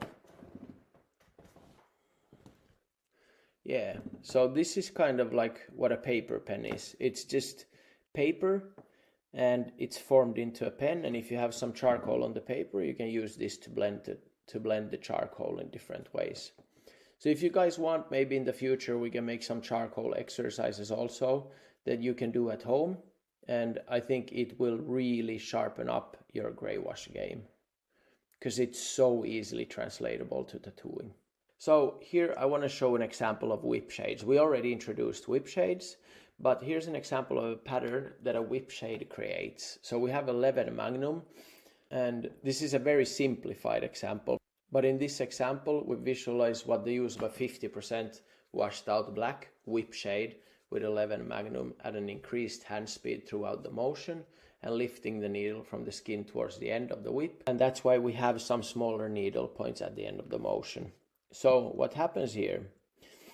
We have a 50% dilution. That's why the points are not black, but they're about 50% black. What happens here is we go in hard. So you see, this is pretty much the full needle diameter here. And then the speed of the hand increases and the gap between each stab of the Magnum increases. You see the gap here and the gap here and the gap here and the gap here. So the hand movement speeds up towards the end of this movement. That's why the gap between these needle marks increases. Okay, the reason why you see these marks here are very small compared to these marks. Now, this is because of tapering. And if you have watched the Needle 101 module, you will probably understand what the taper is. So taper is the needle pin going smaller and smaller towards the end of the needle.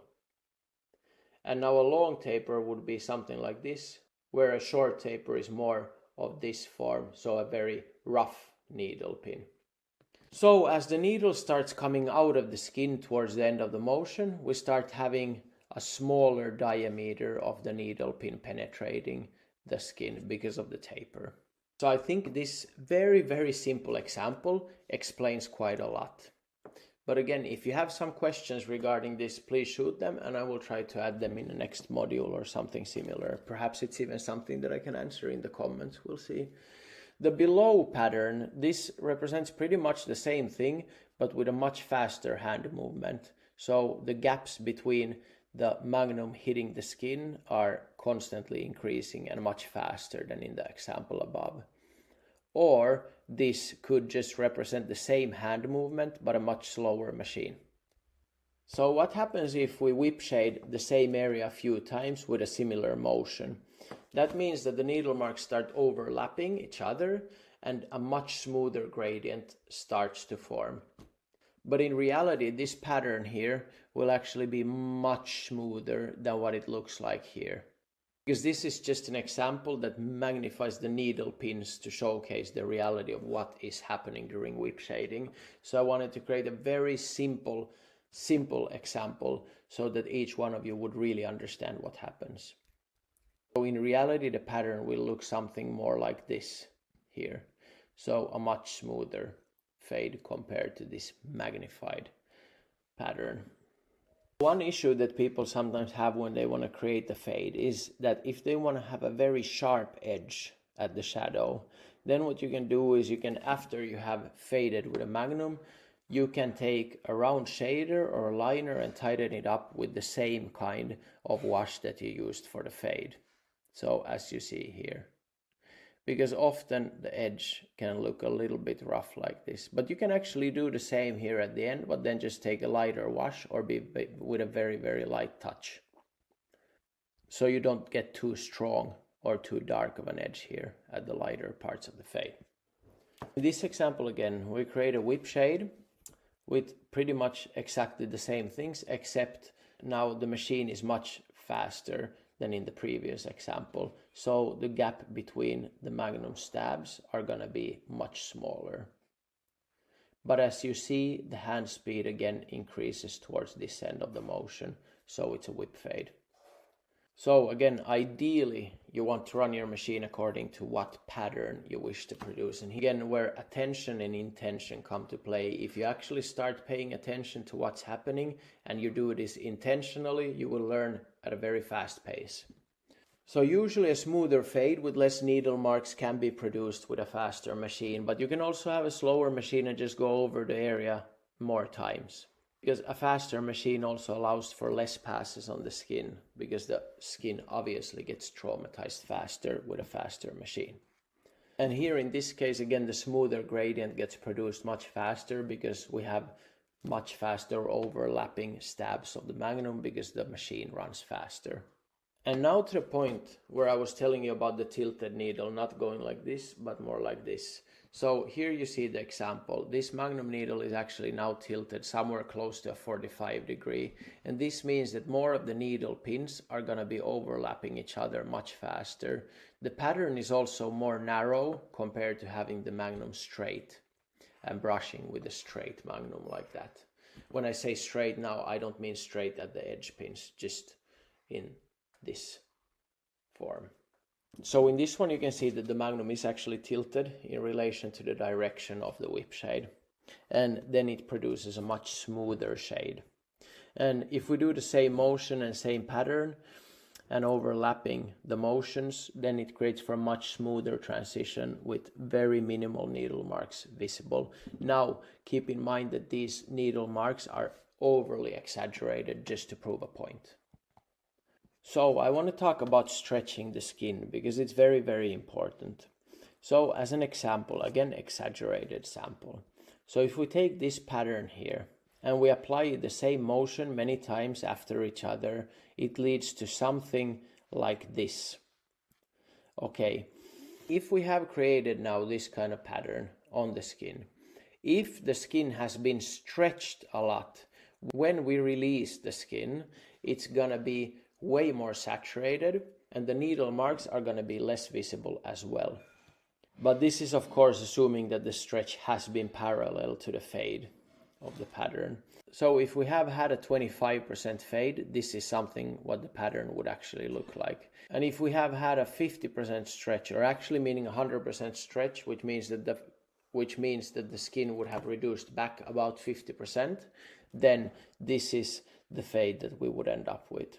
Now these are exaggerated, so you can understand that this fade would now actually be extremely smooth, even much more smooth than what we see here. So that's the effect of stretching, and we will go much more into that as well, but for now let me just explain to you that stretching is very, very important. So start paying attention and start stretching, especially when the skin is loose. You need to stretch a lot more. Okay. So here's a basic pattern of a whip shade with 11 Magnum needle grouping, as we already showed earlier. So now in this example, I want you to notice that the outer needle pins are depositing the same amount of ink as the interior needle pins.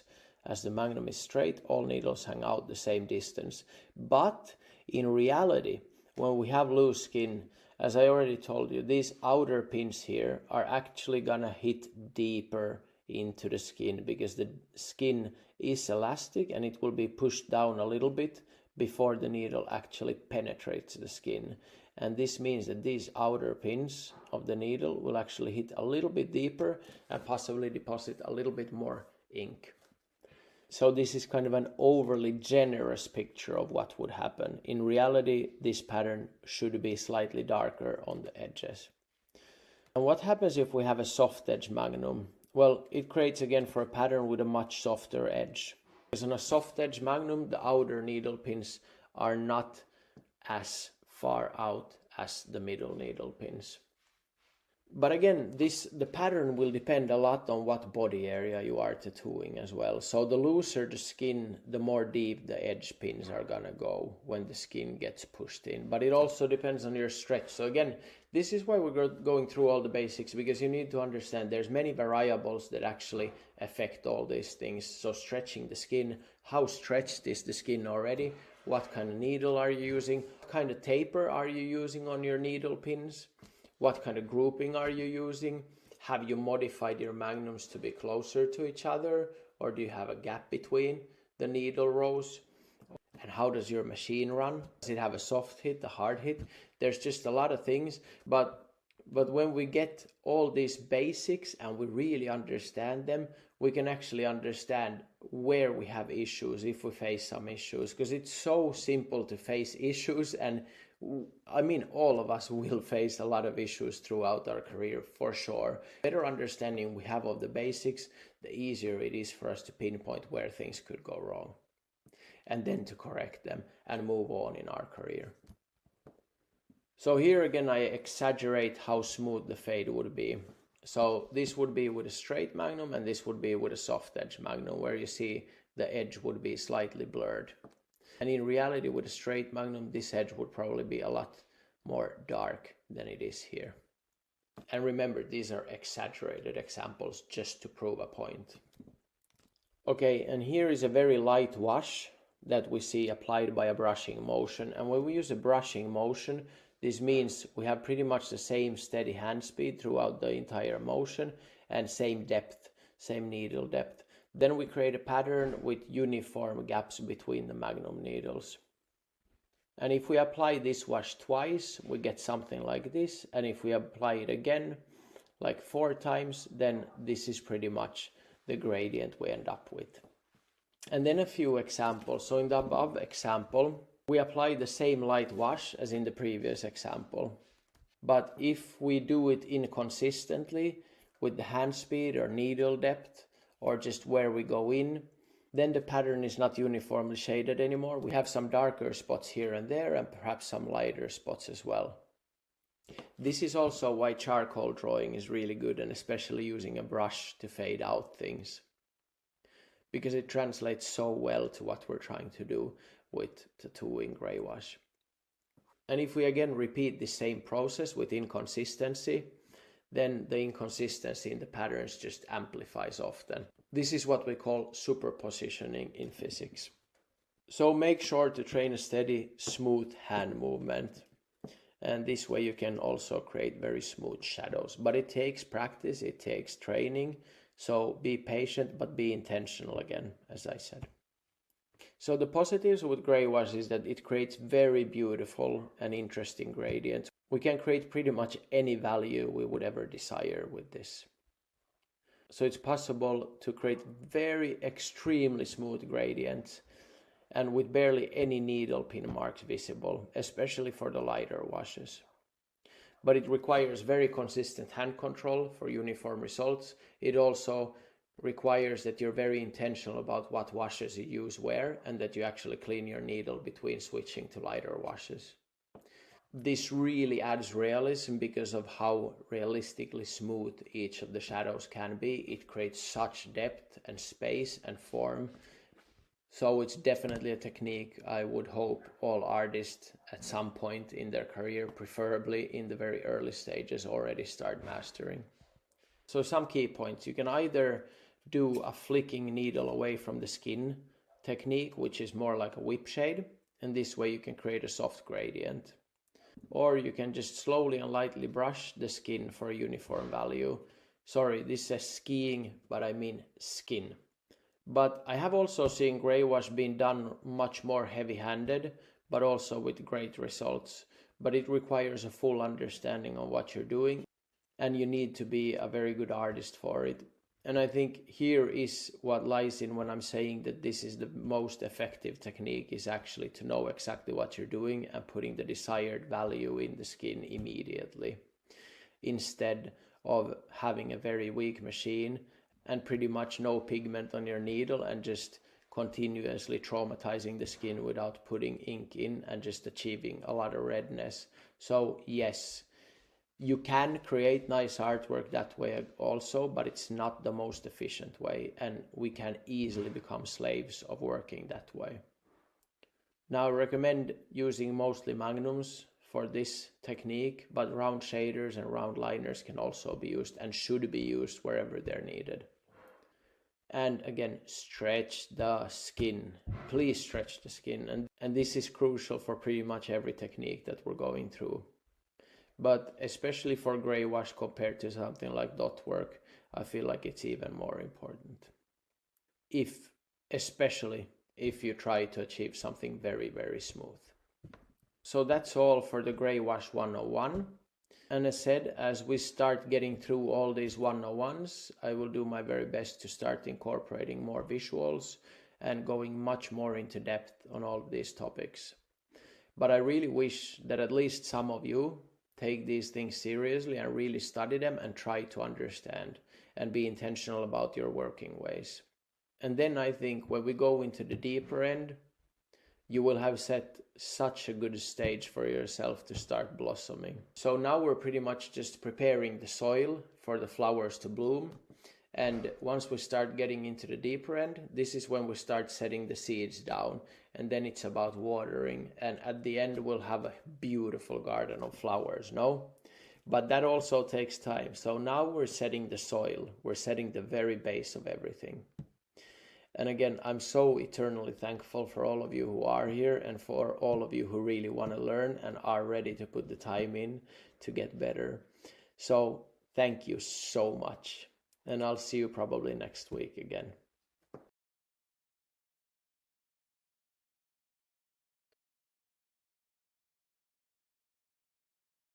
So we're continuing with tattoo techniques, and today we're going to be talking about color packing, which is pretty much just being able to fully saturate the skin with any desired pigment or color of your choice. And just like in all the other modules, we're going to start with an overview of the fundamentals needed for this specific tattoo techniques. We're going to also go through some of the tools that I recommend to use for this specific technique. And again, as always, this is 101, so we're going to go through the absolute basics of actually fully saturating skin. As said, today's topic is color packing. So what do we mean with color packing? We mean to fully saturate an area of skin. What do I mean with fully saturating? I mean that it's not half full of ink, but it's absolutely packed to the absolute maximum limit of the skin. Still without causing damage to the skin to the amount of not being able to repair itself.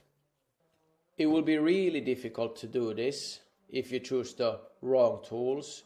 So if you have a weak machine or a machine with very much give, then you might have problems actually penetrating the skin to the right layer, and you might have problems fully saturating without causing too much damage to the skin. And just a pointer about tattoo needles again. Here I would suggest to go for a slightly rougher needle, meaning a larger needle diameter, somewhere around 0.35, and a medium taper. Or even if you want to be super brutal and you don't need any fades, then I have even used 0.4s and short tapers. Those are extremely brutal, but actually saturate so fast, and they saturate so efficiently that the damage caused to the skin is actually way less than doing it with long tapers and smaller needles. So it feels very brutal, and of course if you use something like this, you have to be very sure of what you're doing and very comfortable with actually pushing the needle in the skin, but it's the absolute most efficient way of doing it, obviously. Then it's a whole different game if we're trying to achieve something else than just a solid color, if we're trying to achieve fades, etc. For small details, I suggest using small needles such as round liners or round shaders, because you can create much more exact patterns this way. And as you see here, let me pause the video. As you see here, the skin really vibrates. I'm really going in, I'm really saturating the skin. This video is kind of old, but in the end it serves as a good example. So you see the skin is vibrating and the needle is really roughly going in and leaving color. And this is a slow motion, obviously. When we're using larger groupings, it's pretty much the same. We gotta be very rough with the skin and go in and really leave the mark. Now, there are many different nuances to actually coloring tattoos if we're doing blends, etc. But if we're really just packing in one color, brutal in and out, and that's it. But it's completely different when we're doing fades, we're doing textures on top of it, all that stuff, but that's the more advanced. Now we're going through the basics. If you are really just filling in one area, be brutal, be determined, and choose the correct tool. Sorry, I don't know what happened with my voice.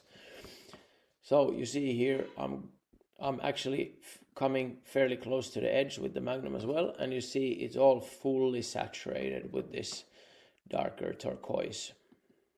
And the main issue that I see people doing when they're trying to do fully colored tattoos is that they're not going deep enough. They're using too small of needle pins, or they have a weak machine. The fourth one would be that they're not stretching. So it's pretty much just like hitting down a nail in a piece of wood. So if you're determined, if you have enough force, you just put it in with one bang, boof, and it's in. But if you need to bang it about 10 times or 1,000 times, you're probably going to start bending the nail and you're not really going to create the best end result. But the more confident you are, the better you can choose your tools, and you also become confident in actually just saturating the skin at once and out. That's it. And you'll have superb heels. Obviously, you need to take care of the aftercare as well. I wrote something about that already, so I suggest checking that if you need to. And as the course progresses, we're going to go into that. But that's really one thing that I need to stress. If you have normally done just fine line work or some easy gray wash, then if you're going into fully saturated color work or black work, then you are really going to have to take care of the aftercare, because it's no joke. With these types of tattoos, the aftercare is so crucial because we're really pushing the skin to the limit. So you see here, it's full saturation. And this is not any lens or anything like that. I'm not using a CPL lens here when I'm showing this work. This is just fully saturated area. And then it's also gonna heal exactly this way, if it's done correctly. This is probably also a good example because you'll see how much the skin actually moves when I'm really tattooing hard and going in hard. So you see, I'm not trying to be gentle or anything like that. Actually, I'm more gentle if I'm really hitting the skin hard. And this is also a good example. Here you see some redness in the white, but you see it's fully saturated everywhere. Now here are some spots where you still see a little bit of needle marks, but I'm always focusing on really trying to achieve full saturation. And even at this point, I'm going fairly hard in. Now, I will go into more details when we start actually going through how to push the skin to its limit and creating details and all that stuff, because there's a lot of different ways of doing it, and actually understanding them will help you out so much as an artist, and not just in color work but in every kind of different style. But here you see how the skin really shakes. I'm really going hard in. Okay, so the point was create full saturation, push the skin to its absolute limit, because if you're not fully saturating it, then you will have what we call faded tattoos. You're not going to have clean colors. Everything is going to be a little bit muddy. So really focus on taking your time to create that full saturation. But this also means that you need to learn what the skin's limits are, and if you're not very comfortable with what you're doing, maybe start with 2 different passes for color work, where you first achieve like a 75% saturation and next time you fully color it in. There's no harm in that either. We're all learning, and if you're at a stage where you're not extremely comfortable and you feel like you're pushing the skin already beyond its limit of normal repair, then stop and come back a few months later when the skin is fully healed. And as I said, choose the correct tools, because you will only get headaches if you're trying to achieve something like this with the wrong tools. You will destroy skin and you will not achieve full saturation without causing much damage to the skin. Well, let me take that back. It's possible, but it's way more difficult. It's not efficient. So what do you want? You want some solid inks. Now, I'm trying at this stage not to really promote different brands and stuff. I could disclose what materials and what machines, inks, needles, etc. I'm using. If you're interested, let me know in the comments and I will share that. But I'm definitely trying not to push different products on you guys here. Just sharing. So perhaps if you guys feel like it, we can go more into detail on certain different brands and how they actually work, because there are a lot of differences, not only with machines and needles, but also with inks. So some inks are actually full of pigment, they're much more solid. Some are more watery, they feel much easier to put in the skin, especially if you're not experienced. But they might heal with maybe 80% opacity, just because there's not enough pigment and more just a mixing solution. As we have come to understand, some brands might be opting for actually using dyes instead of pigments, And I'm not going to go more into detail in that. You can find when we're talking about color theory already, I touched on it, and we can go more into depth in that as we continue. But focus on high quality pigments. You want to make sure that the pigment size in the inks is also large enough that it really stays in the skin. That's from the Tattoo Techniques 101 when we explained how pigment gets removed from the skin and how it breaks up and how the body removes it. But many of these things are stuff that you just need to try out, or as we move further, I can start giving advice on that. But right now, I don't feel it's the right time to start pushing different products on all of you guys, because there are many good products and I don't want to separate one from the other that much. If you have a very thick color, I know many people struggle with white or some yellows or dark reds, whatever it may be, also some turquoises. So if you have a very thick ink that you have difficulty putting in the skin, then you can do a few different tricks. And one is, as I always say, choose a larger needle size, needle pin size, and a shorter taper. But the second trick that you can do is that you just quickly dip the needle in the rinse cup, boop, very fast. Not too long because you don't want to dilute the pigment, but just a quick dip and it's gonna make your ink slightly more viscous and it's gonna run through the needle pins way easier. Because at least what I noticed is many needle brands tend to have some liners and even some magnums that the tip is so tight that the thicker pigments do not run through the tip properly. So just a quick dip in the water and your ink will be much more runny and probably much more easy to put in the skin as well. So you can try that, but focus on not diluting the ink there. So it's gotta be like a really quick tick, like that, just touching the water surface enough usually. I again want to return to, it's so important to train your eye. So that's why we have color theory and really understanding the different colors.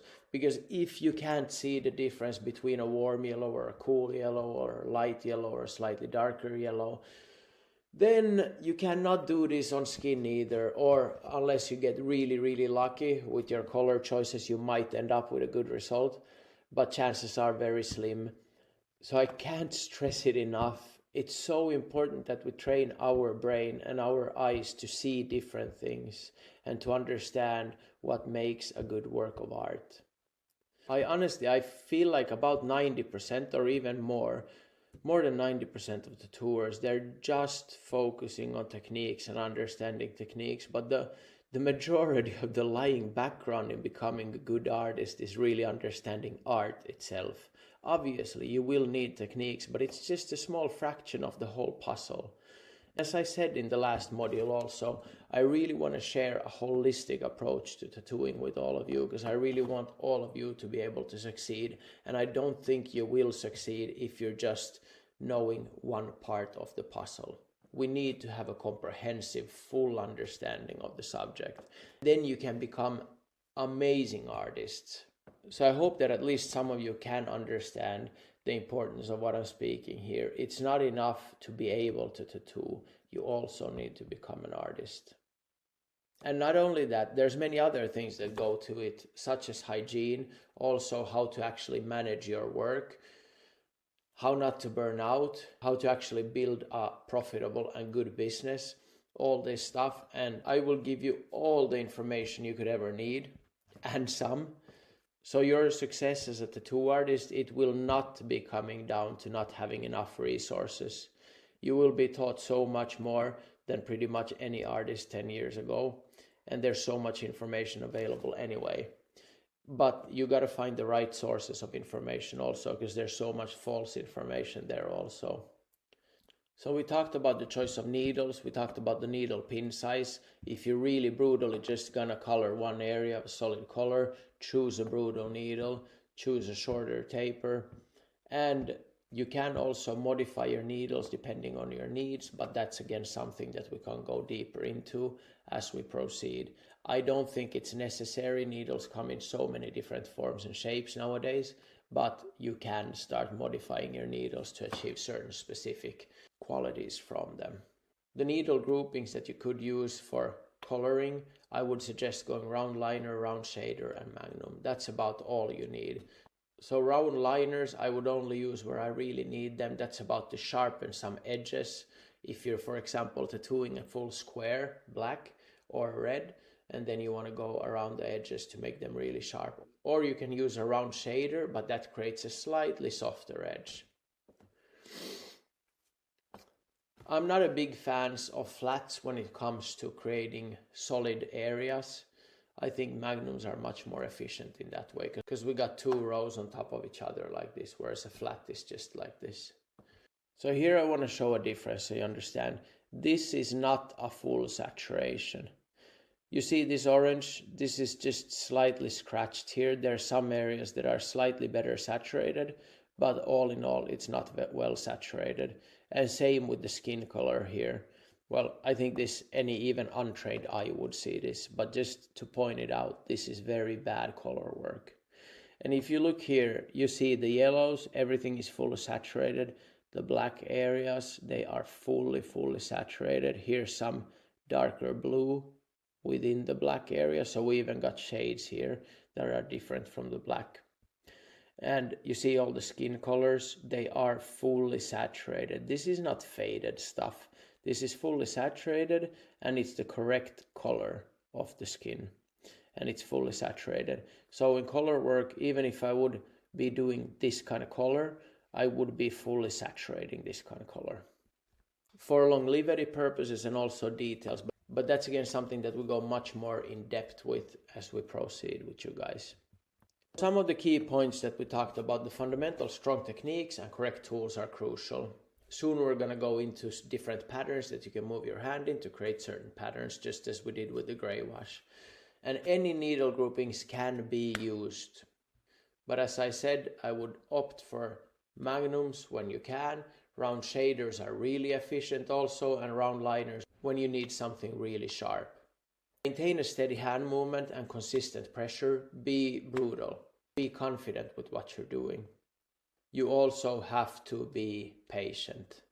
Patience is pretty much the biggest issue here when people try to color. It's either a lack of confidence, wrong tools, or not having enough patience. Needle depth is important. You need to hit the right layer, otherwise you will have a faded tattoo. If the majority of your pigment is layered in the epidermis, it will be gone. The needle angle also plays some role, just as we showed with the Graywash. So a magnum you can also tilt in certain ways. But with liners and shaders, you can also go straight in or tilt it a little bit while you're doing some small circle movements. So that does affect slightly how you saturate, but it also affects how exact you are tattooing. But we'll go into that in more depth as we move on. Stretching, extremely important. If you're trying to saturate any skin area that is not extremely tight from the get-go and you're not stretching, you're going to have a lot of issues. So do work on your stretching. It's super important. And as we're trying to achieve full saturation when color packing, it is very easy to overwork because the skin has to be pushed to its absolute limit. As I already mentioned, the liners you can use to create crisp edges, and the round shaders you can also use for the edges or to fill smaller areas. And magnums, use magnums for larger areas whenever possible. And here again, you gotta find the perfect balance between your machine speed and your hand movement. For those who have watched the Tattoo Machine 101, you know my preference for a tattoo machine, and especially when it comes to something like color packing. You need a strong machine, you need it to run evenly, and you need it to be punchy. So a slightly larger stroke length. I would not go below 3.4 or 3.5 when packing color. I don't think it's the best idea. And to make sure that you have proper ink flow through the needle tip, then you can make the ink slightly more viscous by quickly dipping it in the water like I told you, or find a needle where the tip is large enough that the needle still doesn't move too much in the tip, but the ink flow is consistent. And by the way, let me know in the comments now, because I'm a little bit on the edge of if I should share exactly what I'm using for my work or not. Because I don't want to be promoting brands here. As I said, I'm sponsored by many, but I try to use what I really feel is the best for me. And I do not accept sponsorships from products that I do not believe in. But again, I do not feel like this is the place where I really want to push products on you guys. But if you feel like you're interested in really knowing what I use, then let me know in the comments, and perhaps I drop a video under this module where I actually share then what I'm using. So obviously in the future, as I'm going into my techniques and how I approach each project, I will be introducing the tools that I'm using, but it's something that I don't feel like I want to push on you guys. The most conventional motion for color packing is to work in small circular motions, and this is true whether it's a liner, a shader, or a magnum. But you can also use a brushing motion back and forth. You can use many different ways of creating fully packed color areas, and I will show videos how to do this. But the most conventional is to work in small circular motions and be patient. And again, I want to stress it, be determined, be brutal, always penetrate the right skin layer. No second guessing here, because we don't want to create any excess damage to the skin where we're not depositing ink. We want to be very efficient here because we have to push the skin to its limit. So you got to be brutal, you got to be sure what you're doing. This doesn't mean that you have to go half a centimeter deep in the skin. It does not mean that. It means that you need a steady hand, you need to be sure of what you're doing. You go in, you fully saturate, you go out. That's it. And yes, I know that actual visuals will help a lot, and I will work on doing that in the future. But I feel like I'm repeating myself, but I know many people are impatient because you want to go forward. I will work on videos also where let's make, for example, a triangle, a square. We fully color it in. I go through every aspect. I can show with different needles how I'm doing it, what the patterns are. But this is something you can do by yourself also if you're actually paying attention, if you're intentionally doing something and paying attention to what you're doing and what the end result is. And as said, as we're going through the basics, I just want to introduce now the basic concept. You can still pick up a lot from here, even if there's not visuals right now. You can pick up a lot, and I will show you some of those 2D visuals as well, the simplified models of what's happening when the needle hits the skin. We will have real tattooing as well, where I'm explaining every single thing. So that's something I'm working on, but it will take some time. So now let's stick to the basics and get the basic concepts and understanding of everything down. So some words of caution. It requires thorough and patient saturation, because if you're not patient and thorough, if you're not methodically actually filling in an area, you will have patchiness and you will overwork. So you will need a strong understanding of techniques and also skin. And this way you can achieve very good saturation on a consistent basis without actually overworking the skin and causing excess trauma. And as I said, aftercare is very, very crucial. What I do recommend is absorbent pads that actually absorb all the liquids from the skin. I'm actually also a founder of Tattoo Armor, again, a product I don't want to push on you guys, but the reason me and Kathleen founded it was because we really believed that there was something missing in the tattoo market and people were using cling film or second skin product, and we don't believe that this is the best solution for fully colored tattoos, at least not for that, yeah. And if you read the introduction to tattooing, there I have one PDF that explains about different methods of taking care of wounds, which is like aftercare for us. Okay, now to the 2D examples that I was telling about. So we have 11 Magnum here, and we're trying to fill in this little box here. So this is what a circular motion of using this 11 Magnum would look like if we're slowly and determinedly going over this area with black ink. Now this color could be any color. It doesn't have to be black. It can be red, it can be yellow, etc. Now, yes, there are some differences with certain colors, how they go in the skin and how we should actually approach putting them in the skin. But that's a much more advanced topic. And I actually remember that one of you already asked about the lighter pigments, how to approach those. And I will go into that, but I don't think this is the right place yet. There's a very simple solution to it, but I need to explain the basics first and then actually explain how to approach that, because it was one big issue for me also, the light pigments and coloring in light pigments in the beginning without actually causing excess trauma to the skin. But back to the subject. So a circular motion should do something like this pattern. And then if you try to fill it in, you go over the same kind of motions again and slowly filling up the box. If you're using magnums, especially soft edge magnums, then it can be difficult to really achieve sharp edges here. So if you really want to sharpen up everything inside this box, you can use a round shader or a round liner to do that. Here's another example of how to, as I already told you, you can also create a fully saturated area with just a brushing motion. But there also you actually need to be brutal enough to put pigment in the skin on a consistent basis. But here's a visualization of how you would do that with a brushing motion, with a back and forth brushing motion. So as you go back and forth, the needle pin marks are gonna intersect slightly, and slowly and steadily it creates a solid area of black. If you watch the Graywash, you already have some understanding of what this visual means in accordance to hand speed and machine speed. But if not, then this is a fairly fast machine and a fairly slow hand movement that would create something like this. So what are the basics to achieve this? Is to make sure that you move in slow, consistent, overlapping back and forth motions. And be aware that you're not doing a lot of sideways movement of the magnum if you're using this kind of method. Because if you do this in a few places, you will cause excess damage here. And it will be fairly similar to what we showed with the Graywash, where you get inconsistencies in the pattern. And if the area to cover is large, then you have to tattoo a few slightly overlapping areas, obviously, or choose a larger needle grouping. Now, even if these visuals are shown with black ink, it works exactly the same way with any kind of ink. There are small nuance differences, I said, but those topics will be covered once we have established a good solid foundation first.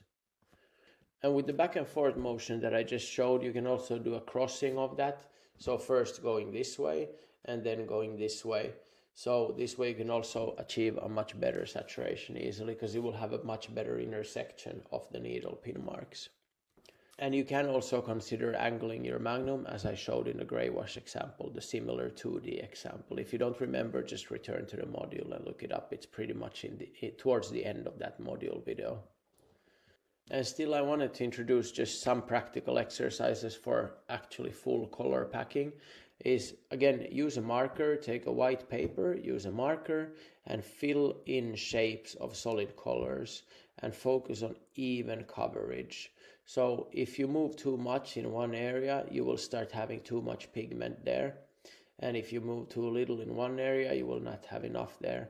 So this teaches you consistency and patience, because it's actually fairly difficult with, let's say you have a green colored marker and you try to fill in a larger triangle on the paper. It's going to be very difficult not to overlap too much, and it will be very difficult to achieve very consistent results. But it teaches you a lot of patience and consistency, and that again translates fairly well to skin when you go there. Okay guys, so now we have covered the absolute basics of color packing as well, and next week we're going to go into color fading. And after that we start having the basic techniques down, and then we have a few more modules and we can slowly start moving into more advanced techniques, which I know many of you are waiting for. But remember again what I said, it's all about having a comprehensive, full understanding of all aspects of tattooing in order to actually become a good artist. So be patient and have a clear intention about learning, and also about learning the absolute fundamentals of everything that we're teaching here. Okay, I'll see you guys next week, I guess. Ciao.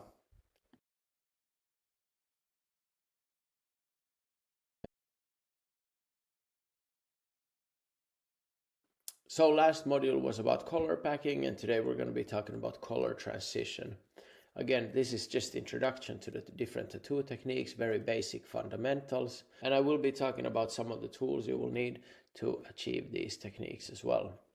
So color transition for today. What do we try to achieve with color transition? This is pretty much just moving, let's say, from a red to a yellow and have a smooth transition. Here again, as we did with color packing, we want to achieve a full saturation.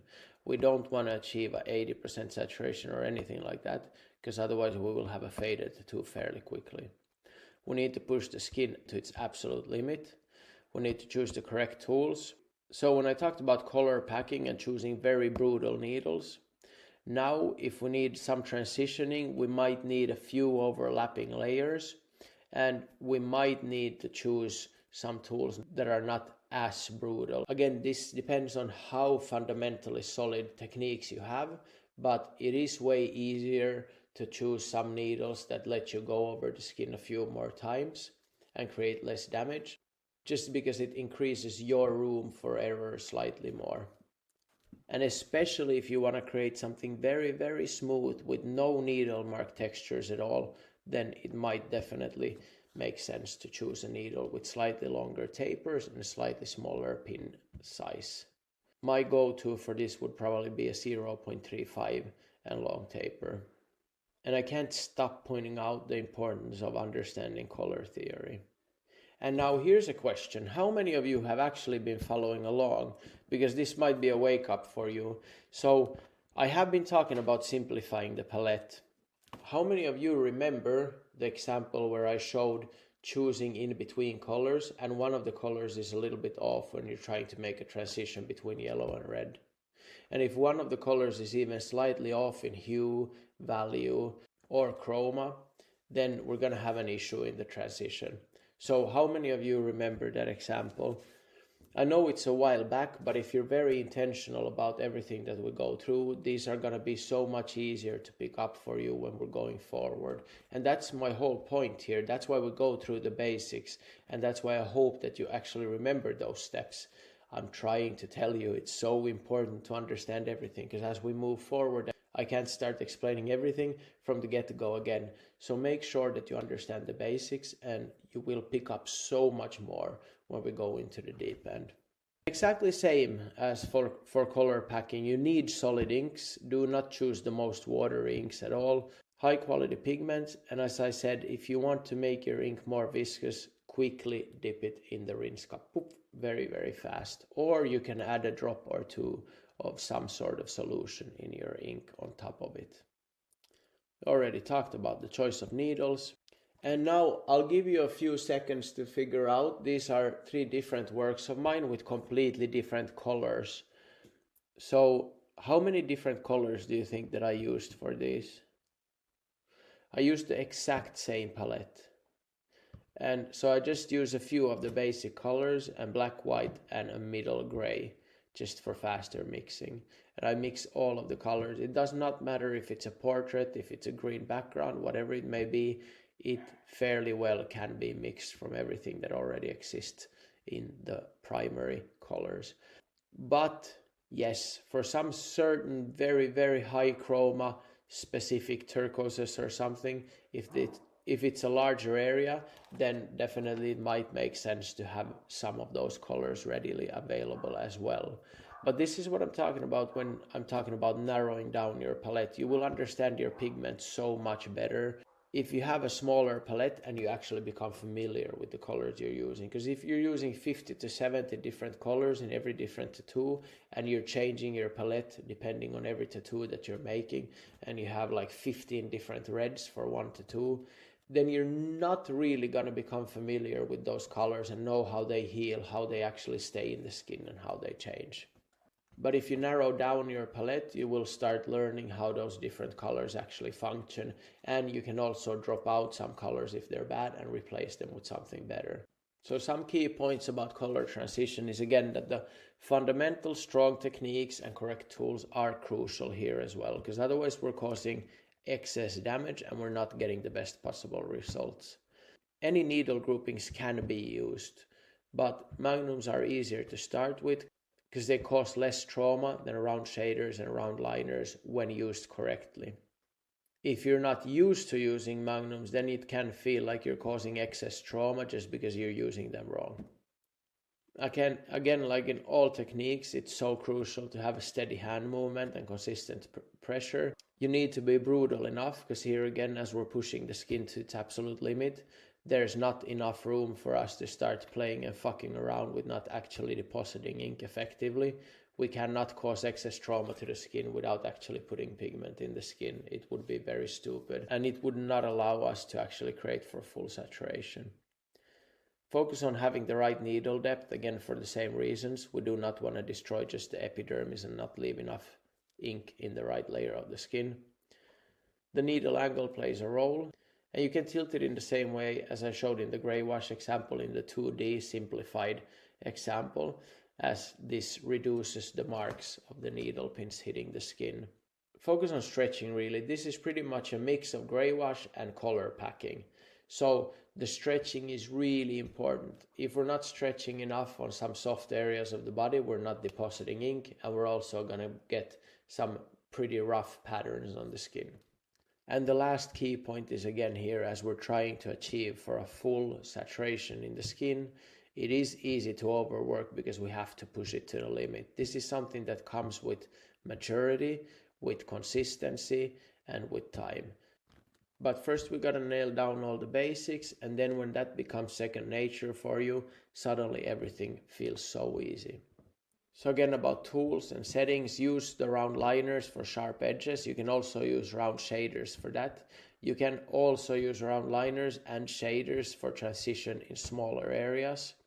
And use magnums when you need to do transitions in larger areas. It's usually way easier. And it's even easier if you're using the largest possible magnum for the largest possible area. But again, if you're not very familiar with large magnums, then you might have issues with them. So use what feels semi-comfortable for you. And as always, you need to adjust your machine speed according to your hand movement. This is something you need to figure out on your own by paying attention and intentionally looking for what patterns are left behind after you work with your hand and the machine speed movement. Again, you need a strong machine, especially if you're trying to push any larger groupings. If your ink is not flowing in, try dipping it quickly in the water to make it more viscous, but very, very quickly. Be consistent, be patient, and lastly, do narrow down your palette. And this is not just in order to learn color theory, it's also to achieve longevity, because you really start understanding your pigments and how they last, and also for consistency. To get even transitions, you need to layer the colors. And always penetrate, there's no second guessing here. Let me grab out a few videos just so you see. So here I actually want to leave the sound on so you hear how roughly the machine and the needle actually goes into the skin. And this is just like, okay, this is a gray color, but it works exactly the same way. It doesn't matter if it's red or gray. This is not a gray wash, this is an opaque gray. Or possibly a slightly greenish gray. But anyway, that does not matter. Now what you're gonna see is, this is actually Kathleen working on a collaborative piece that we were working on together. And she's creating a base for a color transition. So what she's doing is pretty much a whip shade or a pepper fade. So brushing a fade, and you will see actually here, I'm going to try to zoom in. So you'll see small needle marks, pretty similar to the 2D examples that I have been showing you. And you see that the magnum is also slightly angled. It's not going straight, it's slightly angled like this, as you see by the needle point. And you'll see she goes roughly in and then out, and she creates a nice fade like this, and then the next transition is picking up the next color and slowly but surely fading that one as well.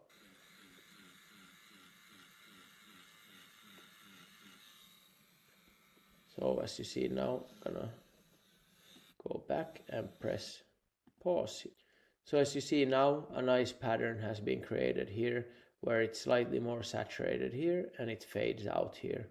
And I think a slightly larger fade is going to be made, like a base fade is going to be made here before the color transition. And here you see also the angle of the needle, how the magnum is angled. You see full saturation down here as well. So even with this method, you can still achieve a full saturation. Again, no lenses or nothing used here. So here you see pretty much the same movement with a slightly smaller needle and yellow color. So again, a slightly back and forth motioning movement, and that creates a nice base for a color transition.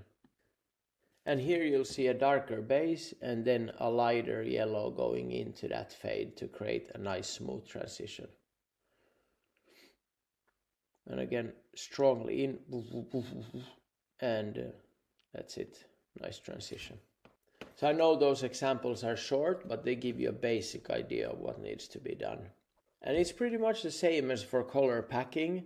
So it just requires thorough and patient saturation and transition to avoid patchiness. And always push for the 100% saturation. You do not want to leave some areas like 50% saturated, because it's going to look pretty much off, unless your meaning is really to fade out the color into skin. So if the transition is between skin and color, that's fine. And again, as I'm saying, that don't put 50% saturation somewhere and always push for 100%. This is obviously not 100% true, but I'm trying to give now the basics. So there will be some certain areas in some specific designs where you want to go slightly against what I'm saying here, but at least the basic techniques that I'm teaching you now, they work. And I want to say basically always push for 100% saturation. There are some special cases where you might not want to do that, but that's pretty much just design specific. But if you want to push for longevity, then I would suggest to push for 100% saturation. And this tattoo technique as well requires very much attention on aftercare. So as I already said in color packing, this is not the same as a gray wash or fine lines. This actually requires proper aftercare, because we do push the skin to the limit. So some examples. If we desire to achieve a small simple fade and we have two different colors, number 1 and number 2, so we have a yellow and a red, and especially if they're near each other on the color wheel, then it can be easily done in 2 steps, or you can use a few more steps. But the basic is that you create fade from one color and then you create a fade from the other color and make those intersect. So now you see the basic idea of what Kathleen was also doing when she faded that gray base in one of the videos I showed. And so saturate the base color first, at least until where the fade would start, and from there proceed by brushing or whipping to slowly create a nice fade. And then you do the same for the other color and make them intersect. If you want, you can always pause the video and read the actual full slide as well. It might make sense. Now if you're using complementary colors, that means 2 colors on opposite sides of the color wheel, then you're gonna have some issues here in the middle where we start losing chroma, and that's also fine, but this does not happen in nature so often, and so it might look a little bit off here in the middle to us. It does happen sometimes, but not very often. Here's an example of using only 2 colors, here's an example of using 3 colors, and here's an example of using 6 different colors. These are pre-mixed colors, but in reality you can achieve this C option easily by using only number 1 and number 6 of the colors as well. And then you don't risk having one of these middle colors here being of a different chroma value or hue, which would immediately make a bump in this transition and look off. So here's some mixing techniques. If we mix number 1 with number 5, then we're going to get something between the middle of these. If it's equally much of number 1 and number 5, then the end result is going to be a color which is exactly in the middle of number 1 and number 5. Now to achieve number 2, we would have to add 3/4 of number 1 and 1/4 of number 5. And to achieve number 4, it's 1/4 of number 1 and 3/4 of number 5. It's actually very simple. And obviously many artworks are much more complex than this, but this gives you a basic idea of how you can mix a large variety of colors already from here. And obviously you can mix anything in between here also, just by having number 1 and number 5 on your palette. So the mixing, it can be either done by having a readily mixed broad palette, or by just mixing on the go by dipping here and there. Both have their advantages. If you have readily mixed palette, it's way easier in the beginning, but it also is not going to teach you so much about color theory, and you're going to start overthinking, and you're not really going to learn your palette very well. If you're mixing on the go, it takes some balls. It requires you to actually understand color theory in a completely different level, But once you start, you can slowly start narrowing down your palette as well. But I think it's one of the greatest features of color theory is actually to limit your palette and making your brain work. So to create a transition, use a back and forth motion and move in the direction of the form, similar to what you would do in Graywash. And here also what can help is actually studying the object that you're going to be tattooing. So studying the form and understanding where the certain colors are, what they fade from and what they fade to. And again, consider angling your magnum as I showed in the Graywash example, because it will reduce the amount of needle pin marks that you get on your tattoo. And some practical exercises: paint, paint, paint, paint, paint. Use colorful paints, limit your palette in painting, try mixing colors, it will help a lot. Okay, I'm happy. We got through the very, very basics of tattoo techniques, and I think soon we're gonna be ready to go into much more depth. And I will show how I approach some of the specific projects that I have and also some simple patterns. Thank you guys, and I'll see you next week again. Ciao.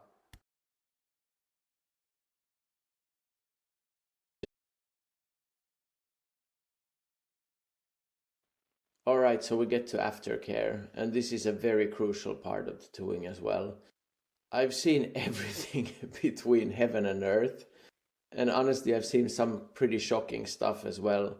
We've had clients bleeding, knocking at our door to get into our studio and told us that, hey, my tattoo artist told me to come to your studio, that maybe you could wrap me up and give me some aftercare stuff. I'm seriously so confused about what might be going on in somebody's head not to actually be responsible enough to give aftercare instructions to their client. And in addition, also not providing at least the very first essential aftercare needed for them to protect their fresh wound.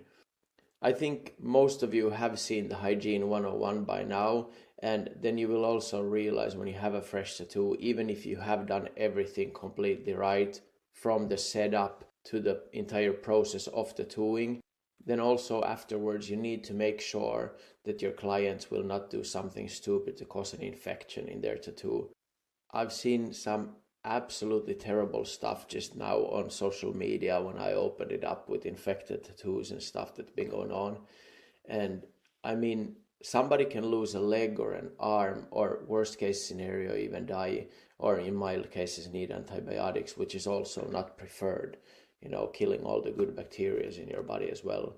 So I would urge and invite all of you to take real strong responsibility for your hygiene, but as well in informing your client on how they need to deal with a fresh wound.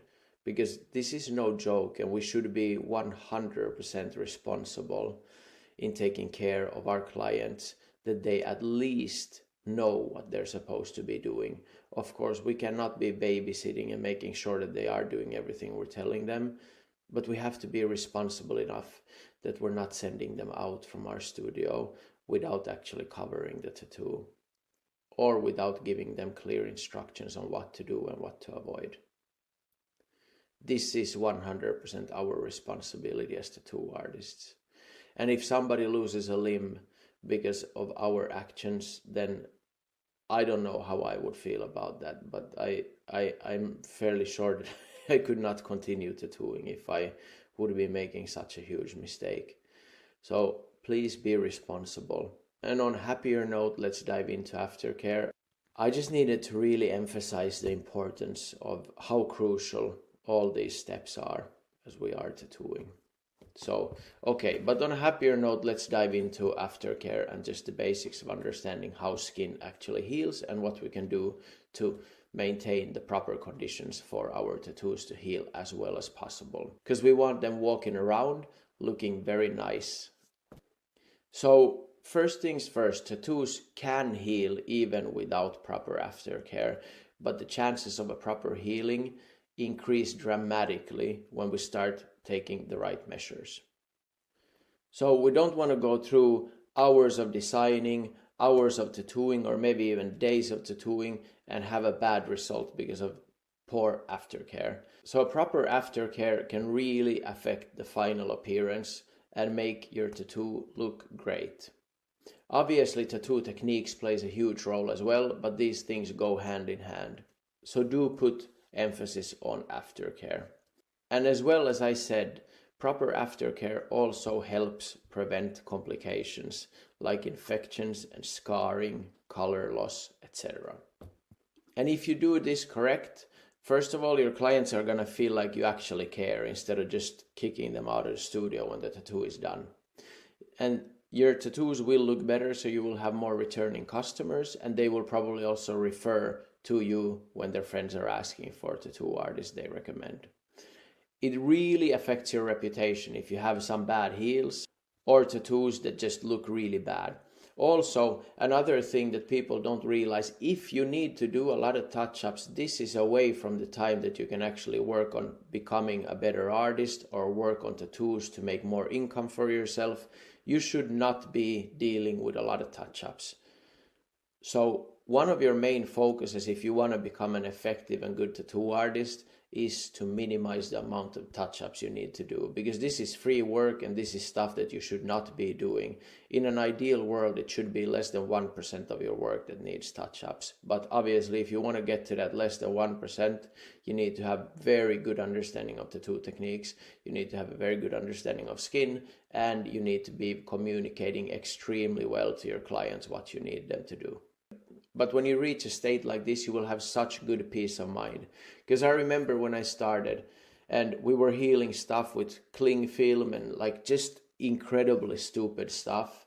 Also, techniques were not the best. I did not know always exactly what I was doing. I think hygiene, we had a pretty high standard from the get-go, but techniques was something where sometimes we chewed up skin or had paper in the needle. A lot of different stuff that caused excess trauma to the skin.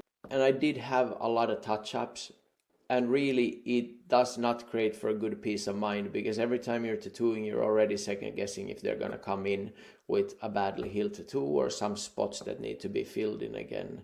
But all of these things go together. So proper communication with the client. This is also preparation of the skin before they're coming to the tattoo session. Then also understanding their skin type, understanding the tattoo techniques that you're working with, being comfortable, being effective with the tattoo techniques, not second guessing, not causing excess trauma to the skin, and making sure that the aftercare and communication about the aftercare is on point. And if you get all of these things right, then your touch-up amounts are going to be somewhere less than 1%. And this means maybe in a year you will have one touch-up session, max. Now, this is an ideal situation where I think most of you would like to be, because if you have 10 days or even 20 days, or perhaps even more, where you're doing touch-ups, like let's say if 5% of your days are doing touch-ups, this is incredibly bad, because it means that you're using so much extra time on actually doing touch-ups, where you could actually focus on something else. So I think this is one key metric that all artists should strive to push below 1%. And if you feel like it, I can dig out and start to share with you guys some documents about what we're sending to the clients beforehand to prepare for the skin, and also what we send for the aftercare. Obviously, we always communicate it vocally as well, not just on text, not just on paper. But if that's interesting to you, then we can go through that as well.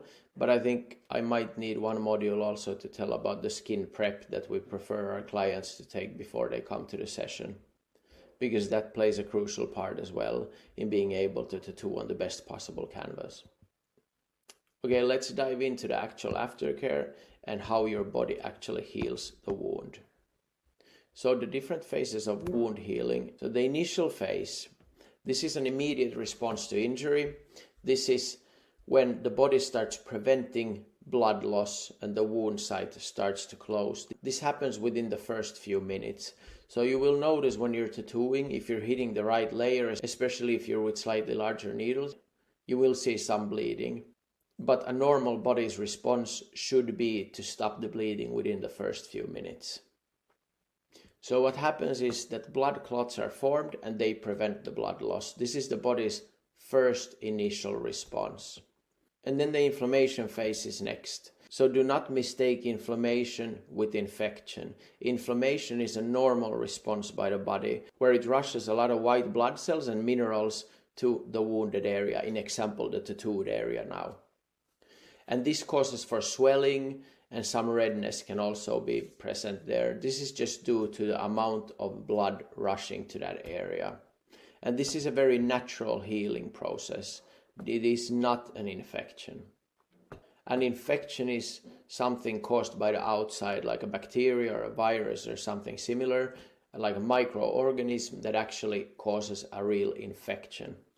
These blood cells will try to clean your area and remove anything that's not supposed to be there. In example, also tattoo pigment. But that we already talked about when we went into the Tattoo Techniques 101, and I'm explaining how the body tries to remove tattoo pigment on a very basic level. So if that's something that's interesting you, go back to the Tattoo Techniques 101, the very first part, and we discuss it a little bit there.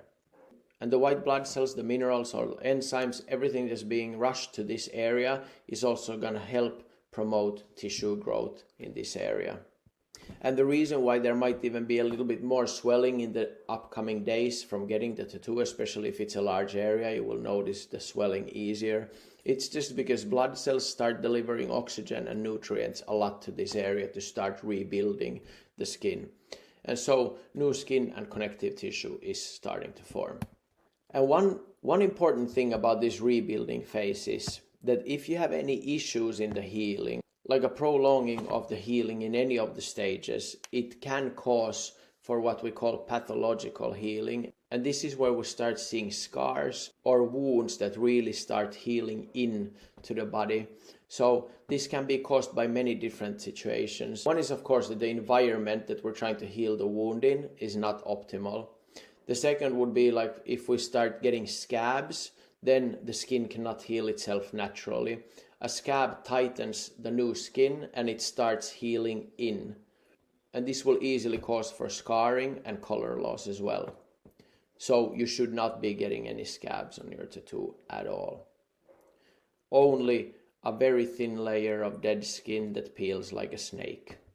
So some issues that should be avoided at all costs when healing your tattoos is no scabs. You should definitely not get scabs on your tattoo, and your clients should never get scabs on their tattoo. This is important, especially if you're having any kind of liquid oozing out from the tattoo, then it needs to be washed off so that it doesn't harden on top if it comes in contact with air. If you're using too much ointment, skin is breathing, and if you're using too thick of a layer of ointment, the skin can't breathe, and its reaction will be to ooze out even more liquid to try to push this foreign object that's blocking it from breathing. So do not use too much ointment, especially in the initial first 3-4 days. As we proceed, we can make videos exactly of how much ointment and at what stages I recommend. But now I want to create a very general, full, comprehensive understanding of the basics for all of you guys. Of course, scratching, no, and try avoiding to keep the tattoo too dry, especially after the first 3 to 4 days, because this is when the skin really starts to renew, and the new skin can be very fragile, and if we let it dry too much, it will start cracking, possibly, especially on moving parts. Avoid getting any foreign objects in your fresh wound. This means you should protect the tattoo somehow, because you do not want dirt or any microbes getting into your open skin. Avoid sun exposure, because when your skin is wounded, you do not have proper UV protection in your skin.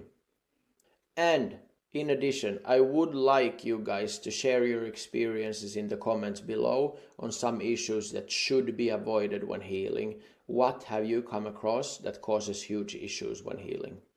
This can help out the entire community. So I hope that many of you guys can be team players here and actually be active and share in the comments. And I'm not talking to everybody here, but just in general, collective, I would love the community to be a little bit more giving back and sharing experiences, because everybody can learn from your experiences. So we wouldn't be a community of just take, but everybody would be also give. That's how I would love to see this community develop. And when the initial phase and the rebuilding phase of the skin is past, then we have a strengthening phase of the skin. So as we have the very young skin, it's very, very fragile. but slowly the new skin becomes stronger and much more elastic. At this stage, I really recommend using some lotions or ointments. You could even use just coconut oil at this stage, just to get elasticity back to the skin. And now I'm talking about 10 to 14 days from the initial tattoo. And at that stage, I would use some kind of lotion or ointment for a long time, at least once a day, just to give the skin its elasticity back faster. At least that's what I've noticed. It helps. And avoid touch-ups at the very early stages. I usually recommend that at least wait about 2 months from when you did the tattoo before you need to do a touch-up, if you need to do a touch-up. Obviously, the best outcome would be that you don't need to do a touch-up, but if you do need to do a touch-up, then wait a few months and then do the touch-up, just because it's easier to cause scarring when the skin hasn't properly, fully healed and rejuvenated itself. I've been reading many publications on the topic, so been digging through a lot of studies and also obviously doing my own observations when tattooing and taking care of clients. So that's what I'm basing my statements on here. Absolute number one is to keep the tattoo clean. I think we can all 100% agree on this. But this means to avoid cross-contamination, and it also means to protect your tattoo, not to get any outside dirt in it after you're finished.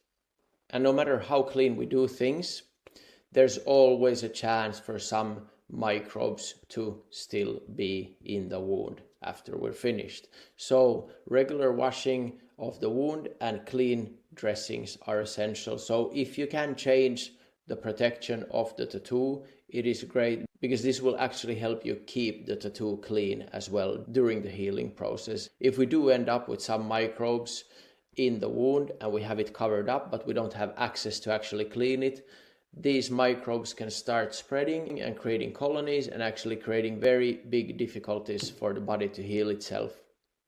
This is when we talk about infections and other serious issues. So being able to actually clean your wound will help in avoiding something like this. So preferably you would protect it with something that's easy to allow you to clean your tattoo. Because for microbial growth, a perfect environment is a moist, warm condition, which is pretty much what we're talking about when we're talking about a tattoo or a wound. Now, if you choose an option that actually sticks to the wound or rips the tattoo open a little bit whenever you're changing it, this can cause for huge issues also and slowing down the healing dramatically. So be careful about what products you're using. If it actually sticks to the wound or to the tattoo itself, it can be very dangerous.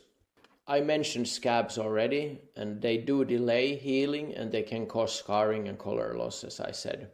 So do everything you can to prevent scabs. And one thing that helps here is to keep the tattoo slightly moist. Not wet, but slightly moist.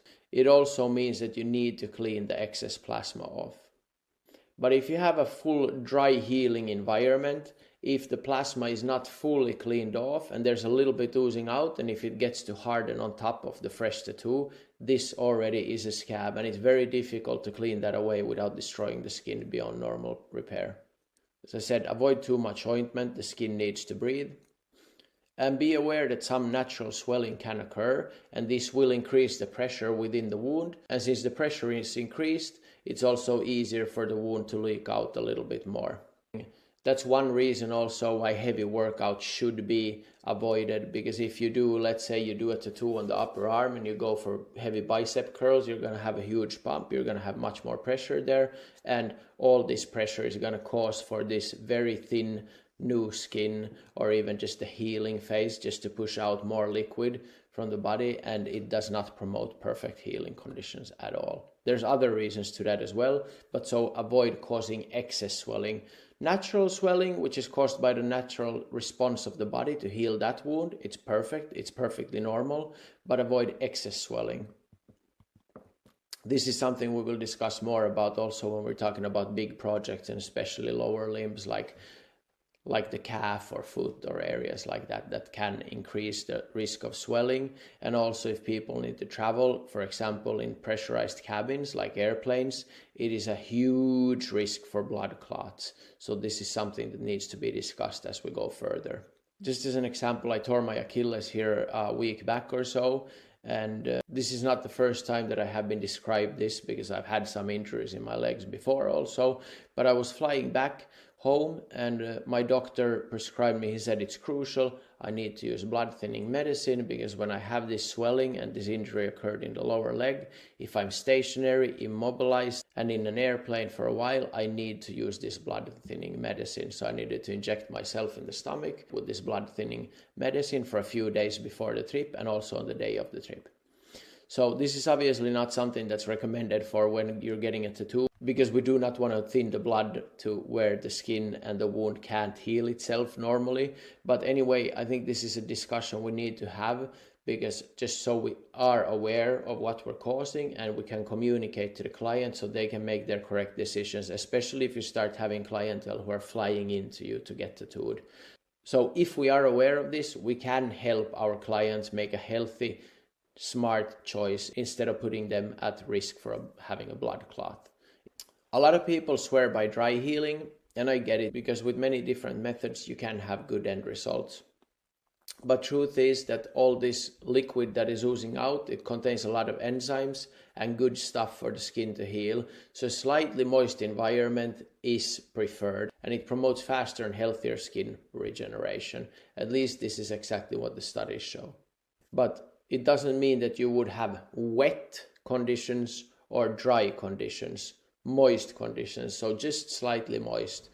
We do not want to have a sack of bodily fluids and ink hanging around our wound.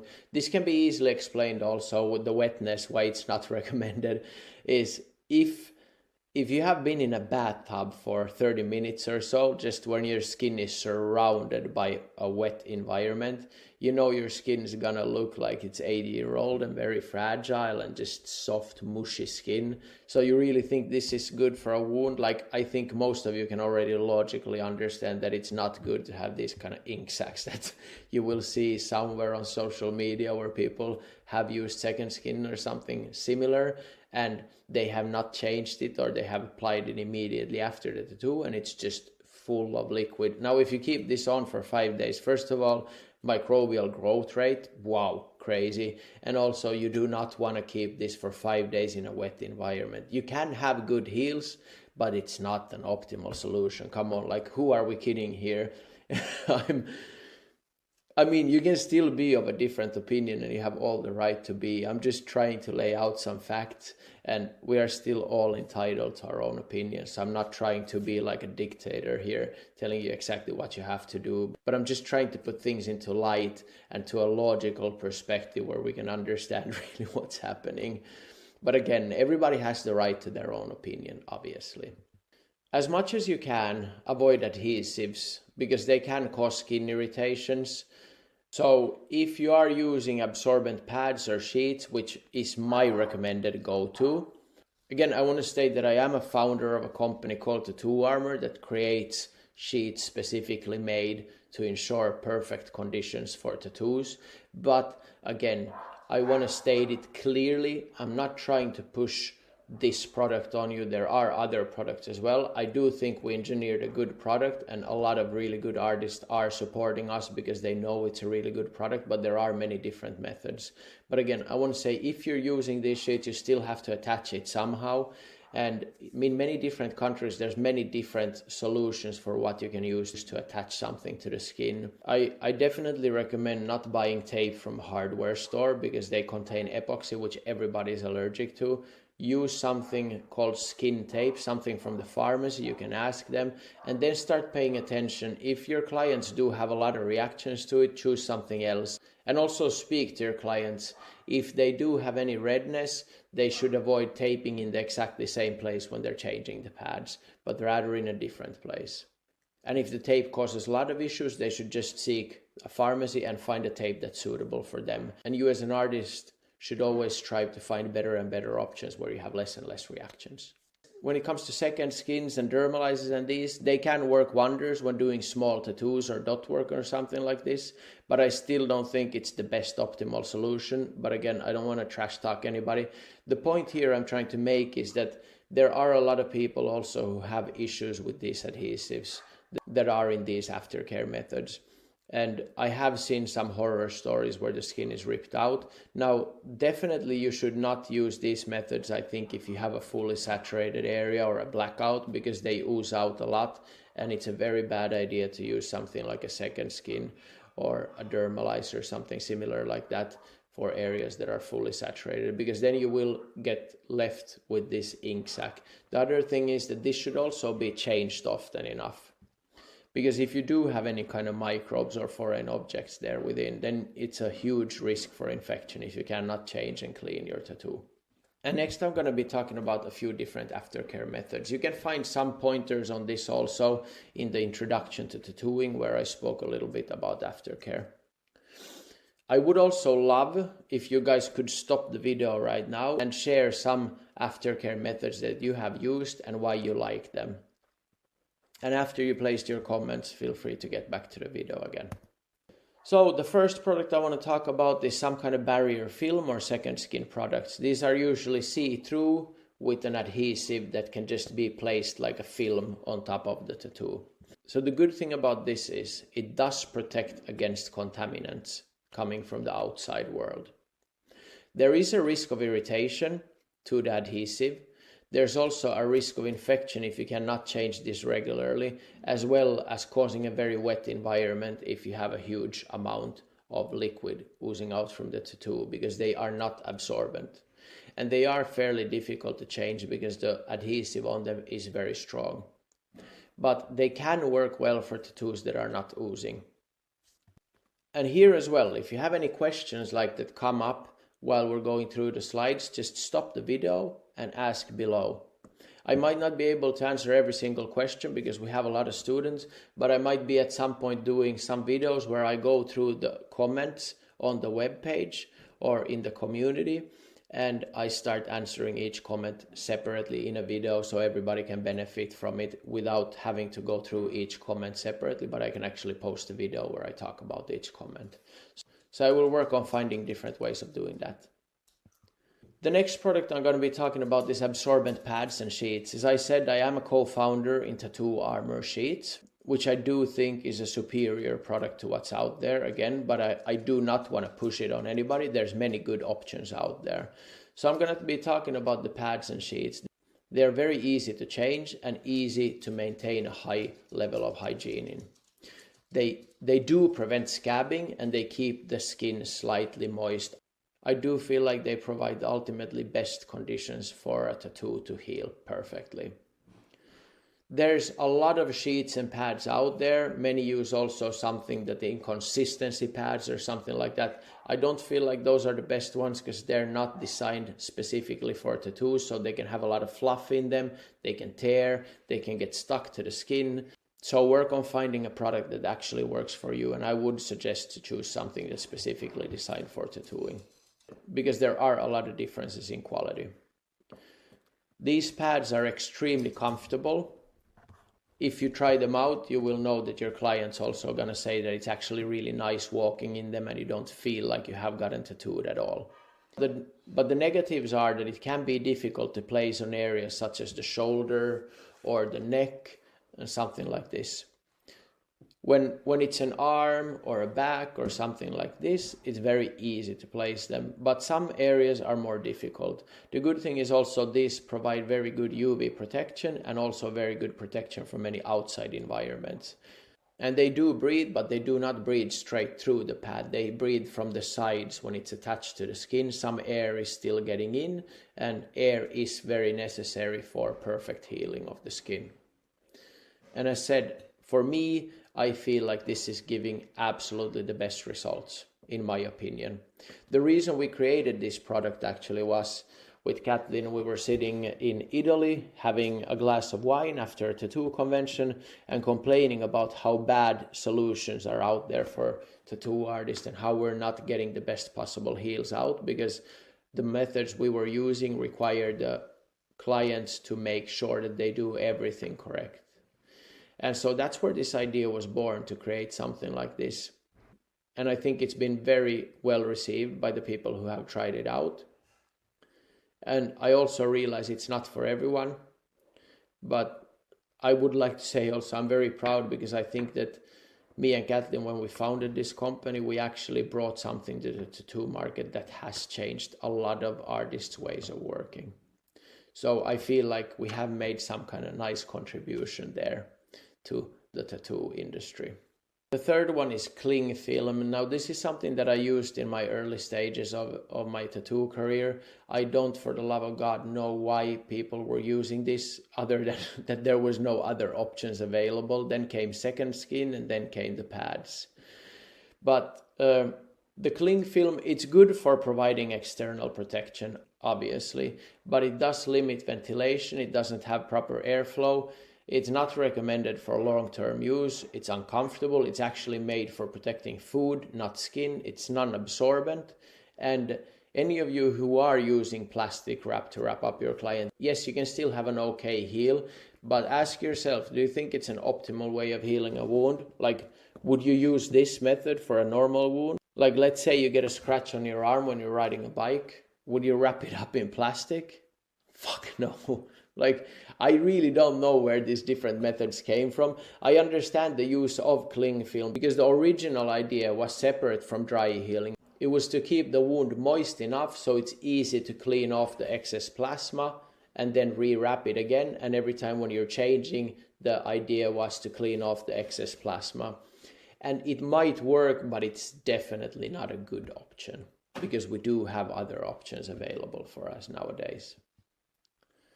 Then dry healing, it can work, but it requires not to let any oozing liquid harden on top of the tattoo because this will create a scab and this can cause scarring, painful healing, everything else. It's also a high risk because you can contaminate everything around you with your blood walking around. You can also get contaminated very easily because now you do not have any protection between yourself and your body. The skin is also broken. Dry healing means we're not covering it with anything. We're also not using any ointment. We're just gonna let it heal naturally. But it puts us at risk also.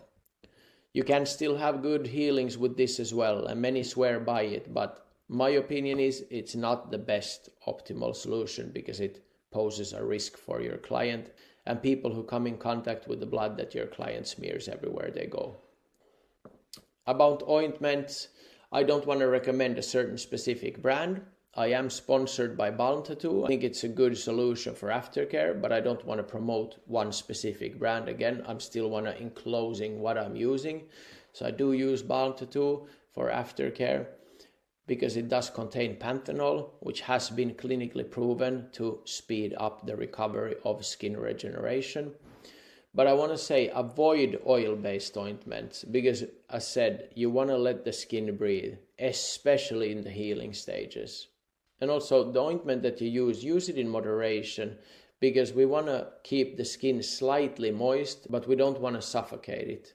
So always avoid applying a layer of ointment. Rather try to apply just enough for the skin to absorb the ointment and that's it. So no layer of ointment should be visible. There's no need to put it on thick. And after 10 days to 2 weeks, I usually recommend my clients to use any preferred lotion or ointment that they like to use to just keep their skin moisturized. And I recommend them to use it at least once a day for the next month or two, just to help the skin rejuvenate and become very, very strong.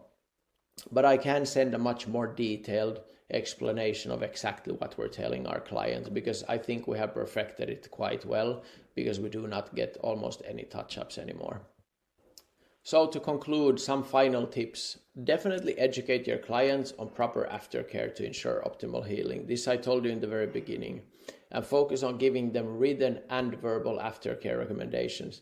Many clients after a tattoo session, they might be overwhelmed, they might be in pain, they might be exhausted. So do give them a written recommendation for aftercare as well. But do also go through it verbally and make sure that they understand and communicate back to you what you just said. This goes a very long way in making sure that they do the right thing. And it saves you a lot of headaches and a lot of time to just have a few minute conversation and to make sure that they understood everything and why they need to do it. Be open to new methods, so don't be that guy who's still using cling film because he used it 30 years ago and he feels like it's a good option. There might be better options out there. And as I said, if you have more than 5% touch-ups, then definitely, in addition to improving your tattoo techniques, focus on continuously updating your knowledge on wound healing, and focus also on your communication skills. Try to pinpoint down different areas where things can go wrong. Whether it's your preparation of the workstation, if that's not hygienic, if it's how you're taking care of your inks and not handling them well, not keeping them clean, if it's you not communicating the aftercare well to your client, if it's you not providing the product for your client, maybe 5% of your people are not actually going to go to the pharmacy and get what you recommend them to get. So think also of things like this. Like, I really think we can break down every single point into many different separate points that we can improve on, and when we do this, we can have a very clear strategy on how we can improve our career as an artist and our entire working environment. Okay, I want to give a big thanks to all of you again for staying here, and I hope that you get engaged and share some of your thoughts here as well under this module. Thank you, everybody. Bye.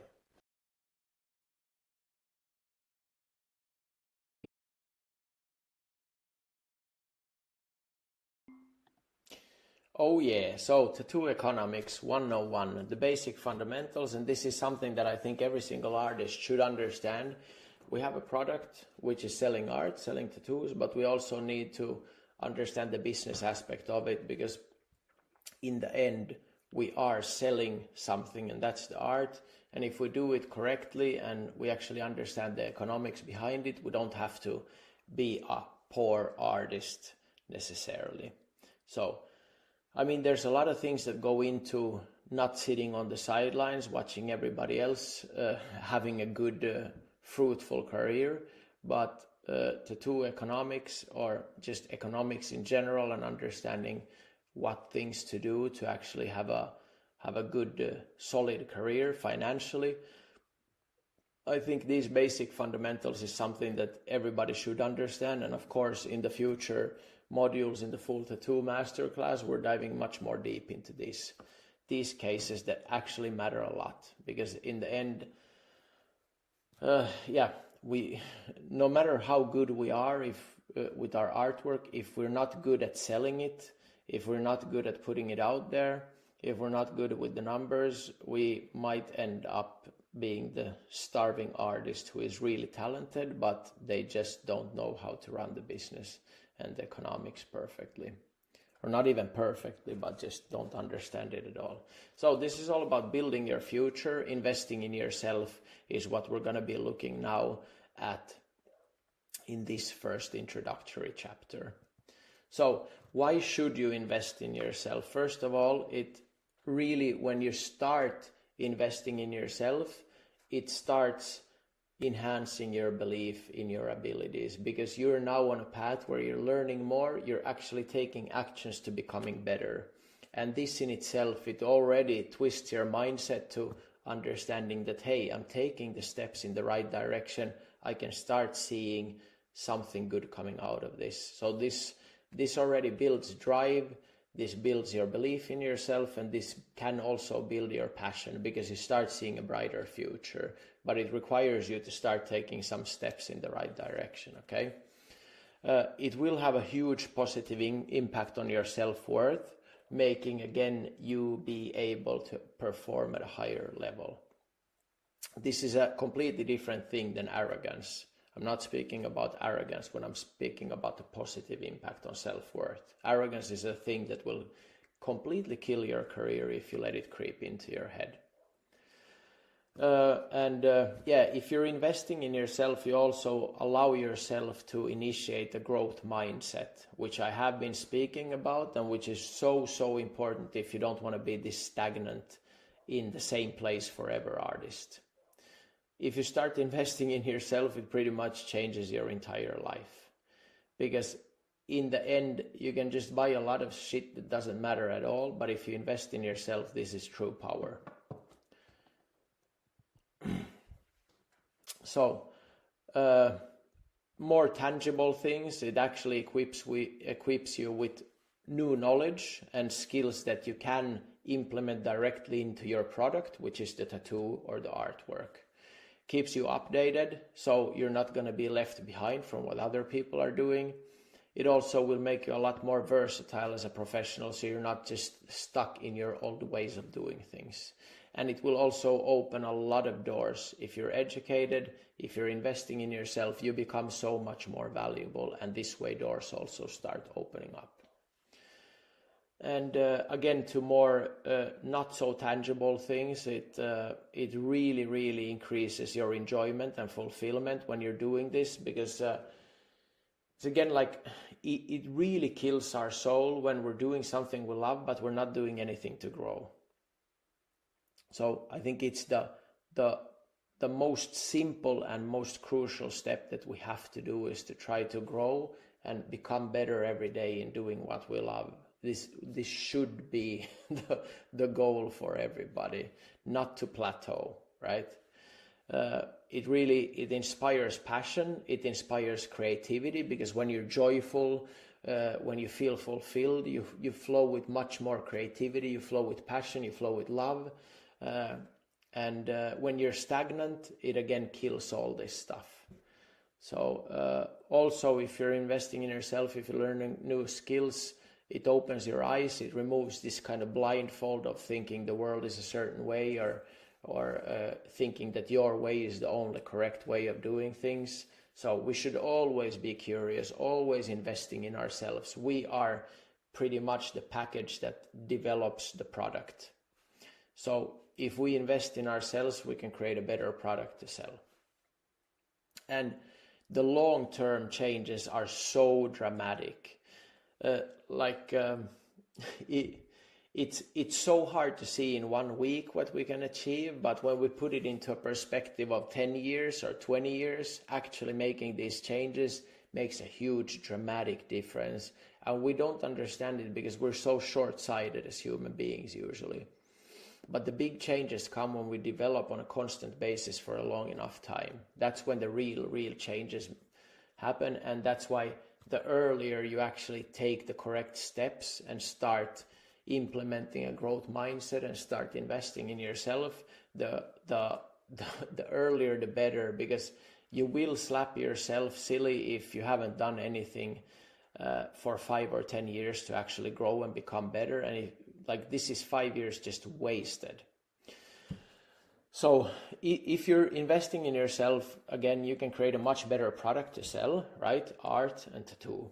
So this automatically leads to higher earnings through your renewed knowledge and the implementation of this knowledge, which creates the better tattoos. It creates new opportunities that you never could have dreamed of. It will also much more likely create for high ticket clientele, people who are willing to pay a lot more for your works, and you get to work on your own terms. And again, this doesn't happen overnight, but if you don't invest in yourself, if you don't focus on becoming that much better every single day for a long enough time, then there's not a lot of change happening, right? And you will be sitting on the sidelines seeing everybody else grow. So focus on continuous learning and strive for improvement all the time. And it's easy to do. You can, there's so much information available. You can do it through online courses, workshops, by doing guest spots. And there's, in our day and age, there's just an insane amount of information available, readily available. Obviously this course and the full masterclass, but even outside of this, there's a huge, vast amount of information available for you. The question is, are you taking advantage of it or not? Because if you're not, you will be sitting on the sidelines, and just it will be so easy to become this miserable artist who didn't do anything to actually up-level the skills. So yeah. The more you learn, the more competitive you can become, the better clients you will have, the more money you will earn, and the happier you will actually be. I want to go through also, really show you how you can be smart, and just go through some numbers that could happen in the next 10 years if you actually do take action and continuously improve. Now, the key is that these numbers can actually be much more dramatically crazy, and impactful than what I'm going to be showing here. They can be on stratospheres, like 10 times bigger than what I'm going to be showing here if you just implement the correct measures in all aspects of being an artist, running a business and all that. And I'm actually going to be teaching all of that stuff also, how you just can implement everything step by step. But this is now just to show you the basics. So if you're really investing in yourself and you want to do this on a continuous basis and you're growing for the next 10 years continuously.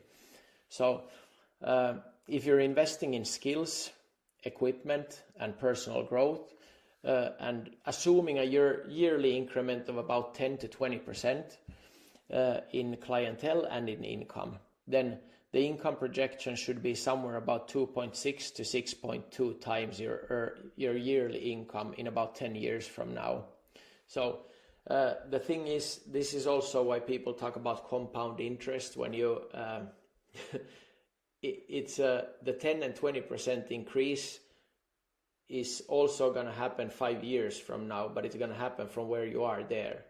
So it's not we don't have to go deep into the mathematics actually here, just I will show you. So let's have an example of a 15% yearly growth, which should be very, very reasonable. 15% growing every year, it's not that difficult to do if you actually put your mind to it.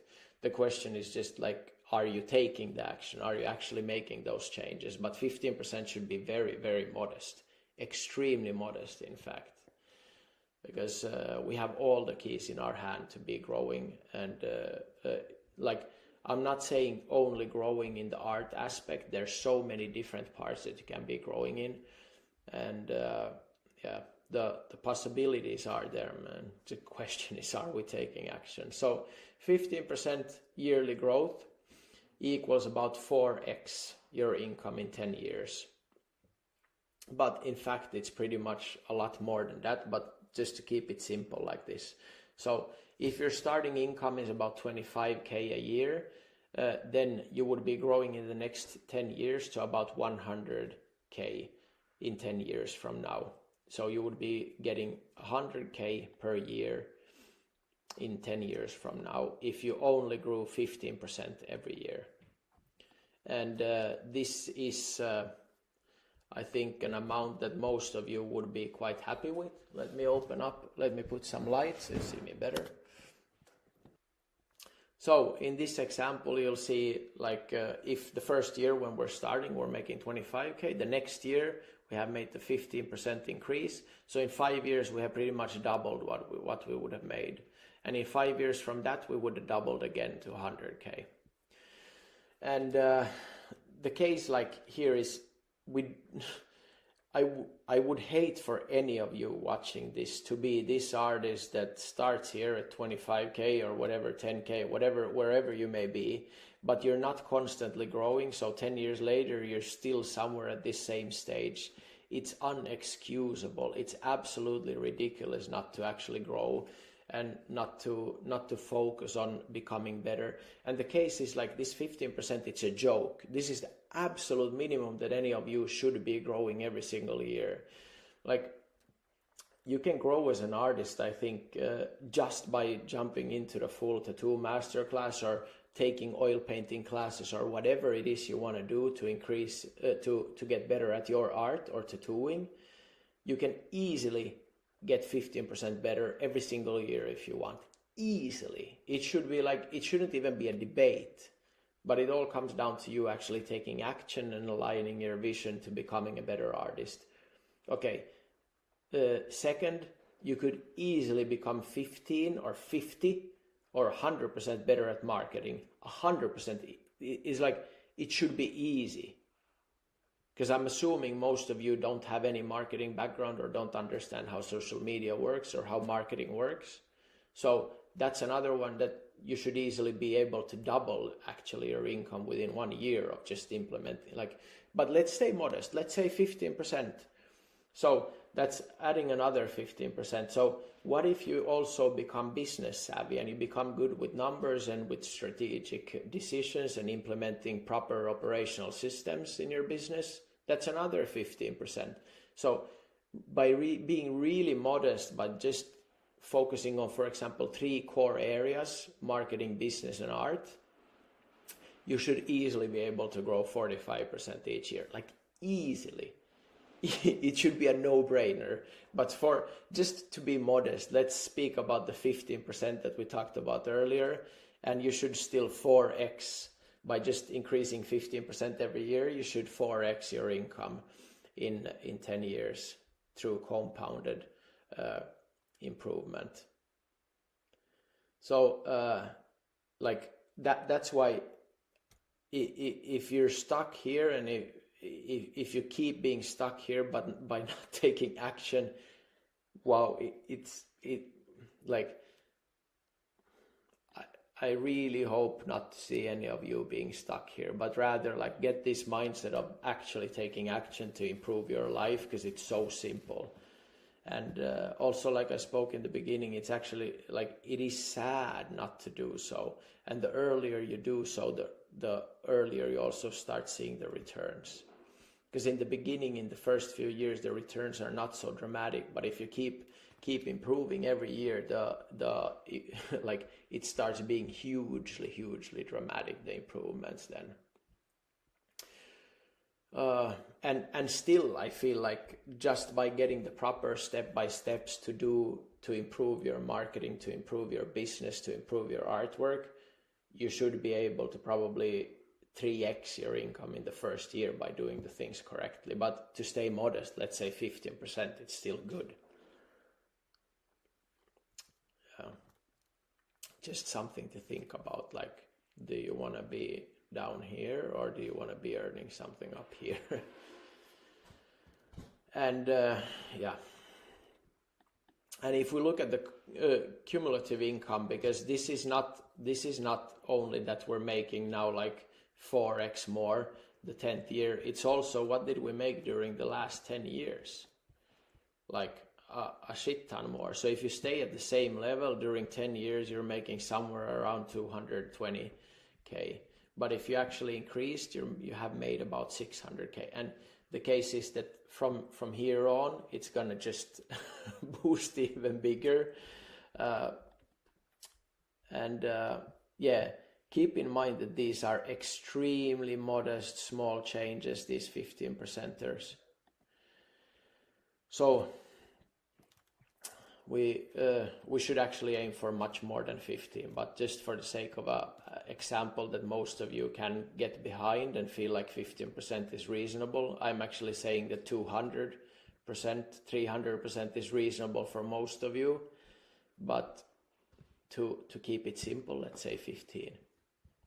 So if your yearly income is 100k in 10 years, very easily by taking one step at a time in the correct direction, you could look at about 350k per year if you're starting from 100k. And this is also just very modest actually.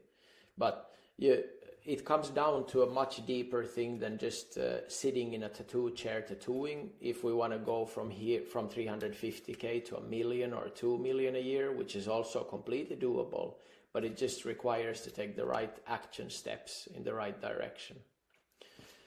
So, as I said, the time frame can be a lot shorter also if we want to really improve in all areas and drastically improve, because it's possible. It's so simple nowadays. It is so simple, but it's just about taking action. So, what are your reasons for not being able to do this? Because everybody's going to have different reasons and suggestions of why it's not possible. The mind will come up with 1,000 different scenarios of why it's not doable, right? So is it your situation? Perhaps you're a single mom, single parent. Perhaps you had an injury. Perhaps you're living in a country where you can't make a lot of tattoos. Perhaps you're not in a country where you could see yourself actually raising your prices. Yeah, so maybe it's money restrictions, maybe it's the wrong country. Well, this is all stuff that you can work on still. Nothing's preventing you from possibly in 5 years from now working in a different country. But it will be really difficult if you don't take steps in the right direction. So first of all, creating better product, meaning your artwork, creating better marketing strategies, building your brand, becoming more business savvy, creating connections. There's so many things that you can do, and maybe now it seems impossible, but if you start taking the steps in the right direction, maybe in 3 or 4 years you go like, yeah, now it is possible. Now it is possible. Now it is possible to move to a new country. Now it is possible to open my studio. Now it is possible to earn 100K a year. Now it is possible to earn 500K a year. Maybe it's not possible today. And that's the thing about being short-sighted. Our mind comes up with very good reasons why it's not possible, but it's not possible today. But it's possible today to start taking steps in the right direction. That's the difference. And the difference between people will be the difference that who starts taking these steps and who continues taking these steps. And in 5 years from now, the person who actually started taking these steps, started walking this direction, they're going to be miles ahead of those who didn't move. And their situation is going to be completely different to those who didn't move. Those who didn't move are going to be in the same situation, having the same thoughts, same reasons for why they can't do this. And those who actually started taking steps, started moving, started intentionally taking action, those are going to be the ones who have new situations, new possibilities. It is as simple as that. So if you see your mind coming up with excuses, then don't listen to them too much. Just start taking steps in the right direction. So stagnation over 10 years, this is terrible. It could look like you not investing in your skills at all, you not investing in marketing at all, you not investing in the products you're using at all. You're simply just stagnant in the same situation that you've been in forever. And if you do this, you're going to have a declining client base, even if you now would have a good situation. So it's not even about being stagnant. You're actually going to be dropping down because everybody else is actually improving usually. So if you're stagnant, you're going to face a pretty difficult situation in 10 years from now if you're not improving during those 10 years, like intentionally improving. Yeah. And the case is, I have witnessed a lot of this in my time with friends, colleagues, people who refuse new technology, people who create an arrogant mindset where they think they're the best, and this kills all development immediately. People who refuse to invest even a little bit of money into new equipment, people who refuse to invest a little bit of money in becoming better, learning new skills, people who refuse to understand marketing, people who refuse to understand the business side of it. Because I always refer to this, like you can be the greatest artist in the world, but if nobody knows about you, you can't sell your art. Nobody will buy it. So there's many things that play a role here. And that's why like you have to start investing in yourself, not to fall into this poor artist syndrome, which I have witnessed so many times. And I hope none of you are going to be those. And if you are stagnant for a long time, and if you don't take action to actually become better and improve everything that has to do with your profession, then it will easily lead to depression and stress, no clients, absolutely no motivation. It will kill all the passion you ever had. It will lead to a lot of negativity, finger pointing, blaming, victim mentality. And hopefully we can avoid all that by you just watching this video and understanding how easy it is actually for you to take some action and changing. Not only changing, but improving. That's the key word here. So question becomes, are you willing to change your life, or are you still in the mindset of listening to everything your mind comes up with as reasons why you couldn't improve even a little bit every year? Because everybody can improve 15% a year. Everybody can improve 15% a year. I actually think that most of you can improve 200-300% in the first year if you actually want to.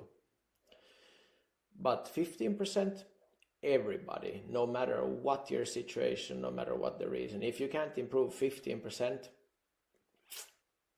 everybody can do it. So I'm curious to know how many of you are really serious and ready to improve and actually build your career. Let me know below. I really want to know. And if you feel like you're not, then let me know the reasons. And I promise you, it's not a good enough reason not to improve 15% in a year. 15% is nothing. So I understand also that it's not for everyone. Someone just likes to create and not focus on personal development and on the business side of it all. But if you do this, then just make sure that you're not complaining in 10 years from now. So it's so we have the possibility of either stagnation or going for growth. And growth doesn't mean that you have to be greedy. It just means that you're fueling your passion. You're doing what you love and you're becoming better at what you love. So the growth path leads to a lot higher client satisfaction, retention. It leads to you being more satisfied also because you're dealing with way better clients. You're having better income. You can take days off. It doesn't like everything pretty much becomes better. It gives you the ability to charge premium rates for your work, which means you're making more money for every single hour that you're spending tattooing. And even if that's not the core goal, you actually get to work on your art more. And just amazing projects. Creates for financial stability, which reduces stress. And it allows you then also to be more creative, because during stress we can't really be creative.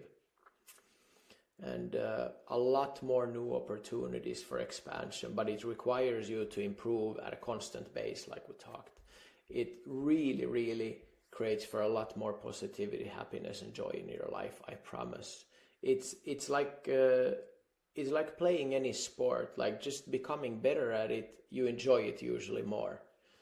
And it's exactly the same with art. The better you become, the more you learn, the more you see yourself improve. The more you start liking it, the more positive you become, the more happy you become, the more joyous you become. This reflects also to your clients. It reflects to your creativity. It reflects to how you treat your family, how you treat your friends, everything. And the stagnation limbo path, this is like the absolute career and life killer in my opinion. But again, everybody's entitled to their own opinion, but it leads pretty sure at some point to a huge struggle in attracting new clients. It leads to stress. It leads to this kind of bad wheel of just more bad shit happening in your life. So if you're very stressed, you're not going to have creativity. You're not going to have joy of creating. You're going to have this burning fire under your ass, like hoping to get a client and just doing any tattoo for any little piece of money. And you're stuck in this loop of bad shit. So it will also create for a very reduced ability to compete in the market, because as I said, everybody else is going to be sprinting past you if you're stagnant for a long enough time. And as I said, I've seen this happen, and it's not nice to see somebody's passion and joy just dying down because they became stagnant. So that can cause for huge financial strain, and even potentially close of your business, or you having to give up on tattooing and start doing something else. Can cause for what I already said. It can cause for being a really demotivated artist, cause for victim mentality, pointing the finger at everybody else, just complaining, lack of passion and joy in life in general. So in my opinion, it's the worst path you can go down. I'm considering something like this. I'm not still sure about this. Possibly in the future, having some tailored strategies based on your unique circumstances. Like I'm gonna give very clear strategic marketing things, social media actions that you can take, step-by-step guides to actually increase everything. And I think for most of you, it can increase 3-4x maybe even 5x in the first year by just implementing the basics. But again, it requires you to take action. So all this obviously I will have in the full masterclass. And yeah, but in addition to that, I'm considering possibly doing these monthly 30-minute or 60-minute calls with a smaller group of people, and creating more of these unique, tailored strategies for growing. But these are for people who actually also are ready to take the basic steps and actually do them and see growth. But yeah, we can consider something like that also. But yeah, in the full masterclass, I do have the detailed, easy to follow instructions, just step by step to just directly grow. I think already just by watching this video, you can also find many other avenues to take steps on growing as an artist. But the most important thing is that you actually take action and start growing in some direction. Whether it be taking an art class locally, whether it be jumping into the full tattoo masterclass, taking a workshop with somebody else, learning to market yourself better, or whatever else it may be. But just having this growth mindset and on a continuous base, it will bring a lot more joy into your life, I promise. And not only joy, but everything else too, positive. So yeah, let's see, and thank you so much for jumping in here with me, and much love to you. I hope you're making something beautiful out of your life. Much love. Ciao.